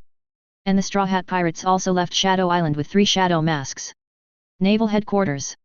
Sengoku looked at the newspaper in his hand, frowning. South Blue fell, Water City became independent, and now even East Blue. Sengoku felt extremely heavy, and he felt that the rule of the world government was gradually collapsing. Sengoku, what should we do? Crane asked, she was also worried. Sengoku sighed, and then said, now, we can only take one step at a time. East Blue, Goa Kingdom. A huge pirate ship docked at the port. Little guys, charge. Pick up all the country for me. A tall man stood on the bow and shouted loudly. This man was the captain of the Blackbeard Pirates, Marshal D. Teach. Advertisement. After Blackbeard obtained the power of the dark fruit, he began to recruit soldiers and expand his power. His goal was to become the new pirate king. Charge. The pirates of the Blackbeard Pirates jumped off the ship and rushed towards the Goa Kingdom. The Goa Kingdom is a very small country. It is located at the easternmost part of East Blue and is a very peaceful country. However, today, the peace of the Goa Kingdom was broken by the Blackbeard Pirates. Help! Pirates are coming! The civilians of the Goa Kingdom fled in panic. Ha ha ha! It's so fun! Blackbeard laughed wildly at the frightened civilians. This is the pirate. After Blackbeard finished speaking, he walked towards the Goa Palace. The Goa Palace is where the king of the Goa Kingdom lives. It is located in the center of the Goa Kingdom and is a very luxurious palace. However, today, the luxury of the Goa Palace was trampled by the Blackbeard Pirates. Blackbeard and his men rushed into the Goa Palace, and then began to act recklessly, burning, killing, looting, and doing all kinds of evil. Stop! A short old man stood in front of Blackbeard and roared. This old man was the king of the Goa Kingdom, Stelly. Old man, are you tired of living? Blackbeard looked at Stelly and sneered. Stelly said, I am the king of the kingdom of Goa, I. Before Stelly could finish his words, he was punched away by Blackbeard. Old man, you are too weak. Blackbeard grinned and walked towards Stelly who was lying in the ruins of the throne. The old king struggled weakly, but could only wave his scarred fist in vain. Old man, your era is over. Blackbeard raised his fist high, the dark power of dark fruit gathered in his palm, and the violent gravity twisted the air around him, as if to crush Stelly and his dignity together. Stop! A crisp cry, like icicles in winter, instantly froze Blackbeard's cruel smile. He turned around suddenly, and a golden light came into his eyes. The light did not come from the scorching sun in the sky, but from the slender blade in the hand of the visitor. It reflected the cold light, as if it could cut off all the darkness. The woman standing with a sword, wearing the white uniform of Marine Admiral, a cloak of justice, a long ice blue hair fluttering in the cold wind, and a cold look as sharp as an ice knife, as if she can see through people's hearts. Blackbeard's pupil shrank, and his heart was alarmed. Kings. The powerful momentum of the person who came, and the chilling cold murderous intent, made him realize that the woman in front of him was definitely not someone to be trifled with. You are. Blackbeard clenched his fists, the power of dark fruit surged in his palms, and asked vigilantly.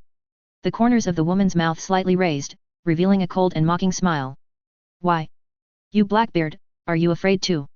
Her voice, like the cold wind in winter, with a biting chill, made Blackbeard tremble all over. Marine Admiral. Ace Day. Blackbeard finally recognized the person who came. He never thought that the most powerful combat force of the naval headquarters would appear in this remote small country. He took a step back in astonishment, his heart full of doubts and uneasiness. East Blue has always been known as the weakest sea area. How could Marine Admiral appear here? Could it be? Blackbeard thought of the man who had been secretly planning for 300 years and his incredible divine talent. Could it be that all this was the conspiracy of that man?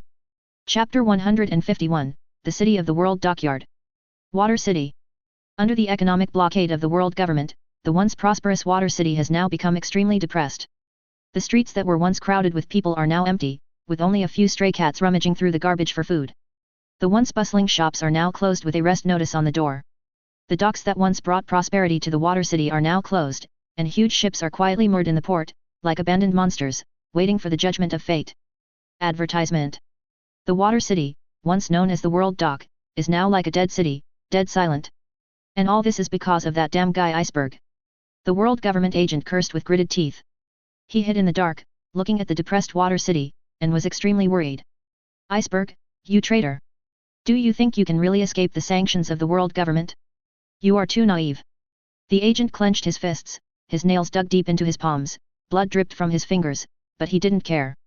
He has been lurking here for a whole month, but he still can't find any opportunities. The defense of Water City is tighter than he imagined, and Victor has never left Water City. The agents of the world government know that Victor is Iceberg's biggest support. As long as Victor is still there, the world government will not be able to break through the defense of Water City. Damn Victor! Why do you have to go against the world government? Don't you know the consequences of doing this?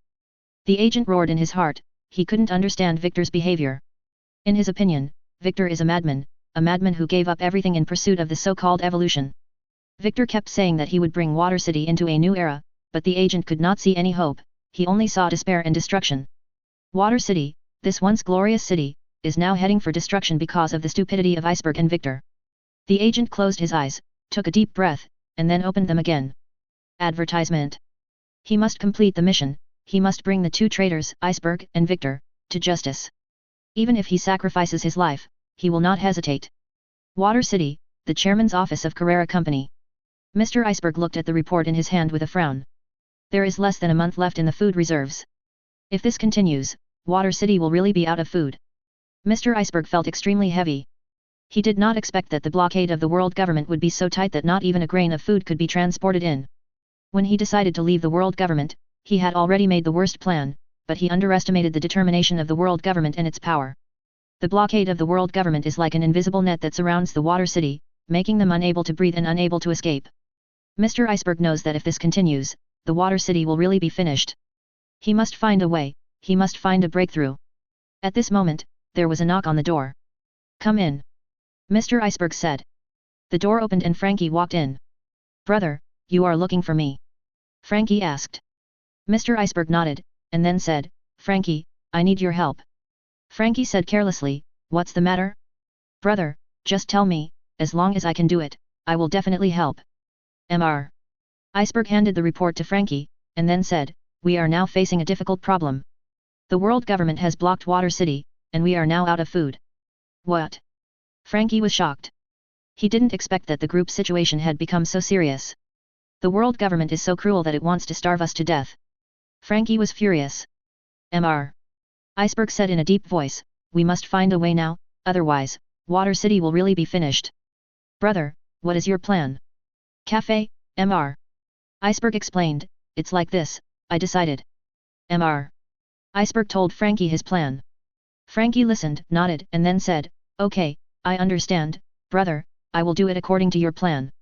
Then I'll leave it to you, Frankie. After Mr. Iceberg finished speaking, Frankie left the office. Frankie is his most trusted junior brother and his most capable assistant. At this critical moment, he can only rely on Frankie. Mr. Iceberg took a deep breath and looked at the report in his hand again. He must find a breakthrough. Naval Headquarters, Marshal Sengoku's office. Sengoku looked at the information in his hand with a gloomy face. Advertisement. Damn it, Kuzan actually went to Shadow Island with Jun, and he also took away a map. On that map, there was actually a key that could open the underworld. Shadow Island is an extremely dangerous place. Even Marine Admiral dare not set foot there easily. And Kuzan actually took Jun there, and he also took away a key that could open the underworld? Sengoku really couldn't figure out why Kuzan did this. What exactly did he want to do? Could it be that he also wanted to destroy the world like that time traveler? Sengoku didn't dare to think about it anymore, he was afraid that he would collapse because of this. Crane! Sengoku shouted. Crane walked in and asked, Sengoku, you are looking for me. Sengoku handed the information in his hand to Crane, and then said, take a look. Crane took the information, read it carefully, and then his face changed drastically. Crane exclaimed, and then said, Sengoku, we must report this matter to the 5 elders immediately. Sengoku nodded, and then said, I have contacted the 5 elders, they are in a meeting now, and I will report this matter to them after they finish the meeting. Crane said, I hope they can make a decision as soon as possible, otherwise, the consequences will be disastrous. Sengoku took a deep breath, and then said, I understand. Sengoku and Tsuru were both silent, they were both thinking about how to deal with this unprecedented crisis. Red line, between the 2 calendars. The faces of the 5 elders were all very ugly. They just received intelligence that Kuzan and Jun went to Shadow Island, and they also took away a key that could open the underworld. Damn Kuzan! What is he going to do? Makazmaz roared angrily, he could not accept Kuzan's betrayal. Isam Baran Vinay Shaoro Saint calmly analyzed, I think Kuzan should not betray the world government. He must have his reasons for going to Shadow Island. Chapter 152, I found the traces of the saint. Reason? What reason? Doesn't he know that Shadow Island is the territory of that time traveler? Saint Shepherd Tenpit asked back. Even if he is the one of that time traveler, we must stop him. The underworld must not be opened. Saint Topman Voculi said. At this moment, Saint Jagaluja Satan's Den Den Mushi suddenly rang. Shpondam, Master 5 Elders, there is a major event to report here. Saint Jagaluja Satan frowned and asked, Shpondam, what's wrong with you? If it's those trivial matters again, don't bother us. Shpondam hurriedly said, it's not a trivial matter. It's a big thing. I found the trace of the saint. Advertisement. What? The 5 elders exclaimed. They didn't expect that Shpondam would actually find the trace of the saint. Shpondam, are you telling the truth? Saint Makazmaz asked. Shpondam said quickly, it's true. I just received information that the saint is now, in Wano-kuni. Wano-kuni. The 5 elders were silent. Why did the saint go to Wano-kuni? Could it be that his goal is? Saint Jagaluja Satan stood up suddenly and said, Kaido. Kaido. The other 4 also reacted. The saint went to Wano-kuni for Kaido. After all, Kaido is the most powerful creature in the world. If the saint can control Kaido, the consequences will be disastrous. We must stop him immediately. Saint Topman Voculi said. Saint Jagaluja Satan nodded and said, I will contact naval headquarters and ask them to send someone to Wano-kuni immediately. Wano-kuni, Jia Island. Kaido stood at the highest point of Gui Island and looked at the turbulent sea in the distance. Conquer the world. This is his lifelong dream and the goal he strives for. He, Kaido, will become the master of this world. Advertisement. At this moment, a black shadow suddenly appeared behind Kaido. Kaido, your dream will come true soon. Who are you? Kaido turned his head and saw a man wearing a black cloak and a mask standing behind him. Are you the shadow demon? Kaido recognized this man, he was the one who saved him on Sky Island before. Yes, it's me. The shadow demon nodded, and then said, Kaido, I have found what you want. As the shadow demon said, he took out a black devil fruit from his arms. This is. Kaido looked at the black devil fruit, his pupil shrank, and then he exclaimed, this is. Titan devil fruit. The shadow demon, yes, this is the Titan devil fruit, and it is the most powerful Titan devil fruit Godzilla form. Kaido was so excited that he trembled all over. The devil fruit he dreamed of finally appeared in front of him. Is this true? Kaido asked, he was afraid that he was dreaming. The shadow demon smiled, and then said, of course it's true, you can eat it now. Kaido didn't hesitate, he grabbed the black devil fruit and swallowed it in one gulp. Wano-kuni, the capital of flowers. Koshiki Hiri looked at the map in his hand and said, is this the gathering place of the Iwi tribe? Yes, this is the gathering place of the Iwi tribe, and it is also our future home. Yamato asked curiously, what are we going to do next? Ye Shenzi smiled and said, next, what we have to do is, overthrow the rule of Kurozumi Snake and rebuild Inajima. Lei Yingying nodded and said, yes, we have to overthrow the rule of Kurozumi Snake and rebuild Inajima. Yamato listened and said excitedly, great. Finally, we can do something big. Advertisement. Lei Yingying and Ye Shenzi, with Yamato and a group of shadow warriors, walked towards the gathering place of the Iwi tribe. Their steps were firm and powerful, and their goal was conquer Wano-kuni. Naval headquarters. Sengoku looked at the information in his hand and frowned. Damn it, how did things turn out like this? Sengoku felt very heavy, and he felt that the world was moving in an uncontrollable direction. Sengoku, what should we do? He asked, she was also worried. Sengoku sighed, and then said, now, we can only take it one step at a time. Just then, a golden light suddenly appeared in Sengoku's office. Sengoku, I have something to tell you. The person who came was Ace. She didn't knock on the door or announce it. She pushed open the door of Marshal Marine's office like a queen, and walked in with a biting cold and unquestionable momentum. Ace. Sengoku was about to scold a few words, but when he saw Ace's cold eyes and the coldness that seemed to freeze everything, he swallowed the words that were on his lips. Sengoku, sitting behind the desk, frowned and looked at the woman in front of him who made him love and hate. Love is because Ace is strong, loyal to Marine, and very hard-working, which is much better than Kizuru who slacks off all day and Garp who takes leave every other day. Hate is because this woman is too strong, too extreme, and likes to slap people in the face. Whether it is dealing with pirates or agents of the world government, Ace always adheres to one principle: if you don't agree, do it. Can such a person really become a marine marshal in the future? Sengoku, who was worried, looked at Ace and asked, what do you want to see me for? If you want to take a vacation, I advise you to give up. Now Marine is in need of people, you. Before Sengoku finished speaking, he was interrupted by Ace. Sengoku, I found a secret about the saint. Hearing this, Sengoku instantly forgot about Ace's vacation. Saint. This is the name that has made the whole world tremble recently. What secret? Sengoku asked hurriedly. Even Crane, who was reviewing documents nearby, put down the documents in his hand and looked at Ace curiously. The saint is still alive. Ace said slowly. Her voice was like the cold wind in winter, with a piercing chill. What? He is still alive.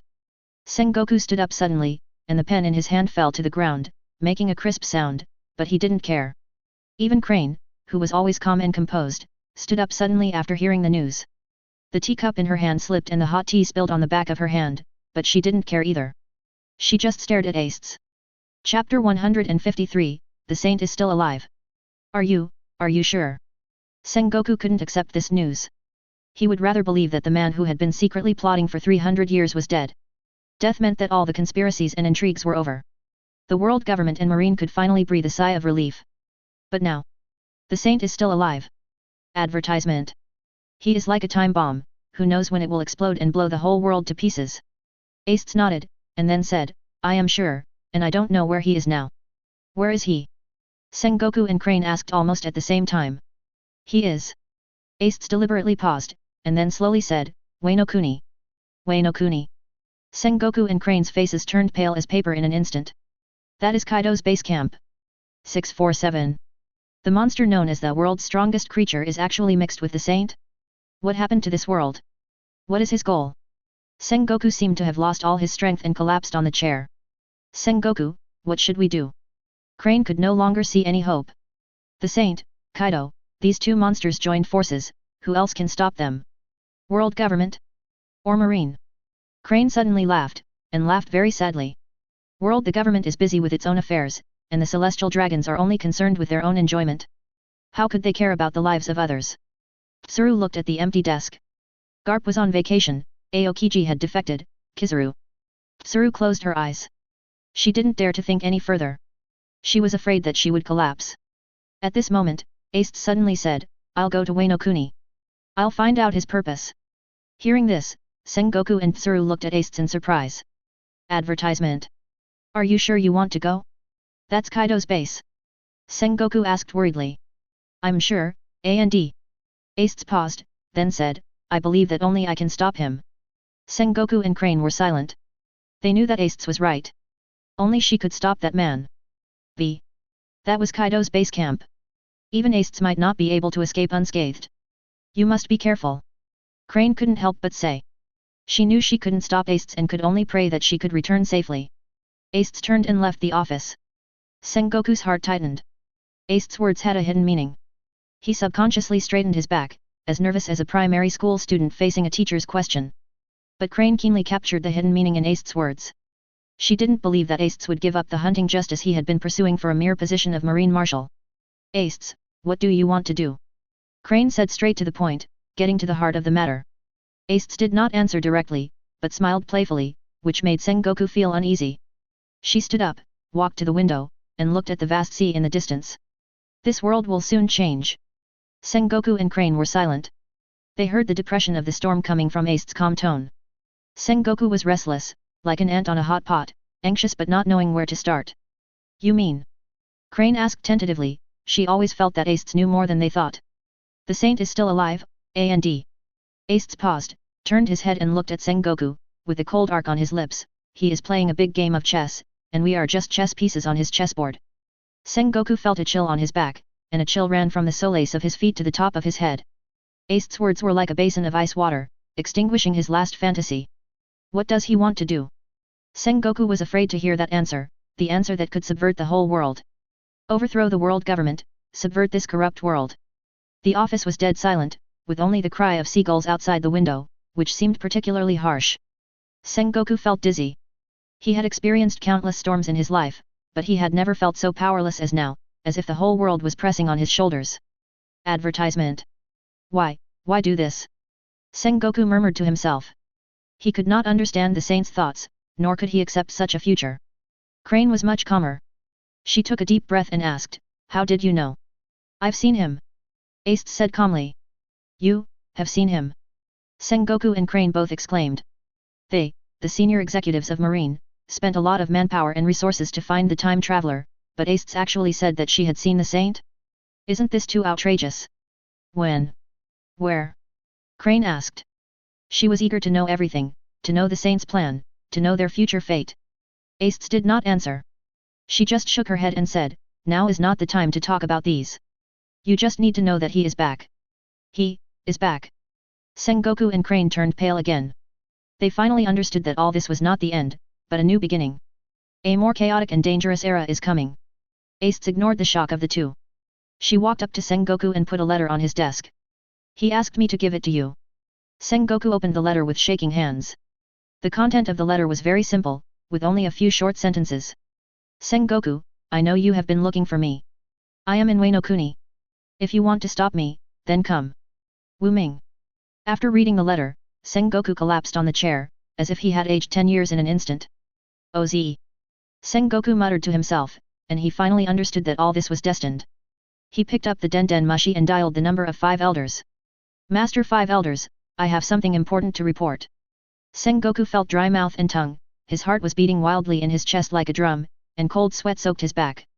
The fingers holding the letter trembled unconsciously, and the few short lines of words seemed to weigh on him like a heavy burden, making him breathless.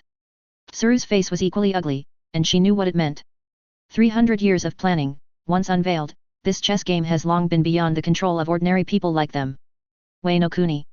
Crane took a deep breath and tried to calm himself down. Is his target Kaido? He wants to use Kaido to subvert the rule of the world government. Chapter 154, Treat them as ants? Advertisement. Sengoku slumped in the chair, as if he had aged 10 years in an instant. He had devoted his life to the marine, and tried his best to maintain the order of the sea, but in the end, he found that he was just a chess piece at the mercy of others. What on earth does he want to do? Sengoku muttered to himself. Ace looked at the reactions of the two people, his heart was calm, and he even wanted to laugh. These ignorant guys, have they only realized the seriousness of the problem now? She walked in front of Sengoku, bent down, and supported her hands on the desk. Her cold eyes looked straight into Sengoku's eyes, as if she wanted to see through his soul. "Sengoku, you are too naive, he is not a saint, he is a demon who wants to destroy the world." Sengoku was stunned. "You, how could you?" Sengoku looked at Ace in horror, he felt as if he was meeting this woman for the first time. Ace didn't answer, she just looked at Sengoku coldly, and then said, "I will stop him, but I need your help." Sengoku and Crane were stunned. They didn't expect Ace to ask them for help. 20. Hasn't this woman always been alone and regarded them as ants? Ace seemed to see through their thoughts. She sneered, "Don't get me wrong, I'm not doing this for you, I'm just doing it for myself." "For yourself?" Sengoku was even more confused. He couldn't figure out what Ace was up to. Advertisement. His power is beyond your imagination. Even if you use all the power of Marine, you can't defeat him. "So, what do you want us to do?" Crane asked. She knew that Ace must have his own plan. "I want you to hold him back, hold him back for 10 minutes. Sengoku and Crane both took a breath. Ace actually made such a request. 10 days. How is this possible? With the combined strength of Saint and Kaido, naval headquarters may not be able to hold out even for 10 hours, let alone 10 days. Are you crazy? This is impossible." Sengoku roared, he could not accept such an arrangement. Ace looked at Sengoku coldly and said, I need time to prepare, only in this way, I can possibly defeat him." "How are you going to prepare?" Sengoku asked, he really couldn't figure out what trump card Ace had. Ace didn't answer, she just turned and left the office, leaving Sengoku and Crane staring at each other. Sengoku picked up the Den Mushi and dialed the number of 5 elders. "Master 5 elders, I have something important to report. Wano Kuni, the island." Kaido transformed into a huge blue dragon, hovering over Onigashima, making a deafening roar, as if declaring his sovereignty. Since eating the Godzilla fruit, Kaido felt like he had been reborn, his strength and speed had been unprecedentedly improved, and even his defense had become more perverted. He waved his huge dragon claws, tearing the air, as if he wanted to tear the whole world apart. "Is this the power of the Titan? It's amazing." Kaido laughed wildly with excitement. He felt that he was invincible. Even if it was naval headquarters, he had the confidence to raze it to the ground. At this moment, a black shadow suddenly appeared in front of Kaido. Kaido, your power is indeed very strong, but... Shadow Demon's voice was like a demon from hell, full of temptation and bewitching. Advertisement. But what? Kaido asked curiously. He felt that Shadow Demon seemed to know something. But you are not strong enough. You need more powerful power. After Shadow Demon finished speaking, he took out a black mask from his arms. The mask was completely black and had no decorations, but it exuded a terrifying pressure, as if it was a king from hell. What is this? What is this? Kaido asked. He could feel that there was an extremely terrifying power hidden in the mask.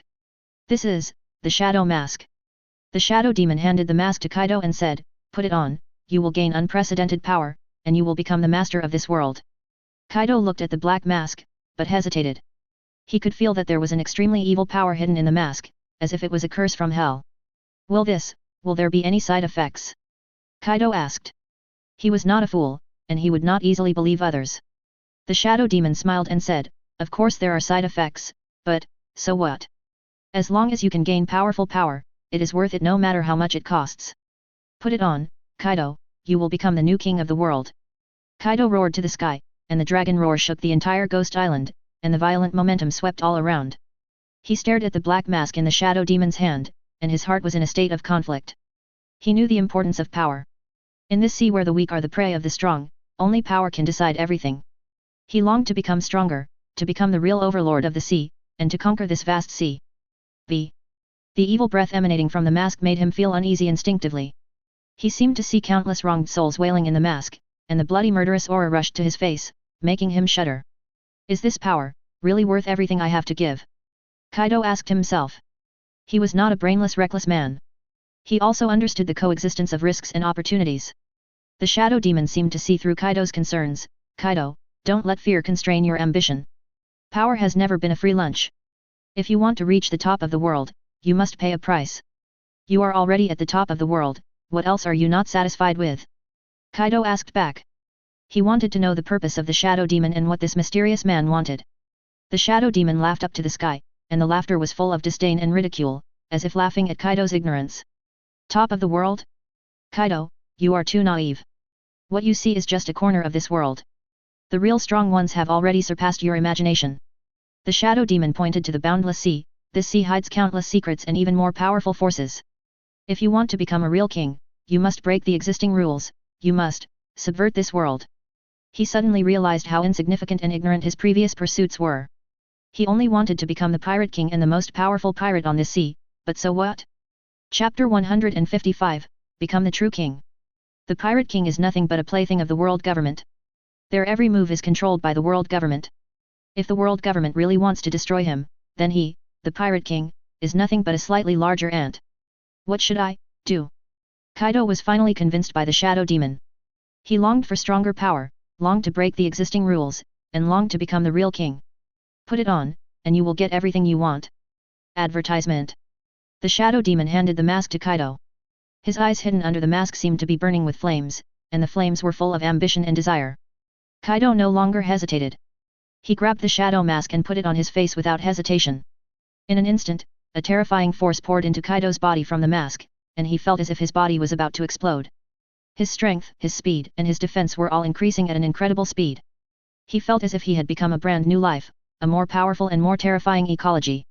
Is this the power of shadow? It's amazing. Kaido waved his huge dragon claws and tore the air around him. Ha ha ha ha. Shake the world. I, Kaido, am back. The Shadow Demon looked at Kaido, who had been completely controlled by the power of shadow, and a cold smile appeared on his face. Very good, Kaido, you will become my most powerful weapon, and you will help me conquer this world. At the same time, Alabasta, deep in the western desert. Vivi, Kuzan, and Jun stood in front of a huge underground cave. The entrance of the cave was blocked by a huge rock. The rock was carved with strange runes, exuding an ancient and mysterious atmosphere. Is this where Queen Sataka sleeps? Vivi nodded and said, yes, this is where Queen Sataka sleeps.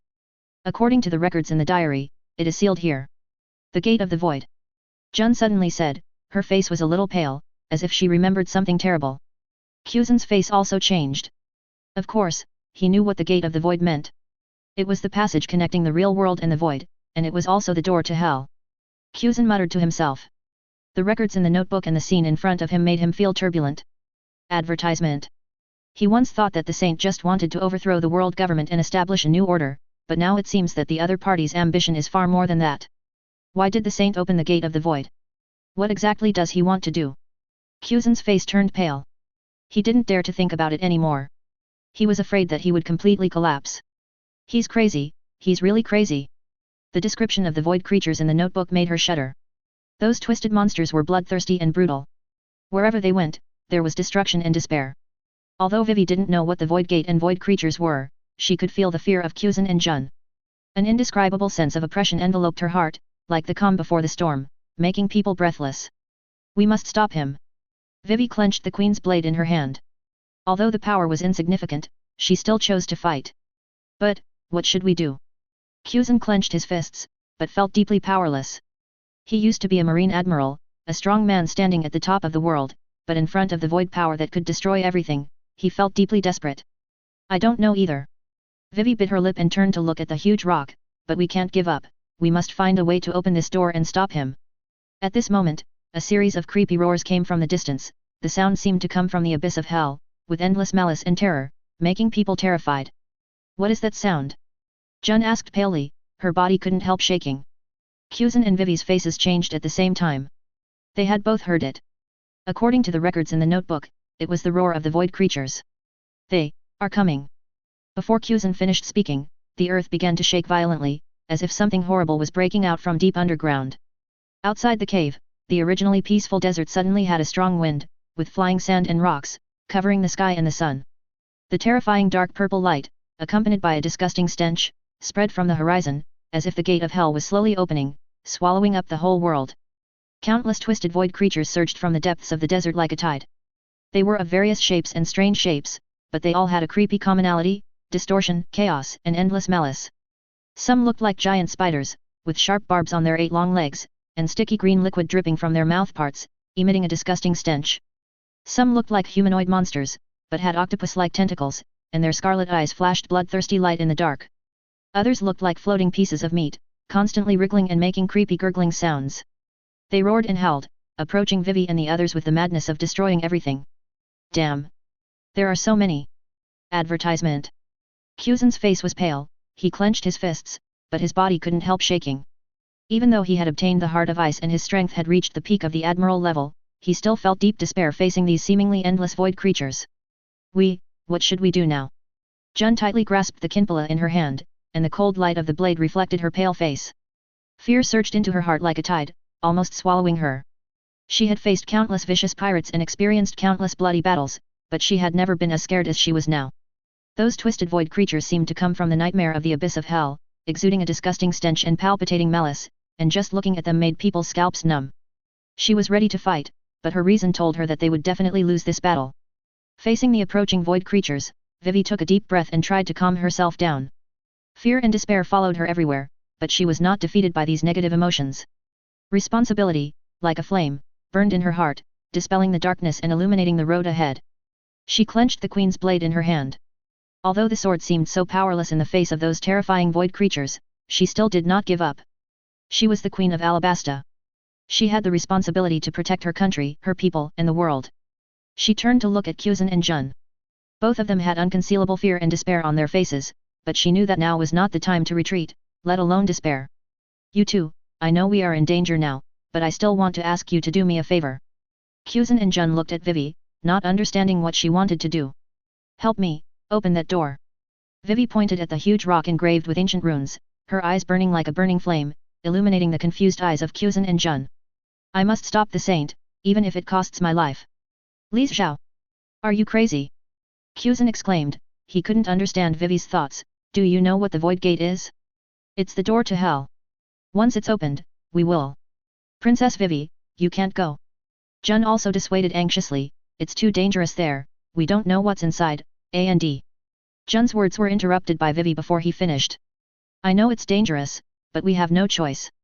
The saint is crazy, he wants to destroy the world, we must stop him. Even if we try our best, it's impossible to defeat him. I know. Vivi nodded. She certainly knew the gap between herself and the saint, but she still didn't give up. But I can't just watch him destroy the world. I have to do something. Princess Vivi, have you really decided? Ji Yuan looked at Vivi. Vivi nodded, and then said, I've decided, both of you. If you don't want to help me, then I can only go by myself. After Vivi finished speaking, she turned and walked towards the huge rock. Wait. Chapter 156, let's get started. Quzhan and Jun looked at each other and saw the determination in each other's eyes. They are all Marines, shouldering the responsibility of protecting world peace. Knowing that the road ahead is dangerous, they must not retreat, let alone let Vivi face the unknown terror alone. Okay, we will help you. Quzhan nodded in agreement. Vivi turned to look at the huge rock, took a deep breath, and then said, then let's get started. Quzhan stepped forward, stretched out his right hand, and the palm of his hand surged with icy blue light. He pressed his palm on the rock, and the cold air surged like a tide, trying to freeze the boulder that sealed the door of the void, and then crush it. Advertisement. However, the rune on the rock suddenly lit up, emitting a strange purple light, and an invisible force blocked Quzhan's ice power. Damn! The power of the seal is so strong. Quzhan gritted his teeth. He knew that he alone could not break the seal. Let me try. Jun stepped forward and drew out the kinpala, the blade flashing with cold light. Cut!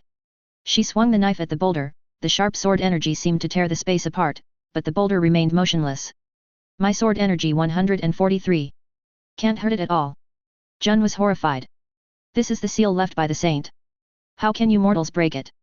The three looked around vigilantly, but no one was seen. The voice seemed to come from all directions, with invisible oppression, which made people shudder. Who? Who is talking? Vivi asked in horror.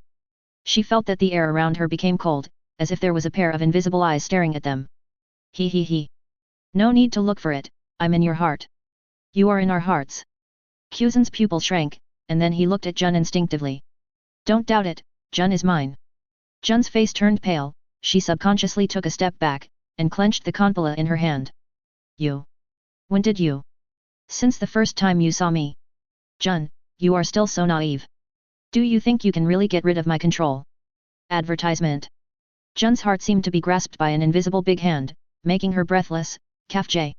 She never thought that she would be a saint's person. How is this possible? She is Marine. She is a partner of justice. Why are you doing this? Because this world needs a change.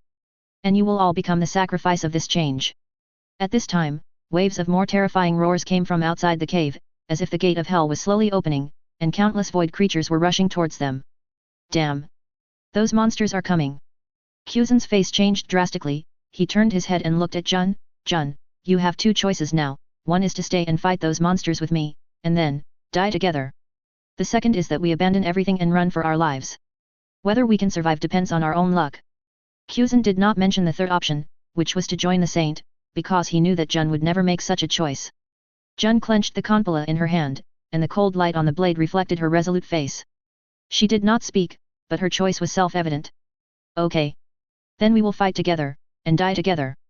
The two stood back to back, watching the direction of the cave entrance vigilantly, ready to face the coming terror at any time. However, just when those void creatures were about to rush into the cave, a golden light suddenly fell from the sky and repelled all those void creatures. That is. Quzhan looked up and exclaimed, Angel power. The golden light dissipated, and a woman wearing golden armor and 6 wings flapping behind her slowly landed, like a god descending from heaven, sacred and inviolable. Yan. The angel king of the kingdom of the sky actually appeared here. Are you two okay? Yan looked at Quzhan and Jun and asked. Quzhan shook his head and said, we are fine, but those void creatures have invaded Ixtal, we must stop them. Yan nodded and said, I already know, I came here to help you. Yan turned his head to look at the huge rock and said, Quzhan, Jun, you two step back, I will open this door. Advertisement. Kr. Quzhan and Jun looked at Yan in surprise. Do you really want to open this door? Do you know what's inside? Quzhan asked, he was worried that Yan would be eroded by the power of the void. Yan shook his head and said, I don't know what's inside, but I know that we must open it. Yan, my love is inside. After Yan finished speaking, he inserted the seraph sword in his hand into the huge rock. Buzz. A golden light surged from the seraph sword and then poured into the huge rock.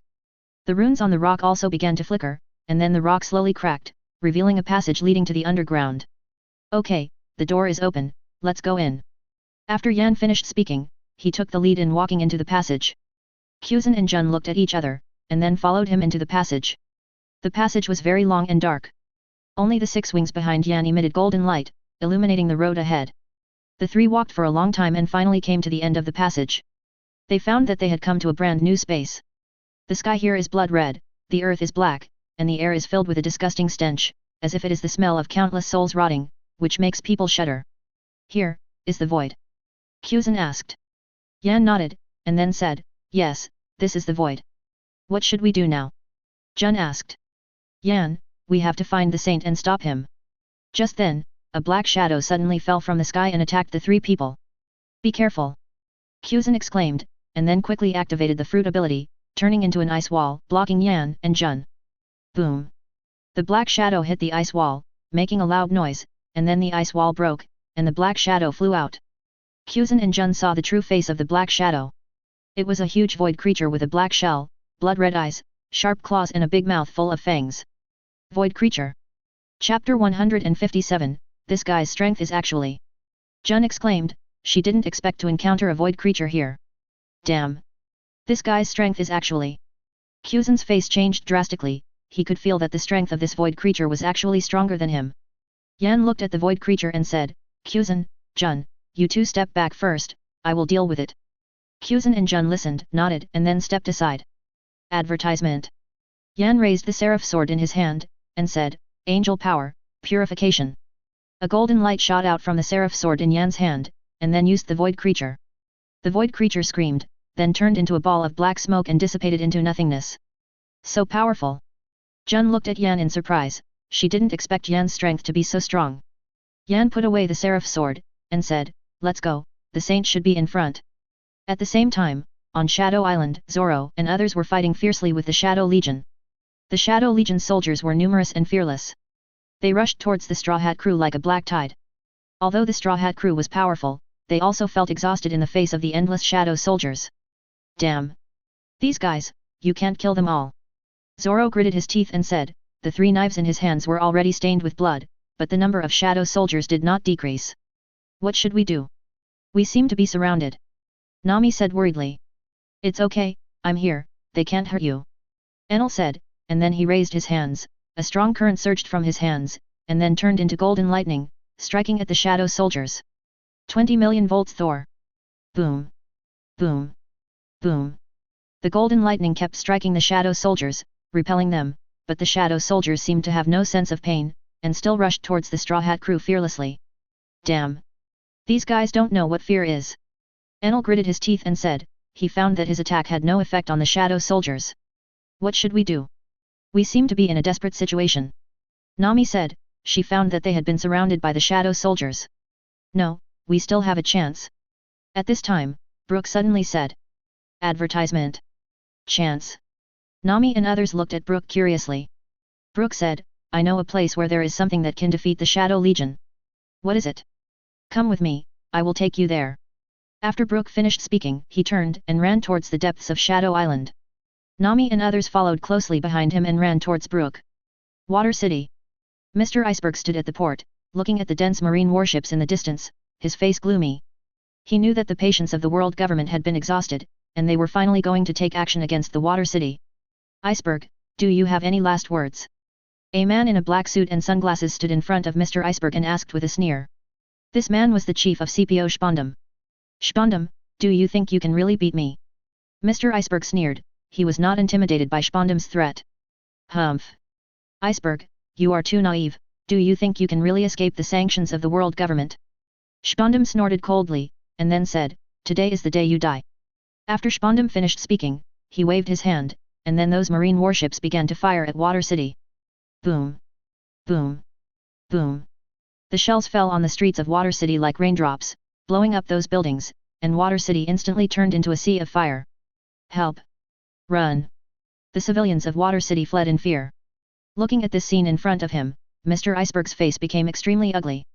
He didn't expect that the world government would be so cruel and actually fire at civilians. Damn it!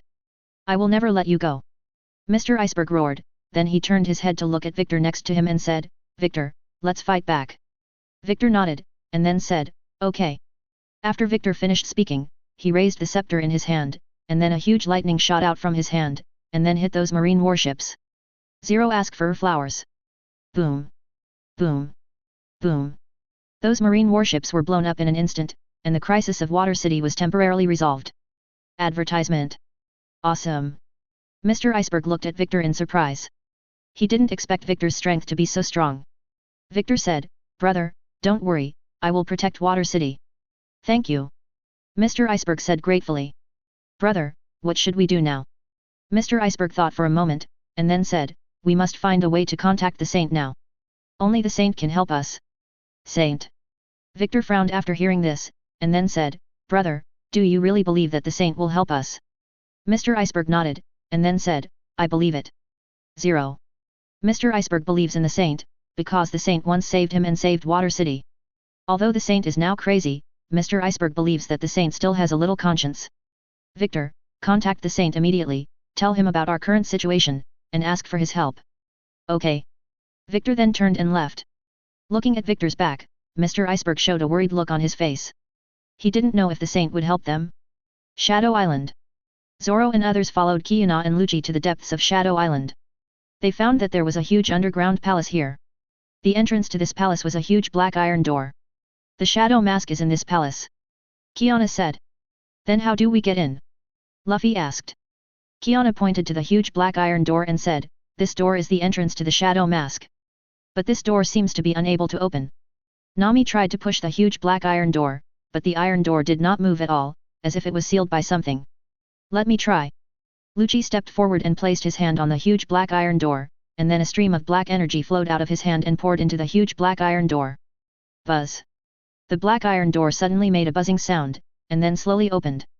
Chapter 158, Shadow Mask. Success! Everyone cheered excitedly when they saw this scene. Lucci said, "Let's go in." After Lucci finished speaking, he walked into the palace first, followed by Zoro and others, and walked into the palace. The interior of the palace is a huge underground space. In the center of the space is a huge circular platform. Around the platform, there are 9 huge black stone pillars with hideous ghost faces carved on them. Advertisement. And in the center of the circular platform, a mask is suspended. The mask is completely black and has no decoration, but it exudes a terrifying pressure, as if it is a king from hell. That is Shadow Mask. Lucci looked at the shadow mask suspended in the center of the circular platform, and then said, "Finally found you, Shadow Mask." 6, 4, 3 After Lucci finished speaking, he walked towards the circular platform, but was stopped by Kiana. "What do you want to do?" Kiana asked. "I want to take this mask." Kiana snorted coldly, and then said, "This mask is mine." "Yours." Lucci sneered, and then said, "Kiana, you are too naive, do you think you can really control this mask?" Kiana said, "Of course I can control it." Lucci shook his head, and then said, "Kiana, you overestimate yourself, the power of this mask is not something you can control. You want this mask, then?" Lucci said, "Here, then defeat me."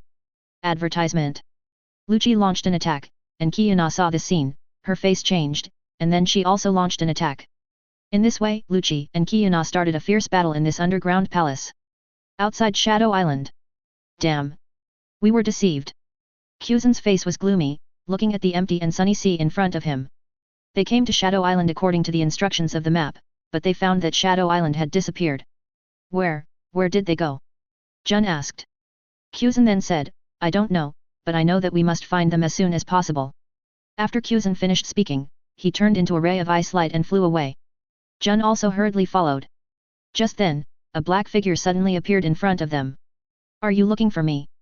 Kuzan and Jun turned their heads and saw Wu Ming standing in front of them with a mocking smile on his face. "Saint!" Kuzan and Jun both exclaimed. They didn't expect to meet a saint here. Wu Ming smiled and said, "Kuzan, Jun, you two have worked hard." Kuzan asked, "Saint, what do you want to do?" Wu Ming said, "You will soon know what I want to do." After Wu Ming finished speaking, he turned and left. Kuzan and Jun looked at each other and saw the worry on each other's faces. They didn't know what the saint wanted to do. However, they knew that the saint was planning something terrible. Wano Kuni, outside the Flower City. Ye Godson looked at the Flower City that had turned into ruins, with a bit of regret on his face, but it was just regret. The once prosperous city has now become scorched earth, with broken walls and corpses everywhere, and the air is filled with a strong smell of blood. What a pity! Ye Godson sighed. Yamato next to him was very excited, with a raging fire burning in his scarlet eyes, like a bloodthirsty beast, eager for more killing. Great! It's great. I haven't killed so happily for a long time. Yamato waved the mace in her hand and laughed wildly. She has been completely eroded by the power of shadow and has become a puppet of the Shadow General. Lei Yingying watched all this expressionlessly.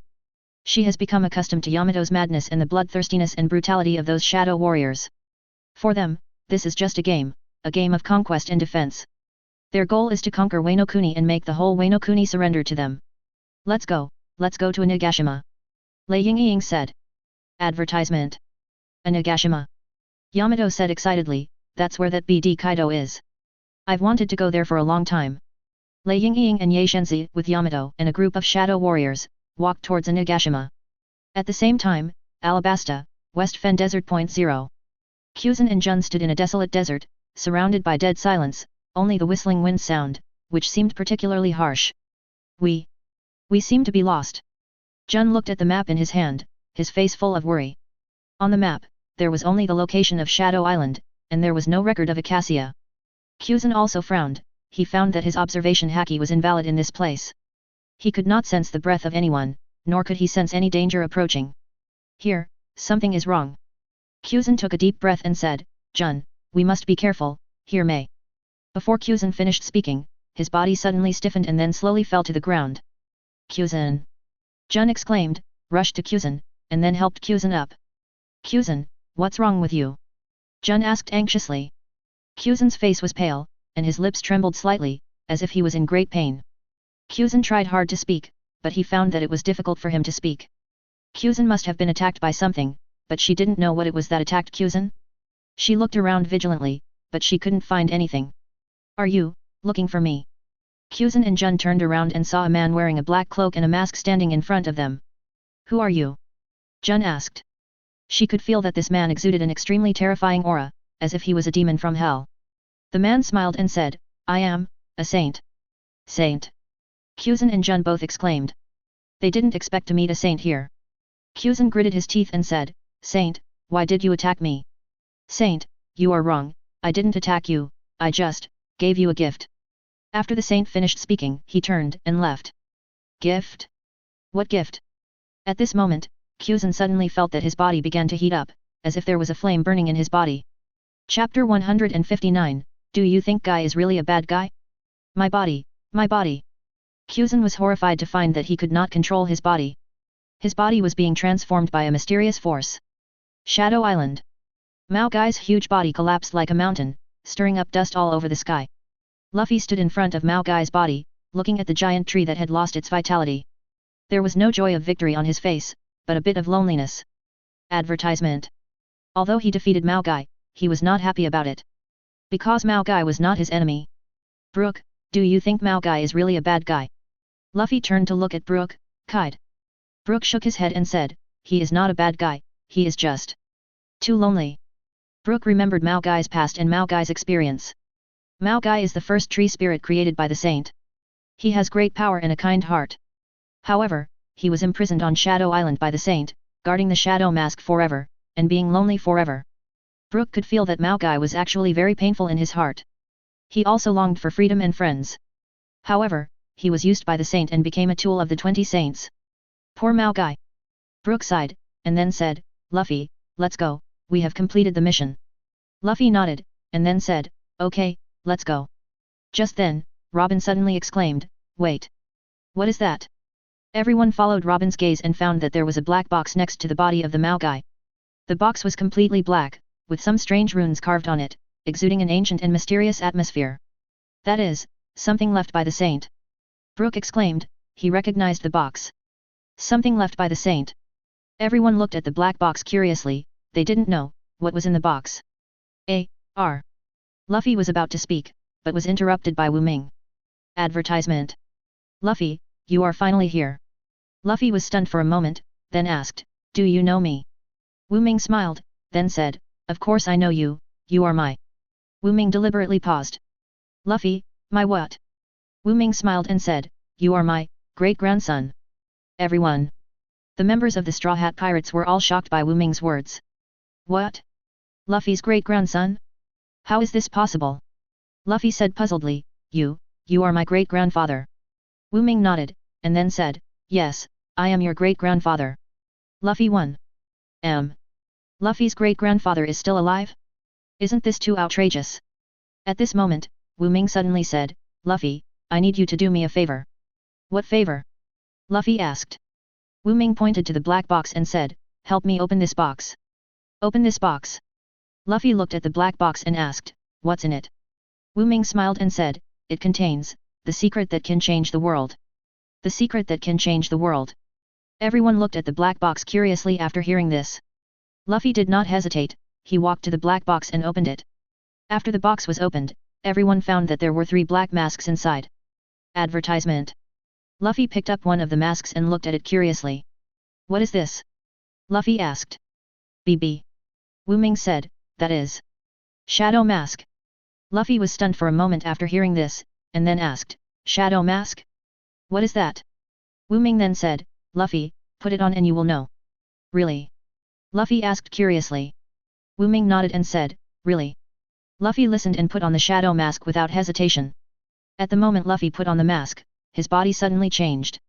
A cold chill spread from the mask and quickly swept Luffy's whole body.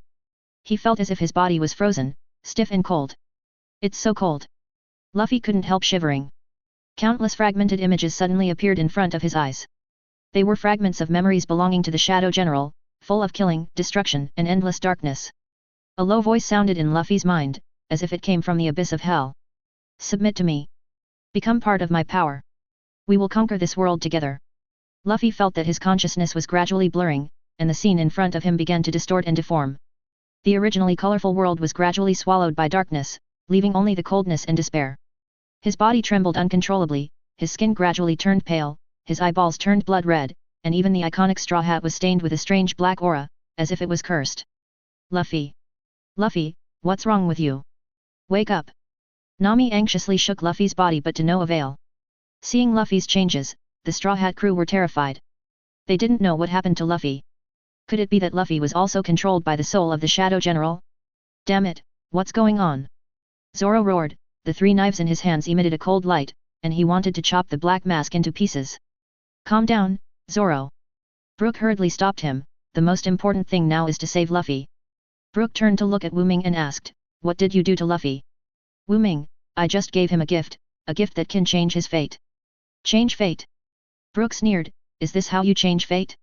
Use evil power to control him and make him your puppet. Wu Ming did not speak, he just looked at Luffy quietly, as if admiring his masterpiece. Luffy, wake up! Nami cried, she could not accept Luffy's current state. Zoro, Sanji, Usopp, Chopper, Frankie, Robin, they all looked at Luffy anxiously, trying to find a way to wake Luffy up. However, they were powerless, Luffy's soul was being devoured by the power of shadow.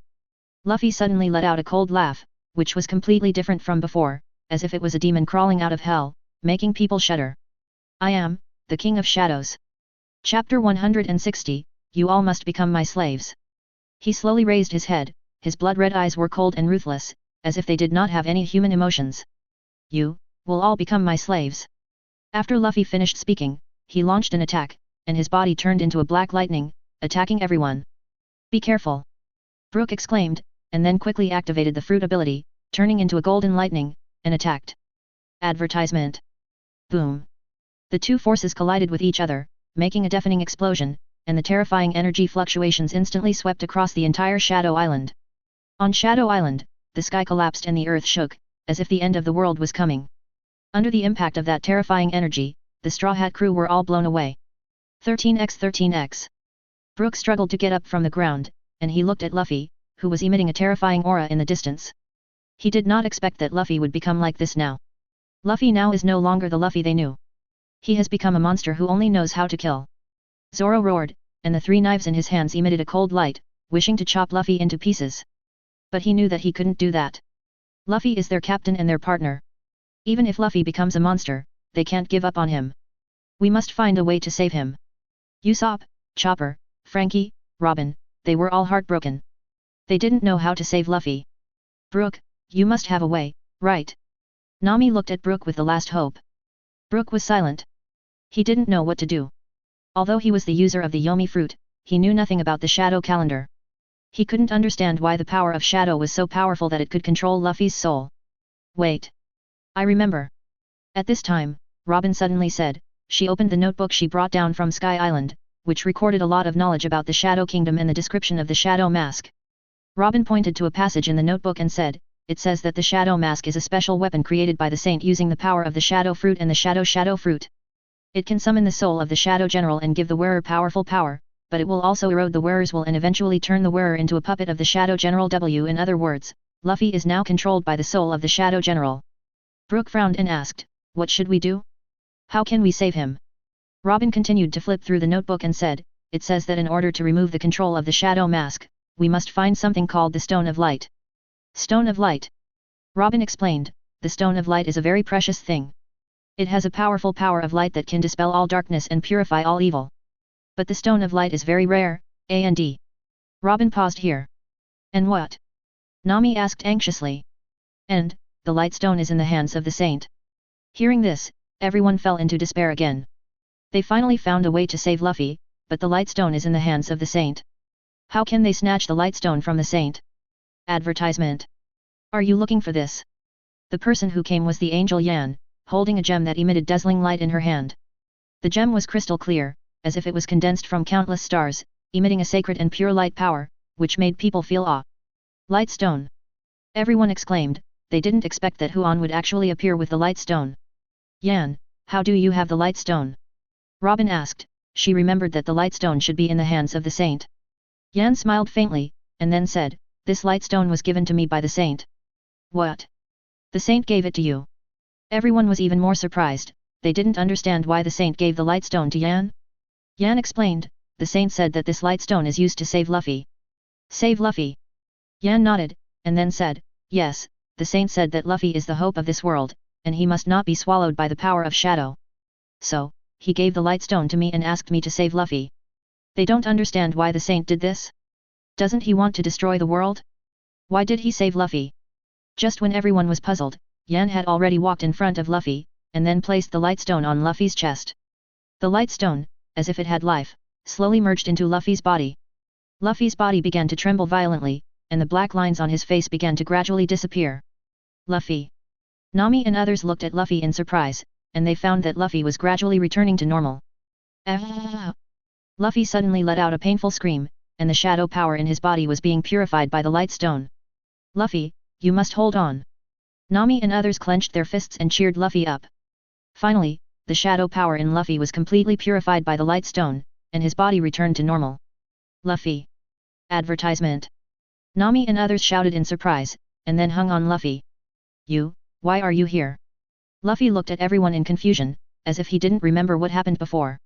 Nami explained, "Luffy, you are controlled by the Shadow Mask, and it was Yan who saved you." "Yan?" Luffy turned to look at Yan, and then asked, "Who are you?" Yan smiled, and then said, "I am the angel Yan, your..." Yan deliberately paused. Luffy asked curiously, "My what?" Yan smiled and said, "I am your great-grandmother's friend." Great-grandmother's friend? Luffy was even more confused. However, he didn't ask more, because he knew that Yan was here to help him. "Luffy, how do you feel now?" Nami asked. Luffy clenched his fists, and then said, "I feel, Zhao's, good, I feel full of power." Great. Everyone was relieved after hearing this. What they were most worried about was that Luffy's body would be affected by the power of shadow.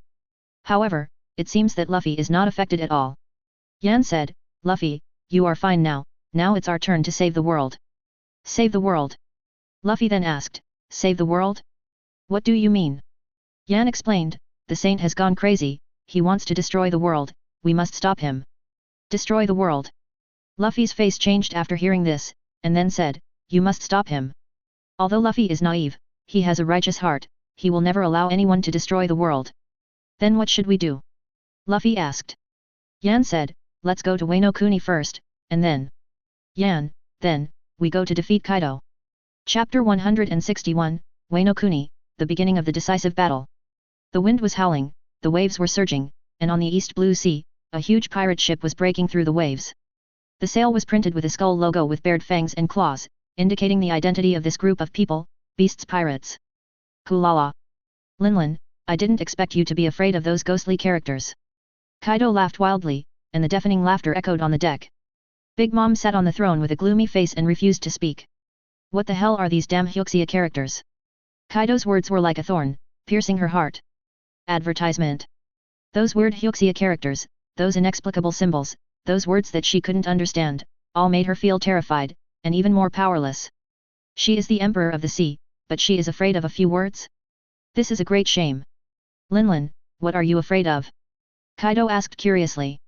He found that since Big Mom knew that the Titan Devil Fruit was related to Hyuxia characters, he became a little absent-minded. Big Mom raised his head suddenly and glared at Kaido, "Don't mind my business." Kaido was not angry. He just smiled and shook his head, and then said, "Linlin, we are partners. If you have any problems, you can tell 547. Maybe I can help you." Big Mom listened, hesitated for a moment, and then said, "I." Big Mom was about to speak when a black shadow suddenly fell from the sky and hit the application board heavily. "Ah! Who is it?" Big Mom exclaimed, then stood up quickly and looked at the black shadow vigilantly. Kaido also looked at the black shadow with curiosity. He found that the black shadow was not big, even shorter than him, but he could feel that the black shadow exuded an extremely terrifying aura, as if it was a demon from hell. The black shadow slowly raised his head and revealed his true face. It was a face full of evil and madness, pale skin, deep eye sockets, and twisted facial features, as if it was a demon crawling out of hell, which made people shudder. A cruel smile appeared at the corner of his mouth, revealing 2 rows of sharp teeth, like the fangs of a beast, flashing cold light. "Long time no see, Kaido, Linlin. You are the Shadow Demon!" Kaido exclaimed. He recognized this man, the man who saved him on Sky Island. "Yes, it's me." The Shadow Demon nodded, and then said, "Kaido, I have found what you want for you." As the Shadow Demon said, he took out a yellowed map from his arms. "Is this, the map of Wano Kuni?" Kaido took the map and looked at it carefully. He found that on the map, in addition to the islands of Wano Kuni, there was a striking red circle. The red circle was located in a deep mountain forest in Wano Kuni. "What is this place?" Kaido asked. Shadow Demon smiled and said, "That is the lair of the Titans." "The lair of the Titans?" Kaido and Big Mom both exclaimed. They did not expect that the lair of the Titans would appear in Wano Kuni. Kaido was trembling with excitement. He could not wait to go to that place and take all the Titans for himself. Advertisement. "Linlin, let's go together." Kaido invited. He knew that it was not easy for him to conquer that lair alone. Big Mom hesitated for a moment, then nodded and said, "Okay, let's go together." Although she was afraid of Hyuxia characters, she was more eager to gain more powerful power. Titans are legendary creatures. If she could obtain their power, she would become the most powerful creature in this sea. In this way, Kaido and Big Mom, with their pirate group, marched towards Wano Kuni. At the same time, naval headquarters. Sengoku's face turned pale. He had just received a message from Wano Kuni that Kaido and Big Mom had joined forces and were heading towards a deep forest in Wano Kuni. Kaig, damn it, what on earth do they want to do? Sengoku paced back and forth in the office anxiously. He could sense that a huge crisis was approaching. Tsuru asked, "Sengoku, what should we do?" Sengoku took a deep breath and said, "We must send people to Wano Kuni immediately to stop them." Sengoku picked up the Denden Mushi and dialed Akainu's number. "Akainu, take people to Wano Kuni immediately to stop Kaido and Big Mom." After Sengoku finished speaking, he hung up the phone. Wano Kuni, Rabbit Bowl Prison. Luffy was sitting in the cell, chewing on a piece of bread boredly. "Luffy, are you okay?" Luffy turned his head and saw Yamato standing outside the cell, looking at him with a worried look. "Yamato, why are you here?" Luffy asked curiously. He remembered that Yamato should have been locked up by Kaido. "I escaped." Yamato explained, "I heard that you were caught by Kaido, so I came to save you." "Thank you, God." Luffy said gratefully. Yamato took out the key and opened Luffy's cell. Advertisement. "Let's go, it's not safe here." Luffy nodded, then followed Yamato out of the cell. Just then, a dark shadow suddenly appeared in front of them. "Where do you want to go?" Luffy and Yamato turned around and saw a man wearing a black cloak and a mask standing in front of them. "Shadow Demon!" Yamato exclaimed. She recognized this man, it was the mysterious man next to Kaido. Luffy asked in confusion, "Who is he?" Yamato explained, "He is Kaido's subordinate, very powerful, you should be careful." Luffy looked at the Shadow Demon vigilantly. "Where do you two want to go?" The Shadow Demon repeated the previous question, and his voice seemed to come from the abyss of hell with a biting chill. "We need to leave here," Luffy said. "Leave here?" Shadow Demon sneered, and then said, "Do you think you can escape?" Shadow Binding. Shadow Demon waved his hand, and countless black shadows emerged from the ground, and then surrounded Luffy and Yamato. Luffy and Yamato struggled hard, but those black shadows were extremely tough and could not break free at all. Damn! What is this? Luffy gritted his teeth and said. This is the power of Shadow, the power from the Shadow Kingdom. Shadow Demon explained, and then he continued, you two, you'd better surrender obediently, otherwise. Shadow Demon paused here, and then continued, otherwise, I will kill you. You dare? Yamato roared. Try it and you will know. After the Shadow Demon finished speaking, he launched an attack, and countless black shadows attacked Luffy and Yamato. Chapter 162, A Fierce Battle with the Shadow Demon. Luffy and Yamato dodged quickly, but those shadows were very flexible and fast, so they couldn't dodge at all. Luffy and Yamato both screamed, they were hit by those shadows and fell to the ground. Luffy. Yamato. At this time, several figures suddenly appeared beside Luffy and Yamato, blocking the attacks of those shadows. Advertisement. Who are you? The Shadow Demon looked at the people who suddenly appeared in front of him, Kide. We are the Straw Hat Pirates. Zoro said. Straw Hat Pirates? You guys want to stop us? Then try it. After Zoro finished speaking, he attacked the Shadow Demon together with Lucci, Sanji, and Enel. Luffy and Yamato both struggled to stand up, but their injuries were too severe and they couldn't stand up at all. They could only watch their companions and the Shadow Demons fight fiercely. The strong smell of blood permeated the air, with flashes of swords, lightning, and thunder. In the ruins of Rabbit Bowl Prison, a great battle was taking place. Zoro's three-sword style was like a violent storm, and each sword was full of murderous aura. The sword energy was crisscrossed, cutting the surrounding stones into pieces. Sanji's leg skills were like a violent storm, as fast as lightning, and each kick contained powerful power, kicking those shadow warriors back. Enel's lightning power was even more violent. He turned into Thor, controlling the lightning in the sky, and those shadows were blasted into charcoal. And Lucci was like a black cheetah. He shuttled through the battlefield, and every move was accurate and fierce. Finger pistol shot out like a bullet, piercing the chests of those shadow warriors. Facing the siege of the four powerful men, Shadow Demon remained calm. The shadow power in his hand turned into a black barrier, blocking all the attacks. Just relying on you ants, you want to defeat money? How ridiculous! Shadow Demon sneered. He suddenly stretched out his right hand and gently clenched it. Shadow Cage. Countless black shadows emerged from the ground and turned into a huge cage, trapping Zoro and others. Damn! What is this? Zoro and others struggled hard, but they couldn't break free from the cage.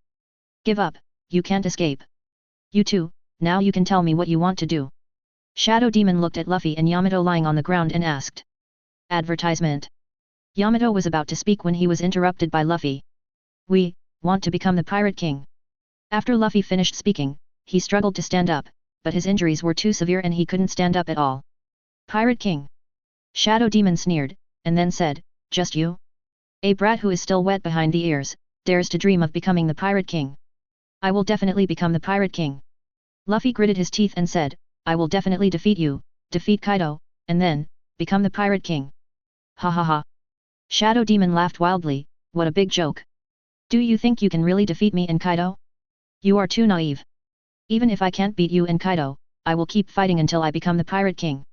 Luffy said firmly. Humph. How stupid. Since you want to die so much, I will fulfill your wish. After the Shadow Demon finished speaking, he raised his right hand and stabbed Luffy's heart. At this moment, a golden light suddenly fell from the sky and knocked the Shadow Demon away. Who is it? The Shadow Demon looked at the man who suddenly appeared in front of him in horror. He was a man wearing a white suit and glasses. He stood there like an insurmountable mountain, making people feel awed. Victor. Shadow Demon recognized this man. He was the mechanical man he met in Water City before. Victor did not speak. He just looked at Shadow Demon coldly. Before Shadow Demon finished speaking, he was interrupted by Victor. You talk too much nonsense. After Victor finished speaking, he launched an attack. The Hextech Transformer hammer in his hand turned into a golden lightning and blasted towards Shadow Demon. Boom! The Shadow Demon was hit by Victor's attack, then flew backwards and fell heavily to the ground. How could this happen? His power. The Shadow Demon looked at Victor in horror. He did not expect that Victor's strength was so strong. Victor walked in front of Shadow Demon and said, you are no longer useful. Advertisement. Zero ask for flowers. After Victor finished speaking, he launched another attack. This time, Victor did not hold back. The Hextech Transformer hammer in his hand turned into countless golden lightning. Boom! Boom! Boom! Under Victor's violent attack, Shadow Demon's body gradually collapsed, and finally turned into a black mist that filled the sky and dissipated into nothingness. Shadow Demon, die. Victor let out a long breath, and then said, finally solved. He turned to look at Luffy and Yamato, and then said, are you two okay? Luffy and Yamato shook their heads. Although they were injured, their injuries were not serious. Thank you. 0. Luffy and Yamato looked at Victor gratefully. If Victor had not appeared in time, the two of them would have died now. You're welcome. This is what I should do. After Victor finished speaking, he turned to look at Zoro and others, and then said, let's go. Zoro and others nodded, and then followed Victor and left the Rabbit Bowl prison together. Water City, the office of the chairman of Carrera Company. Mr. Iceberg looked at the notebook in front of him. The content recorded on it is actually about the void. Mr. Iceberg's face turned pale. He finally understood why the saint was so crazy and why he wanted to destroy the world. Because the saint has already mixed into the void area. Damn it, how did things turn out like this? Mr. Iceberg felt extremely heavy. He felt that the rule of the world government was gradually collapsing. Iceberg, you look troubled. Mr. Iceberg turned his head and saw a man wearing a black cloak and a mask standing behind him. Who are you? Mr. Iceberg asked vigilantly. The man smiled and said, I'm here to help you. Help me. Mr. Iceberg was even more confused, what can you do for me? The man said, I can help you, overthrow the world government and build a new world. New world? Yes, a world without celestial dragons, marines, and pirates. Chapter 163, A New Era. Mr. Iceberg was moved when he heard this. He had always hated the corrupt rule of the world government and had always longed to build a better world. However, Mr. Iceberg also knew that this was not an easy task. Why do you want me to believe you? The man smiled and said, just because, you are a messenger of man. The messenger of the saint. Advertisement. Mr. Iceberg's pupils suddenly contracted. He did not expect that the man in front of him was actually the messenger of the saint. Saint. That is a legendary existence, a man with divine talent. Mr. Iceberg took a deep breath and asked, what did the saint ask you to do? The man said, the saint asked me to tell you that he needs your help. My help? The man nodded, and then 463 said, yes, the saint needs your help, he needs you, to open the door of the void. The door of the void. Mr. Iceberg exclaimed, he did not expect that the saint would actually make such a request. The door of the void is the passage connecting the real world and the void, and it is also the door to hell. Once the door of the void is opened, the world will be invaded by void creatures, and the whole world will be destroyed. No, I can't do this. Mr. Iceberg hurriedly shook his head and refused. He absolutely could not open the door of the void, and he absolutely could not let this world be destroyed. Iceberg, do you really want to refuse the saint's kindness? The man asked. Mr. Iceberg said, I refuse. That's such a pity. After the man finished speaking, he turned and left. Advertisement. Mr. Iceberg didn't know what the consequences would be if he rejected the saint. But he knew that he must not open the door of the void. Alabasta, Western Desert. Kuzan and Jun were walking in the desert with difficulty. They had lost their way, and Kuzan's body was getting weaker and weaker. Kuzan, are you okay? Jun looked at Kuzan and asked worriedly. Kuzan shook his head and said, I'm fine, but... Kuzan's face was pale, and his lips trembled slightly, as if he was in great pain. Just what? Jun asked. Kuzan took a deep breath and said, my body seems to be being transformed. Transformation. Jun exclaimed, and then she quickly asked, transformed by whom? How could this happen? Kuzan shook his head and said, I don't know, but... Kuzan paused here, and then continued, but, I can feel that my body is getting stronger and stronger, and my strength is also getting stronger and stronger. Hearing this, Jun was stunned. She didn't understand, what happened to Kuzan. Why did he suddenly become so strong? Kuzan explained, I was attacked by a saint before, and then... Kuzan, then, a strange power appeared in my body, and that power was transforming my body. Jun, then, what should I do? Kuzan shook his head and said, I don't know, but I know that I can't just give up. I must find the saint, I must stop him. After Kuzan finished speaking, he continued to walk forward. He didn't know what was ahead of him. But he knew that he had to stop the saint. Advertisement. She believed that Kuzan would be able to stop the saint. Wano-kuni, a Nagashima. Kaido stood at the highest point of a Nagashima, looking at the turbulent sea in the distance. He. This world will soon be mine. After Kaido finished speaking, he put on the black shadow mask. In an instant, Kaido's body began to change. His body became larger, his strength became stronger, and his defense became more perverted. He also exuded a terrifying shadow power, as if he was a demon from hell. Is this, the power of shadow? It's amazing. Kaido waved his huge dragon claws and tore the air around him. Ha ha ha ha.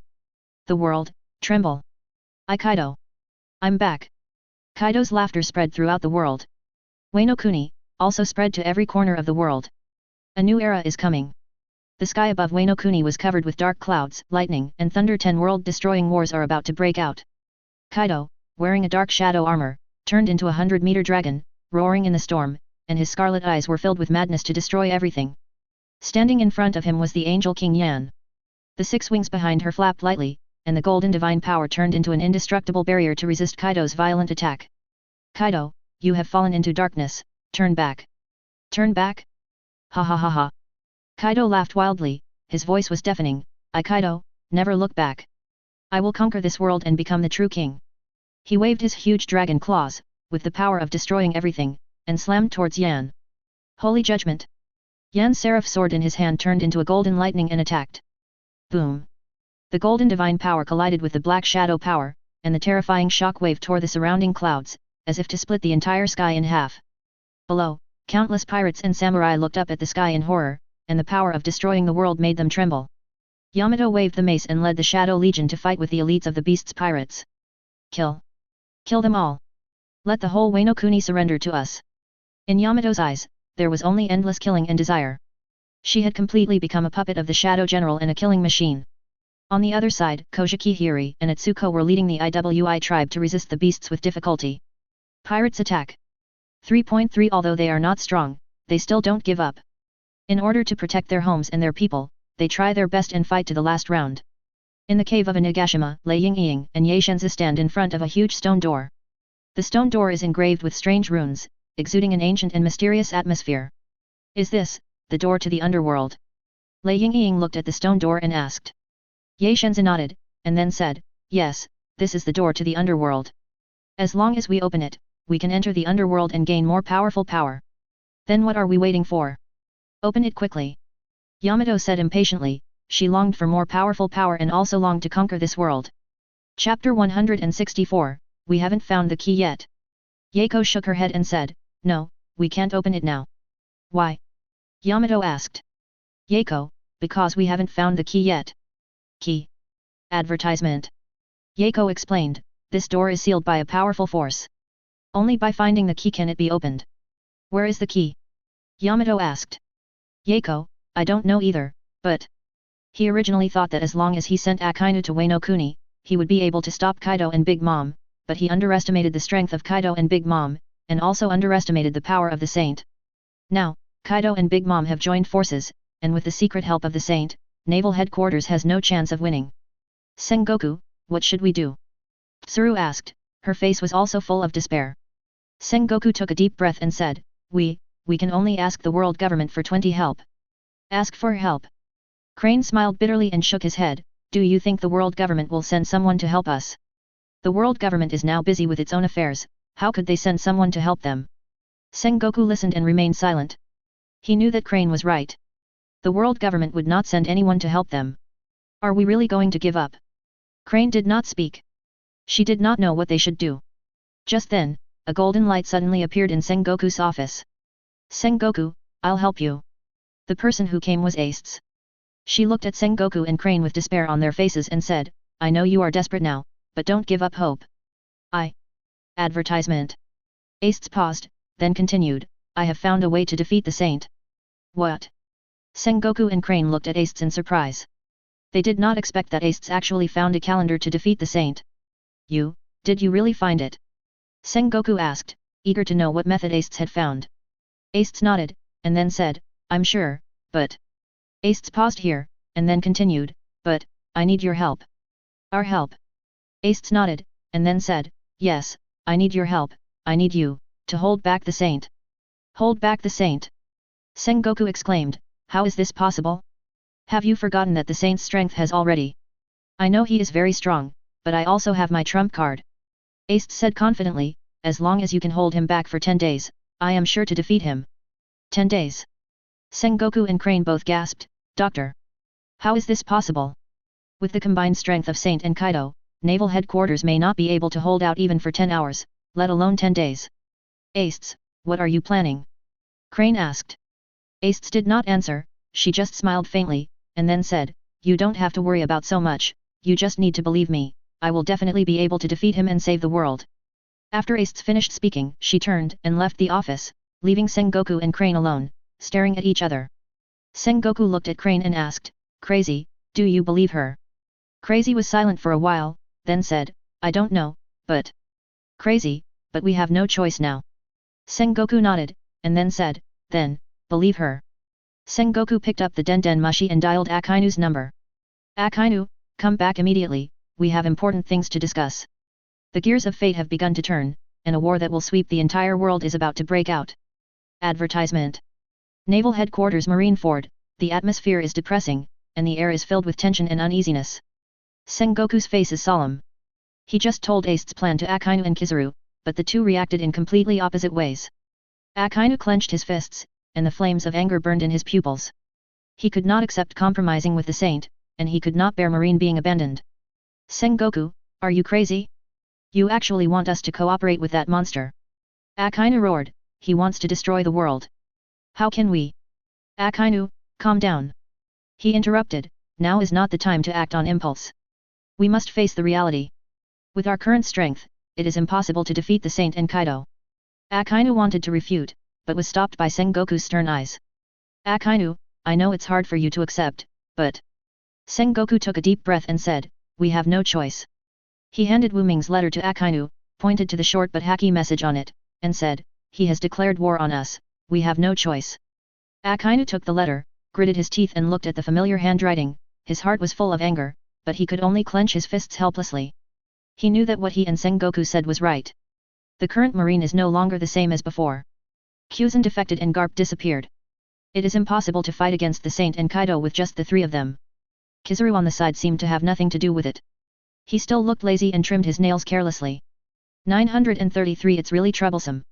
The world is becoming more and more dangerous.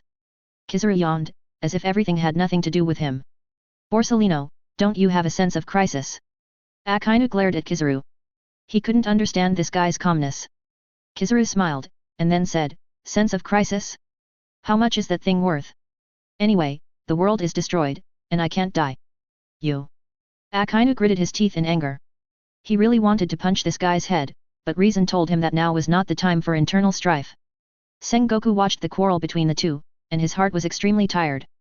He had been fighting for Marine all his life and trying his best to maintain the order of the sea, but now, he felt deeply powerless. The corrupt rule of the world government, the brutal oppression of the celestial dragons, and the wanton behavior of the pirates, all of this made him feel desperate. He once thought that as long as Marine was strong enough, he could protect this world, but he was wrong. This world is already terminally ill, even Marine can't do anything. Sengoku sighed, and then said, since it has been decided, then, start to act. Ace stood at the port of naval headquarters, looking at the magnificent sea in the distance, her face was not afraid at all, but full of excitement. Chapter 165, Go for Broke. She is ready to fight. She will use her own strength to challenge that man, to challenge that monster called Saint. Yan, I'm ready. How are you doing? Ace picked up the Den Mushi and contacted the Angel King Yan. I have summoned all the angel warriors, and we are on our way to Wano Kuni now. Advertisement. Very good, see you in Wano Kuni. Ace hung up the Den Mushi, and turned to look at the marine soldiers behind him. Let's go. Target. Wano Kuni. Wano Kuni, the island. Kaido stood at the highest point of Onigashima, looking at the sky in the distance, with a hideous smile on his face. He, naval headquarters, and those guys who claim to be righteous, you wait, Kaido, will conquer you soon. He clenched his fists, and the dark joints made a crackling sound. He has now obtained the power of shadow, and his strength is stronger than before. He believes that even naval headquarters can't stop him.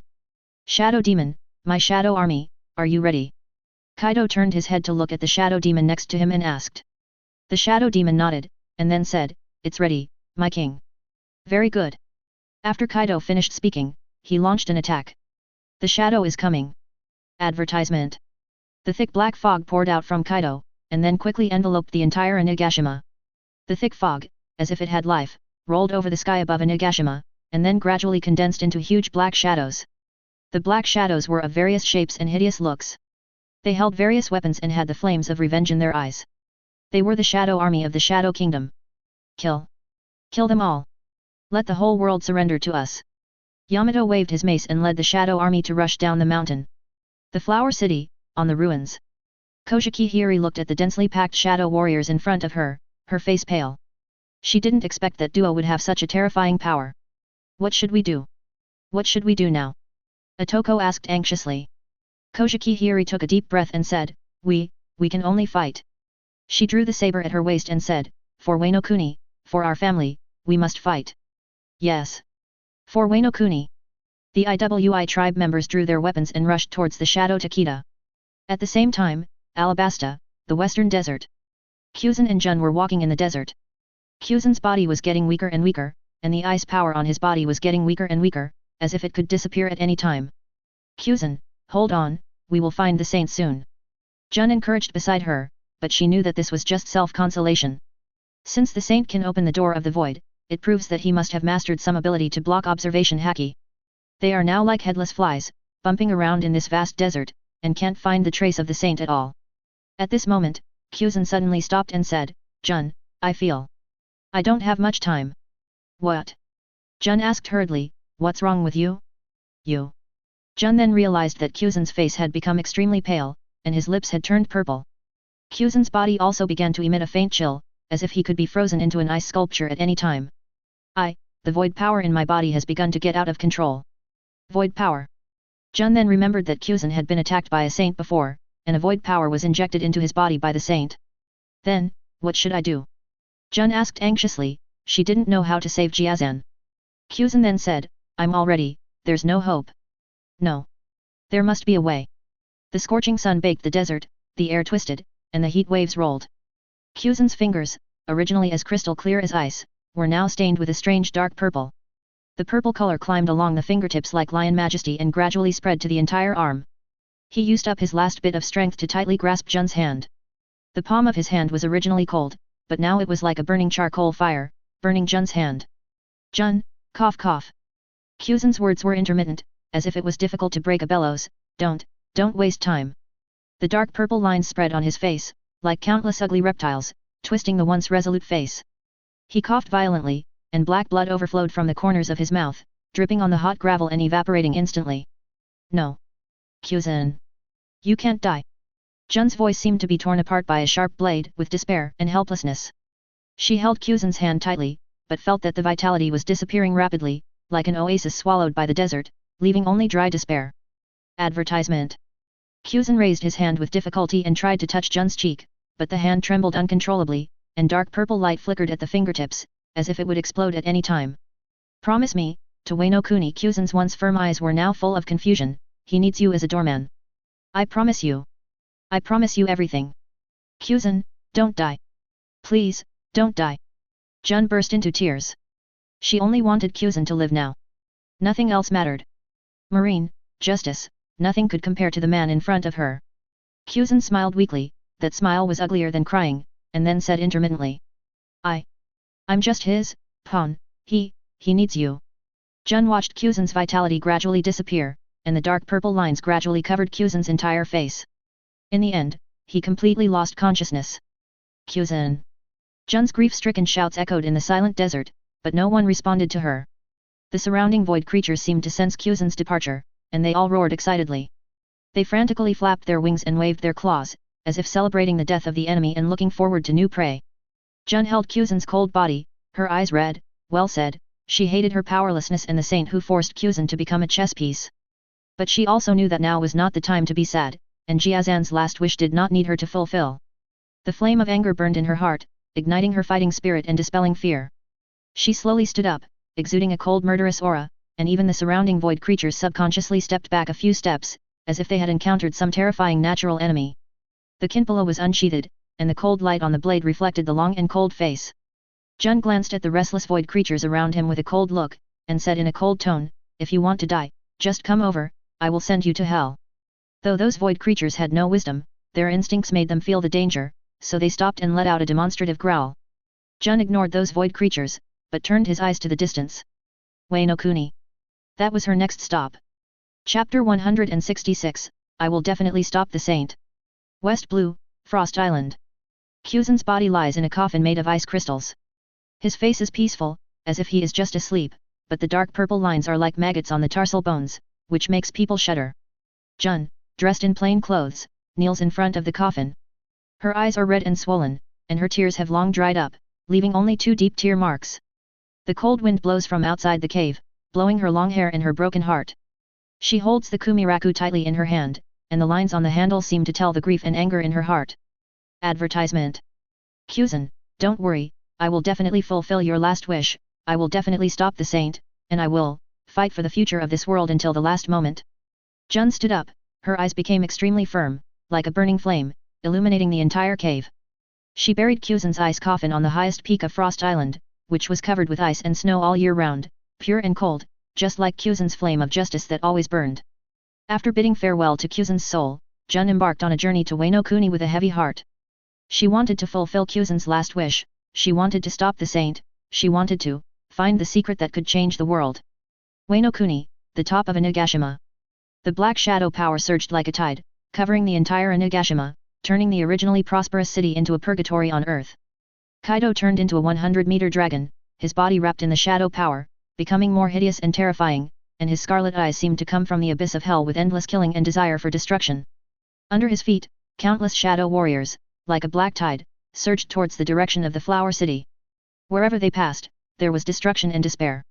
Standing behind Kaido was the Shadow Demon. My king, everything is going according to your plan. Soon, the whole Wei no Kuni will be at your feet. Kaido let out a deafening roar, and then said, very good, Shadow Demon, you did a good job. Wei no Kuni is just the first step. Next, we will conquer the whole world. The Flower City, the Wasteland. Koshiki Hiri and Otoko led the IWI tribe to resist the attack of the Shadow Legion with difficulty. Although they were not strong, they still did not give up. In order to protect their homes and their people, they tried their best and fought to the last moment. Damn it! Capt, these guys, no matter how you kill them, you can't kill them all. Yamato swung the mace and smashed a shadow warrior into pieces, but more shadow warriors came from all directions, as if endless. Yamato, calm down. You are no match for them. Koshiki Hiri shouted. She knew that Yamato was in a very bad state. She had been controlled by the power of shadow and lost her reason. However, Yamato seemed to have not heard her words and continued to attack the shadow warriors frantically. Kill. Kill them all. In Yamato's eyes, there was only endless killing and desire. She had completely become a puppet of the Shadow General and a killing machine. What should we do now? Otoko looked at the increasing number of shadow warriors. Koshiki Hiri gritted her teeth and said, we can only escape. Advertisement. Escape? Where can we escape to? Otoko asked. Koshiki Hiri, go to Rabbit Bowl Prison. Rabbit Bowl Prison is where Kaido imprisoned prisoners. It is heavily guarded and difficult to defend. Perhaps, they can find a ray of hope there. Koshiki Hiri and Itsuko, with the IWI tribe members, broke out in the direction of Rabbit Bowl Prison. At the same time, in the cave of Onigashima, Lei Yingying and Ye Shenzi finally found the key to open the door to the underworld. Master, the things you left behind are really amazing. Ye Shenzi looked at the key in his hand and said with a smile. It was a black gem that emitted a strange light, as if it was a curse from the abyss of hell. With this key, we can open the door to the underworld and gain more powerful power. Yamato said excitedly. Lei Yingying nodded and said, that's right, let's go. Lei Yingying and Ye Shenzi, with Yamato and a group of shadow warriors, came to the huge door. Ye Shenzi placed the black gem in a groove on the stone door. Buzz. The stone door made a buzzing sound, and then slowly opened, revealing a passage leading to the underground. Lei Yingying and others walked into the passage. Shadow Island. Zoro and others finally came to the center of Shadow Island. They found that there was a huge underground palace here. The entrance to this palace was a huge black iron door. The shadow mask is in this palace. Kiana said. Then how do we get in? Luffy asked. Advertisement. Kiana pointed to the huge black iron door and said, this door is the entrance to the shadow mask. But this door seems to be unable to open. Nami tried to push the huge black iron door, but the iron door did not move at all, as if it was sealed by something. Let me try. Lucci stepped forward and put his hand on the huge black iron door, and then a black energy surged out of his hand and injected into the huge black iron door. Buzz. The black iron door suddenly made a buzzing sound, and then slowly opened. Lucci said, let's go in. After Liu Qi finished speaking, he walked into the palace first, followed by Zoro and others. The interior of the palace is a huge underground space. In the center of the space is a huge circular platform. Around the platform, there are 9 huge black stone pillars with hideous faces carved on them. And in the center of the circular platform, a mask is suspended. The mask is completely black and has no decorations, but it exudes a terrifying pressure, as if it is a king from hell. That is the shadow mask. Lucci looked at the shadow mask suspended in the center of the circular platform, and then said, "Finally found you, Dark Mask."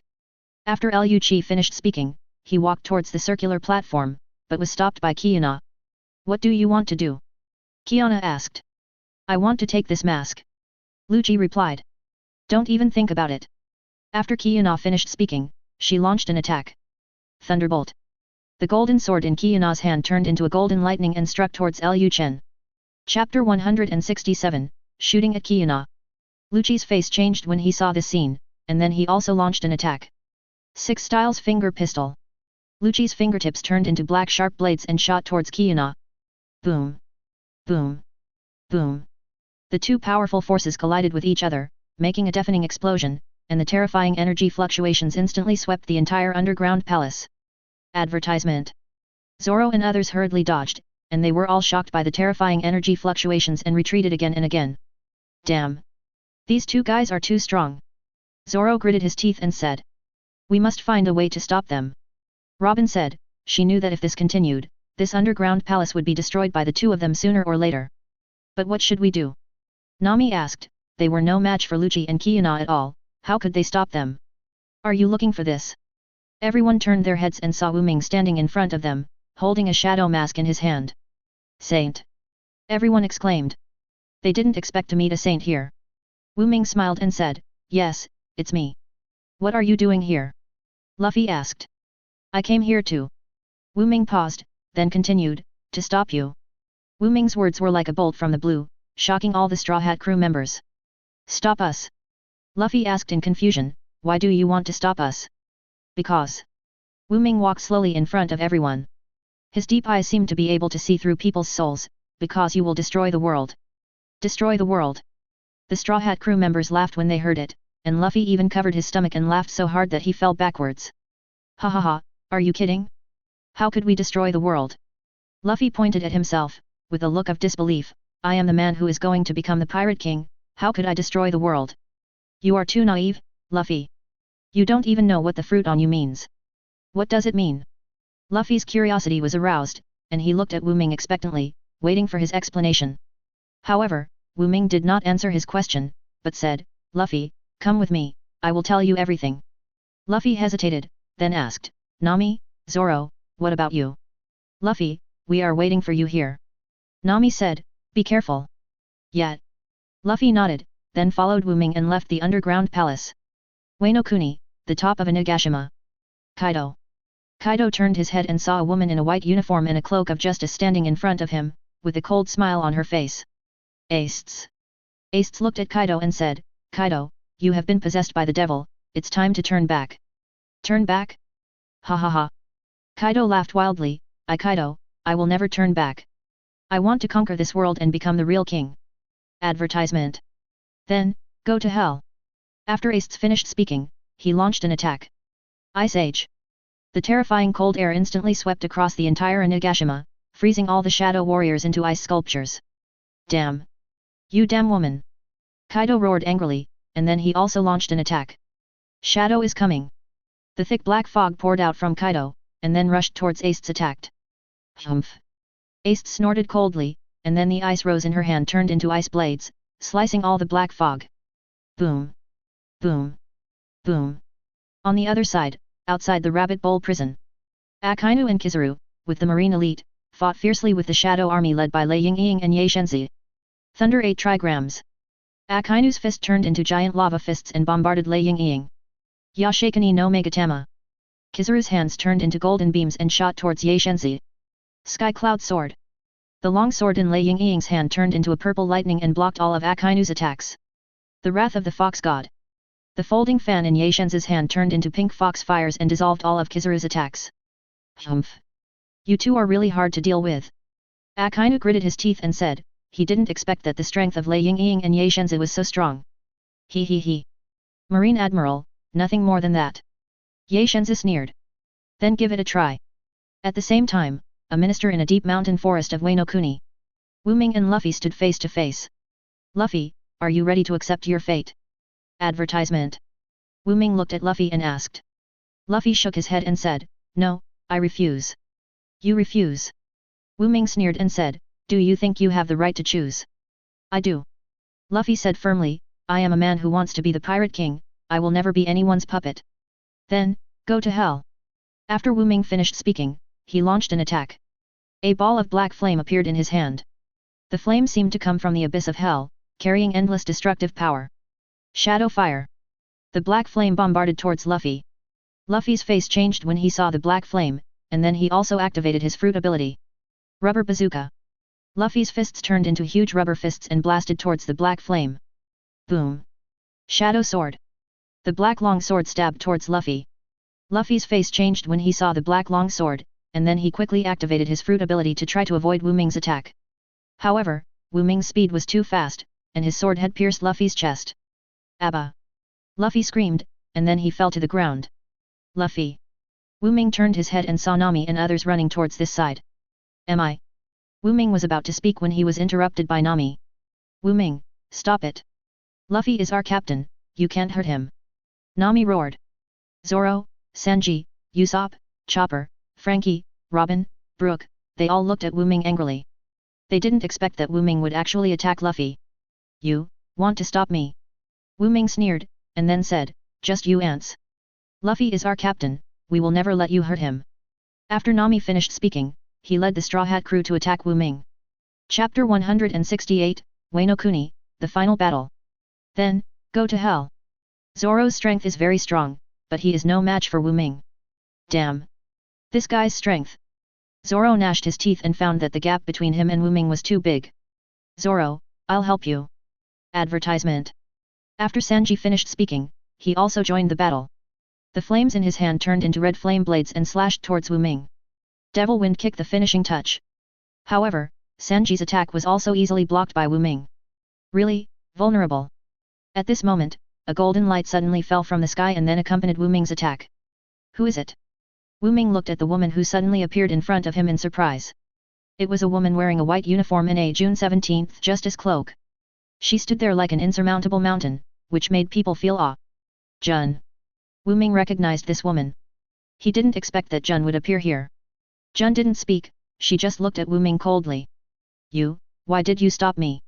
Wu Ming asked, he couldn't understand Jun's behavior, shouldn't Jun stand on his side? Jun took a deep breath, and then said, Wu Ming, you are crazy, you must stop. Stop. Wu Ming sneered, and then said, I have come this far, how can I stop? Wu Ming, look at this world, is this the future you want? Jun pointed to the ruined Wano Kuni, Kide. Wu Ming was silent, he looked at the ruined Wano Kuni, and his heart was also touched. Is this really what he wants? Advertisement. His original plan was just to overthrow the world government and build a better world, but he unknowingly took the road to destroying the world. He was wrong, he was really wrong. Wu Ming, are you still stubborn? Wu Ming turned his head and saw a woman wearing golden armor and 6 wings flapping behind her, standing in front of him, with a cold smile on her face. Wu Ming's pupils suddenly contracted. He didn't expect that he would appear here. Angel King Yan, that was the most perfect life he created and the person he loved the most. But now she is standing opposite him.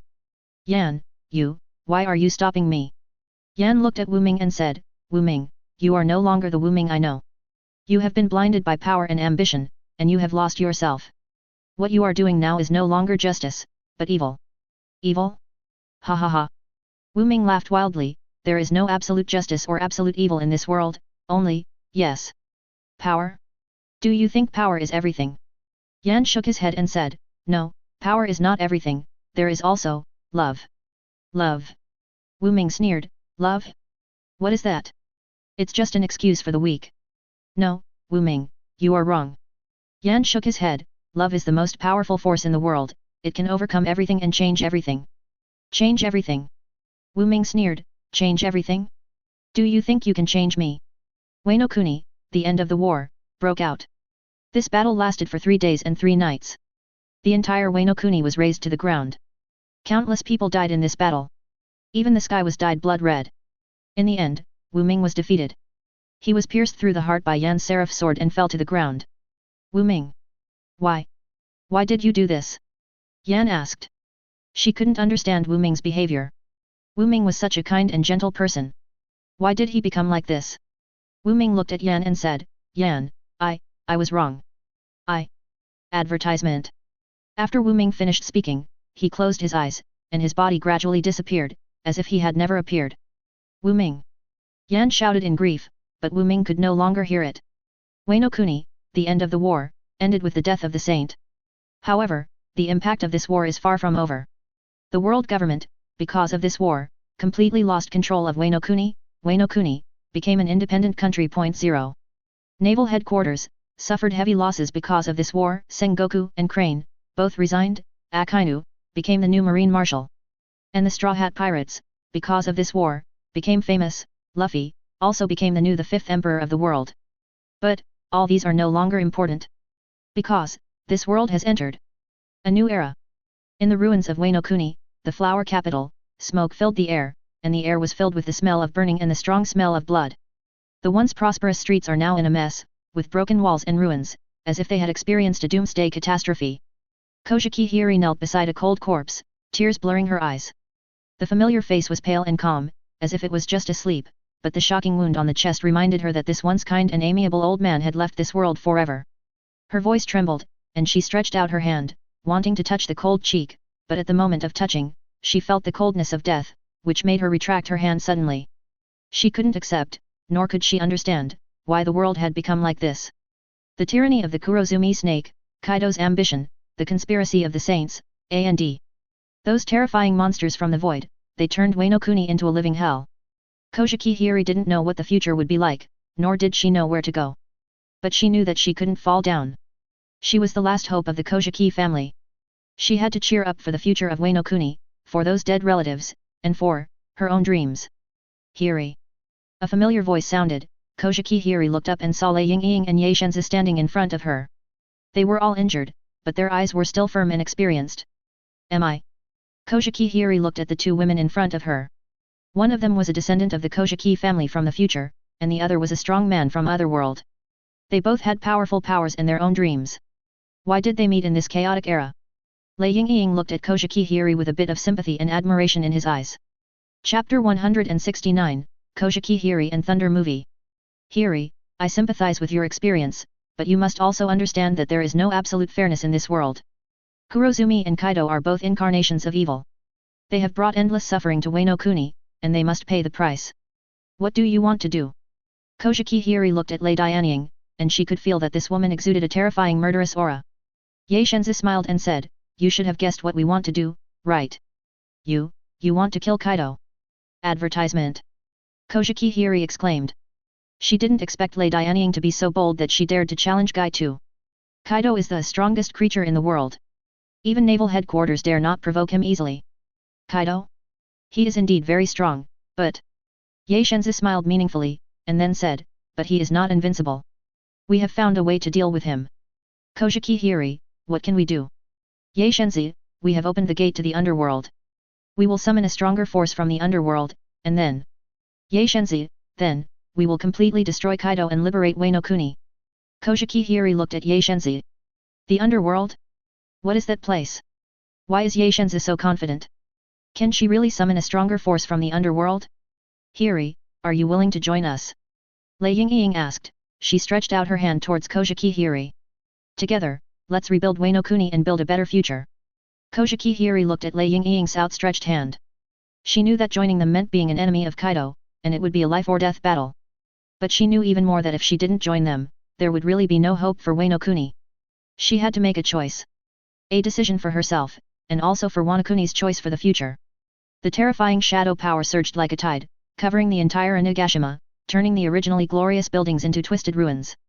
Black lightning danced wildly in the air, tearing through the thick clouds, making a deafening roar, as if the end of the world was coming.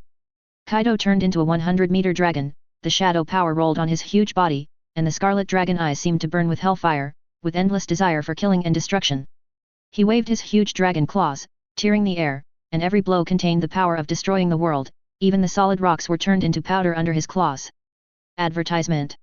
He roared to the sky, and the dragon roar shook the entire Wano Kuni, as if announcing his victory and his hegemony. Standing in front of him was the angel King Yan holding the seraph sword. The golden divine power formed an indestructible barrier around her to resist Kaido's violent attack. Kaido, you have completely fallen into darkness, it's time to turn back. Kaido laughed wildly, turning back? Ha ha ha ha. His laughter was full of madness and ambition, as if he was going to swallow up the whole world. Then, go to hell. Yan no longer hesitated, she waved the seraph sword in her hand, and the golden divine power turned into a dazzling beam of light and threw it towards Kaido. Holy judgment! Kaido roared, and the shadow power condensed into a huge black shield in front of him, blocking Yan's attack. Boom! On the other side of Onigashima, Akainu and Kizaru were fighting a desperate battle with Lei Yingying and Ye Shenzi. At the same time, in a deep mountain forest of Wano Kuni, Wu Ming stood under a towering tree, looking at the forest in front of him shrouded in black mist. Luffy, you have seen the true face of this world, do you still want to continue to stick to your dream?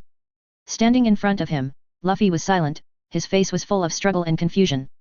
He looked at the forest swallowed by darkness. His dream has always been to become the Pirate King, to become a free and unrestrained pirate. However, he found that this world was not as beautiful as he imagined. This world was full of darkness and sin, as well as pain and despair. He saw the brutality of celestial dragons, the corruption of world government, the wantonness of pirates, and the pain and despair of innocent people. Advertisement. Wano Kuni, Onigashima, the summit of the decisive battle. The wind howled, rolling up the rubble all over the sky, and Onigashima groaned in pain in the violent trembling, as if it would be torn apart in the next second. Under the dark red sky, Kaido's huge dragon body was like a burning meteorite, wrapped in endless shadow power, and slammed down towards Yan. His scarlet dragon eyes seemed to be burning with flames from hell, with a desire to burn everything. Shadow Dragon Breath. The black flames roared out of Kaido's mouth, and instantly turned into a terrifying energy beam, as if to devour Yan completely. The scorching air twisted, the heat wave rolled, and it was suffocating. The 6 wings behind Yan fluttered violently, and the golden divine power gathered around her to form an indestructible barrier, abruptly stopping the terrifying energy impact.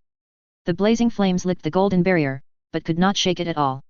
She flashed, piercing through the death beam like golden lightning, and appeared above Kaido's head the next second, holding the Seraph 483 sword in her hand with great power, slashing at the huge dragon head fiercely.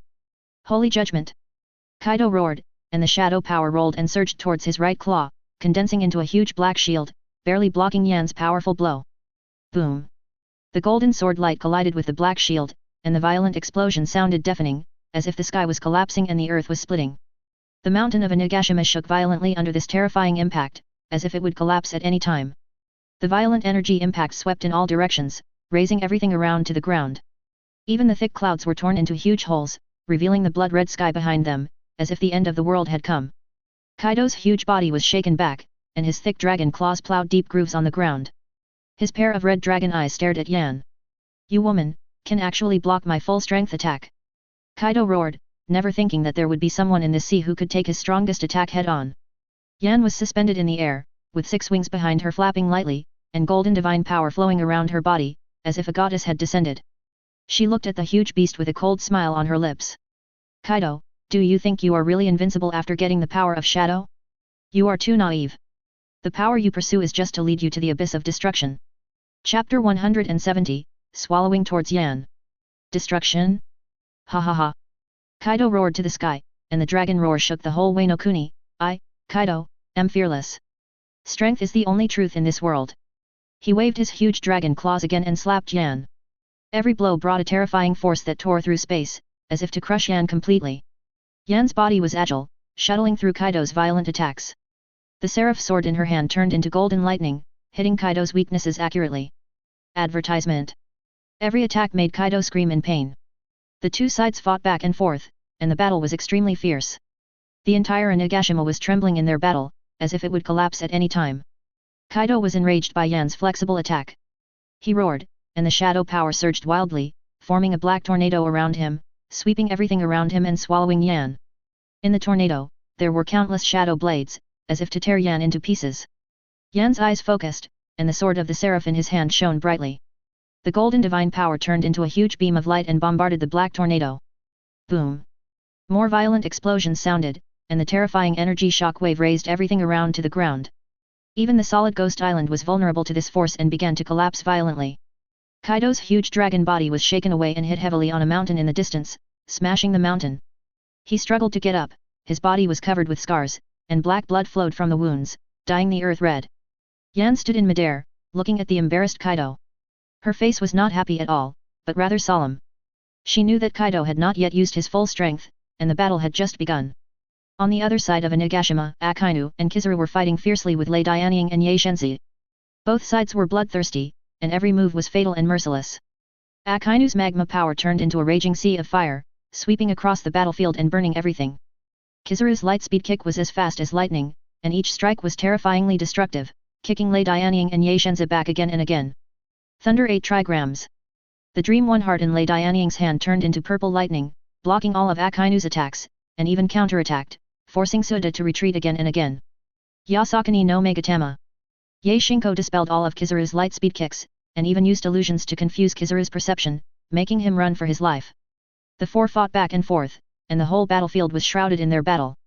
At the same time, in a deep forest in Wano Kuni, Wu Ming was walking towards a certain direction with Luffy. They passed through the dense jungle, climbed over the rugged mountains, and finally came to a hidden cave. The entrance of the cave was covered by dense vines, as if it was isolated from the world and unknown. Wu Ming looked at the cave and showed a strange smile on his face. Wano Kuni, above the ruins of Rabbit Bowl Prison, the fierce battle continued. Advertisement.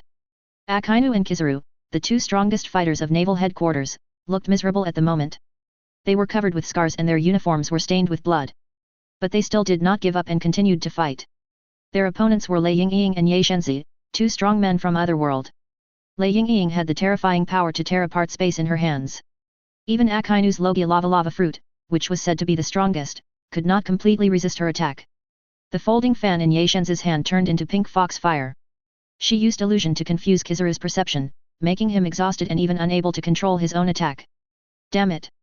These two guys are so powerful. He is a marine admiral. He is a strong man standing at the top of the world. How could he be forced to such a point by these two women? Akainu, be careful! Kizaru suddenly shouted. He saw that Lei Yingying's attack had already reached Akainu. Too late. Akainu's pupils suddenly contracted. At the critical moment of life and death, he leaned back with all his strength. Mengxiang Yuxin's purple sword light almost passed by his nose, and the sharp sword energy left a thin blood mark on his face. Akainu's heart was beating wildly. He never thought that he would be so embarrassed in the battle. Although he avoided the fatal blow, the clavicle of his right shoulder was cut by the sharp sword energy, and the blood instantly dyed Akainu's white uniform red. He staggered back, and the severe pain made his eyes black for a while, but he still gritted his teeth and persisted. He knew that he must not fall down.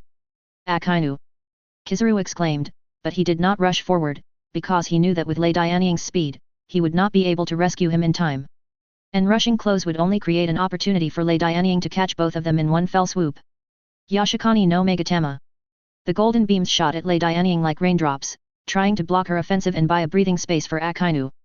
But Lei Dianying ignored Kizaru's attack. She seemed to have anticipated Kizaru's action. Mengxiang Yuxin turned into a purple afterimage and shuttled through the light rain. The light speed did not even touch her clothes. This guy doesn't take me seriously at all. Kizaru cursed in his heart, but he did not dare to relax his hands at all. He knew that Lei Dianying's strength had far exceeded his imagination. Advertisement. Kizaru, you are still too weak. Lei Dianying sneered. Mengxiang Yuxin turned into a purple lightning again, aiming directly at Kizaru's heart. The threat of death enveloped Kizaru, and his heart was alarmed.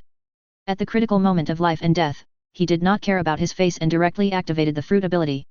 The whole person turned into a golden light, disappeared on the spot, and appeared 100 meters away.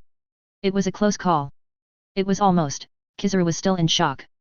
If he hadn't reacted quickly, he would have been lying on the ground like Akainu. Want to escape? Lei Dianying sneered. She flashed and was as fast as a ghost.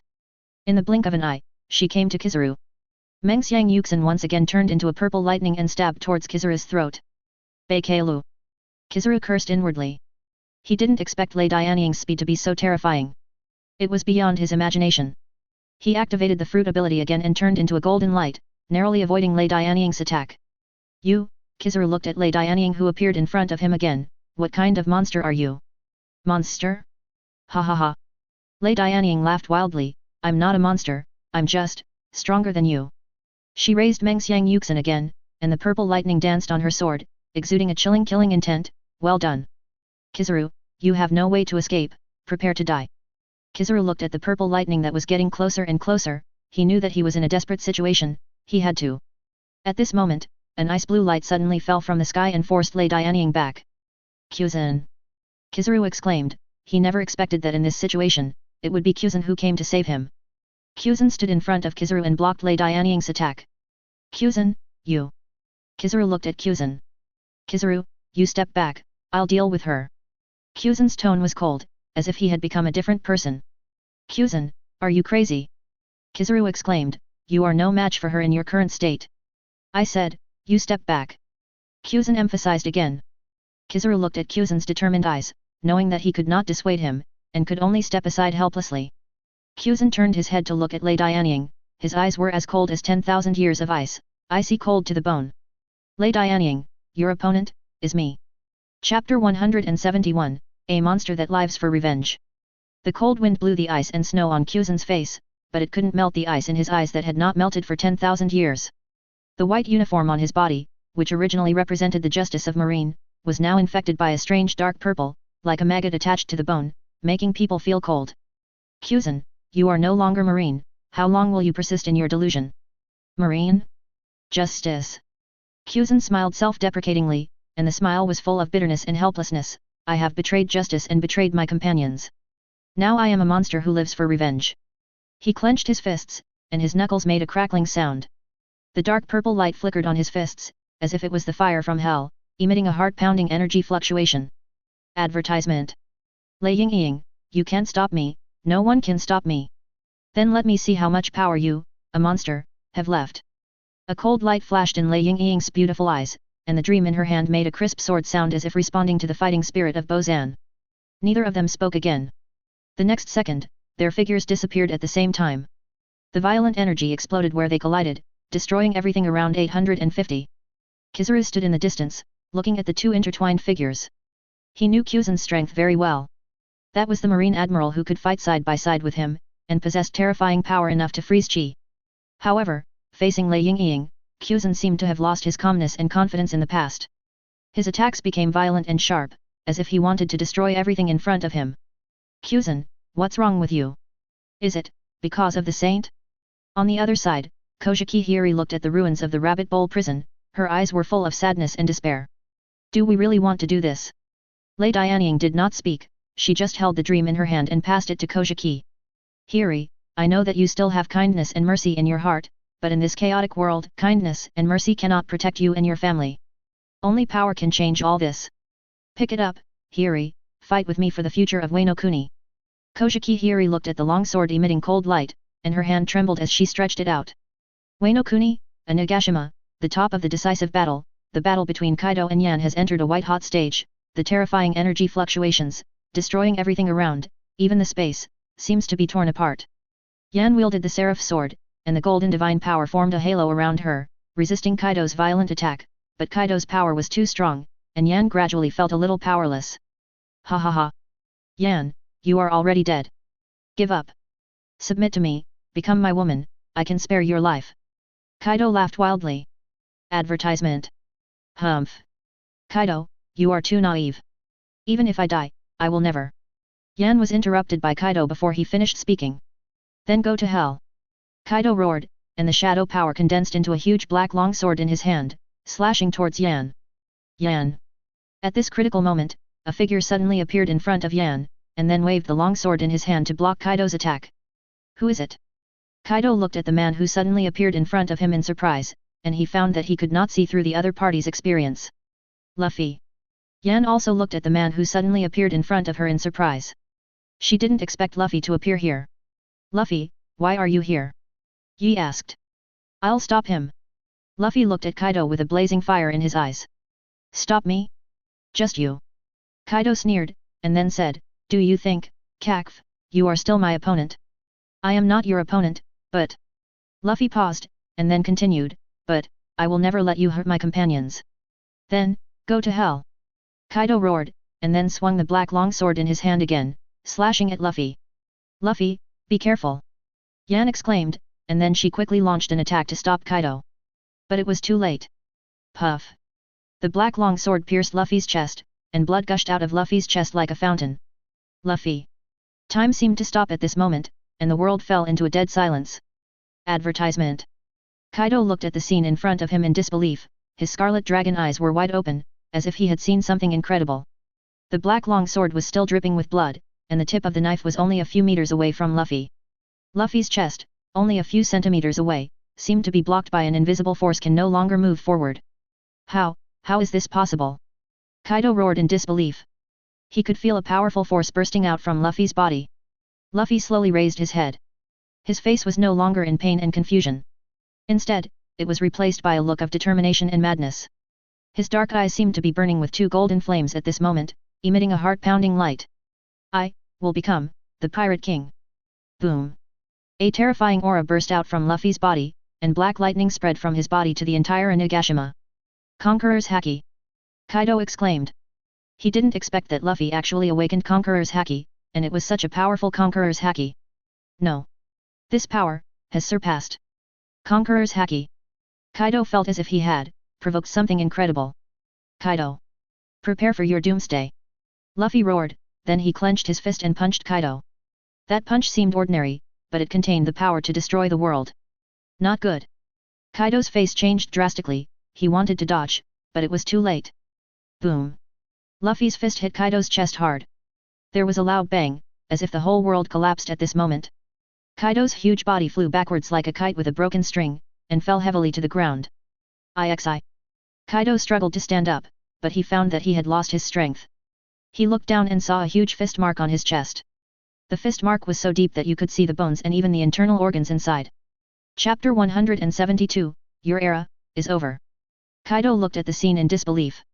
He couldn't believe that he would be defeated by a brat with one punch. Luffy walked slowly to Kaido, with a cold smile on his face. Kaido, your era is over.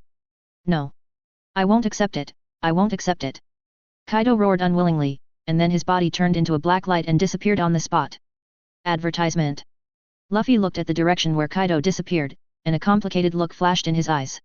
He knew that Kaido was not dead, but he had lost the ability to continue fighting. In a short time, it was impossible for him to come out and make trouble again. Luffy. Yan walked to Luffy's side, she looked at Luffy, her eyes full of worry. Are you okay? Luffy shook his head, and then said, I'm fine, I'm fine. You just... Yan hesitated, she wanted to ask Luffy what happened just now, but she didn't know how to start. I'm fine. Luffy repeated, and then he turned his head to look into the distance. I feel that there is still a powerful force hidden on this island. There is still a powerful force. Yan heard this, her face changed, and then she asked, who is it? I don't know. Luffy shook her head, and then said, but I will definitely find him. After Luffy finished speaking, he walked towards the direction of the power. Seeing this, Yan hurriedly followed. At the same time, on the other side of Onigashima, Akainu and Kizaru were fighting fiercely with Lei Yingying and Ye Shenzi. Both sides were already at the end of their strength, but they still did not give up the fight. Lei Yingying, are you still stubborn? Akainu looked at Lei Yingying, Kide. Lei Yingying did not speak, she just looked at Akainu coldly, and the dream in her hand was emitting bursts of cold light. You've already lost, Lei Dianying. Kizaru said, look around you, your men have already. Kizaru was interrupted by Lei Dianying before he finished speaking. Shut up. Lei Dianying roared, and then the dream one heart in her hand turned into a purple lightning and struck Kizaru. Advertisement. Baikelu. Kizaru's face changed drastically, and then he quickly activated the fruit ability to avoid Lei Dianying's attack. Boom. The purple lightning struck the ground behind Kizaru, and instantly split a huge crack in the ground. Damn it. Kizaru gritted his teeth and said, he didn't expect that Lei Dianying's strength was so strong, even now he was not the opponent's opponent. Kizaru, are you okay? Bed Dog asked. I'm fine. Kizaru shook his head, and then he looked at Lei Dianying, this guy's strength is stronger than we thought. Yet. Akainu nodded, and then he said, we must find a way to get rid of her as soon as possible. Akainu and Kizaru looked at each other, and then they launched an attack at the same time. Great eruption. Yashikani no Megatama. Akainu's magma turned into a huge pillar of fire and went away. Kizaru's laser shot towards Lei Dianying like raindrops. Humph. Trivial tricks. Lei Dianying sneered and turned into purple lightning, blocking all the attacks of Akainu and Kizaru. Ox, asterisk. Akainu and Kizaru's faces changed when they saw this. They found that Lei Dianying's strength was even stronger than they imagined. Even if they joined forces, they were not the opponent of the other party. What should I do? Just then, a black shadow suddenly appeared behind Lei Dianying, and then chopped Lei Dianying's neck with a knife. Lei Dianying, be careful. Puff. The black knife flashed, and Lei Dianying's head soared into the sky. Blood gushed out from Lei Dianying's broken neck like a fountain, reddening the frightened face of Ye Shenzi. General. Advertisement. Ye Xingko let out a heart-wrenching cry. She couldn't believe that the powerful and arrogant woman would fall in front of her in such a way. Akainu and Kizaru were also stunned. They didn't expect that the battle would end in such a dramatic way. Who is it? Akainu looked around vigilantly. He was able to approach Lei Dianying silently and kill him with one blow. Such strength should never be underestimated. He. Long time no see, Akainu, Kizaru. A man wearing a black cloak and a ghost mask slowly walked out of the shadows. The black sword dripping with blood in his hand exuded a heart-pounding cold light. You are Shadow Demon. Akainu and Kizaru exclaimed at the same time. They recognized this man as the mysterious swordsman beside Kaido. I didn't expect it. We meet again. The Shadow Demon sneered. His eyes hidden behind the mask were like lion majesty, staring at Akainu and Kizaru with undisguised killing intent. Shadow Demon. What do you mean? Kizaru asked vigilantly. He could feel that the aura of the Shadow Demon was stronger and more dangerous than before. 0. The Shadow Demon did not answer. He just slowly raised the black sword in his hand, pointed the blade at Akainu and Kizaru, and said in a cold tone, Die.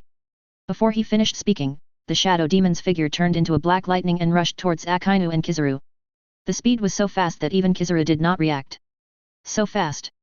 Akainu quickly activated the fruit ability, and the hot magma gushed out of his body, instantly forming a huge magma shield in front of him.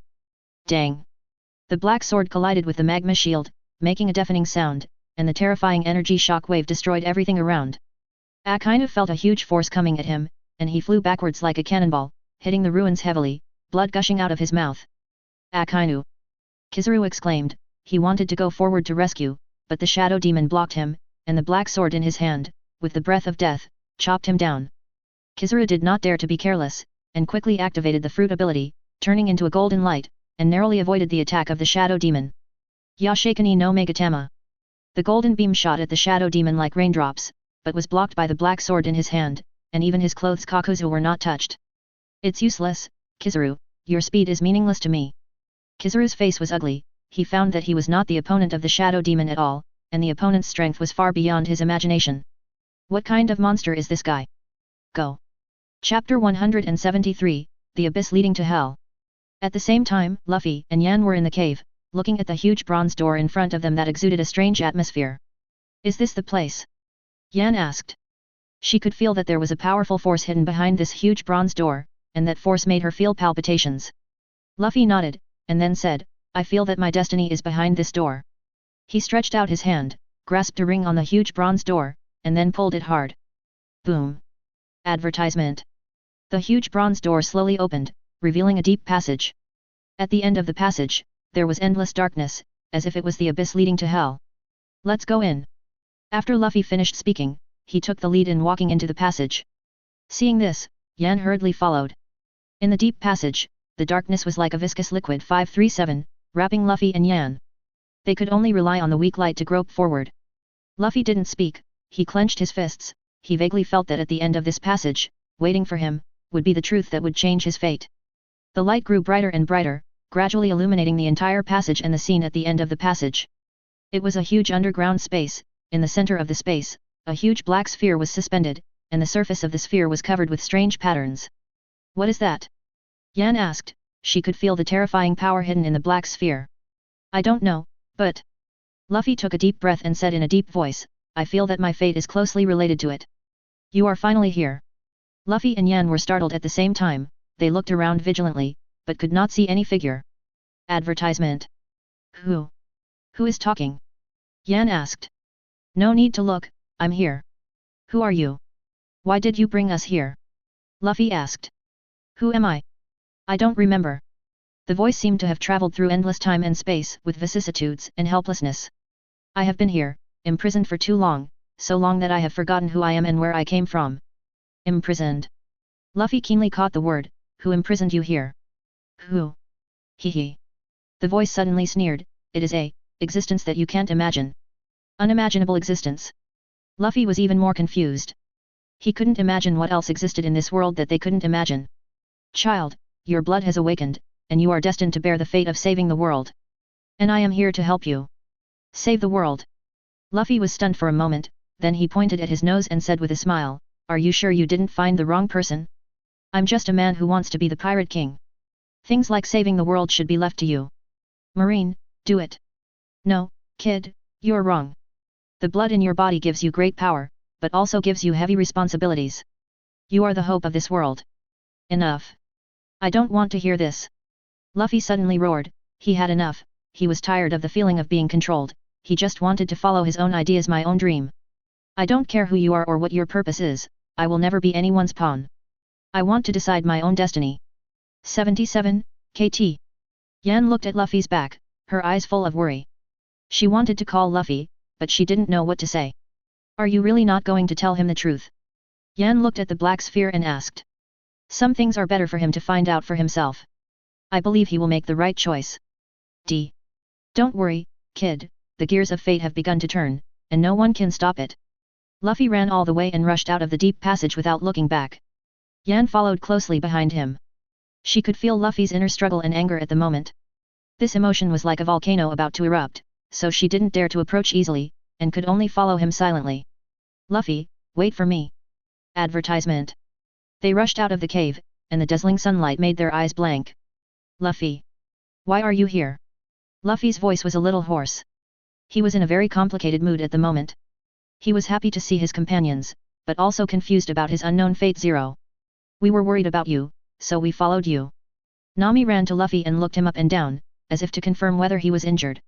"You guys, you ran away without saying a word, do you want to scare us to death?" Although Zoro complained, his tone was full of concern. Luffy looked at his companion's concerned eyes.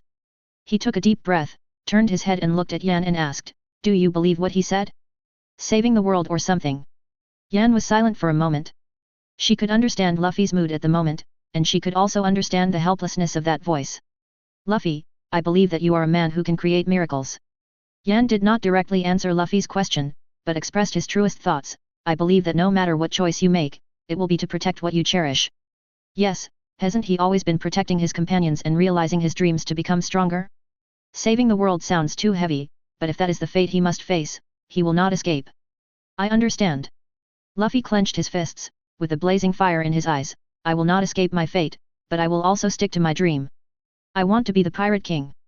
I will use my own way to protect my companions and create 5.1 worlds that I want." On the top of Onigashima, the battle continued, but the situation changed dramatically. The betrayal of the Shadow Demon left Kaido isolated and helpless. In addition, he had consumed a lot of physical strength and shadow power in the previous battle with Luffy and Yan, and he had gradually fallen into a disadvantage. Although Akainu and Kizaru were seriously injured, they still gritted their teeth and persisted. They knew that this was their last chance. "Kaido, you have already lost. Surrender."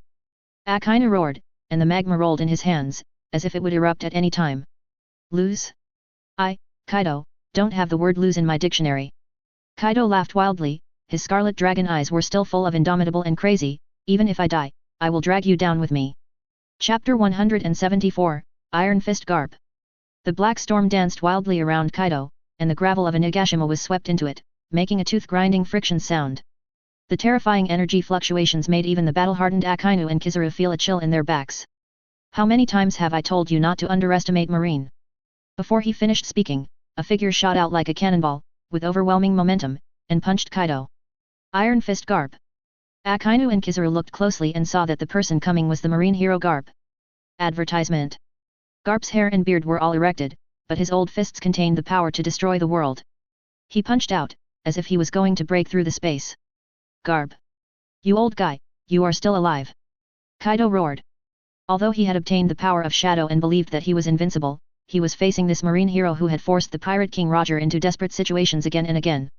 Without time to think, Kaido roared, and a black storm instantly condensed on his right claw, facing Garp's iron fist, and blasted out fiercely. Shadow destroying the world. 20 boom. The deafening roar was like the collision of heaven and earth, and the entire Onigashima island trembled violently, as if it would completely collapse in the next second. The terrifying energy shock wave turned into a visible air wave, spreading in all directions, and everything was destroyed wherever it passed. Akainu and Kizaru were blown away by this air wave, and fell heavily in the distance, spitting blood, and couldn't get up for a long time. The smoke and dust dissipated, and Kaido's huge body half knelt on the ground, his right claw was bleeding, and his body was shaking violently. On the other hand, Garp was still standing firmly in the same place. Although his clothes were torn, he was unharmed, but his old fists were shaking slightly. Damn it, you're already old, but you're still so good at fighting. Kaido spat out a mouthful of blood and said viciously. Garp sneered, to deal with a scourge like you, I will bring you to justice even if I risk my life. Today, I will let you know what it means that old people are more experienced. Before Garp finished speaking, his figure turned into a shadow again and rushed towards Kaido. Conqueror's Haki entangled. Garp's fist, wrapped in black Haki, was like a cannonball, with the momentum of destroying everything, hitting Kaido's head. Advertisement. Moreover, this power is stronger and more terrifying than Luffy's. With no time to dodge, Kaido could only condense all the shadow power in his body on his arms, and took Garp's powerful punch. Bang! With another loud noise, Kaido's huge body was blown away again, and hit heavily in the ruins of Onigashima, stirring up smoke and dust. Is. Kaido struggled to stand up, but Garp won't give him this chance. Iron Fist of Justice. Meteor Shower. Garp roared, and his fists rained down like raindrops, carrying terrifying power, like a violent storm, bombarding Kaido.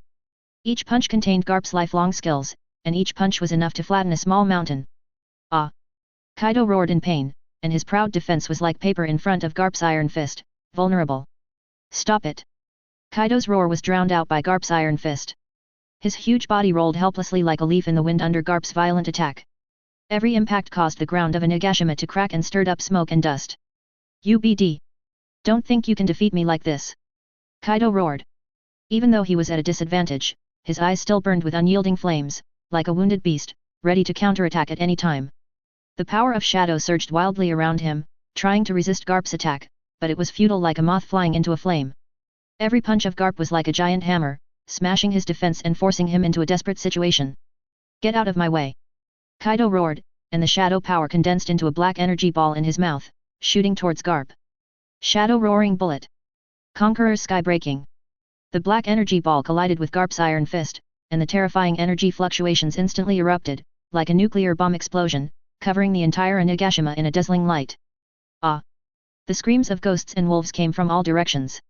Those shadow warriors and beasts pirates members who had no time to dodge were instantly swallowed by this terrifying energy, leaving nothing behind.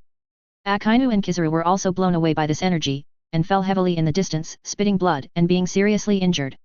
Advertisement. Dad, Garp! The two screamed at the same time. They didn't care about the pain on their bodies. They struggled to stand up, but found that they were unable to move at all. Izzy. The smoke and dust dissipated, and Garp's figure slowly appeared in front of everyone.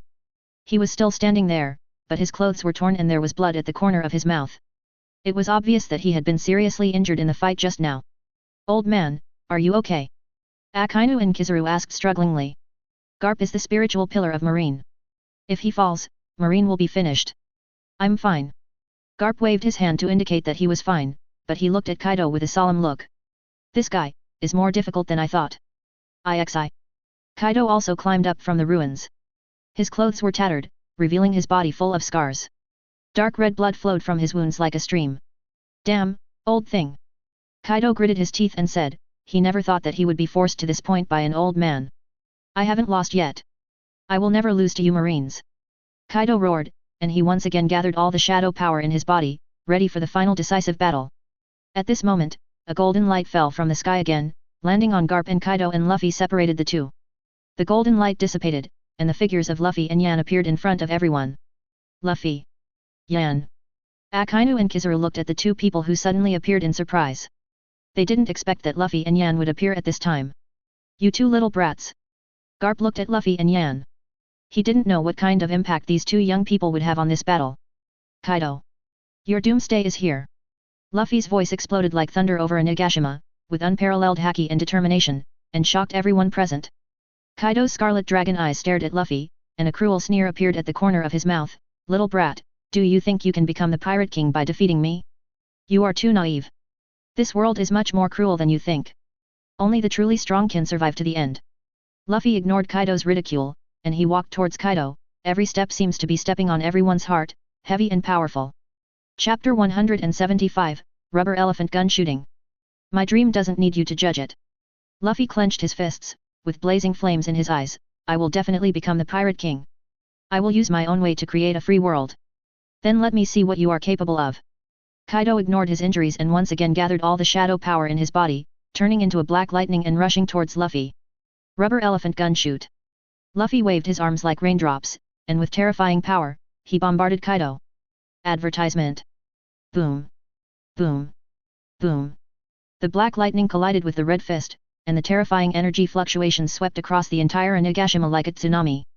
The ruins of Onigashima were like paper in front of this power, vulnerable to a single blow, and were razed to the ground in an instant. Akainu and Kizaru looked at the two intertwined figures, their eyes full of shock and disbelief. They are all strong men standing at the top of the world, but at this moment, they find themselves so small and powerless in front of these two forces. Is this a monster of the new era? He used to be full of dreams and passion like Luffy, and he once fought with countless strong men for his dreams. However, as time passed, he gradually understood the cruelty of this world, and gradually understood that some things cannot be solved by strength alone. However, looking at Luffy's fighting spirit, Garp couldn't help but curl up a relieved smile at the corner of his mouth. Luffy, come on. The Onigashima island trembled violently under the collision between the two, as if it would sink into the sea at any time. The aftermath of the explosion destroyed everything around it, leaving only ruins, indicating the cruelty of this battle. Luffy and Kaido, one is a supernova of the new era, and the other is the four emperors standing at the top of the new world. At this moment, they are both scarred and panting. But the burning fighting spirit in their eyes has not diminished at all, but has become more and more intense. Come again! Luffy roared, his leg muscles tensed, and rushed towards Kaido like an arrow from a string. His fist burning with flame seemed to burn everything in front of him. Kid, you irritated me! Kaido roared, and his dragon claws wrapped in black lightning rushed towards Kaido. Luffy slapped it hard. Rubber Giant Elephant Gun. Ghost Island wailed in the loud noise, as if it would be torn into pieces by this destructive force in the next second. Advertisement. The wind howled, rolling up gravel and wood chips all over the sky, like countless tiny blades cutting the air. Luffy's red giant body in the fourth gear stood still in the wind, like a god of war, and only the rolling airwaves around the body showed his current state. Under this destructive force, a black shadow strangely shuttled through the wind at an incredible speed. The target of the black shadow was Luffy, who was fighting fiercely with Kaido at the moment. Go to hell, Straw Hat Boy. The cold voice was like a lion majesty spitting out a letter, which was creepy. The fierce light in the eyes of the shadow demon was bright, and the black sword in his hand was like the fangs of the lion majesty, pointing directly at Luffy's intentions. Luffy. The hearts of the people watching the battle from afar suddenly tightened, and a chill instantly jumped from the soles of their feet to the top of their heads. At such a close distance and such a sudden attack, can Luffy react? Time seemed to stand still at this moment, and everyone's eyes were fixed on the black knife light. Seeing that the tip of the knife was about to pierce Luffy's body, an invisible wave suddenly erupted. Boom! This wave did not come from the shadow demon, nor from Kaido, but from Luffy. That was the ultimate embodiment of Conqueror's Haki, like a volcanic eruption, and like a tsunami, it instantly swallowed up the shadow demon. The shadow demon screamed, as if it was hit hard by an invisible big hand, and its body flew backwards uncontrollably and hit the ruins in the distance heavily. The dust settled, and Luffy's figure slowly appeared in front of everyone. He still maintained the posture of the fourth gear, but his originally fierce expression was now full of doubts. What's going on? What happened? Luffy's voice was a little dazed, and it was obvious that he didn't realize what had just happened.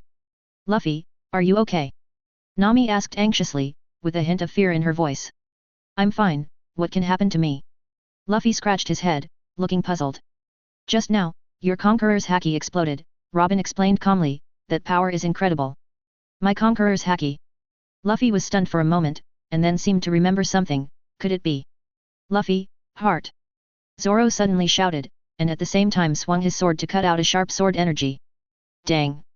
Zoro's sword had not been retracted yet, and the three swords still had sharp sword energy. He held the hilt with his backhand, and stared at the black smoke that struggled to climb up from the ground with his sharp eyes like a hawk, frowning tightly.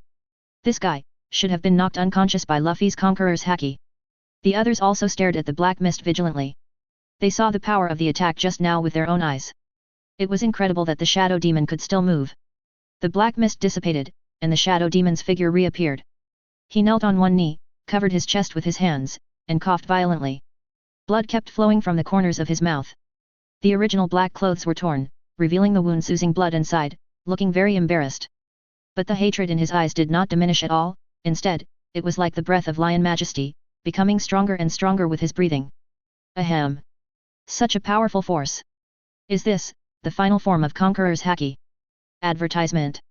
The Shadow Demon's voice was hoarse, as if it had been sanded. He struggled to stand up, staring at Luffy, as if he wanted to eat him alive. Straw Hat Luffy! I will remember you. Today's shame will be returned 100-fold in the future. After the Shadow Demon finished speaking, his body turned into a ball of black mist again, and he was about to disappear in front of everyone. Don't even think about escaping! Zoro roared, and 3 swords came out at the same time. 3 swords of different colors with fierce killing intent rushed straight to the Shadow Demon. However, just when the sword was about to hit the Shadow Demon, a black shadow suddenly fell from the sky and blocked the Shadow Demon. Dang! The sound of metal collision sounded again, and sparks flew. Zoro's attack was blocked again. Who is it? Everyone was shocked and looked at the person who came. It was a tall and mysterious man covered in a black cloak. He wore a ghost mask with green face and fangs. His face could not be seen clearly. Only a pair of cold eyes stared at everyone through the holes of the mask, as if looking at a group of dead people. You again. Sanji recognized the person at a glance and said with gritted teeth, I let you run away last time, but it won't be so easy this time. Hey, a defeated general dares to speak arrogantly. The man in black snorted coldly, his voice was low and hoarse, and it was impossible to tell whether he was happy or angry. Who are you? Why did you save him? Robin asked calmly, trying to get some information from the man in black. You are not qualified to know. The man in black was arrogant, and he didn't take the Straw Hat crew seriously at all. Stop talking nonsense. If you want to save him, you have to get past me first. Zoro was furious and threw himself at the man in black again. You don't know your own abilities. The man in black snorted coldly, and disappeared from the spot in a flash. Zoro was startled, and before he could react, he felt a gust of wind coming from behind. He turned around to block it, but he was still a step too late. Bang! With a muffled sound, Zoro was kicked out by the man in black and fell heavily on the deck, with a trace of blood flowing from the corner of his mouth. Zoro! Green algae head! Everyone was shocked and surrounded him. Zoro struggled to stand up, but felt that his blood was surging in his body and he had no strength at all. Humph, vulnerable. The man in black didn't even look at Zoro, turned around and grabbed the Shadow Demon's shoulder, ready to leave. Want to leave? Have you asked me? A cold voice suddenly sounded in everyone's ears. Immediately afterwards, a golden light flashed, like a flash of lightning, and instantly appeared in front of the man in black. Chapter 176, Martial Sengoku? Garp's eyes widened, and the wrinkles at the corners of his eyes seemed as deep as if they were cut by a knife. He recognized this golden light, this sharp and domineering power, who else could it be except that person? Sengoku, you old boy! The golden light dissipated, and the figure of Naval Headquarters Yuanshi Sengoku appeared in front of everyone. He was wearing a coat of justice and a marine hat, and his weather-beaten face was filled with unprecedented solemnity at this moment. Advertisement. Martial Sengoku. Akainu and Kizaru struggled to get up, but Sengoku raised his hand to stop them. You two are too injured, leave this to me. Sengoku's eyes swept across the messy battlefield, and finally fell on the man in black, with a cold light in his eyes. Who are you, and why do you want to interfere in Marine's affairs? The man in black did not answer, but threw the Shadow Demon behind him and laughed coldly. Why, has the great Marine Marshal also learned to bully the weak with the strong? Bullying the weak with the strong. Sengoku sneered, I don't need to follow any rules to deal with a guy like you who has unknown origins. Then give it a try. The man in black said, and his figure disappeared again. Sengoku was prepared. He put his hands together, and a powerful force burst out from his body, like a shock wave, spreading to the surroundings. Shock wave. Boom. 090. The figure of the man in black was forced to retreat several steps, and he looked at Sengoku in surprise. The Buddha fruit ability user? It seems that I underestimated you. Humph, it's too late to be afraid now. Sengoku said, launching another attack. Tathagata Palm. The huge golden Buddha palm descended from the sky, with the might of destroying the world, and slapped the man in black. The man in black didn't dare to take it head on, and his figure disappeared again, passing Sengoku's attack. Advertisement. Want to escape? Sengoku sneered, you can't escape from me. Shock wave. Boom. Boom. Boom. Sengoku continued to launch attacks, forcing the man in black to retreat again and again, leaving him no chance to fight back. Damn it. It seems that we have no choice but to retreat first. Want to leave? Not that easy. Luffy suddenly appeared behind the man in black. He clenched his fists, an armament haki covered his fists, emitting bursts of black light. Rubber giant thunder axe. Luffy roared, then he jumped high, like a mountain pressing down on his head, and smashed towards the man in black. The man in black, Kata, changed his face greatly. He didn't expect Luffy to attack him at this time, and the power of this attack was so terrifying. Without time to think about it, the man in black quickly gathered all his strength, bit the bullet, and took Luffy's attack. Boom! With a loud bang, the man in black's body was blown away by Luffy's punch like a cannonball, and fell heavily into the ruins of Onigashima. IZI. The man in black struggled to stand up, but he found that he had lost his strength. How is it possible? I would actually. The man in black looked at Luffy in disbelief. He never thought that he would be defeated by a young kid like Kyun Lee. Who are you? The man in black asked with gritted teeth. He wanted to know where Luffy came from and why he had such terrifying power. Me. Luffy looked at the man in black, and then he grinned. I am the man who will become the Pirate King. Advertisement. The man in black was silent. He didn't expect Luffy's answer to be so simple, so direct, and yet so shocking. Yes, he is the man who will become the Pirate King. He is Monday Luffy. He is like a flame that never goes out, burning with dreams and passion, and illuminating the hearts of those around him. The Pirate King. The man in black whispered, as if talking to himself, what an unpleasant answer. He slowly raised his head, and his eyes under the mask revealed a complicated look. Boy, you are very interesting, I look forward to your future performance. Before he finished speaking, the man in black flashed and turned into a black shadow, disappearing in front of everyone. A hole. Stop right there. Sanji chased him a few steps in a rage, but could only watch the man in black disappear into the night. Forget it, Sanji, let him go. Luffy stopped Sanji who was still trying to chase him, and he looked at the direction where the man in black disappeared. Who is he? Why did you save Shadow Demon? No one could answer this question. The battle on Onigashima ended with Kaido's defeat and Shadow Demon's mysterious departure. Marine began to clean up the battlefield and treat the wounded. Straw Hat crew finally had a chance to take a good rest and enjoy the joy of victory. However, Luffy couldn't be happy. He always felt that things were not that simple. The man in black and the mysterious voice made him feel an inexplicable pressure. Luffy, what are you thinking about?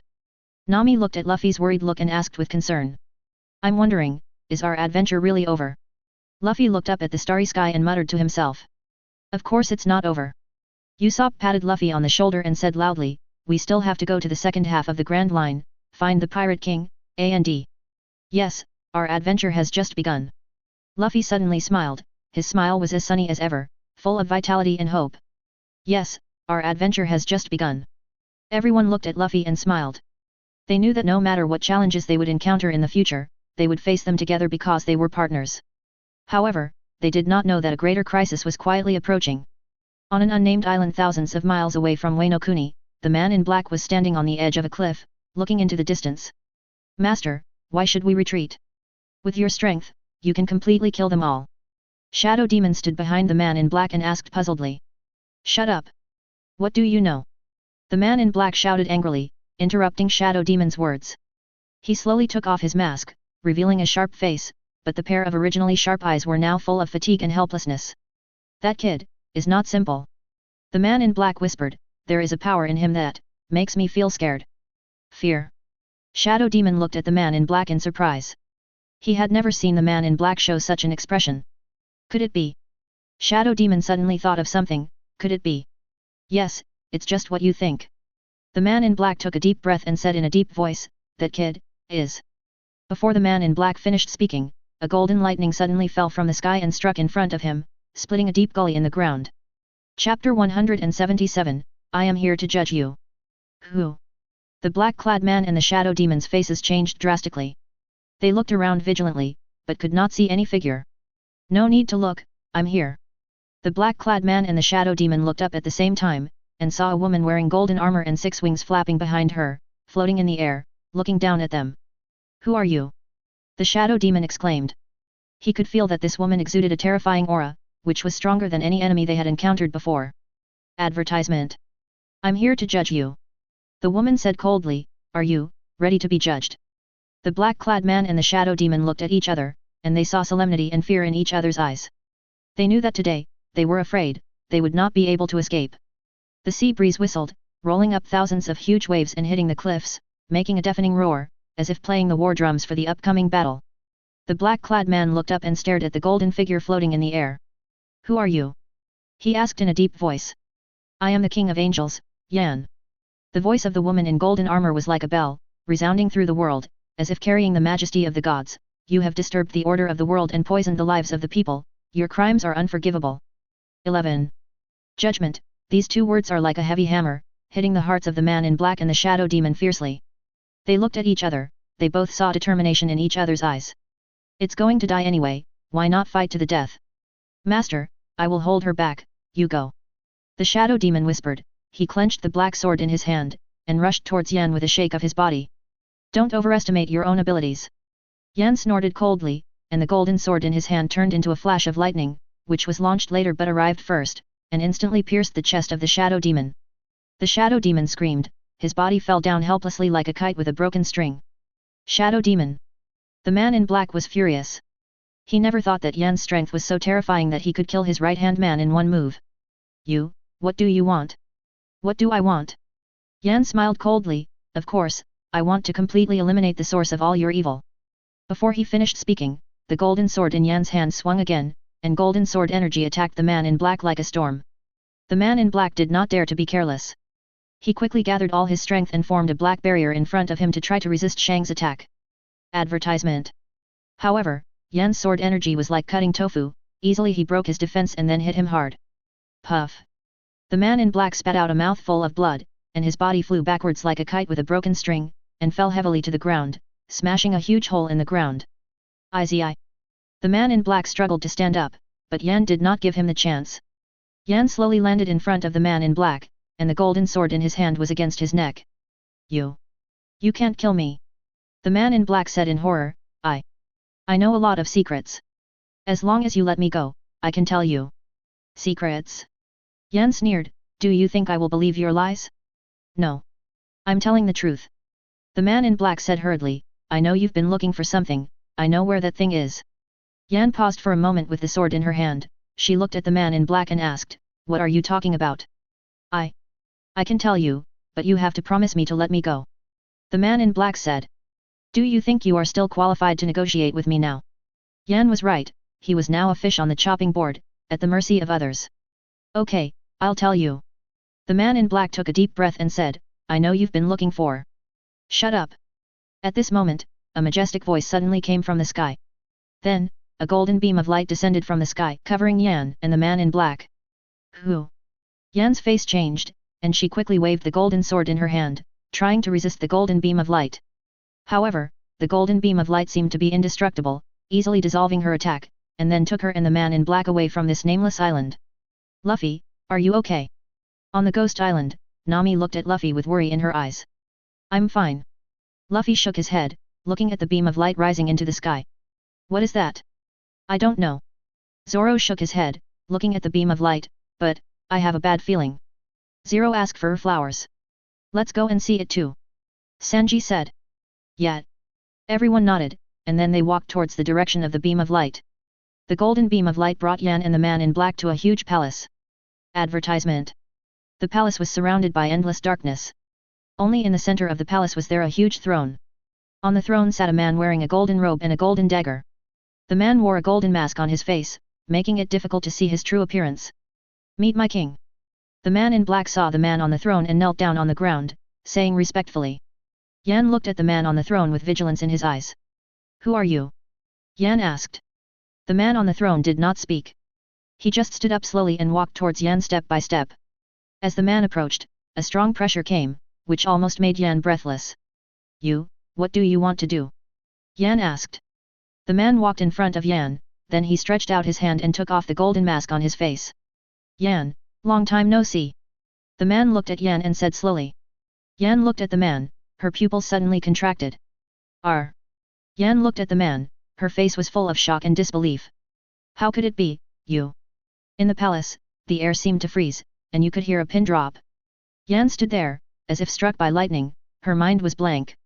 She never thought that the master mentioned by the black-clothed man, the mysterious man who had been hiding behind the scenes and controlling everything, would be. Yan's voice trembled, like a ghost sound coming from the depths of hell, with endless sadness and disbelief. Standing in front of her was her lover Shi Kengming, whom she had been thinking about day and night but had passed away for many years.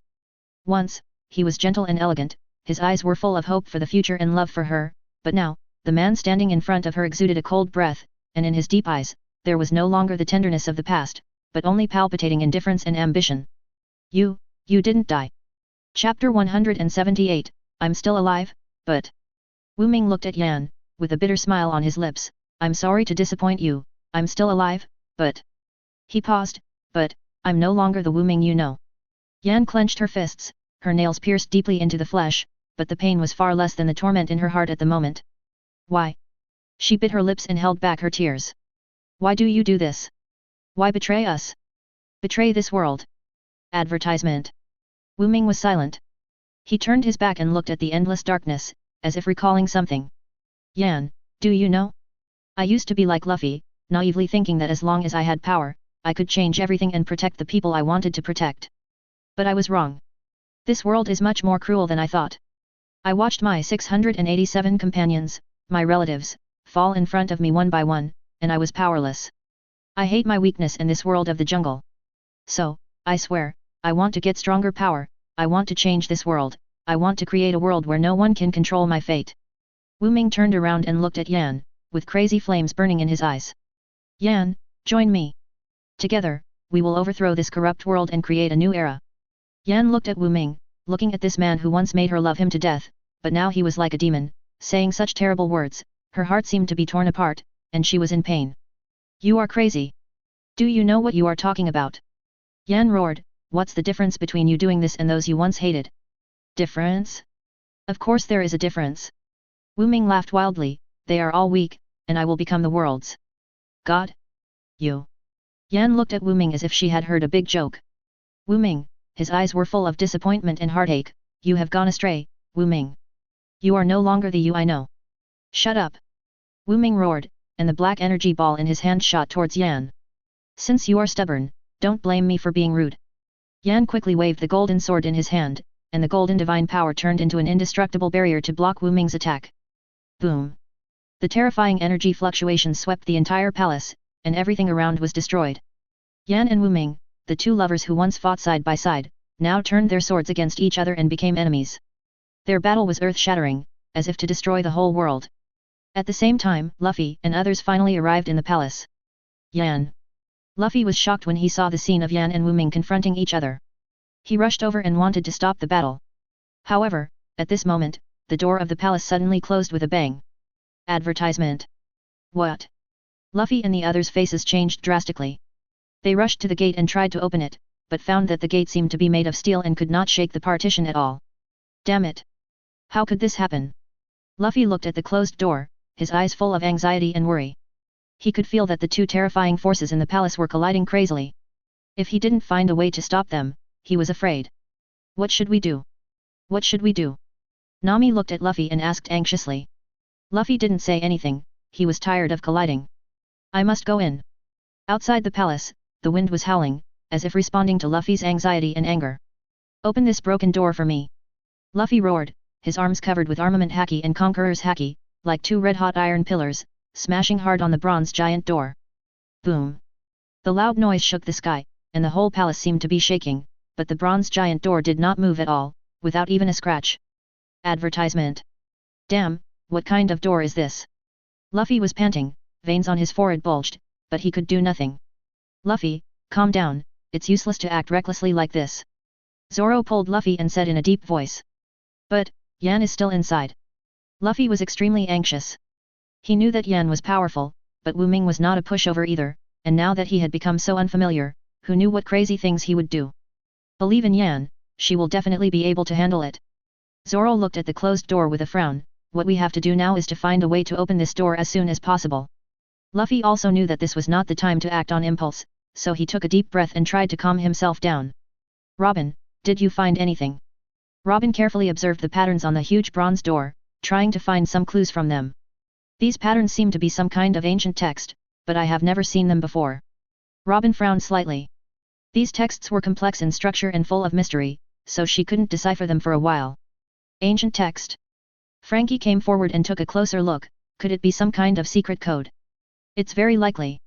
Robin nodded, many ancient ruins will set up some traps to prevent outsiders from invading. Then how can we find a way to crack it? Usopp asked anxiously. Now every second counts, and Yan is still in there, his life or death is uncertain.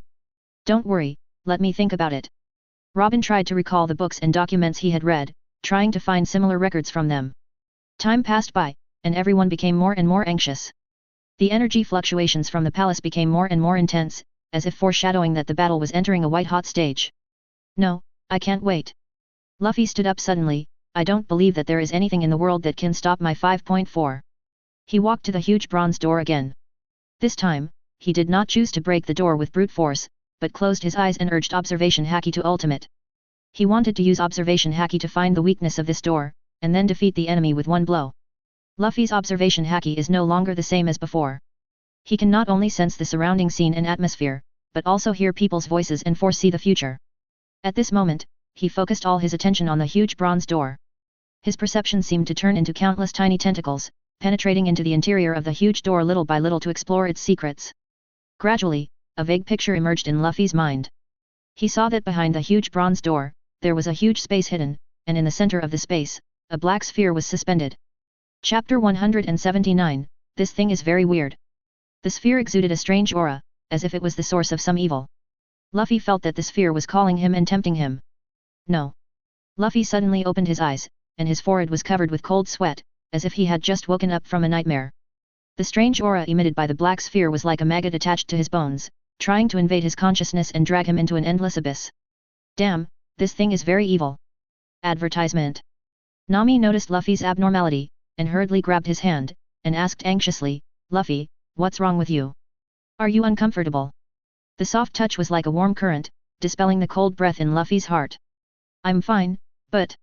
Luffy took a deep breath and tried to calm his surging blood. I found a way to open this door. What way? Luffy didn't say anything and walked straight to the huge bronze door. The strange breath became stronger, as if the wailing of countless resentful spirits echoed in his ears. He slowly raised his right hand, spread his 5 fingers, and pressed on the cold bronze door. Luffy, what are you going to do? Before everyone could react, a powerful force burst out of Luffy's body. 20. Rubber Fruit Awakening. Luffy roared, his veins bulged, like an angry beast. His originally tall figure swelled again in front of everyone, and in the blink of an eye he turned into a red giant standing tall. His huge eyes, like copper bells, stared at the huge bronze door in front of him, as if he wanted to see through it. Open it for me. Luffy roared, his muscles tensed, like a fully drawn bowstring, concentrating all his strength on his palms. Advertisement. It was as if a giant beast that had been sleeping for 1,000 years had awakened at this moment. The huge bronze door made a deafening roar, and gravel and dust flew at the crack of the door. Everyone looked at the doomsday scene in front of them in horror, and was shocked. Is this the power of awakening? The huge bronze door, under Luffy's brute force, finally slowly opened, revealing the deep and mysterious passage behind it, as if leading to an unknown abyss. At the end of the passage, the black sphere with a strange aura seemed to be laughing at their overestimation, waiting to devour them. Let's go. Luffy did not hesitate at all, he grabbed Nami's hand and rushed into the passage first. Zoro and others followed closely behind, knowing that the real challenge had just begun. Inside the passage, it was pitch black, and you couldn't see your hand in front of you.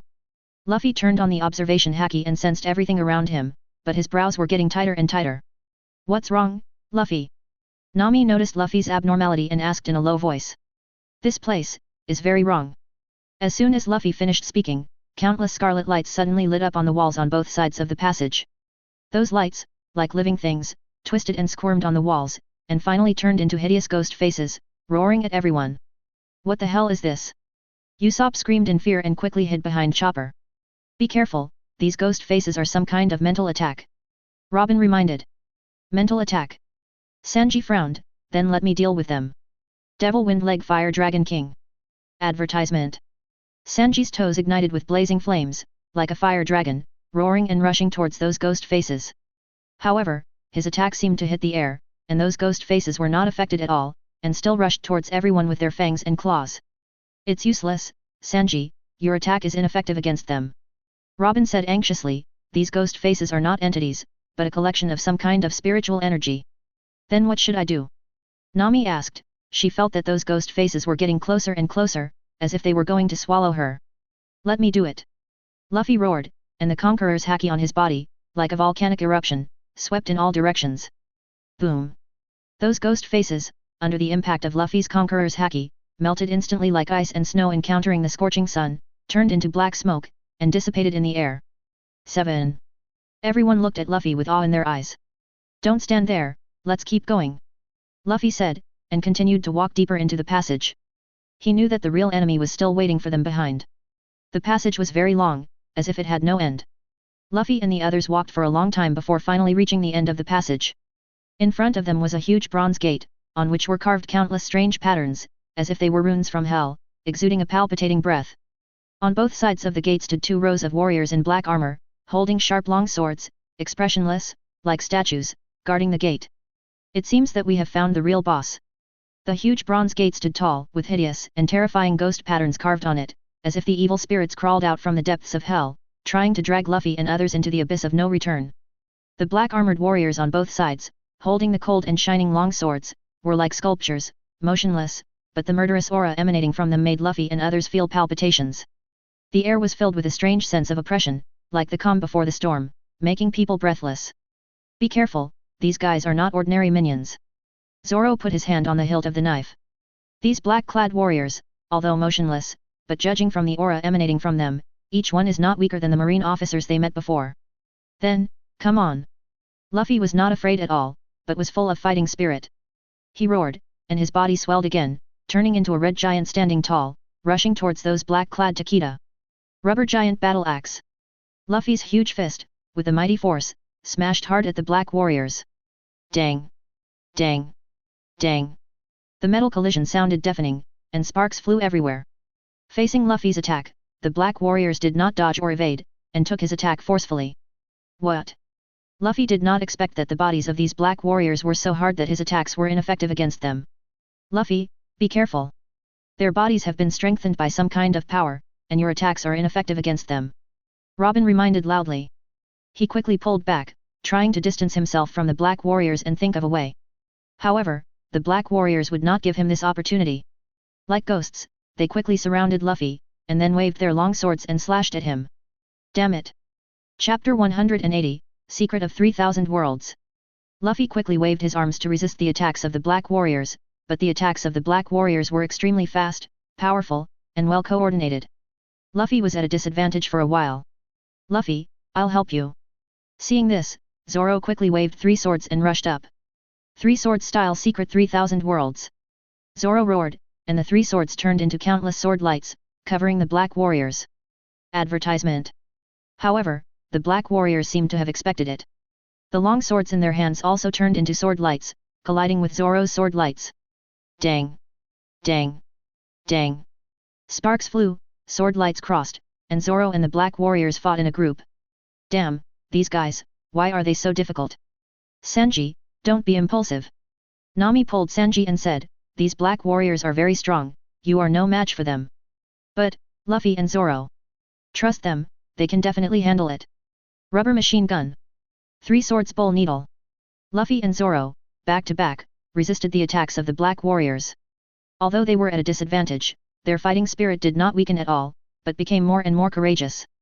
Damn, these guys, who are they? Luffy observed the black warriors while fighting.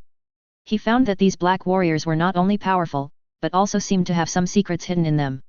The breath came from the black sphere with a strange breath behind the bronze gate. Zoro, cover me, I have an idea. Luffy said, and he stopped fighting. He punched the black warrior in front of him and rushed towards the bronze gate. Luffy, what are you going to do? I'll be back soon, you hold me up. Luffy said, and turned into a shadow and rushed towards the bronze gate. Damn! This guy is always like this, regardless of the consequences. Advertisement. Zoro looked at Luffy's back and shook his head helplessly, then he turned around and continued to fight with those black warrior kings. Luffy came to the bronze gate, he took a deep breath, and then pressed his palm on the gate. Rubber fruit awakening maximum output. Luffy roared, injecting Conqueror's haki and armament haki into the bronze gate without reservation, and the violent energy fluctuations distorted the entire space. 111. The bronze gate groaned under the heavy load, as if it would collapse in the next second. At the crack of the door, gravel fell like raindrops, stirring up clouds of dust. Seeing this, the black-clad warriors immediately realized Luffy's intention, and left Zoro behind, rushing towards Luffy like hungry wolves. Get out of my way! Zoro's three swords turned into afterimages, and stopped the black-clad warriors abruptly. Your opponent is me. Zoro was like an angry lion, waving his three beloved swords and fighting with the black-clad warriors. Swords flashed and shadows were full of murderous intent. Every move was made with all one's strength and without mercy. Three sword styles, black rope, big tornado. Zoro roared, pouring all his strength into the three swords, turning into a huge black tornado, swallowing up those black-clad warriors. Ah! Screams came one after another. Those black-clad warriors were simply unable to withstand Zoro's violent attack. They were shredded by the sword light and turned into blood mist. Luffy, don't forget, we are the men who want to become the world's greatest swordsman and the Pirate King. Zoro roared, buying time for Luffy's treasure race. No. Luffy gritted his teeth, veins popped on his forehead, and he pushed the power of the rubber fruit to ultimate, and his body swelled again, like a balloon. Break it for me. Luffy roared, concentrating all his strength on his palms, and pushed hard against the shaky bronze gate. Boom. The deafening sound was as if the world was collapsing, and the whole space was shaking violently. The bronze gate finally couldn't withstand this destructive force, and it shattered, turning into fragments all over the sky, scattering in all directions. However, at the moment when the bronze giant door was broken, a strange suction force came from the darkness behind the door, like a huge mouth of the abyss, trying to swallow Luffy up. Not good. Luffy's face changed drastically. He wanted to pull away, but found that his body seemed to be bound by an invisible force and could not move at all. Luffy. Advertisement. Zoro hurriedly wanted to rescue him, but it was too late. Luffy's body was pulled by the strong suction force and disappeared behind the bronze giant door. Luffy. Zoro's eyes were bloodshot. He waved three knives frantically, trying to split the suction force, but to no avail. Damn it! Damn it! Zoro watched Luffy disappear in front of him, but he was powerless. Zoro, what should we do now? Nami and others also rushed over and looked at the empty door. Damn, what the hell is this place? Sanji kicked a piece of gravel in anger, but he couldn't vent his anger. We can't just give up, we must find a way to save Luffy. Chopper said anxiously, his eyes full of tears. But the suction is so strong, we can't get close at all. Usopp said desperately. Just when everyone was at a loss, Robin suddenly pointed to the remaining patterns on the bronze gate and said, these patterns seem to be guiding. Everyone quickly gathered around and carefully observed the patterns. Those patterns are simple and mysterious, as if they are some ancient texts, and like some mysterious symbols. Robin carefully identified the patterns, her brows were getting tighter and tighter. These patterns seem to be describing a legend. What legend? Everyone asked in unison. Robin took a deep breath and said slowly, legend has it that a long time ago, there was a powerful race that had the power to control time and space. They created one world after another, and destroyed one world after another. And this huge bronze door is the door to their world. Dezhou, what? Everyone's face changed when they heard this. Could it be that Luffy was captured by that race? It's very likely. Robin nodded and said solemnly, and, I have a hunch that Luffy may be in danger, then. What are we waiting for? Let's go save him. Usopp said anxiously. But how do we get in? Nami asked, this door has been broken by Luffy. No, there is another way.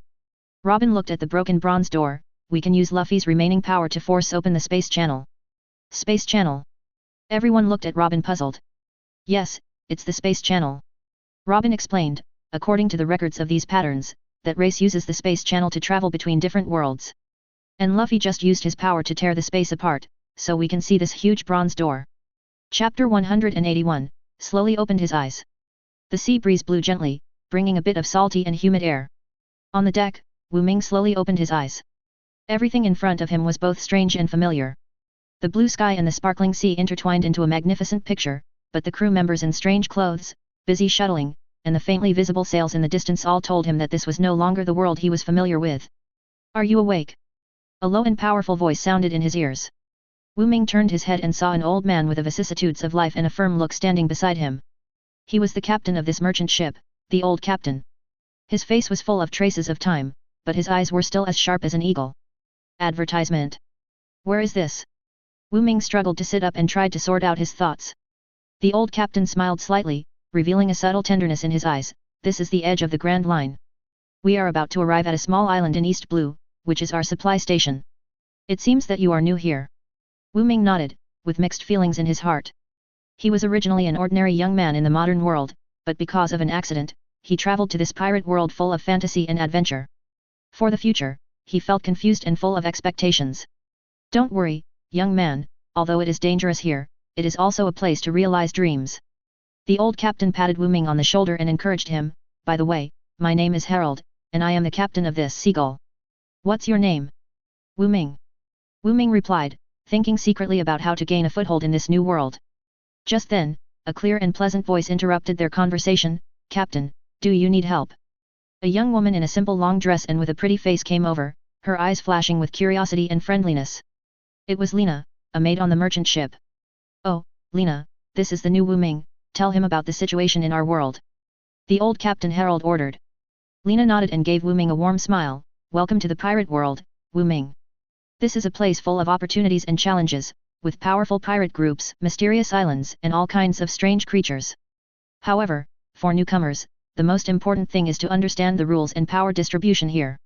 For example? Wu Ming asked curiously. For example, the world government is the ruler of the sea area. They have a powerful marine and a tight intelligence network. Celestial dragons are the nobles of the world government. They enjoy privileges and can enslave others at will, and those pirates who dare to challenge the authority of the world government are called evil dragons. Some of them have powerful strength and power and are in existence that cannot be ignored in this sea area. 143 Lina explained patiently. Wu Ming listened with great interest, but thought to himself, this world is much more complicated than I thought. However, since I am here, I must live well. Maybe I can't leave my footprints in this world. In the following days, Wu Ming began to try to adapt to life on the ship. He helped the crew to carry goods, repair canvas, and learn navigation knowledge. His diligence and intelligence soon won everyone's recognition. And Lena became his best friend on the ship. The two often chatted together and shared each other's dreams and stories.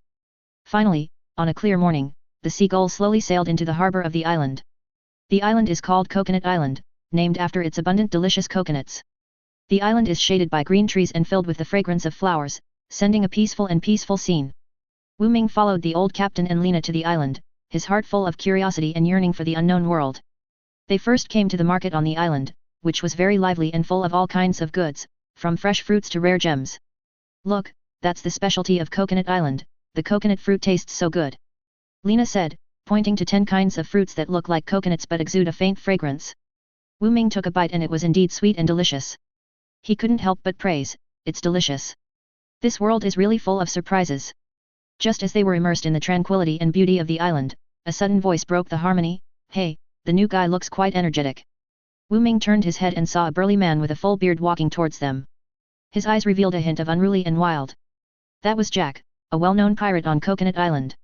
Jack, are you here to make trouble again? Lena said with some dissatisfaction. Jack laughed and didn't care about Lena's attitude, don't say that, Lena, I'm just interested in this new friend. He looked Wu Ming up and down and continued, you don't look like an ordinary person. Advertisement. How about it, are you interested in joining my pirate group? Let's make a career in this sea together. Wu Ming smiled slightly and politely refused, thank you for your kindness, Jack. However, I have my own plans and don't want to join any pirate group for the time being. Jack listened, a trace of regret flashed in his eyes, but he quickly returned to his unruly look, okay, since you have decided so, I will not force it. However, you must remember that opportunities and dangers coexist in this sea area. Maybe one day, you will regret your choice today. After speaking, Jack turned and left, leaving behind a meaningful back. Wu Ming looked at his back and thought to himself, this world is indeed full of unknowns and challenges. However, he has made preparations. No matter what the future holds, he must face it bravely and write his own legend with his own hands. During the days on Coconut Island, Wu Ming not only enjoyed the beautiful scenery of the island, but also met many interesting people. He learned how to deal with different people and how to protect himself in the sea full of dangers. And Lena and the old captain also became his strongest backing. However, as he got to know this world more deeply, Wu Ming's idea became more and more firm, he wanted to overthrow this world full of injustice and darkness. Government, to bring true peace and freedom to the world. He knew that this would be a long and difficult road, but he was ready to give everything for it. On the last night of Coconut Island, Wu Ming stood on the beach, looking at the vast sea, and silently made a vow in his heart, no matter what the future holds, he will go on firmly until his dream is realized. And this world will become more wonderful because of his arrival. The sea breeze is still blowing gently, with a bit of salty and humid breath, but Wu Ming's heart is already full of hope and strength. He knows that his own adventure has just begun. In this sea full of unknowns and challenges, he will use his own hands to write his own legend. And the dream of overthrowing the world government and bringing true peace and freedom will become his most firm belief on the road ahead. Back on the merchant ship, Wu Ming told the old captain and Lena about his encounter with Jack. After hearing this, the old captain frowned and looked solemn.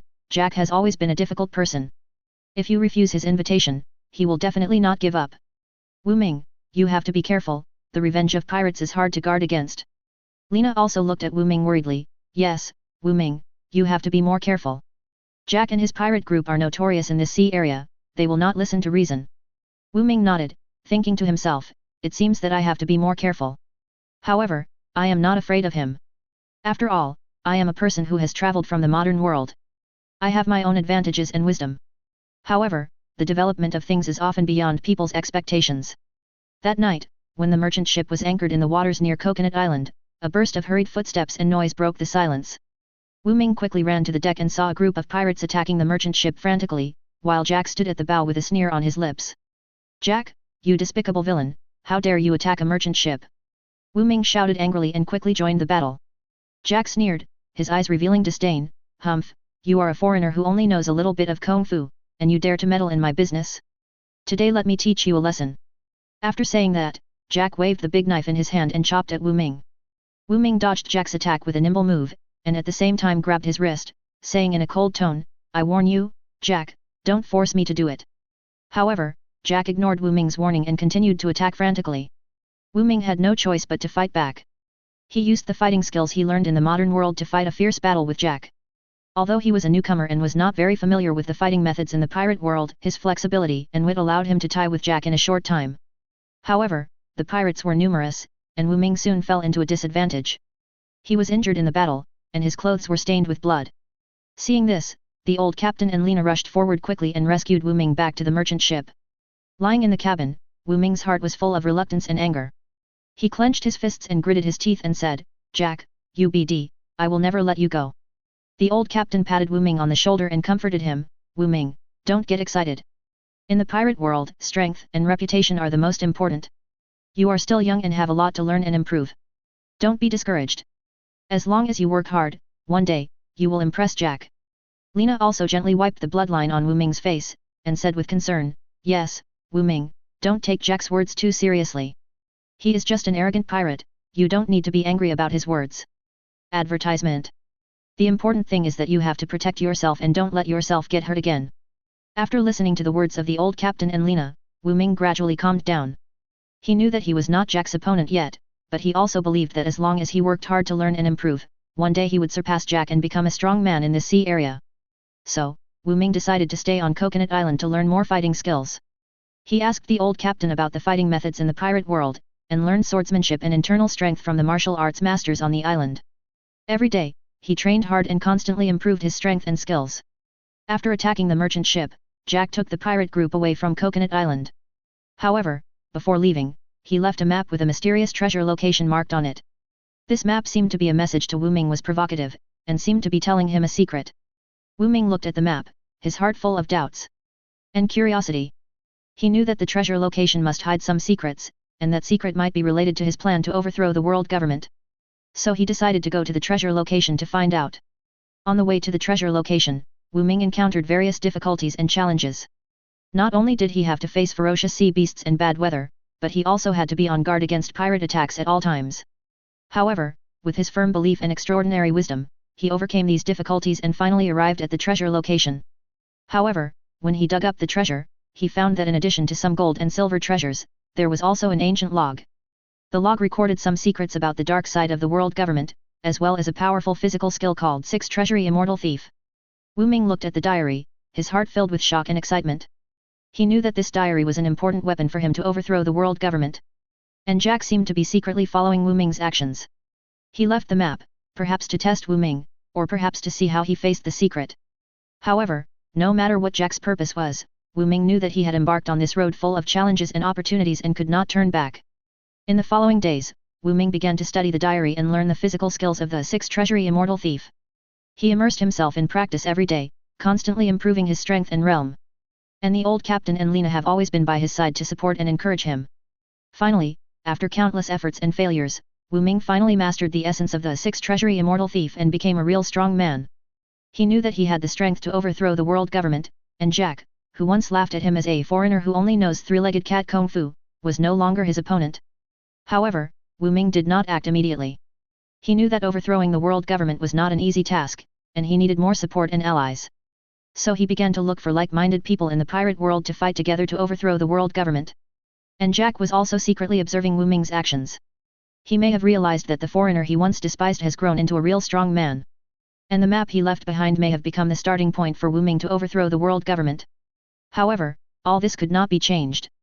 He could only silently wait for Wu Ming's actions to see how far this person who had been despised by him could go. The days on Coconut Island were peaceful and fulfilling. In addition to practicing the 6 treasury immortal thief physical skills every day, Wu Ming would explore various places on the island to find opportunities to improve his strength. That day, he strolled to a remote corner of the island and saw a burly, muscular man waving 3 huge knives there. The knife light was like lightning and the momentum was amazing. The man was Zoro, a pirate famous for his swordsmanship. He mistakenly thought that Wu Ming was looking for trouble. A trace of coldness flashed in his eyes, and a hint of sarcasm appeared at the corner of his mouth. Humph, another ignorant kid, looking for trouble with me, Zoro. Wu Ming was stunned, and then he understood Zoro's misunderstanding. He waved his hand and said, "No, I'm not looking for trouble. I just passed by here and saw you exercising, and I was a little curious." However, Zoro did not listen to Wu Ming's explanation at all. He snorted coldly, and appeared in front of Wu Ming in a flash, grabbing his collar. "Curious? Humph, I think you are here to pick a fight. In the pirate world, curiosity can kill people." After that, Zoro waved his arm and threw Wu Ming far away like throwing garbage. Wu Ming fell to the ground, grimacing in pain, and he felt unprecedented humiliation and anger. However, he knew that his current strength was not enough to compete with Zoro, so he could only endure this humiliation silently. He struggled to get up from the ground and looked at Zoro firmly. "Zoro, I will remember you. I will get back the humiliation you gave me today sooner or later." Zoro sneered, turned around and left, leaving only an indifferent back. Wu Ming clenched his fists and swore in his heart, "I must become stronger, so that everyone will look at me with respect." Back on the merchant ship, Wu Ming told the old captain and Lena about his encounter with Zoro. After hearing this, the old captain frowned and patted Wu Ming on the shoulder. "Wu Ming, I know you are not convinced. However, in the world of pirates, strength determines everything." Chapter 182, The Strongest Belief. "You are not Zoro's opponent yet, so you need to work harder to improve yourself. What should I do then?" Wu Ming asked anxiously. The old captain pondered for a moment, then slowly said, "I heard that in the depths of the sea, there is a legendary devil fruit hidden. If you eat it, you can gain extraordinary power." Advertisement. "Perhaps, you can go and look for it." After hearing this, Wu Ming's eyes flashed with a glimmer of hope. He knew that devil fruit was a rare treasure in the pirate world, and eating it would give you powerful abilities. If he could find devil fruit and eat it, then he might be able to compete with Zoro, or even surpass him. So, Wu Ming decided to embark on a journey to find devil fruit. He said goodbye to the old captain and Lena, and with his vision and determination for the future, he embarked on a journey to an unknown world. On the way, Ming met some like-minded partners. They were Luffy, a boy with great power, Nami, a smart girl who was good at sailing, and Sanji, a young man with superb cooking skills and a kind heart. The 4 of them hit it off and decided to look for it together, devil fruit, and face future challenges together. In the process of searching for devil fruit, they experienced many thrilling adventures. They fought with ferocious sea beasts, dealt with cunning pirates, and were almost swept into the seabed by a sudden storm. However, with their firm belief and extraordinary wisdom, they overcame these difficulties, and their friendship became deeper and deeper. Once, when they were resting on a deserted island, Wu Ming accidentally heard a conversation about Jack. It turned out that Jack was also looking for the same devil fruit, and he had obtained important clues about the whereabouts of the devil fruit. After hearing this, Wu Ming felt nervous. He knew that the battle between him and Jack was far from over. If Jack found the devil fruit first and ate it, then he might never have a chance to surpass him. So Wu Ming decided to speed up the pace of searching for devil fruit. He led his companions, followed the clues, crossed dangerous seas, and finally came to a mysterious island where devil fruit was hidden. However, when they boarded the island, they found Jack and his pirate group have arrived here first. Jack looked at Wu Ming, and a sneer appeared on his lips. "Humph, I didn't expect you to come here too.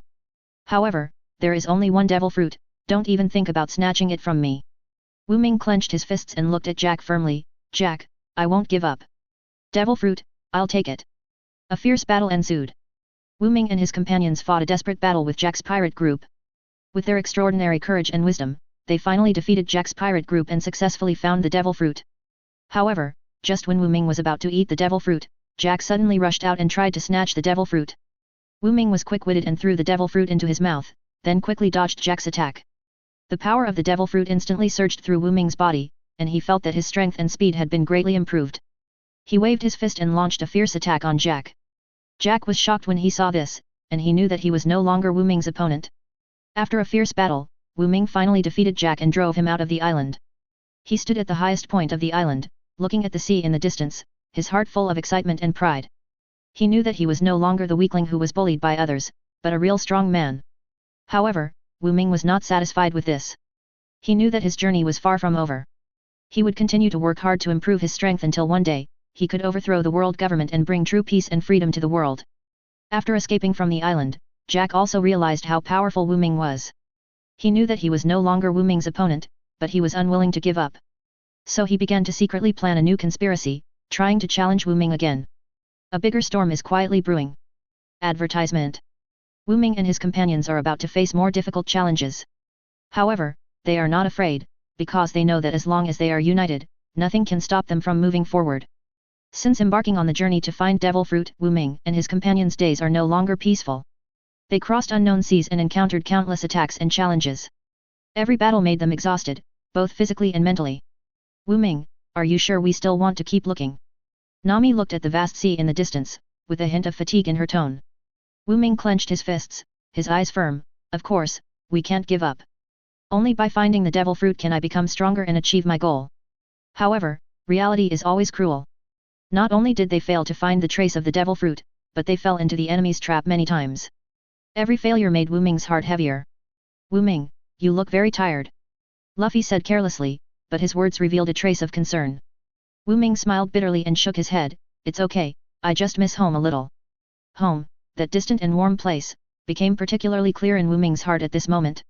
He missed his relatives and friends in that world, and missed the peace and tranquility of that world. However, he knew that he could no longer go back. He must find his foothold in this bloody and violent pirate world. As time went on, Wu Ming began to doubt his ability. He felt that he might not be able to achieve the goal of overthrowing the world government at all. This goal was too far away and too difficult for him. His heart was filled with despair. He began to question his choices and the meaning of his existence. Wu Ming, what's wrong with you? Why are you always so depressed? Nami asked with concern. Wu Ming shook his head and didn't answer.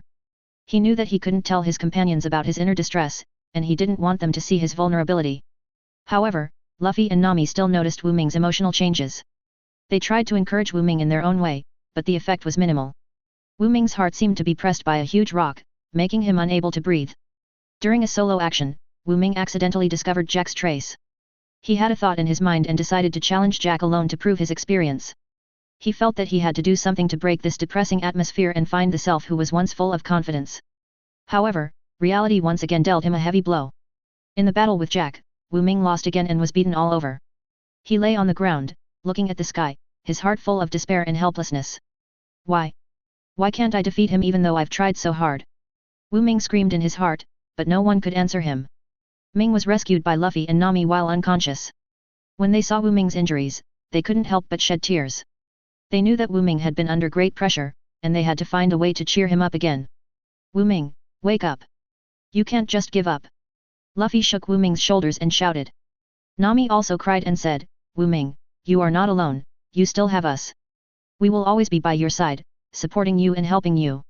Ming slowly opened his eyes at the call of his companions. He saw Luffy and Nami's concerned eyes and felt their warm embrace. At this moment, he seemed to have found the powerful self again.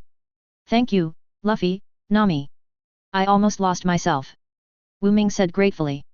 Luffy smiled, it's no big deal, we are partners. Partners should support and help each other. Nami also nodded, yes, Wu Ming. Don't put too much pressure on yourself. We work together and we will definitely find the devil fruit and achieve your goal. With the support of his partners, Ming gradually came out of depression. He began to re-examine himself and realized that he was not fighting alone. He had a group of trustworthy partners who were willing to face difficulties and challenges with him. Yes, I am not alone.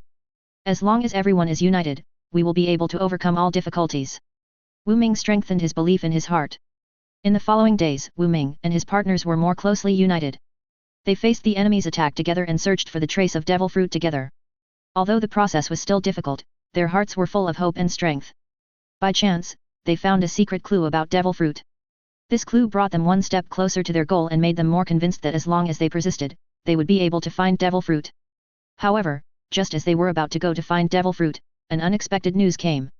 Jack also learned about this clue and was rushing there with the pirate group. Advertisement. It seems that our battle with Jack is far from over. Wu Ming clenched his fists, with a firm light flashing in his eyes. Luffy and Nami also nodded. They knew that this battle would be a test of their unity and faith. But they believed that as long as everyone worked together, they would be able to defeat Jack and Devil Fruit. A new battle is about to begin, and Wu Ming and his partners will embark on the journey again. Their hearts are full of confidence and determination. They know that as long as everyone is united, nothing can stop them from moving forward. The result of this battle will also become an important turning point on their road to overthrowing the world government. Since that failed battle, Wu Ming knew that it was difficult to shake Jack's pirate group by himself, let alone overthrow the unattainable goal of the world government.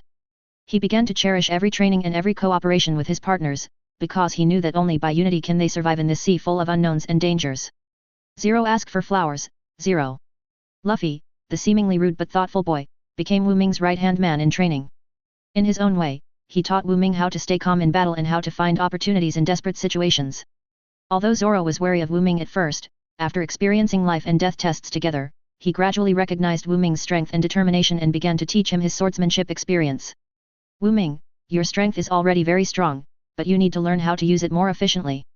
After a training session, Zoro wiped the bloodline on the blade and said to Wu Ming earnestly, remember, fighting is not only a contest of strength, but also a contest of wisdom and strategy. Wu Ming nodded and kept Zoro's words in mind. He began to use his understanding of modern knowledge and the actual situation of the pirate world to design a series of novel combat techniques and traps. Whenever it was late at night, he would repeatedly deduce under the lamp, and every detail was perfect. Finally, after months of preparation, Wu Ming and his partners developed a detailed counterattack plan. They decided to take advantage of a routine robbery by Jack's pirate group, set up an ambush, and give Jack a heavy blow. That day, the sea wind was howling and the clouds were dense, which seemed to foreshadow the coming storm. Jack's pirate group arrived as expected, but they didn't expect that what greeted them was not an unarmed merchant ship, but a trap carefully set by Wu Ming. Jack, your doomsday has come. Wu Ming stood on a high place, looking at the chaotic pirate group below, and said coldly. Jack was furious when he heard this. He waved the big knife in his hand and shouted loudly, Wu Ming, you dare to provoke me. Today, I will let you know who is the master of the sea area. However, Wu Ming is no longer the same as before. He used his understanding of modern technology to design a series of exquisite mechanisms, which made Jack's pirate group fall into chaos. The pirates were hit one after another, either blown away by the sudden explosion or shot by the sudden sharp arrows. For a time, there was chaos inside the pirate group. Jack, did you see it? This is the power of technology. Wu Ming sneered and continued to control the trap, giving the pirate group a fatal blow. Jack was shocked when he saw this. He didn't expect Wu Ming to have such means to force his pirate group into a desperate situation in a short time. He began to re-examine Wu Ming and realized that this opponent was much more difficult than he had imagined. In the battle, Wu Ming showed amazing fighting skills and strategies. He flexibly shuttled between the pirates, using traps and mechanisms to defeat several of Jack's capable men. Every move was clean and neat, which frightened the pirates. Jack, your men are just like this. Wu Ming sneered and approached Jack step by step. Jack's eyes were wide open, he waved his big knife and chopped at Wu Ming. However, Wu Ming easily dodged his attack and took the opportunity to grab his wrist. Jack, you lose. Wu Ming said coldly, your pirate group, your power, in my eyes, is nothing but a pile of scrap metal. Jack was furious when he heard this. He could not accept his failure, let alone Wu Ming's ridicule. He roared, broke free from Wu Ming's wrist, and retreated. Wu Ming, don't be so arrogant. I, Jack, am not so easy to be defeated. He roared and attacked Wu Ming again. However, Wu Ming had already seen through his moves. He flexibly dodged Jack's attack and took the opportunity to seize his flaws. In a fierce confrontation, Wu Ming successfully hit Jack's vital point and made him fall to the ground. Jack, you lose. Wu Ming said again, this time there was no sarcasm in his voice, only a hint of indifference. Jack lay on the ground, panting. He looked at Wu Ming, his eyes full of reluctance and anger. However, he could not refute Wu Ming's words. He knew that he had indeed lost, and had to be defeated. At this moment, an unexpected voice broke the silence at the scene. Wu Ming, you are indeed very strong, but you should not underestimate me too much. Jack struggled to get up from the ground and rushed towards Wu Ming with a roar. Wu Ming saw this and his heart was shocked. He knew that Jack had not given up, and he would have a final duel with him. So he took a deep breath and met Jack's attack. The two fought again, and the fight was indistinguishable. Wu Ming relied on his tenacious will and newly learned fighting skills to fight fiercely with Jack. Every attack and defense was full of wisdom and strategy. The sea breeze was howling, and the dark clouds were rolling, as if they were cheering for this duel. Wu Ming and Jack fought fiercely in the wind and rain, and their figures looked particularly agile under the reflection of thunder and lightning. However, just when the two were fighting hard, an unexpected situation occurred. A bolt of lightning suddenly struck a nearby ship, causing a violent explosion. Chapter 183, I won't lose to you. The huge shock wave knocked Wu Ming and Jack away, temporarily making them lose their fighting power. When the two woke up again, they found themselves lying on the beach, surrounded by a mess. They looked at each other, their hearts filled with complicated emotions. It seemed that there was no real winner in this duel. Wu Ming, you are indeed very strong. Jack struggled to sit up from the ground, panting and said, but I will not give up easily. Advertisement. Next time, we will fight again. Wu Ming nodded without saying anything more. He knew that this battle was just the beginning of a long battle between them. In the future, there will be more challenges and difficulties waiting for them. However, Wu Ming was not afraid. He had a group of trustworthy partners with firm beliefs and determination. He knew that as long as everyone was united, nothing could stop them from moving forward. So he stood up and looked at the sea in the distance, his heart full of hope and expectation.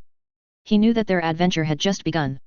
The sea breeze was howling, the dark clouds were pressing down, and the waves were hitting the rocks, making a deafening sound.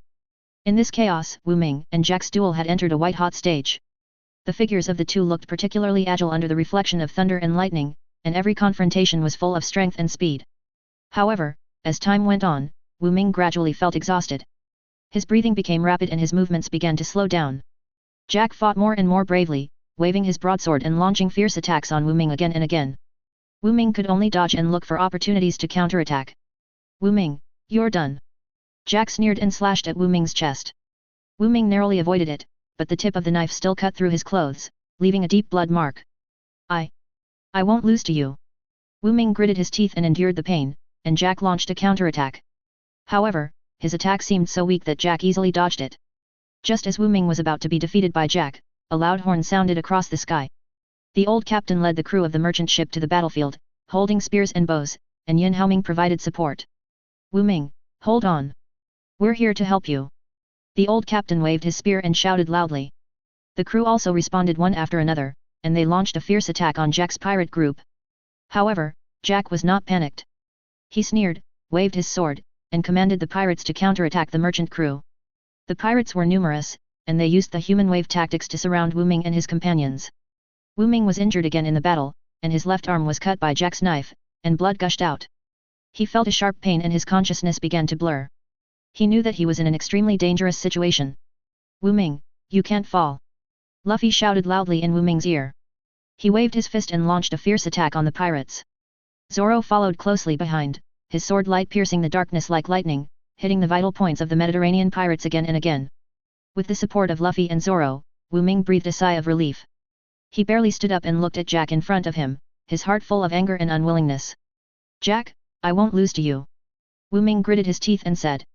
He took a deep breath and prepared to attack Jack again. However, Jack sneered, wielding his broadsword, and slashed at Wu Ming. Advertisement. Wu Ming was unable to dodge and was hit on the shoulder.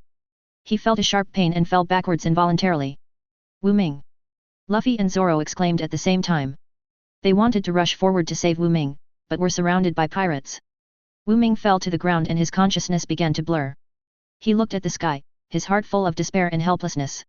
He knew that he was on the verge of life and death and could lose his life at any time. At this moment, a warm force surged into Wu Ming's body. He felt his body gradually regaining strength and his consciousness began to become clear. He looked up and saw Luffy and Zoro fighting hard with the pirates. Their figures looked particularly heroic under the reflection of thunder and lightning. I can't fall like this. Wu Ming gritted his teeth and struggled to stand up. He took a deep breath and prepared to attack Jack again. Wu Ming, you are really tenacious. Jack sneered and walked towards Wu Ming, but you will eventually be defeated by me. Wu Ming did not respond to Jack's words, he just held the sword tightly in his hand, ready to launch the final attack. He knew that this battle would determine the life and death of him and his companions. Luffy, Zoro, let's go together. Wu Ming shouted loudly. He waved his sword and Jack rushed forward. Luffy and Zoro followed closely behind, and the three of them launched a fierce attack on Jack at the same time. Seeing this, Jack sneered.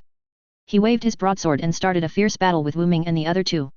In the flash of swords and shadows, the figures of the four people were constantly intertwined, and each confrontation was full of strength and speed. However, just as Wu Ming was about to launch a fatal blow, Jack suddenly used a mysterious ability. He shouted loudly, and a powerful energy wave emerged around his body. Wu Ming's attack seemed so weak in front of this energy wave that it was easily resolved. "What is this?" Wu Ming exclaimed. He looked at Jack, his heart full of shock and confusion. Jack sneered and did not answer Wu Ming's words. He just held the broadsword in his hand tightly, ready to attack Wu Ming again. Wu Ming knew that he was in a desperate situation and could lose his life at any time. "I can't give up like this." Wu Ming gritted his teeth, endured the pain, and prepared to attack Jack again. However, his body was exhausted, and every movement seemed so difficult. Advertisement. At this moment, Luffy and Zoro rushed to Wu Ming again. The two of them, one on the left and one on the right, protected Wu Ming in the middle. "Wu Ming, are you okay?" Luffy asked with concern. Wu Ming shook his head and panted, "I'm fine." "But, Jack's ability. What should we do?" Zoro frowned and said after thinking for a moment, "That ability seems to be a special fruit ability. We must be careful." Wu Ming nodded, his heart full of vigilance. He knew that he had fallen into an unprecedented crisis. However, he did not intend to give up. He had a group of trustworthy partners, looking at firm beliefs and determination. He knew that as long as everyone was united, nothing could stop them from moving forward. So Wu Ming took a deep breath and prepared to fight Jack again. He knew that this battle would determine the life and death of him and his partners. However, he was ready, no matter what the result, he would fight to the end with all his strength. The waves were surging, the clouds were dense, and the sky seemed to be blocked by a thick curtain, without a trace of light. In this chaos, the decisive battle between Guo Ming and Jack has reached a life and death moment. Wu Ming was wounded in many places, and his clothes were stained with blood. Every breath was accompanied by severe pain. However, at this critical moment, Wu Ming's heart surged with unprecedented strength. He recalled the moment when he traveled to the pirate world, the longing for the unknown world, the desire for freedom and justice, which now became the history that supported him to continue fighting. He knew that he could not fall down like this. He still had too many dreams to realize, and too many partners who needed him to protect. "I can't lose!" Wu Ming shouted in his heart.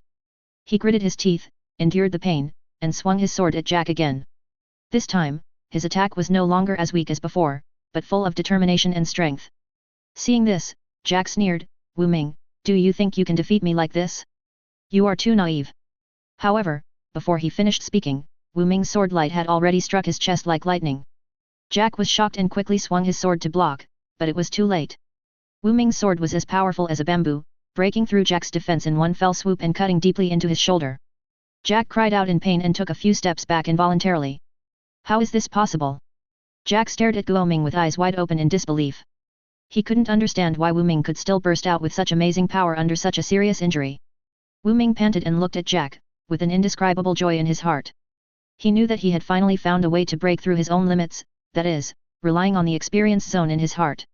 This power allowed him to burst out unimaginable potential when facing a life and death situation. "Jack, you lose," Wu Ming said coldly. He pointed his sword at Jack, ready to launch the final attack. Jack's face changed drastically when he saw this. He knew that he could no longer compete with Wu Ming. So, he shouted loudly, swung his sword at Wu Ming, trying to make a last stand. However, Wu Ming easily dodged his attack and took the opportunity to seize his flaw. After a fierce battle, Wu Ming finally launched a fatal blow, knocking Jack's sword away and piercing his chest with his sword. Jack fell to the ground, and his blood dyed the beach red. He stared at the sky with wide eyes, his heart full of unwillingness and despair. He could not accept his failure, let alone Wu Ming's rise.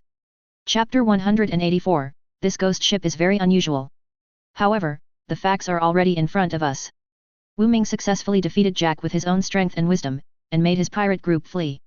This battle not only allowed Wu Ming to prove his strength, but also let him find the way to victory.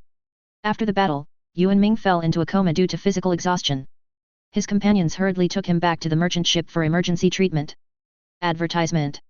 In a coma, Wu Ming dreamed of Xue Linlin. The Valkyrie who once fought side by side with him has now become a pointer in his dream. "Wu Ming, you can't fall down," Xue Linlin said to Wu Ming in his dream, "you still have too many dreams to realize, and there are too many companions who need you to protect. You have to hold on until the last moment." Wu Ming nodded in his dream, and he felt Xue Linlin's encouragement and support. This power made him more determined to overthrow the world government. He knew that he still had a long way to go and many challenges were waiting for him. When Wu Ming woke up, he found that his body had almost recovered. He looked at his companions with gratitude, his heart filled with warmth and emotion. "Thank you, if it weren't for you, I might have died on the battlefield," Wu Ming said gratefully. The companions shook their heads and said they were welcome. They knew that Wu Ming was fighting for them, and they should give everything for Wu Ming. "Wu Ming, you have done a good job." The old captain patted Wu Ming on the shoulder and said, "You not only defeated Jack, but also let us see your determination and courage. We believe that you will be able to lead us to victory." Wu Ming nodded, and a new strength surged in his heart. He knew that he could not live up to the expectations of his partners, and he had to continue to work hard to fight for his dream. So, Wu Ming and his partners rested on the island for a few days. They repaired the boat, replenished supplies and also looked for Xue Linlin's whereabouts. Although they didn't know where Xue Linlin was now, they believed that they would find her one day. During this period of rest, Wu Ming worked hard to practice his martial arts and internal strength every day. He knew that only by constantly improving himself could he better face the next challenge. And his partners also silently supported him, they believed that Wu Ming would be able to lead them to a better future. Finally, the rest was over. Wu Ming and his companions set out on their journey again. They looked at the sea in the distance, their hearts full of expectations and longings. They knew that the road ahead was still long, but they were ready. No matter what difficulties and challenges they encountered, they would work together until the last moment. As for the whereabouts of Xue Linlin, a suspense was left. Where did she go? Will she meet Wu Ming again? All this will be revealed in the future story. The sun shone through the sparse clouds and sprinkled on the quiet island. The sea breeze blew gently, bringing the salty fragrance of the sea water and the fragrance of flowers and plants. Wu Ming and his companions spent a relaxing and happy time on this pure land that was not polluted by the world. They went fishing together.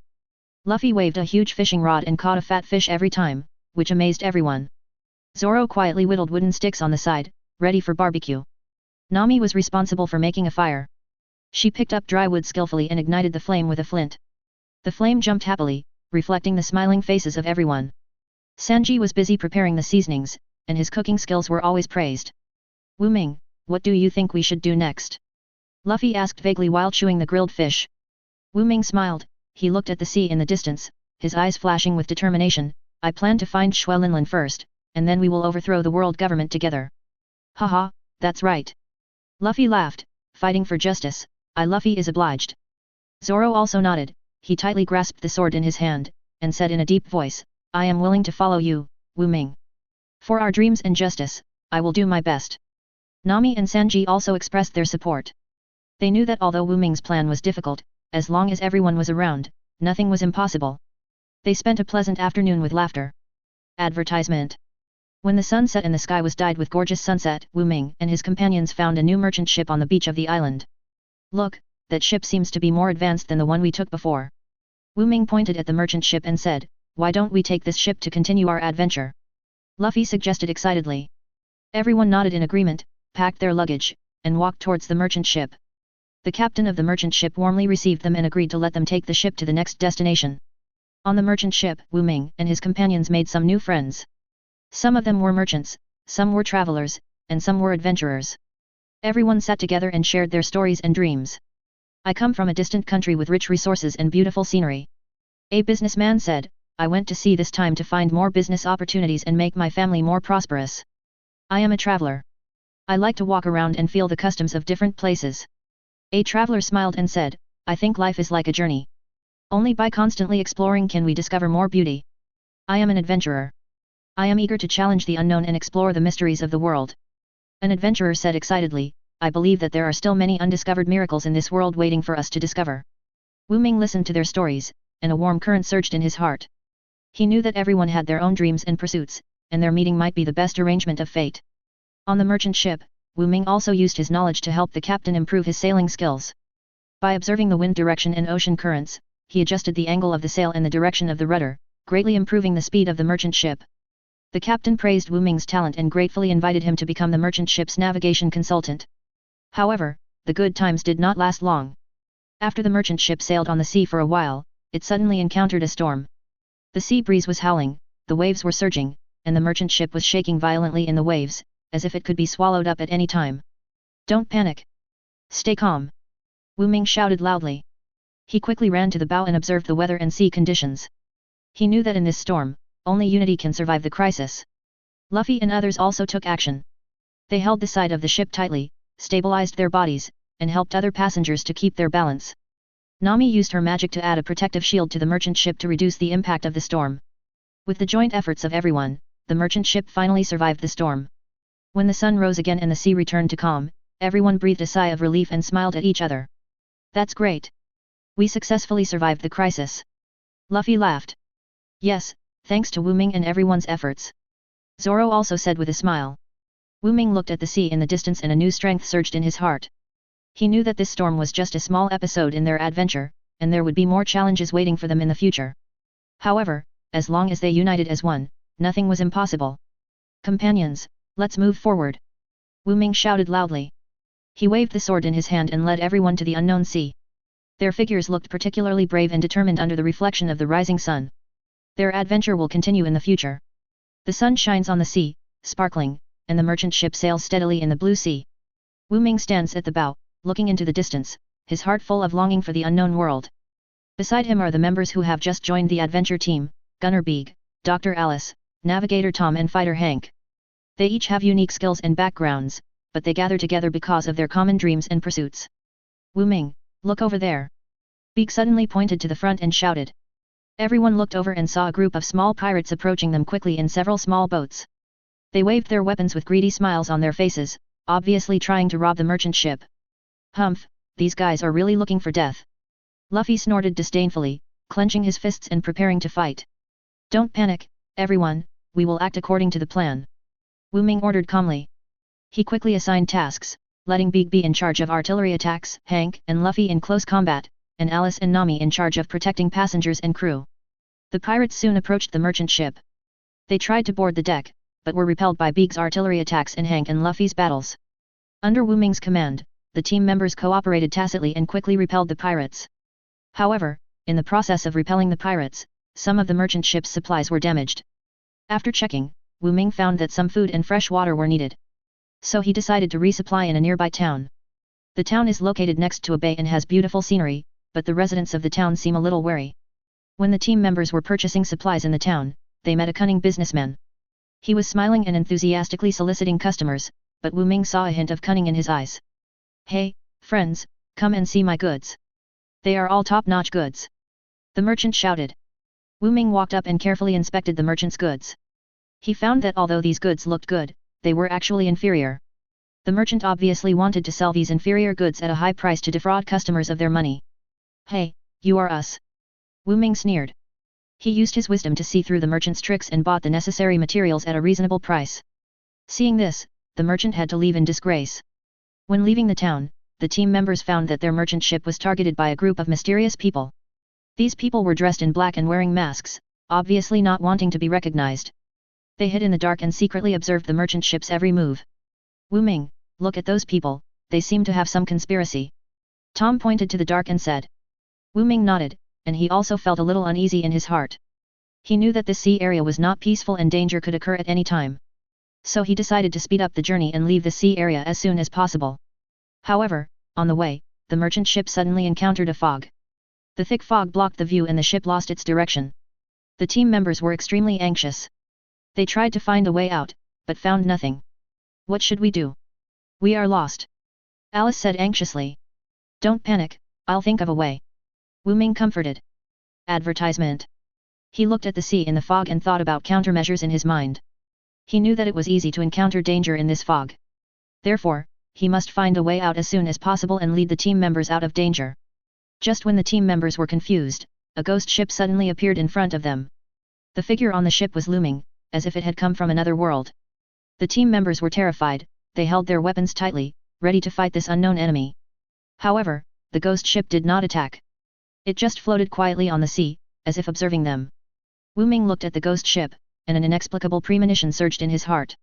He knew that the appearance of this ghost ship might be related to the mysterious sea and the group of mysterious people. Everyone be careful, the ghost ship is very unusual. Wu Ming reminded. He asked the team members to stay alert and be ready to deal with possible dangers at any time. However, the ghost ship did not move. It just stayed there quietly, as if waiting for something. The team members watched it nervously, not knowing when it would attack. Time passed by minute, and the ghost ship still did not move. Wu Ming thought to himself, maybe this ghost ship was not here to attack them. So, what is it? Why is it here? Just as Wu Ming was lost in thought, a low voice suddenly came from the ghost ship. The voice seemed to come from another world, which made people feel cold. The team members held their weapons tightly and watched the ghost ship nervously. However, the voice did not last long. Soon, it disappeared in the fog. The ghost ship also disappeared on the sea surface, as if it had never appeared. The team members breathed a sigh of relief, and they smiled at each other, as if they had experienced a life and death test. Wu Ming looked at the sea in the fog, and a new power surged in his heart.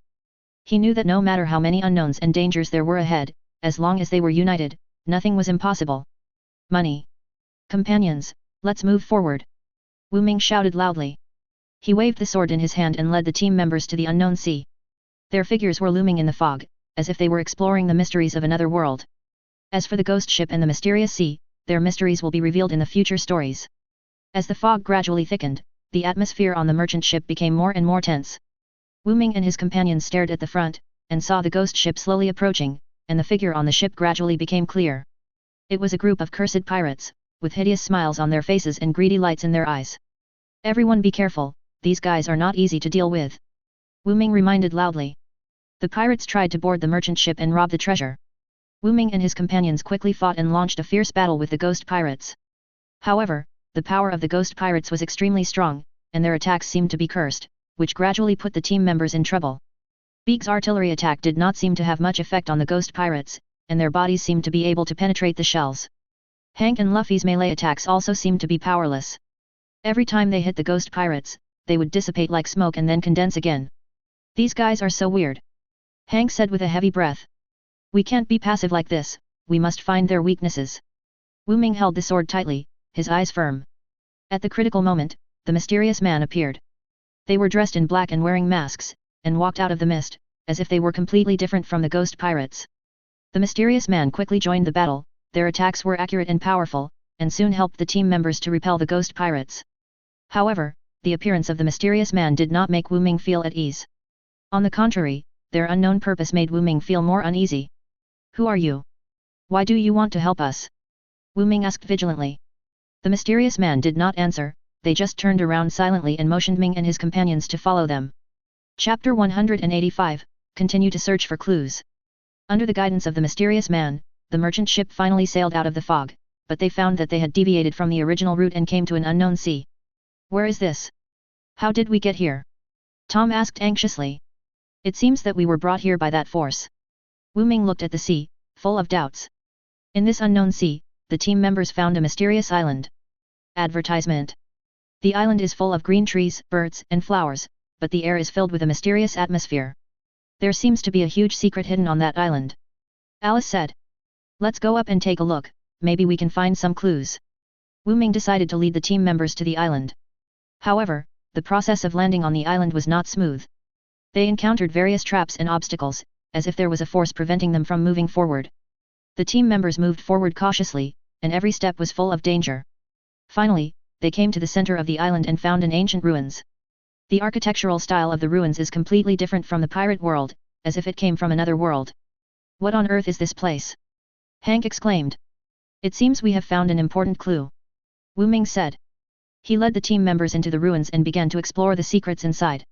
The ruins were full of traps, but they overcame the difficulties with wisdom and courage. When they came to the deepest part of the ruins, they found a huge stone tablet with some ancient words engraved on it. These words seemed to be related to the world government. Alice said in surprise. Wu Ming carefully studied the words on the stone tablet, and he found that these words recorded a huge secret about the world government. However, just as they were about to solve the mystery, the ruins suddenly exploded. A huge force shook the team members away, and they fell to the ground, groaning in pain. When Wu Ming struggled to get up, he found that the ruins had become a ruin, and the stone tablet was blown to pieces. What's going on? Why did the ruins suddenly explode? Wu Ming asked in horror. It seems that we have touched a certain mechanism. Tom said. So what should we do now? Alice asked anxiously. Wu Ming looked at the ruins, his heart full of unwillingness. They were obviously close to the truth, but at this moment they lost all clues. However, he knew that they could not give up and must continue to look for answers. Let's leave here and return to the merchant ship. 623 Wu Ming said. He led the team members out of the ruins with difficulty and returned to the merchant ship. On the merchant ship, Wu Ming and his partners began to discuss the next plan. They knew that the secrets of this island and the ruins were closely related to their adventure, and they had to find the answer. We may ask those mysterious people, Beak suggested. But their purpose is unclear, we can't trust them easily. Wu Ming reminded. So what should we do now? Hank asked. Wu Ming was silent for a while, then raised his head and said, let's continue to move forward and look for more clues. I believe that as long as we persist, we will definitely find the answer. The team members nodded, they believed in Wu Ming's judgment. So, the merchant ship set sail again and headed for unknown waters. The secrets of the island and the ruins will continue to be revealed in future stories. At the same time, the true identity and purpose of the mysterious man will also become an important mystery in their adventure. The explosion of the ruins was deafening, and the team members lost consciousness in the shock wave. When they woke up, they found themselves in a strange place, surrounded by ruins, and the air was filled with a strong smell of smoke and dust. Where is this? How did we get here? Beak rubbed his painful head and looked around. It seems that the explosion of the ruins brought us here. Wu Ming looked around, trying to find a way out. Advertisement. The team members struggled forward in the ruins, and every step was full of unknowns and dangers. They carefully avoided the ruins, fearing that they would trigger some mechanisms or traps. At this moment, Alice suddenly found some scattered documents. She bent down to pick them up and read them carefully. Look, these documents seem to be related to world government. Alice said in surprise. Wu Ming took the documents and read them carefully. The document mentioned a project called Dark Plan and some secret operations of the world government. These contents shocked and angered Wu Ming, and he realized that his previous understanding of the world government was just the tip of the iceberg. We must find clues to this dark plan and expose the crimes of the world government. Wu Ming said firmly. According to the clues in the document, the team members began to search in the ruins. They passed through the narrow passage, bypassed the complex mechanism, and finally found a hidden laboratory. The door of the laboratory was closed, and it was covered with complex password locks. Wu Ming and his partners took a lot of effort to successfully crack the password and open the door of the laboratory. However, the scene in the laboratory made them feel creepy. I saw a group of scientists in white robes busy conducting a terrible experiment, and all kinds of strange instruments and reagents were placed on the laboratory table. And those who were experimented on were actually living humans. What is this? Hank asked in horror. It seems that this is the dark plan of the world government. Wu Ming clenched his fists, and his eyes flashed with angry flames. The team members decided to destroy the laboratory and stop the experiment. They sneaked into the laboratory quietly and began to destroy the instruments and equipment. However, at this moment, a group of world government agents suddenly broke in. Who are you? How dare you destroy our experiment? The agents roared. We are here to expose your crimes. Wu Ming responded loudly. The two sides quickly launched a fierce battle. Wu Ming and his partners fought a desperate battle with the agents with courage and wisdom. However, just as the battle reached a climax, the true identity of the mysterious man was finally revealed. The mysterious people who had been silently helping the team members suddenly took off their masks and revealed their true faces. It turned out that they were defectors from the world government and had once been members of the world government. The reason we help you is to expose the crimes of the world government.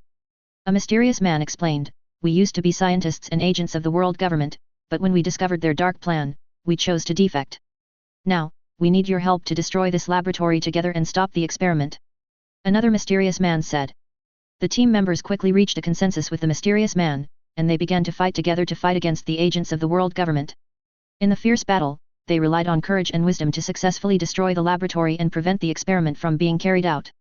However, just as they were about to evacuate, the world government began a full-scale hunt for them. With the help of the mysterious man, Wu Ming and his partners quickly escaped from the laboratory, but they knew that the real battle had just begun. We must leave here as soon as possible, the world government will not let us go. Wu Ming said anxiously. Don't worry, we have a way. A mysterious man said. He led the team members through the narrow passage and came to a hidden exit. With the help of the mysterious man, the team members successfully escaped the pursuit of the world government. They hid in a hidden cave and were temporarily safe. Thank you, if it weren't for you, we might not have been able to escape. Wu Ming said gratefully. You're welcome, we are also fighting to expose the crimes within the world government. A mysterious man said. In the cave, the team members began to discuss the next plan. They knew that the world government would not give up and would continue to hunt them down. Advertisement. And they also need to continue to look for clues to expose the crimes of the world government. What should we do next? Beak asked. I think we should continue to look for clues and expose the dark plan of the world government. Alice said. I agree, but we also need to be careful and not be discovered by the world government. Tom reminded. Then let's rest here for a while and wait until the storm is over before taking action. Hank suggested. Wu Ming nodded, he agreed with Hank's suggestion. So, the team members settled down in the cave and began to rest and recuperate. However, they didn't know that this battle had just begun. In order to protect its own interests, the world government has begun to mobilize a large amount of resources and manpower to launch a comprehensive hunt for them. And the team members will also face more difficult and dangerous challenges. In the days to come, they will continue to fight to the end to expose the crimes of the world government. And this seemingly resolved crisis is actually just a small wave hidden under a larger crisis. After escaping the pursuit of the world government, the team members collapsed exhausted on a hidden beach. The sea breeze blew gently, bringing a hint of coolness, but it couldn't blow away the haze in their hearts. Their merchant ship, the ship carrying their countless dreams and hopes, was now lying quietly on the sea not far away. The hull was dilapidated, and it was obviously destroyed by the agents of the world government and could not continue to sail. What should we do? Beak looked at the damaged merchant ship, his tone full of anxiety. Don't worry, we will always find a way. Wu Ming patted Beak's shoulder, trying to comfort him. Although he was also full of anxiety, he knew that as the leader of the team, he had to remain calm. Let's first look for materials to repair merchant ships on nearby islands. Alice suggested, with determination in her eyes. The team members unanimously agreed to the proposal, and they began to look for suitable islands along the coastline. After a difficult exploration, they finally found an island that seemed to be rich in resources. However, from the moment they set foot on the island, new challenges followed. The island was covered with dense jungles, and various dangerous creatures lurked in it. The team members moved forward cautiously, fearing that they would anger these creatures. However, even with such caution, they still encountered several thrilling attacks. Fortunately, they successfully repelled these creatures with courage and wisdom. In addition to dangerous creatures, the environment on the island is also extremely harsh. Sometimes the wind was strong and sometimes it was raining heavily. The team members had to be on guard against natural disasters at all times. Their clothes were wet by the rain and their shoes were dirty by the muddy road, but they never gave up their determination to find materials to repair the merchant ship. After a hard search, the team members finally found an abandoned shipyard deep in the island.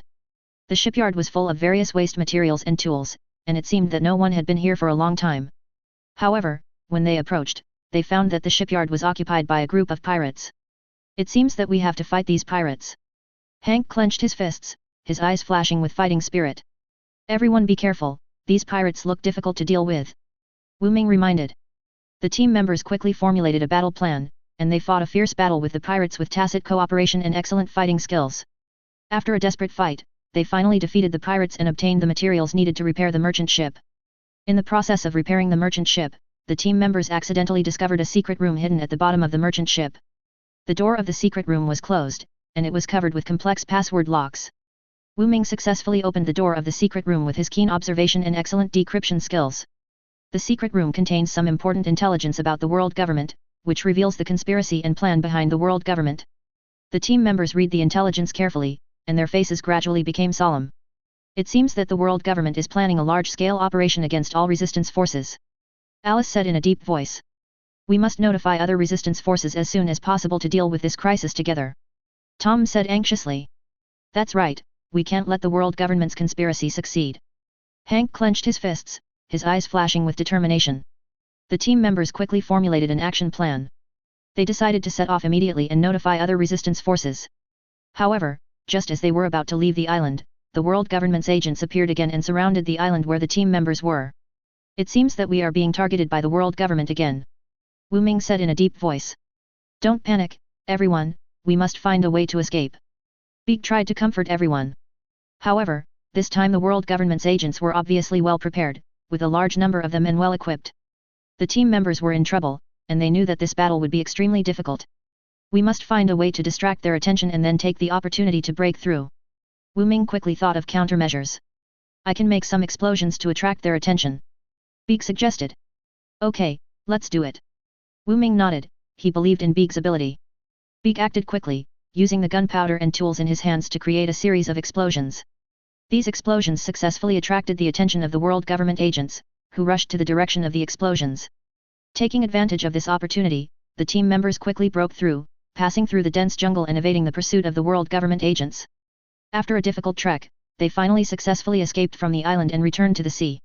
However, they knew that the crisis was not over. The conspiracy and plan of the world government still hung in their hearts, like a boulder that made them breathless. They must notify other resistance forces as soon as possible to jointly deal with this impending crisis. What should we do next? Beak asked. I think we should find a safe shelter first, and then find a way to notify other resistance forces. Alice suggested. I agree, we must ensure our own safety in order to better deal with this crisis. Tom echoed. Then let's find a shelter first. Wu Ming nodded, and he agreed to the proposal. The team members began to look for a safe shelter on the sea. They knew that this crisis had just begun, and the road ahead was still long and difficult. But they also believed that as long as they united as one, they would be able to overcome all difficulties, expose the conspiracy of the world government, and protect the peace and freedom of this ocean. On the sea, the waves were surging, and the adventure team's boat was swaying in the strong wind.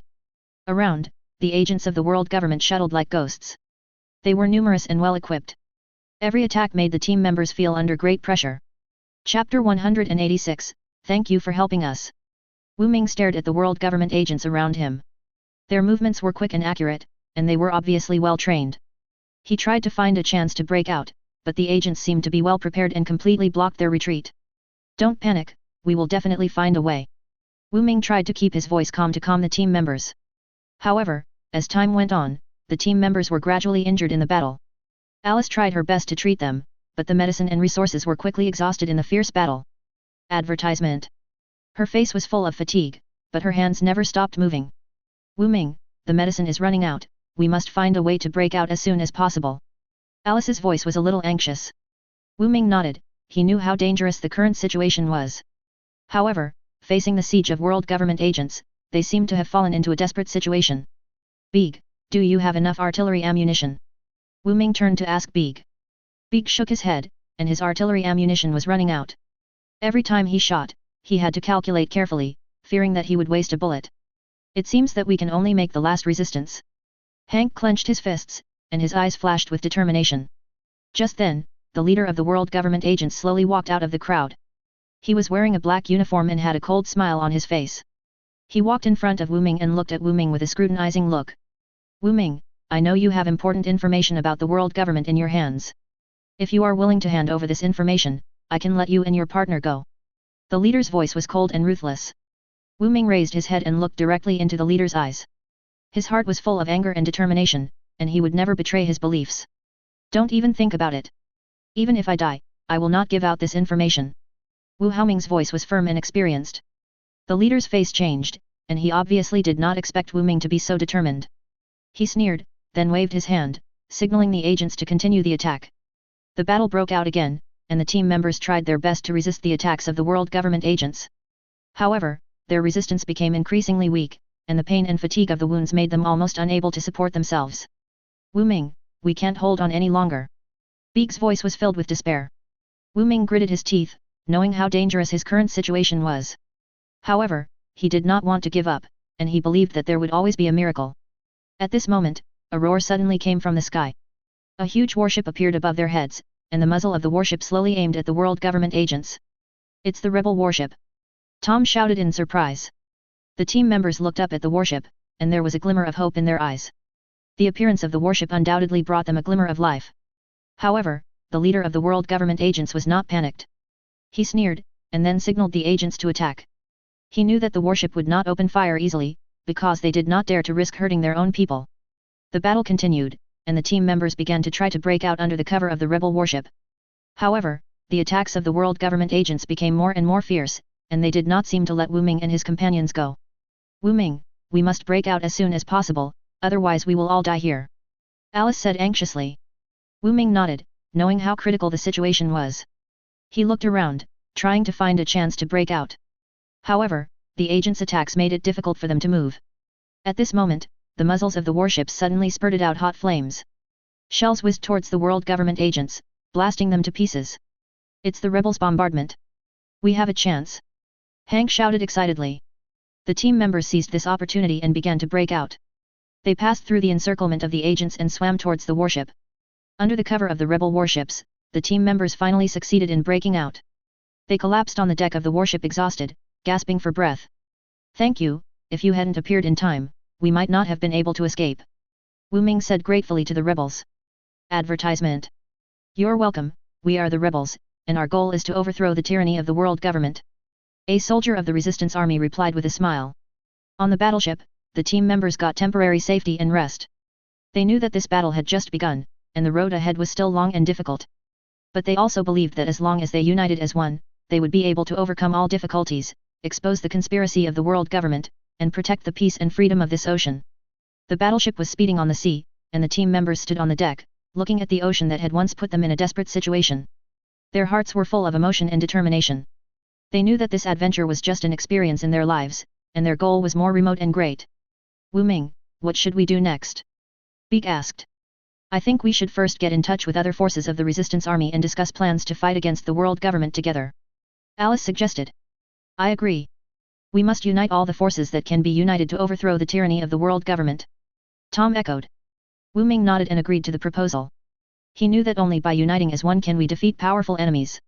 Their goal is not only to expose the conspiracy of the world government, but also to protect the peace and freedom of this ocean. The warship continued to gallop on the sea, and the hearts of the team members were full of hope and determination. They knew that the road ahead was still long and difficult.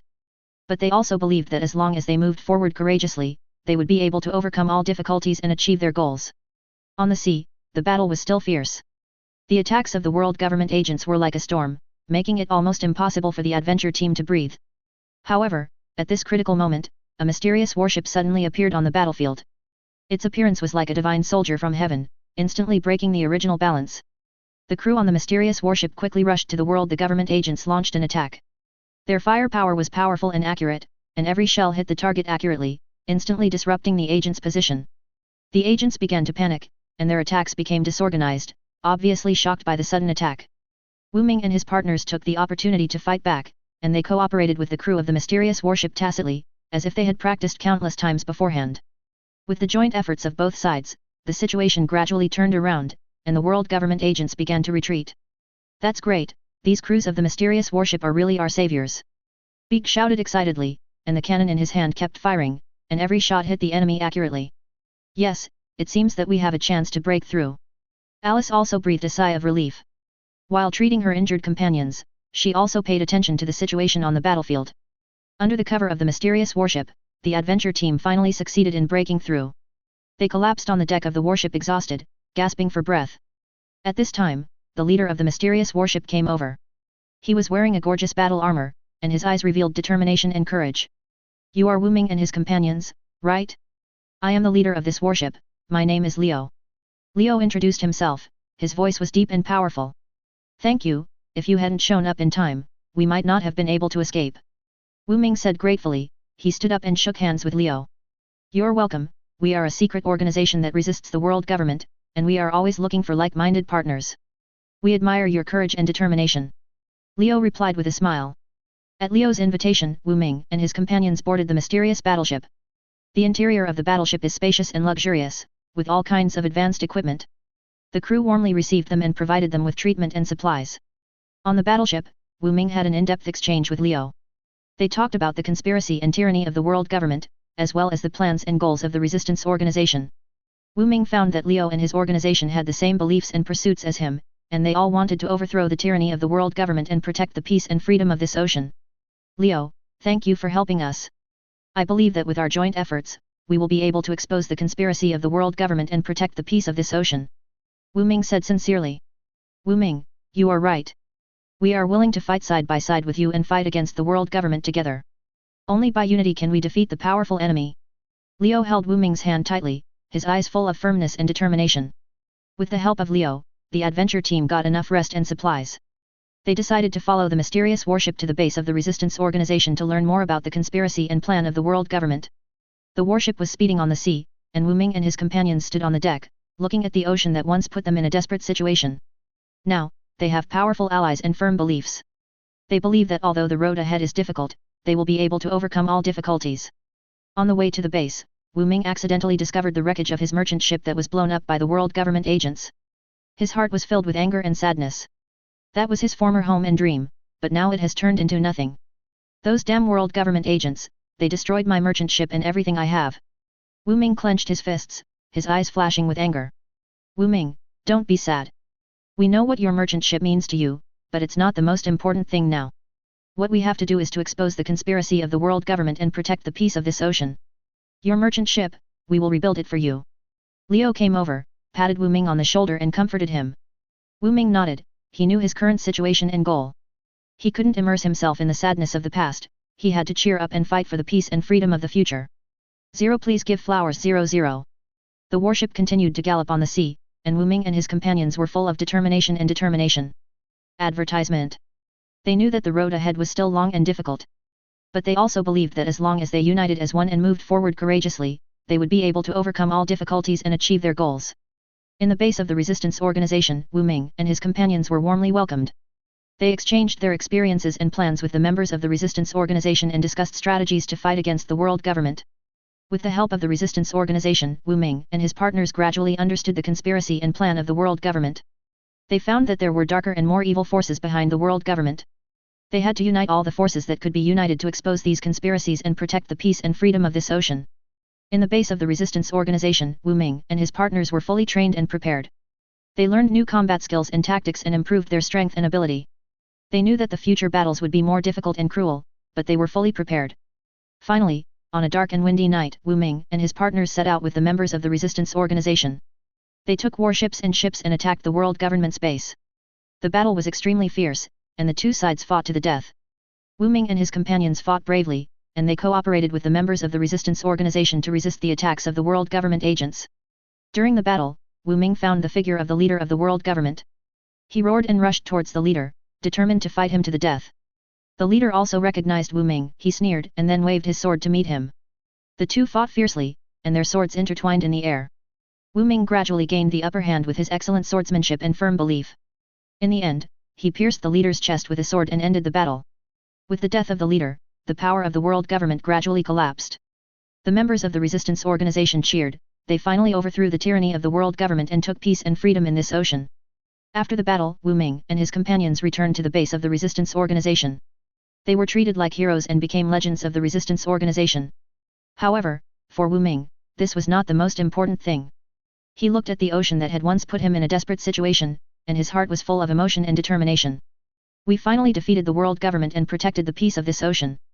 But our battle is not over, and there are more challenges and difficulties waiting for us in the future. I believe that as long as we unite as one and move forward courageously, we will be able to overcome all difficulties and realize our dreams. Wu Ming said firmly. After going through hardships, the adventure team finally arrived at the base of the resistance organization. This is a hidden sea area surrounded by dense jungles and steep cliffs, and can only be entered through a narrow waterway. The base is well equipped and has strong fortifications. It is obviously a well-planned and constructed stronghold. However, from the moment they stepped into the base, they felt the vigilance and distrust from the members of the resistance organization. The eyes of those members were full of vigilance, as if they were potential threats. It seems that we are not welcome. Beak muttered in a low voice, his fingers gently stroking the muzzle of the cannon, as if ready to deal with emergencies at any time. Wu Ming nodded, he understood this kind of vigilance. After all, they were outsiders and their identities were unknown. In order to break this deadlock, he decided to take the initiative to communicate with the leader of the resistance organization. Led by a member of the resistance organization, Wu Ming came to the leader's office. The leader was a burly man with a stern face. He sat behind a large desk and looked at Wu Ming sharply. Are you Wu Ming? The leader's voice was low and powerful, as if it could penetrate people's hearts. Yes, I am Wu Ming. Our adventure team came here in the hope of cooperating with you to fight against the world government together. Wu Ming said frankly, trying to convey his sincerity through his eyes. However, the leader did not seem to completely believe him. He was silent for a while, and then slowly said, we know that you have a grudge against the world government, but this does not prove that you are our allies. There are too many betrayals and deceptions in this world. Wu Ming understood the leader's concerns, and he didn't say anything more. He knew that trust takes time and action to build. So he decided to integrate into the base with his partners first and prove his worth through practical actions. However, things were not that simple. Because of their incompatible personalities, Beak and Hank soon clashed with members of the resistance organization. Beak was straightforward and spoke without thinking, often offending others unintentionally, while Hank was a stubborn fighter who never backed down from any challenge. Their behavior made the members of the resistance organization more dissatisfied and wary of Zero. Chapter 187, Good times don't last long. Can you guys be less impulsive? Alice tried to mediate the conflict between the two sides, but her voice was drowned out by the quarrel. Tom also tried to mediate, but his gentle personality seemed a little powerless in such a fierce conflict. He shook his head helplessly and sighed, we originally wanted to come here to seek cooperation, but now it has become like this. Wu Ming also realized the seriousness of the problem. He knew that if this internal conflict continued, it would not only affect their relationship with the resistance organization, but also waste precious opportunities for action. Advertisement. In a secret operation against the world government, this internal conflict finally broke out. Due to poor communication and mutual distrust, the members of the adventure team and the resistance organization were seriously disconnected in the operation. When Wu Ming realized this, he had missed the best time for action. Damn it! We could have succeeded. Wu Ming punched the wall, his eyes full of anger and unwillingness. The failure of this operation made everyone fall into silence. They knew that once this opportunity was missed, it might never be recovered. And the root of all this was their internal contradiction 593 and trust issues. Wu Ming realized that in order to truly cooperate with the resistance organization, internal conflicts and trust issues must be resolved first. He decided to discuss this issue in depth with his partners and find a solution. However, just as they were about to hold a meeting, the base was suddenly attacked by world government agents. The alarm pierced the night sky, and the sound of gunfire, artillery, and explosions intertwined, forming a chaotic situation. Quick! Everyone hide! Wu Ming shouted loudly. He pulled Alice's hand and quickly hid in a hidden corner. Beak and Hank also found their own bunkers to prepare for the upcoming battle. Tom quickly ran to the control room and tried to contact the leader and other members of the resistance organization. However, this attack was obviously prepared. The agents of the world government were well trained and well equipped, and they quickly occupied several key positions in the base. Although the members of the resistance organization fought bravely, they soon fell into a disadvantage. Wu Ming and his partners also fell into a bitter battle. Although they have excellent fighting skills and tacit cooperation, in such a large-scale battle, the power of individuals seems so small. We must find a way to break through. Wu Ming shouted loudly. He swung his sword to cut down an agent, and then quickly dodged the attack of another agent. However, breaking through is not easy. The agents of the world government seemed to be everywhere, and their attacks were as fierce as a storm. Wu Ming and his partners could only rely on the trust and tacit understanding between each other, and move forward step by step. In this fierce battle, Wu Ming deeply realized the importance of unity and trust. He realized that if they could solve the internal contradictions and trust problems, a stronger fighting experience would break out. However, it is too late to say this now. They can only rely on their courage and determination to do their best to resist the attacks of the world government agents. Advertisement. They know that this battle determines their life and death and future. In the end, under the strenuous resistance of Wu Ming and his partners, the agents of the world government were forced to retreat. Although the base suffered serious damage, fortunately, most of the members of the resistance organization and the adventure team survived. After the battle, Wu Ming and his companions gathered together. Their faces were full of fatigue and scars, but their eyes were full of determination and determination. We must resolve internal conflicts and trust issues. Wu Ming said firmly, his voice echoing in the night sky, only by uniting as one can we defeat the powerful enemy. The night sky of the base was originally quiet and deep, but now it was torn into pieces by gunfire and smoke.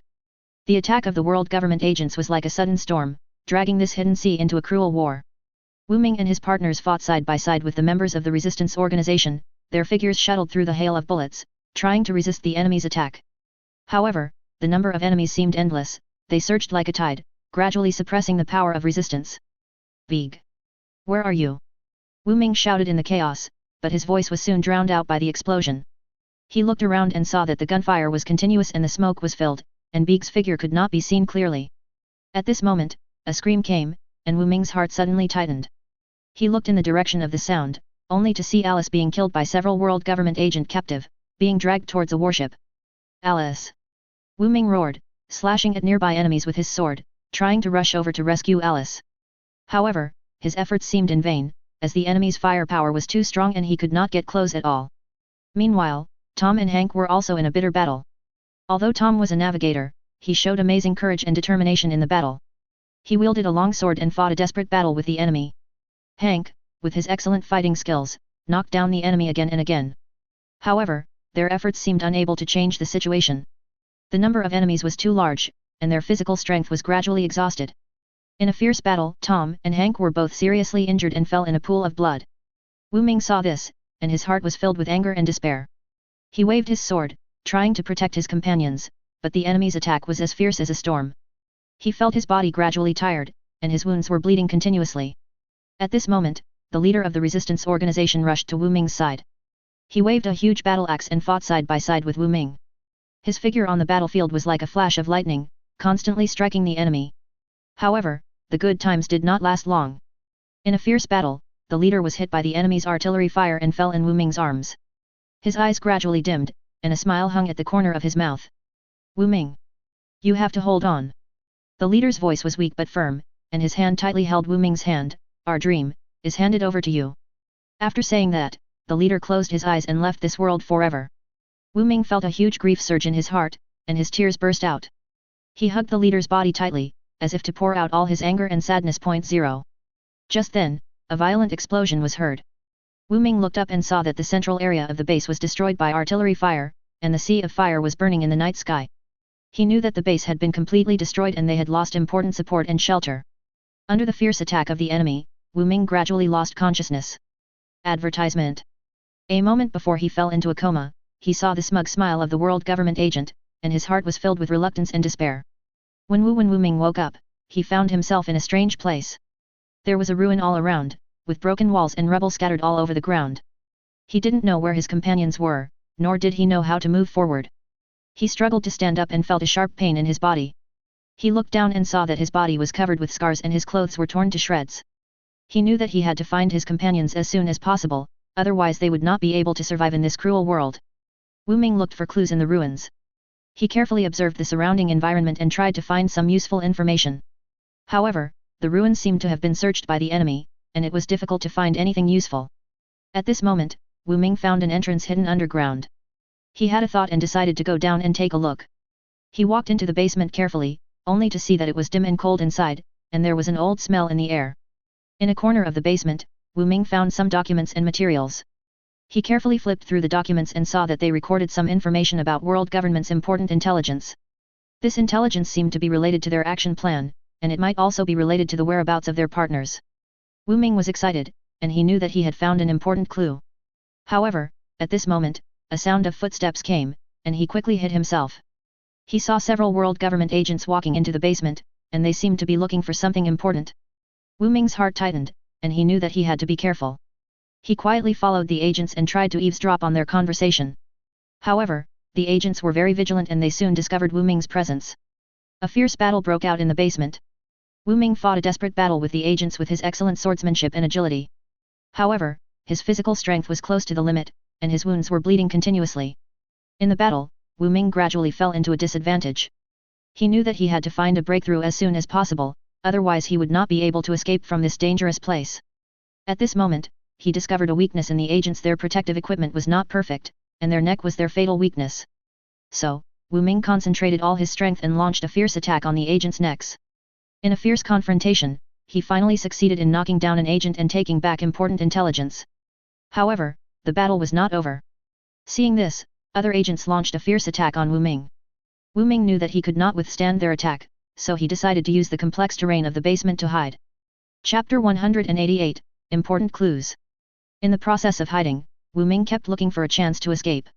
He finally found a hidden exit, so he took the opportunity to rush out and escape from this dangerous place. When Wu Ming escaped from the basement, he was exhausted. He collapsed on the ground, gasping for breath. He knew that although he had escaped danger, the whereabouts of his companions were still unknown. Advertisement. He must find them as soon as possible, otherwise they will not be able to survive in this cruel world. So, Wu Ming endured the pain and struggled to stand up. He held the important information tightly, his heart full of determination and determination. He knew that no matter how many difficulties and dangers there were ahead, he had to persevere until he found his companions. Wu Ming shuttled through the ruins, and every step he took on the broken rubble and broken wooden boards made a dull sound. His eyes searched around, trying to find any clues that might point to the whereabouts of his companions. However, this ruin seemed to have been completely turned upside down, and nothing could be found except broken walls and scattered items. Just when he was about to give up, a slight cough suddenly came into his ears. Although the sound was weak, it was particularly clear in the silent ruins. Wu Ming immediately became alert. He walked in the direction of the sound, passed through piles of ruins, and finally came to the entrance of a basement hidden deep inside. The door of the basement was closed, covered with dust and cobwebs. Wu Ming pushed the door open carefully, and a cold breath came to his face. He lit the torch in his hand and illuminated the corner of the basement. In the weak light of the fire, Wu Ming saw a seriously injured man lying on the ground. His clothes were tattered, and his body was covered with bloodline and scars. However, although he looked so embarrassed, he was wearing the symbol of the resistance organization. Wu Ming's heart moved, and he hurried forward to check the man's injuries. He saw that his breathing was weak, his face was pale, and he was obviously in a coma. Wu Ming knew that if he was not treated as soon as possible, this man might die. So he decided to help this man treat his injuries. Under Alice's guidance, he used the limited medical resources around him to try his best to treat the man. He cleaned the wound, applied medicine, and bandaged it. Every move was cautious, for fear of hurting the unconscious person. After a period of effort, the man's injuries were finally under control. Advertisement. His breathing gradually stabilized, and his face slowly regained its rosy color. Wu Ming breathed a sigh of relief, knowing that the man was temporarily out of danger. At this moment, the man suddenly opened his eyes. His eyes were full of vigilance and doubt, but when he saw the Resistance Organization logo on Wu Ming, his eyes immediately softened. "Who are you? Why are you here?" the man asked. His voice was weak, but it revealed a kind of majesty and power. Wu Ming quickly explained, "I am Wu Ming, a member of the Resistance Organization. I found you while searching for clues in the ruins. Who are you? Why are you so badly injured?" The man was silent for a while, then slowly said, "I am a senior member of the Resistance Organization, acting as Ding. I was originally carrying out an important mission, but unfortunately I was discovered by the agents of the world government, who hunted me down and attacked me. I tried my best to escape here, but I eventually fell into a coma due to my serious injuries." Wu Ming was shocked. He didn't expect this person to be a senior member of the Resistance Organization. He quickly asked, "Then do you know any secrets about the world government? Why are they hunting you down?" Shadow was silent for a while, then slowly said, "The world government is planning a huge conspiracy. They plan to use a new type of weapon to completely eliminate all resistance forces. This weapon is extremely powerful, and once used, it will cause irreversible consequences." Wu Ming's heart tightened, and he realized the seriousness of the problem. If the world government really has this weapon, then all resistance forces will face a catastrophe. He must find his companions as soon as possible to stop the implementation of this conspiracy. So he quickly asked, "Do you know where my companions are?" "They are members of the Resistance Organization fighting with me." Shadow shook his head and said, "I don't know where your companions are. But I can give you an important clue. I heard that Beeg may be imprisoned in a secret prison nearby. You can try to look for it there." Wu Ming's heart moved, and he quickly wrote down the clue. He knew that Beeg was an important member of their adventure team and also their gunner. If he could find Beeg, then they would have a chance to regroup and stop the conspiracy of the world government. So he thanked Shadow and promised to try his best to find his partners and stop the conspiracy of the world government. Then, he turned and left the basement, ready to go to the secret prison to find Beeg. Advertisement. Before leaving, he looked back at Shadow lying on the ground. He knew that although this person was seriously injured, his will was extremely firm. He believed that Shadow would definitely survive this difficulty and continue to fight for the cause of resistance. Wu Ming walked out of the basement and returned to the ruins. His heart was full of firmness and determination. He knew that no matter how many difficulties and dangers there were ahead, he had to persevere until he found his partners and stopped the conspiracy of the world government. He followed the clues given by Shadow and searched for the secret prison all the way. In the process, he encountered various difficulties and challenges, but he overcame them all. He had only one belief in his heart, that is, to find his partners and stop the conspiracy of the world government. Finally, after a hard search, Wu Ming found the secret prison. He sneaked into it quietly, and used his wisdom and courage to successfully rescue Beeg. When Beeg saw Wu Ming, his eyes were full of surprise and gratitude. He hugged Wu Ming tightly and said, "Wu Ming, I'm so glad that you are okay. I have been worried about you." Wu Ming also hugged Beeg tightly, and he felt an unprecedented warmth and strength. He knew that as long as they were united, nothing could stop them from moving forward. Then, Zhou Dangkaji told about his encounter with Shadow and the conspiracy of the world government. After listening, Beeg showed a solemn look on his face. He knew that this problem was very serious and he must find other partners as soon as possible to stop the implementation of this conspiracy. So, they decided to leave the secret prison together and go to other places to find other partners. Before leaving, they expressed their respect and gratitude to the members of the resistance organization who were imprisoned in the prison. They knew that these people were warriors fighting for the cause of resistance, and their spirit and faith would always inspire them to move forward. Wu Ming and Beeg walked out of the secret prison together and returned to the ruins. Their hearts were full of determination. They knew that no matter how many difficulties and dangers there were ahead, they had to persevere until they found all their partners and stopped the conspiracy of the world government. And this unexpected help undoubtedly added strength and confidence to them. The night was as dark as ink. Wu Ming took Tom and Hank and shuttled through the ruins and shadows. They had only one goal, the secret prison hidden in the mountains. According to the clues provided by the mysterious man Shadow, Beeg was imprisoned there, and the information Beeg had might reveal the unknown conspiracy of the world government. 500 Wu Ming, are you sure this route is correct? Tom lowered his voice and looked around vigilantly. Although his injuries were not healed, his desire for freedom made him persist. Don't worry, Shadow's intelligence is always accurate. Wu Ming answered firmly, while holding the sword in his hand tightly, ready to deal with any emergency. After a cautious sneak, they finally came to the entrance of the secret prison. Hank used his sharp intuition as a fighter to quickly deal with the guards at the door, and the three of them entered the prison quietly. The prison was dark and gloomy, and the air was filled with a repressive atmosphere. Wu Ming and his team walked along the narrow passage, taking every step carefully, for fear of alarming the jailer inside. Finally, they came to the cell where Beeg was imprisoned. Through the gap in the iron bars, they saw Beeg's haggard but determined face. Beeg! Wu Ming called in a low voice, and at the same time signaled Tom and Hank to prepare for action. Under Wu Ming's command, the three quickly dealt with the guards outside the cell and opened the cell door. As soon as Beeg saw Wu Ming and his team, hope flashed in his eyes. You are finally here! Beeg shouted excitedly, holding Wu Ming's hand tightly. I discovered a huge conspiracy of the world government. They are developing a new type of weapon that is powerful enough to destroy the entire resistance organization. Wu Ming's face was solemn when he heard this. He knew that once this weapon was mastered by the world government, the consequences would be disastrous. We must act immediately to stop their plan. Wu Ming said firmly, looking at Tom and Hank at the same time, are you ready? Of course. Tom and Hank answered in unison, their eyes full of determination and courage. Under the leadership of Beeg, the four quickly left the secret prison and went to the place agreed with the mysterious man Shadow. There, they met with Shadow and discussed how to stop the conspiracy of the world government.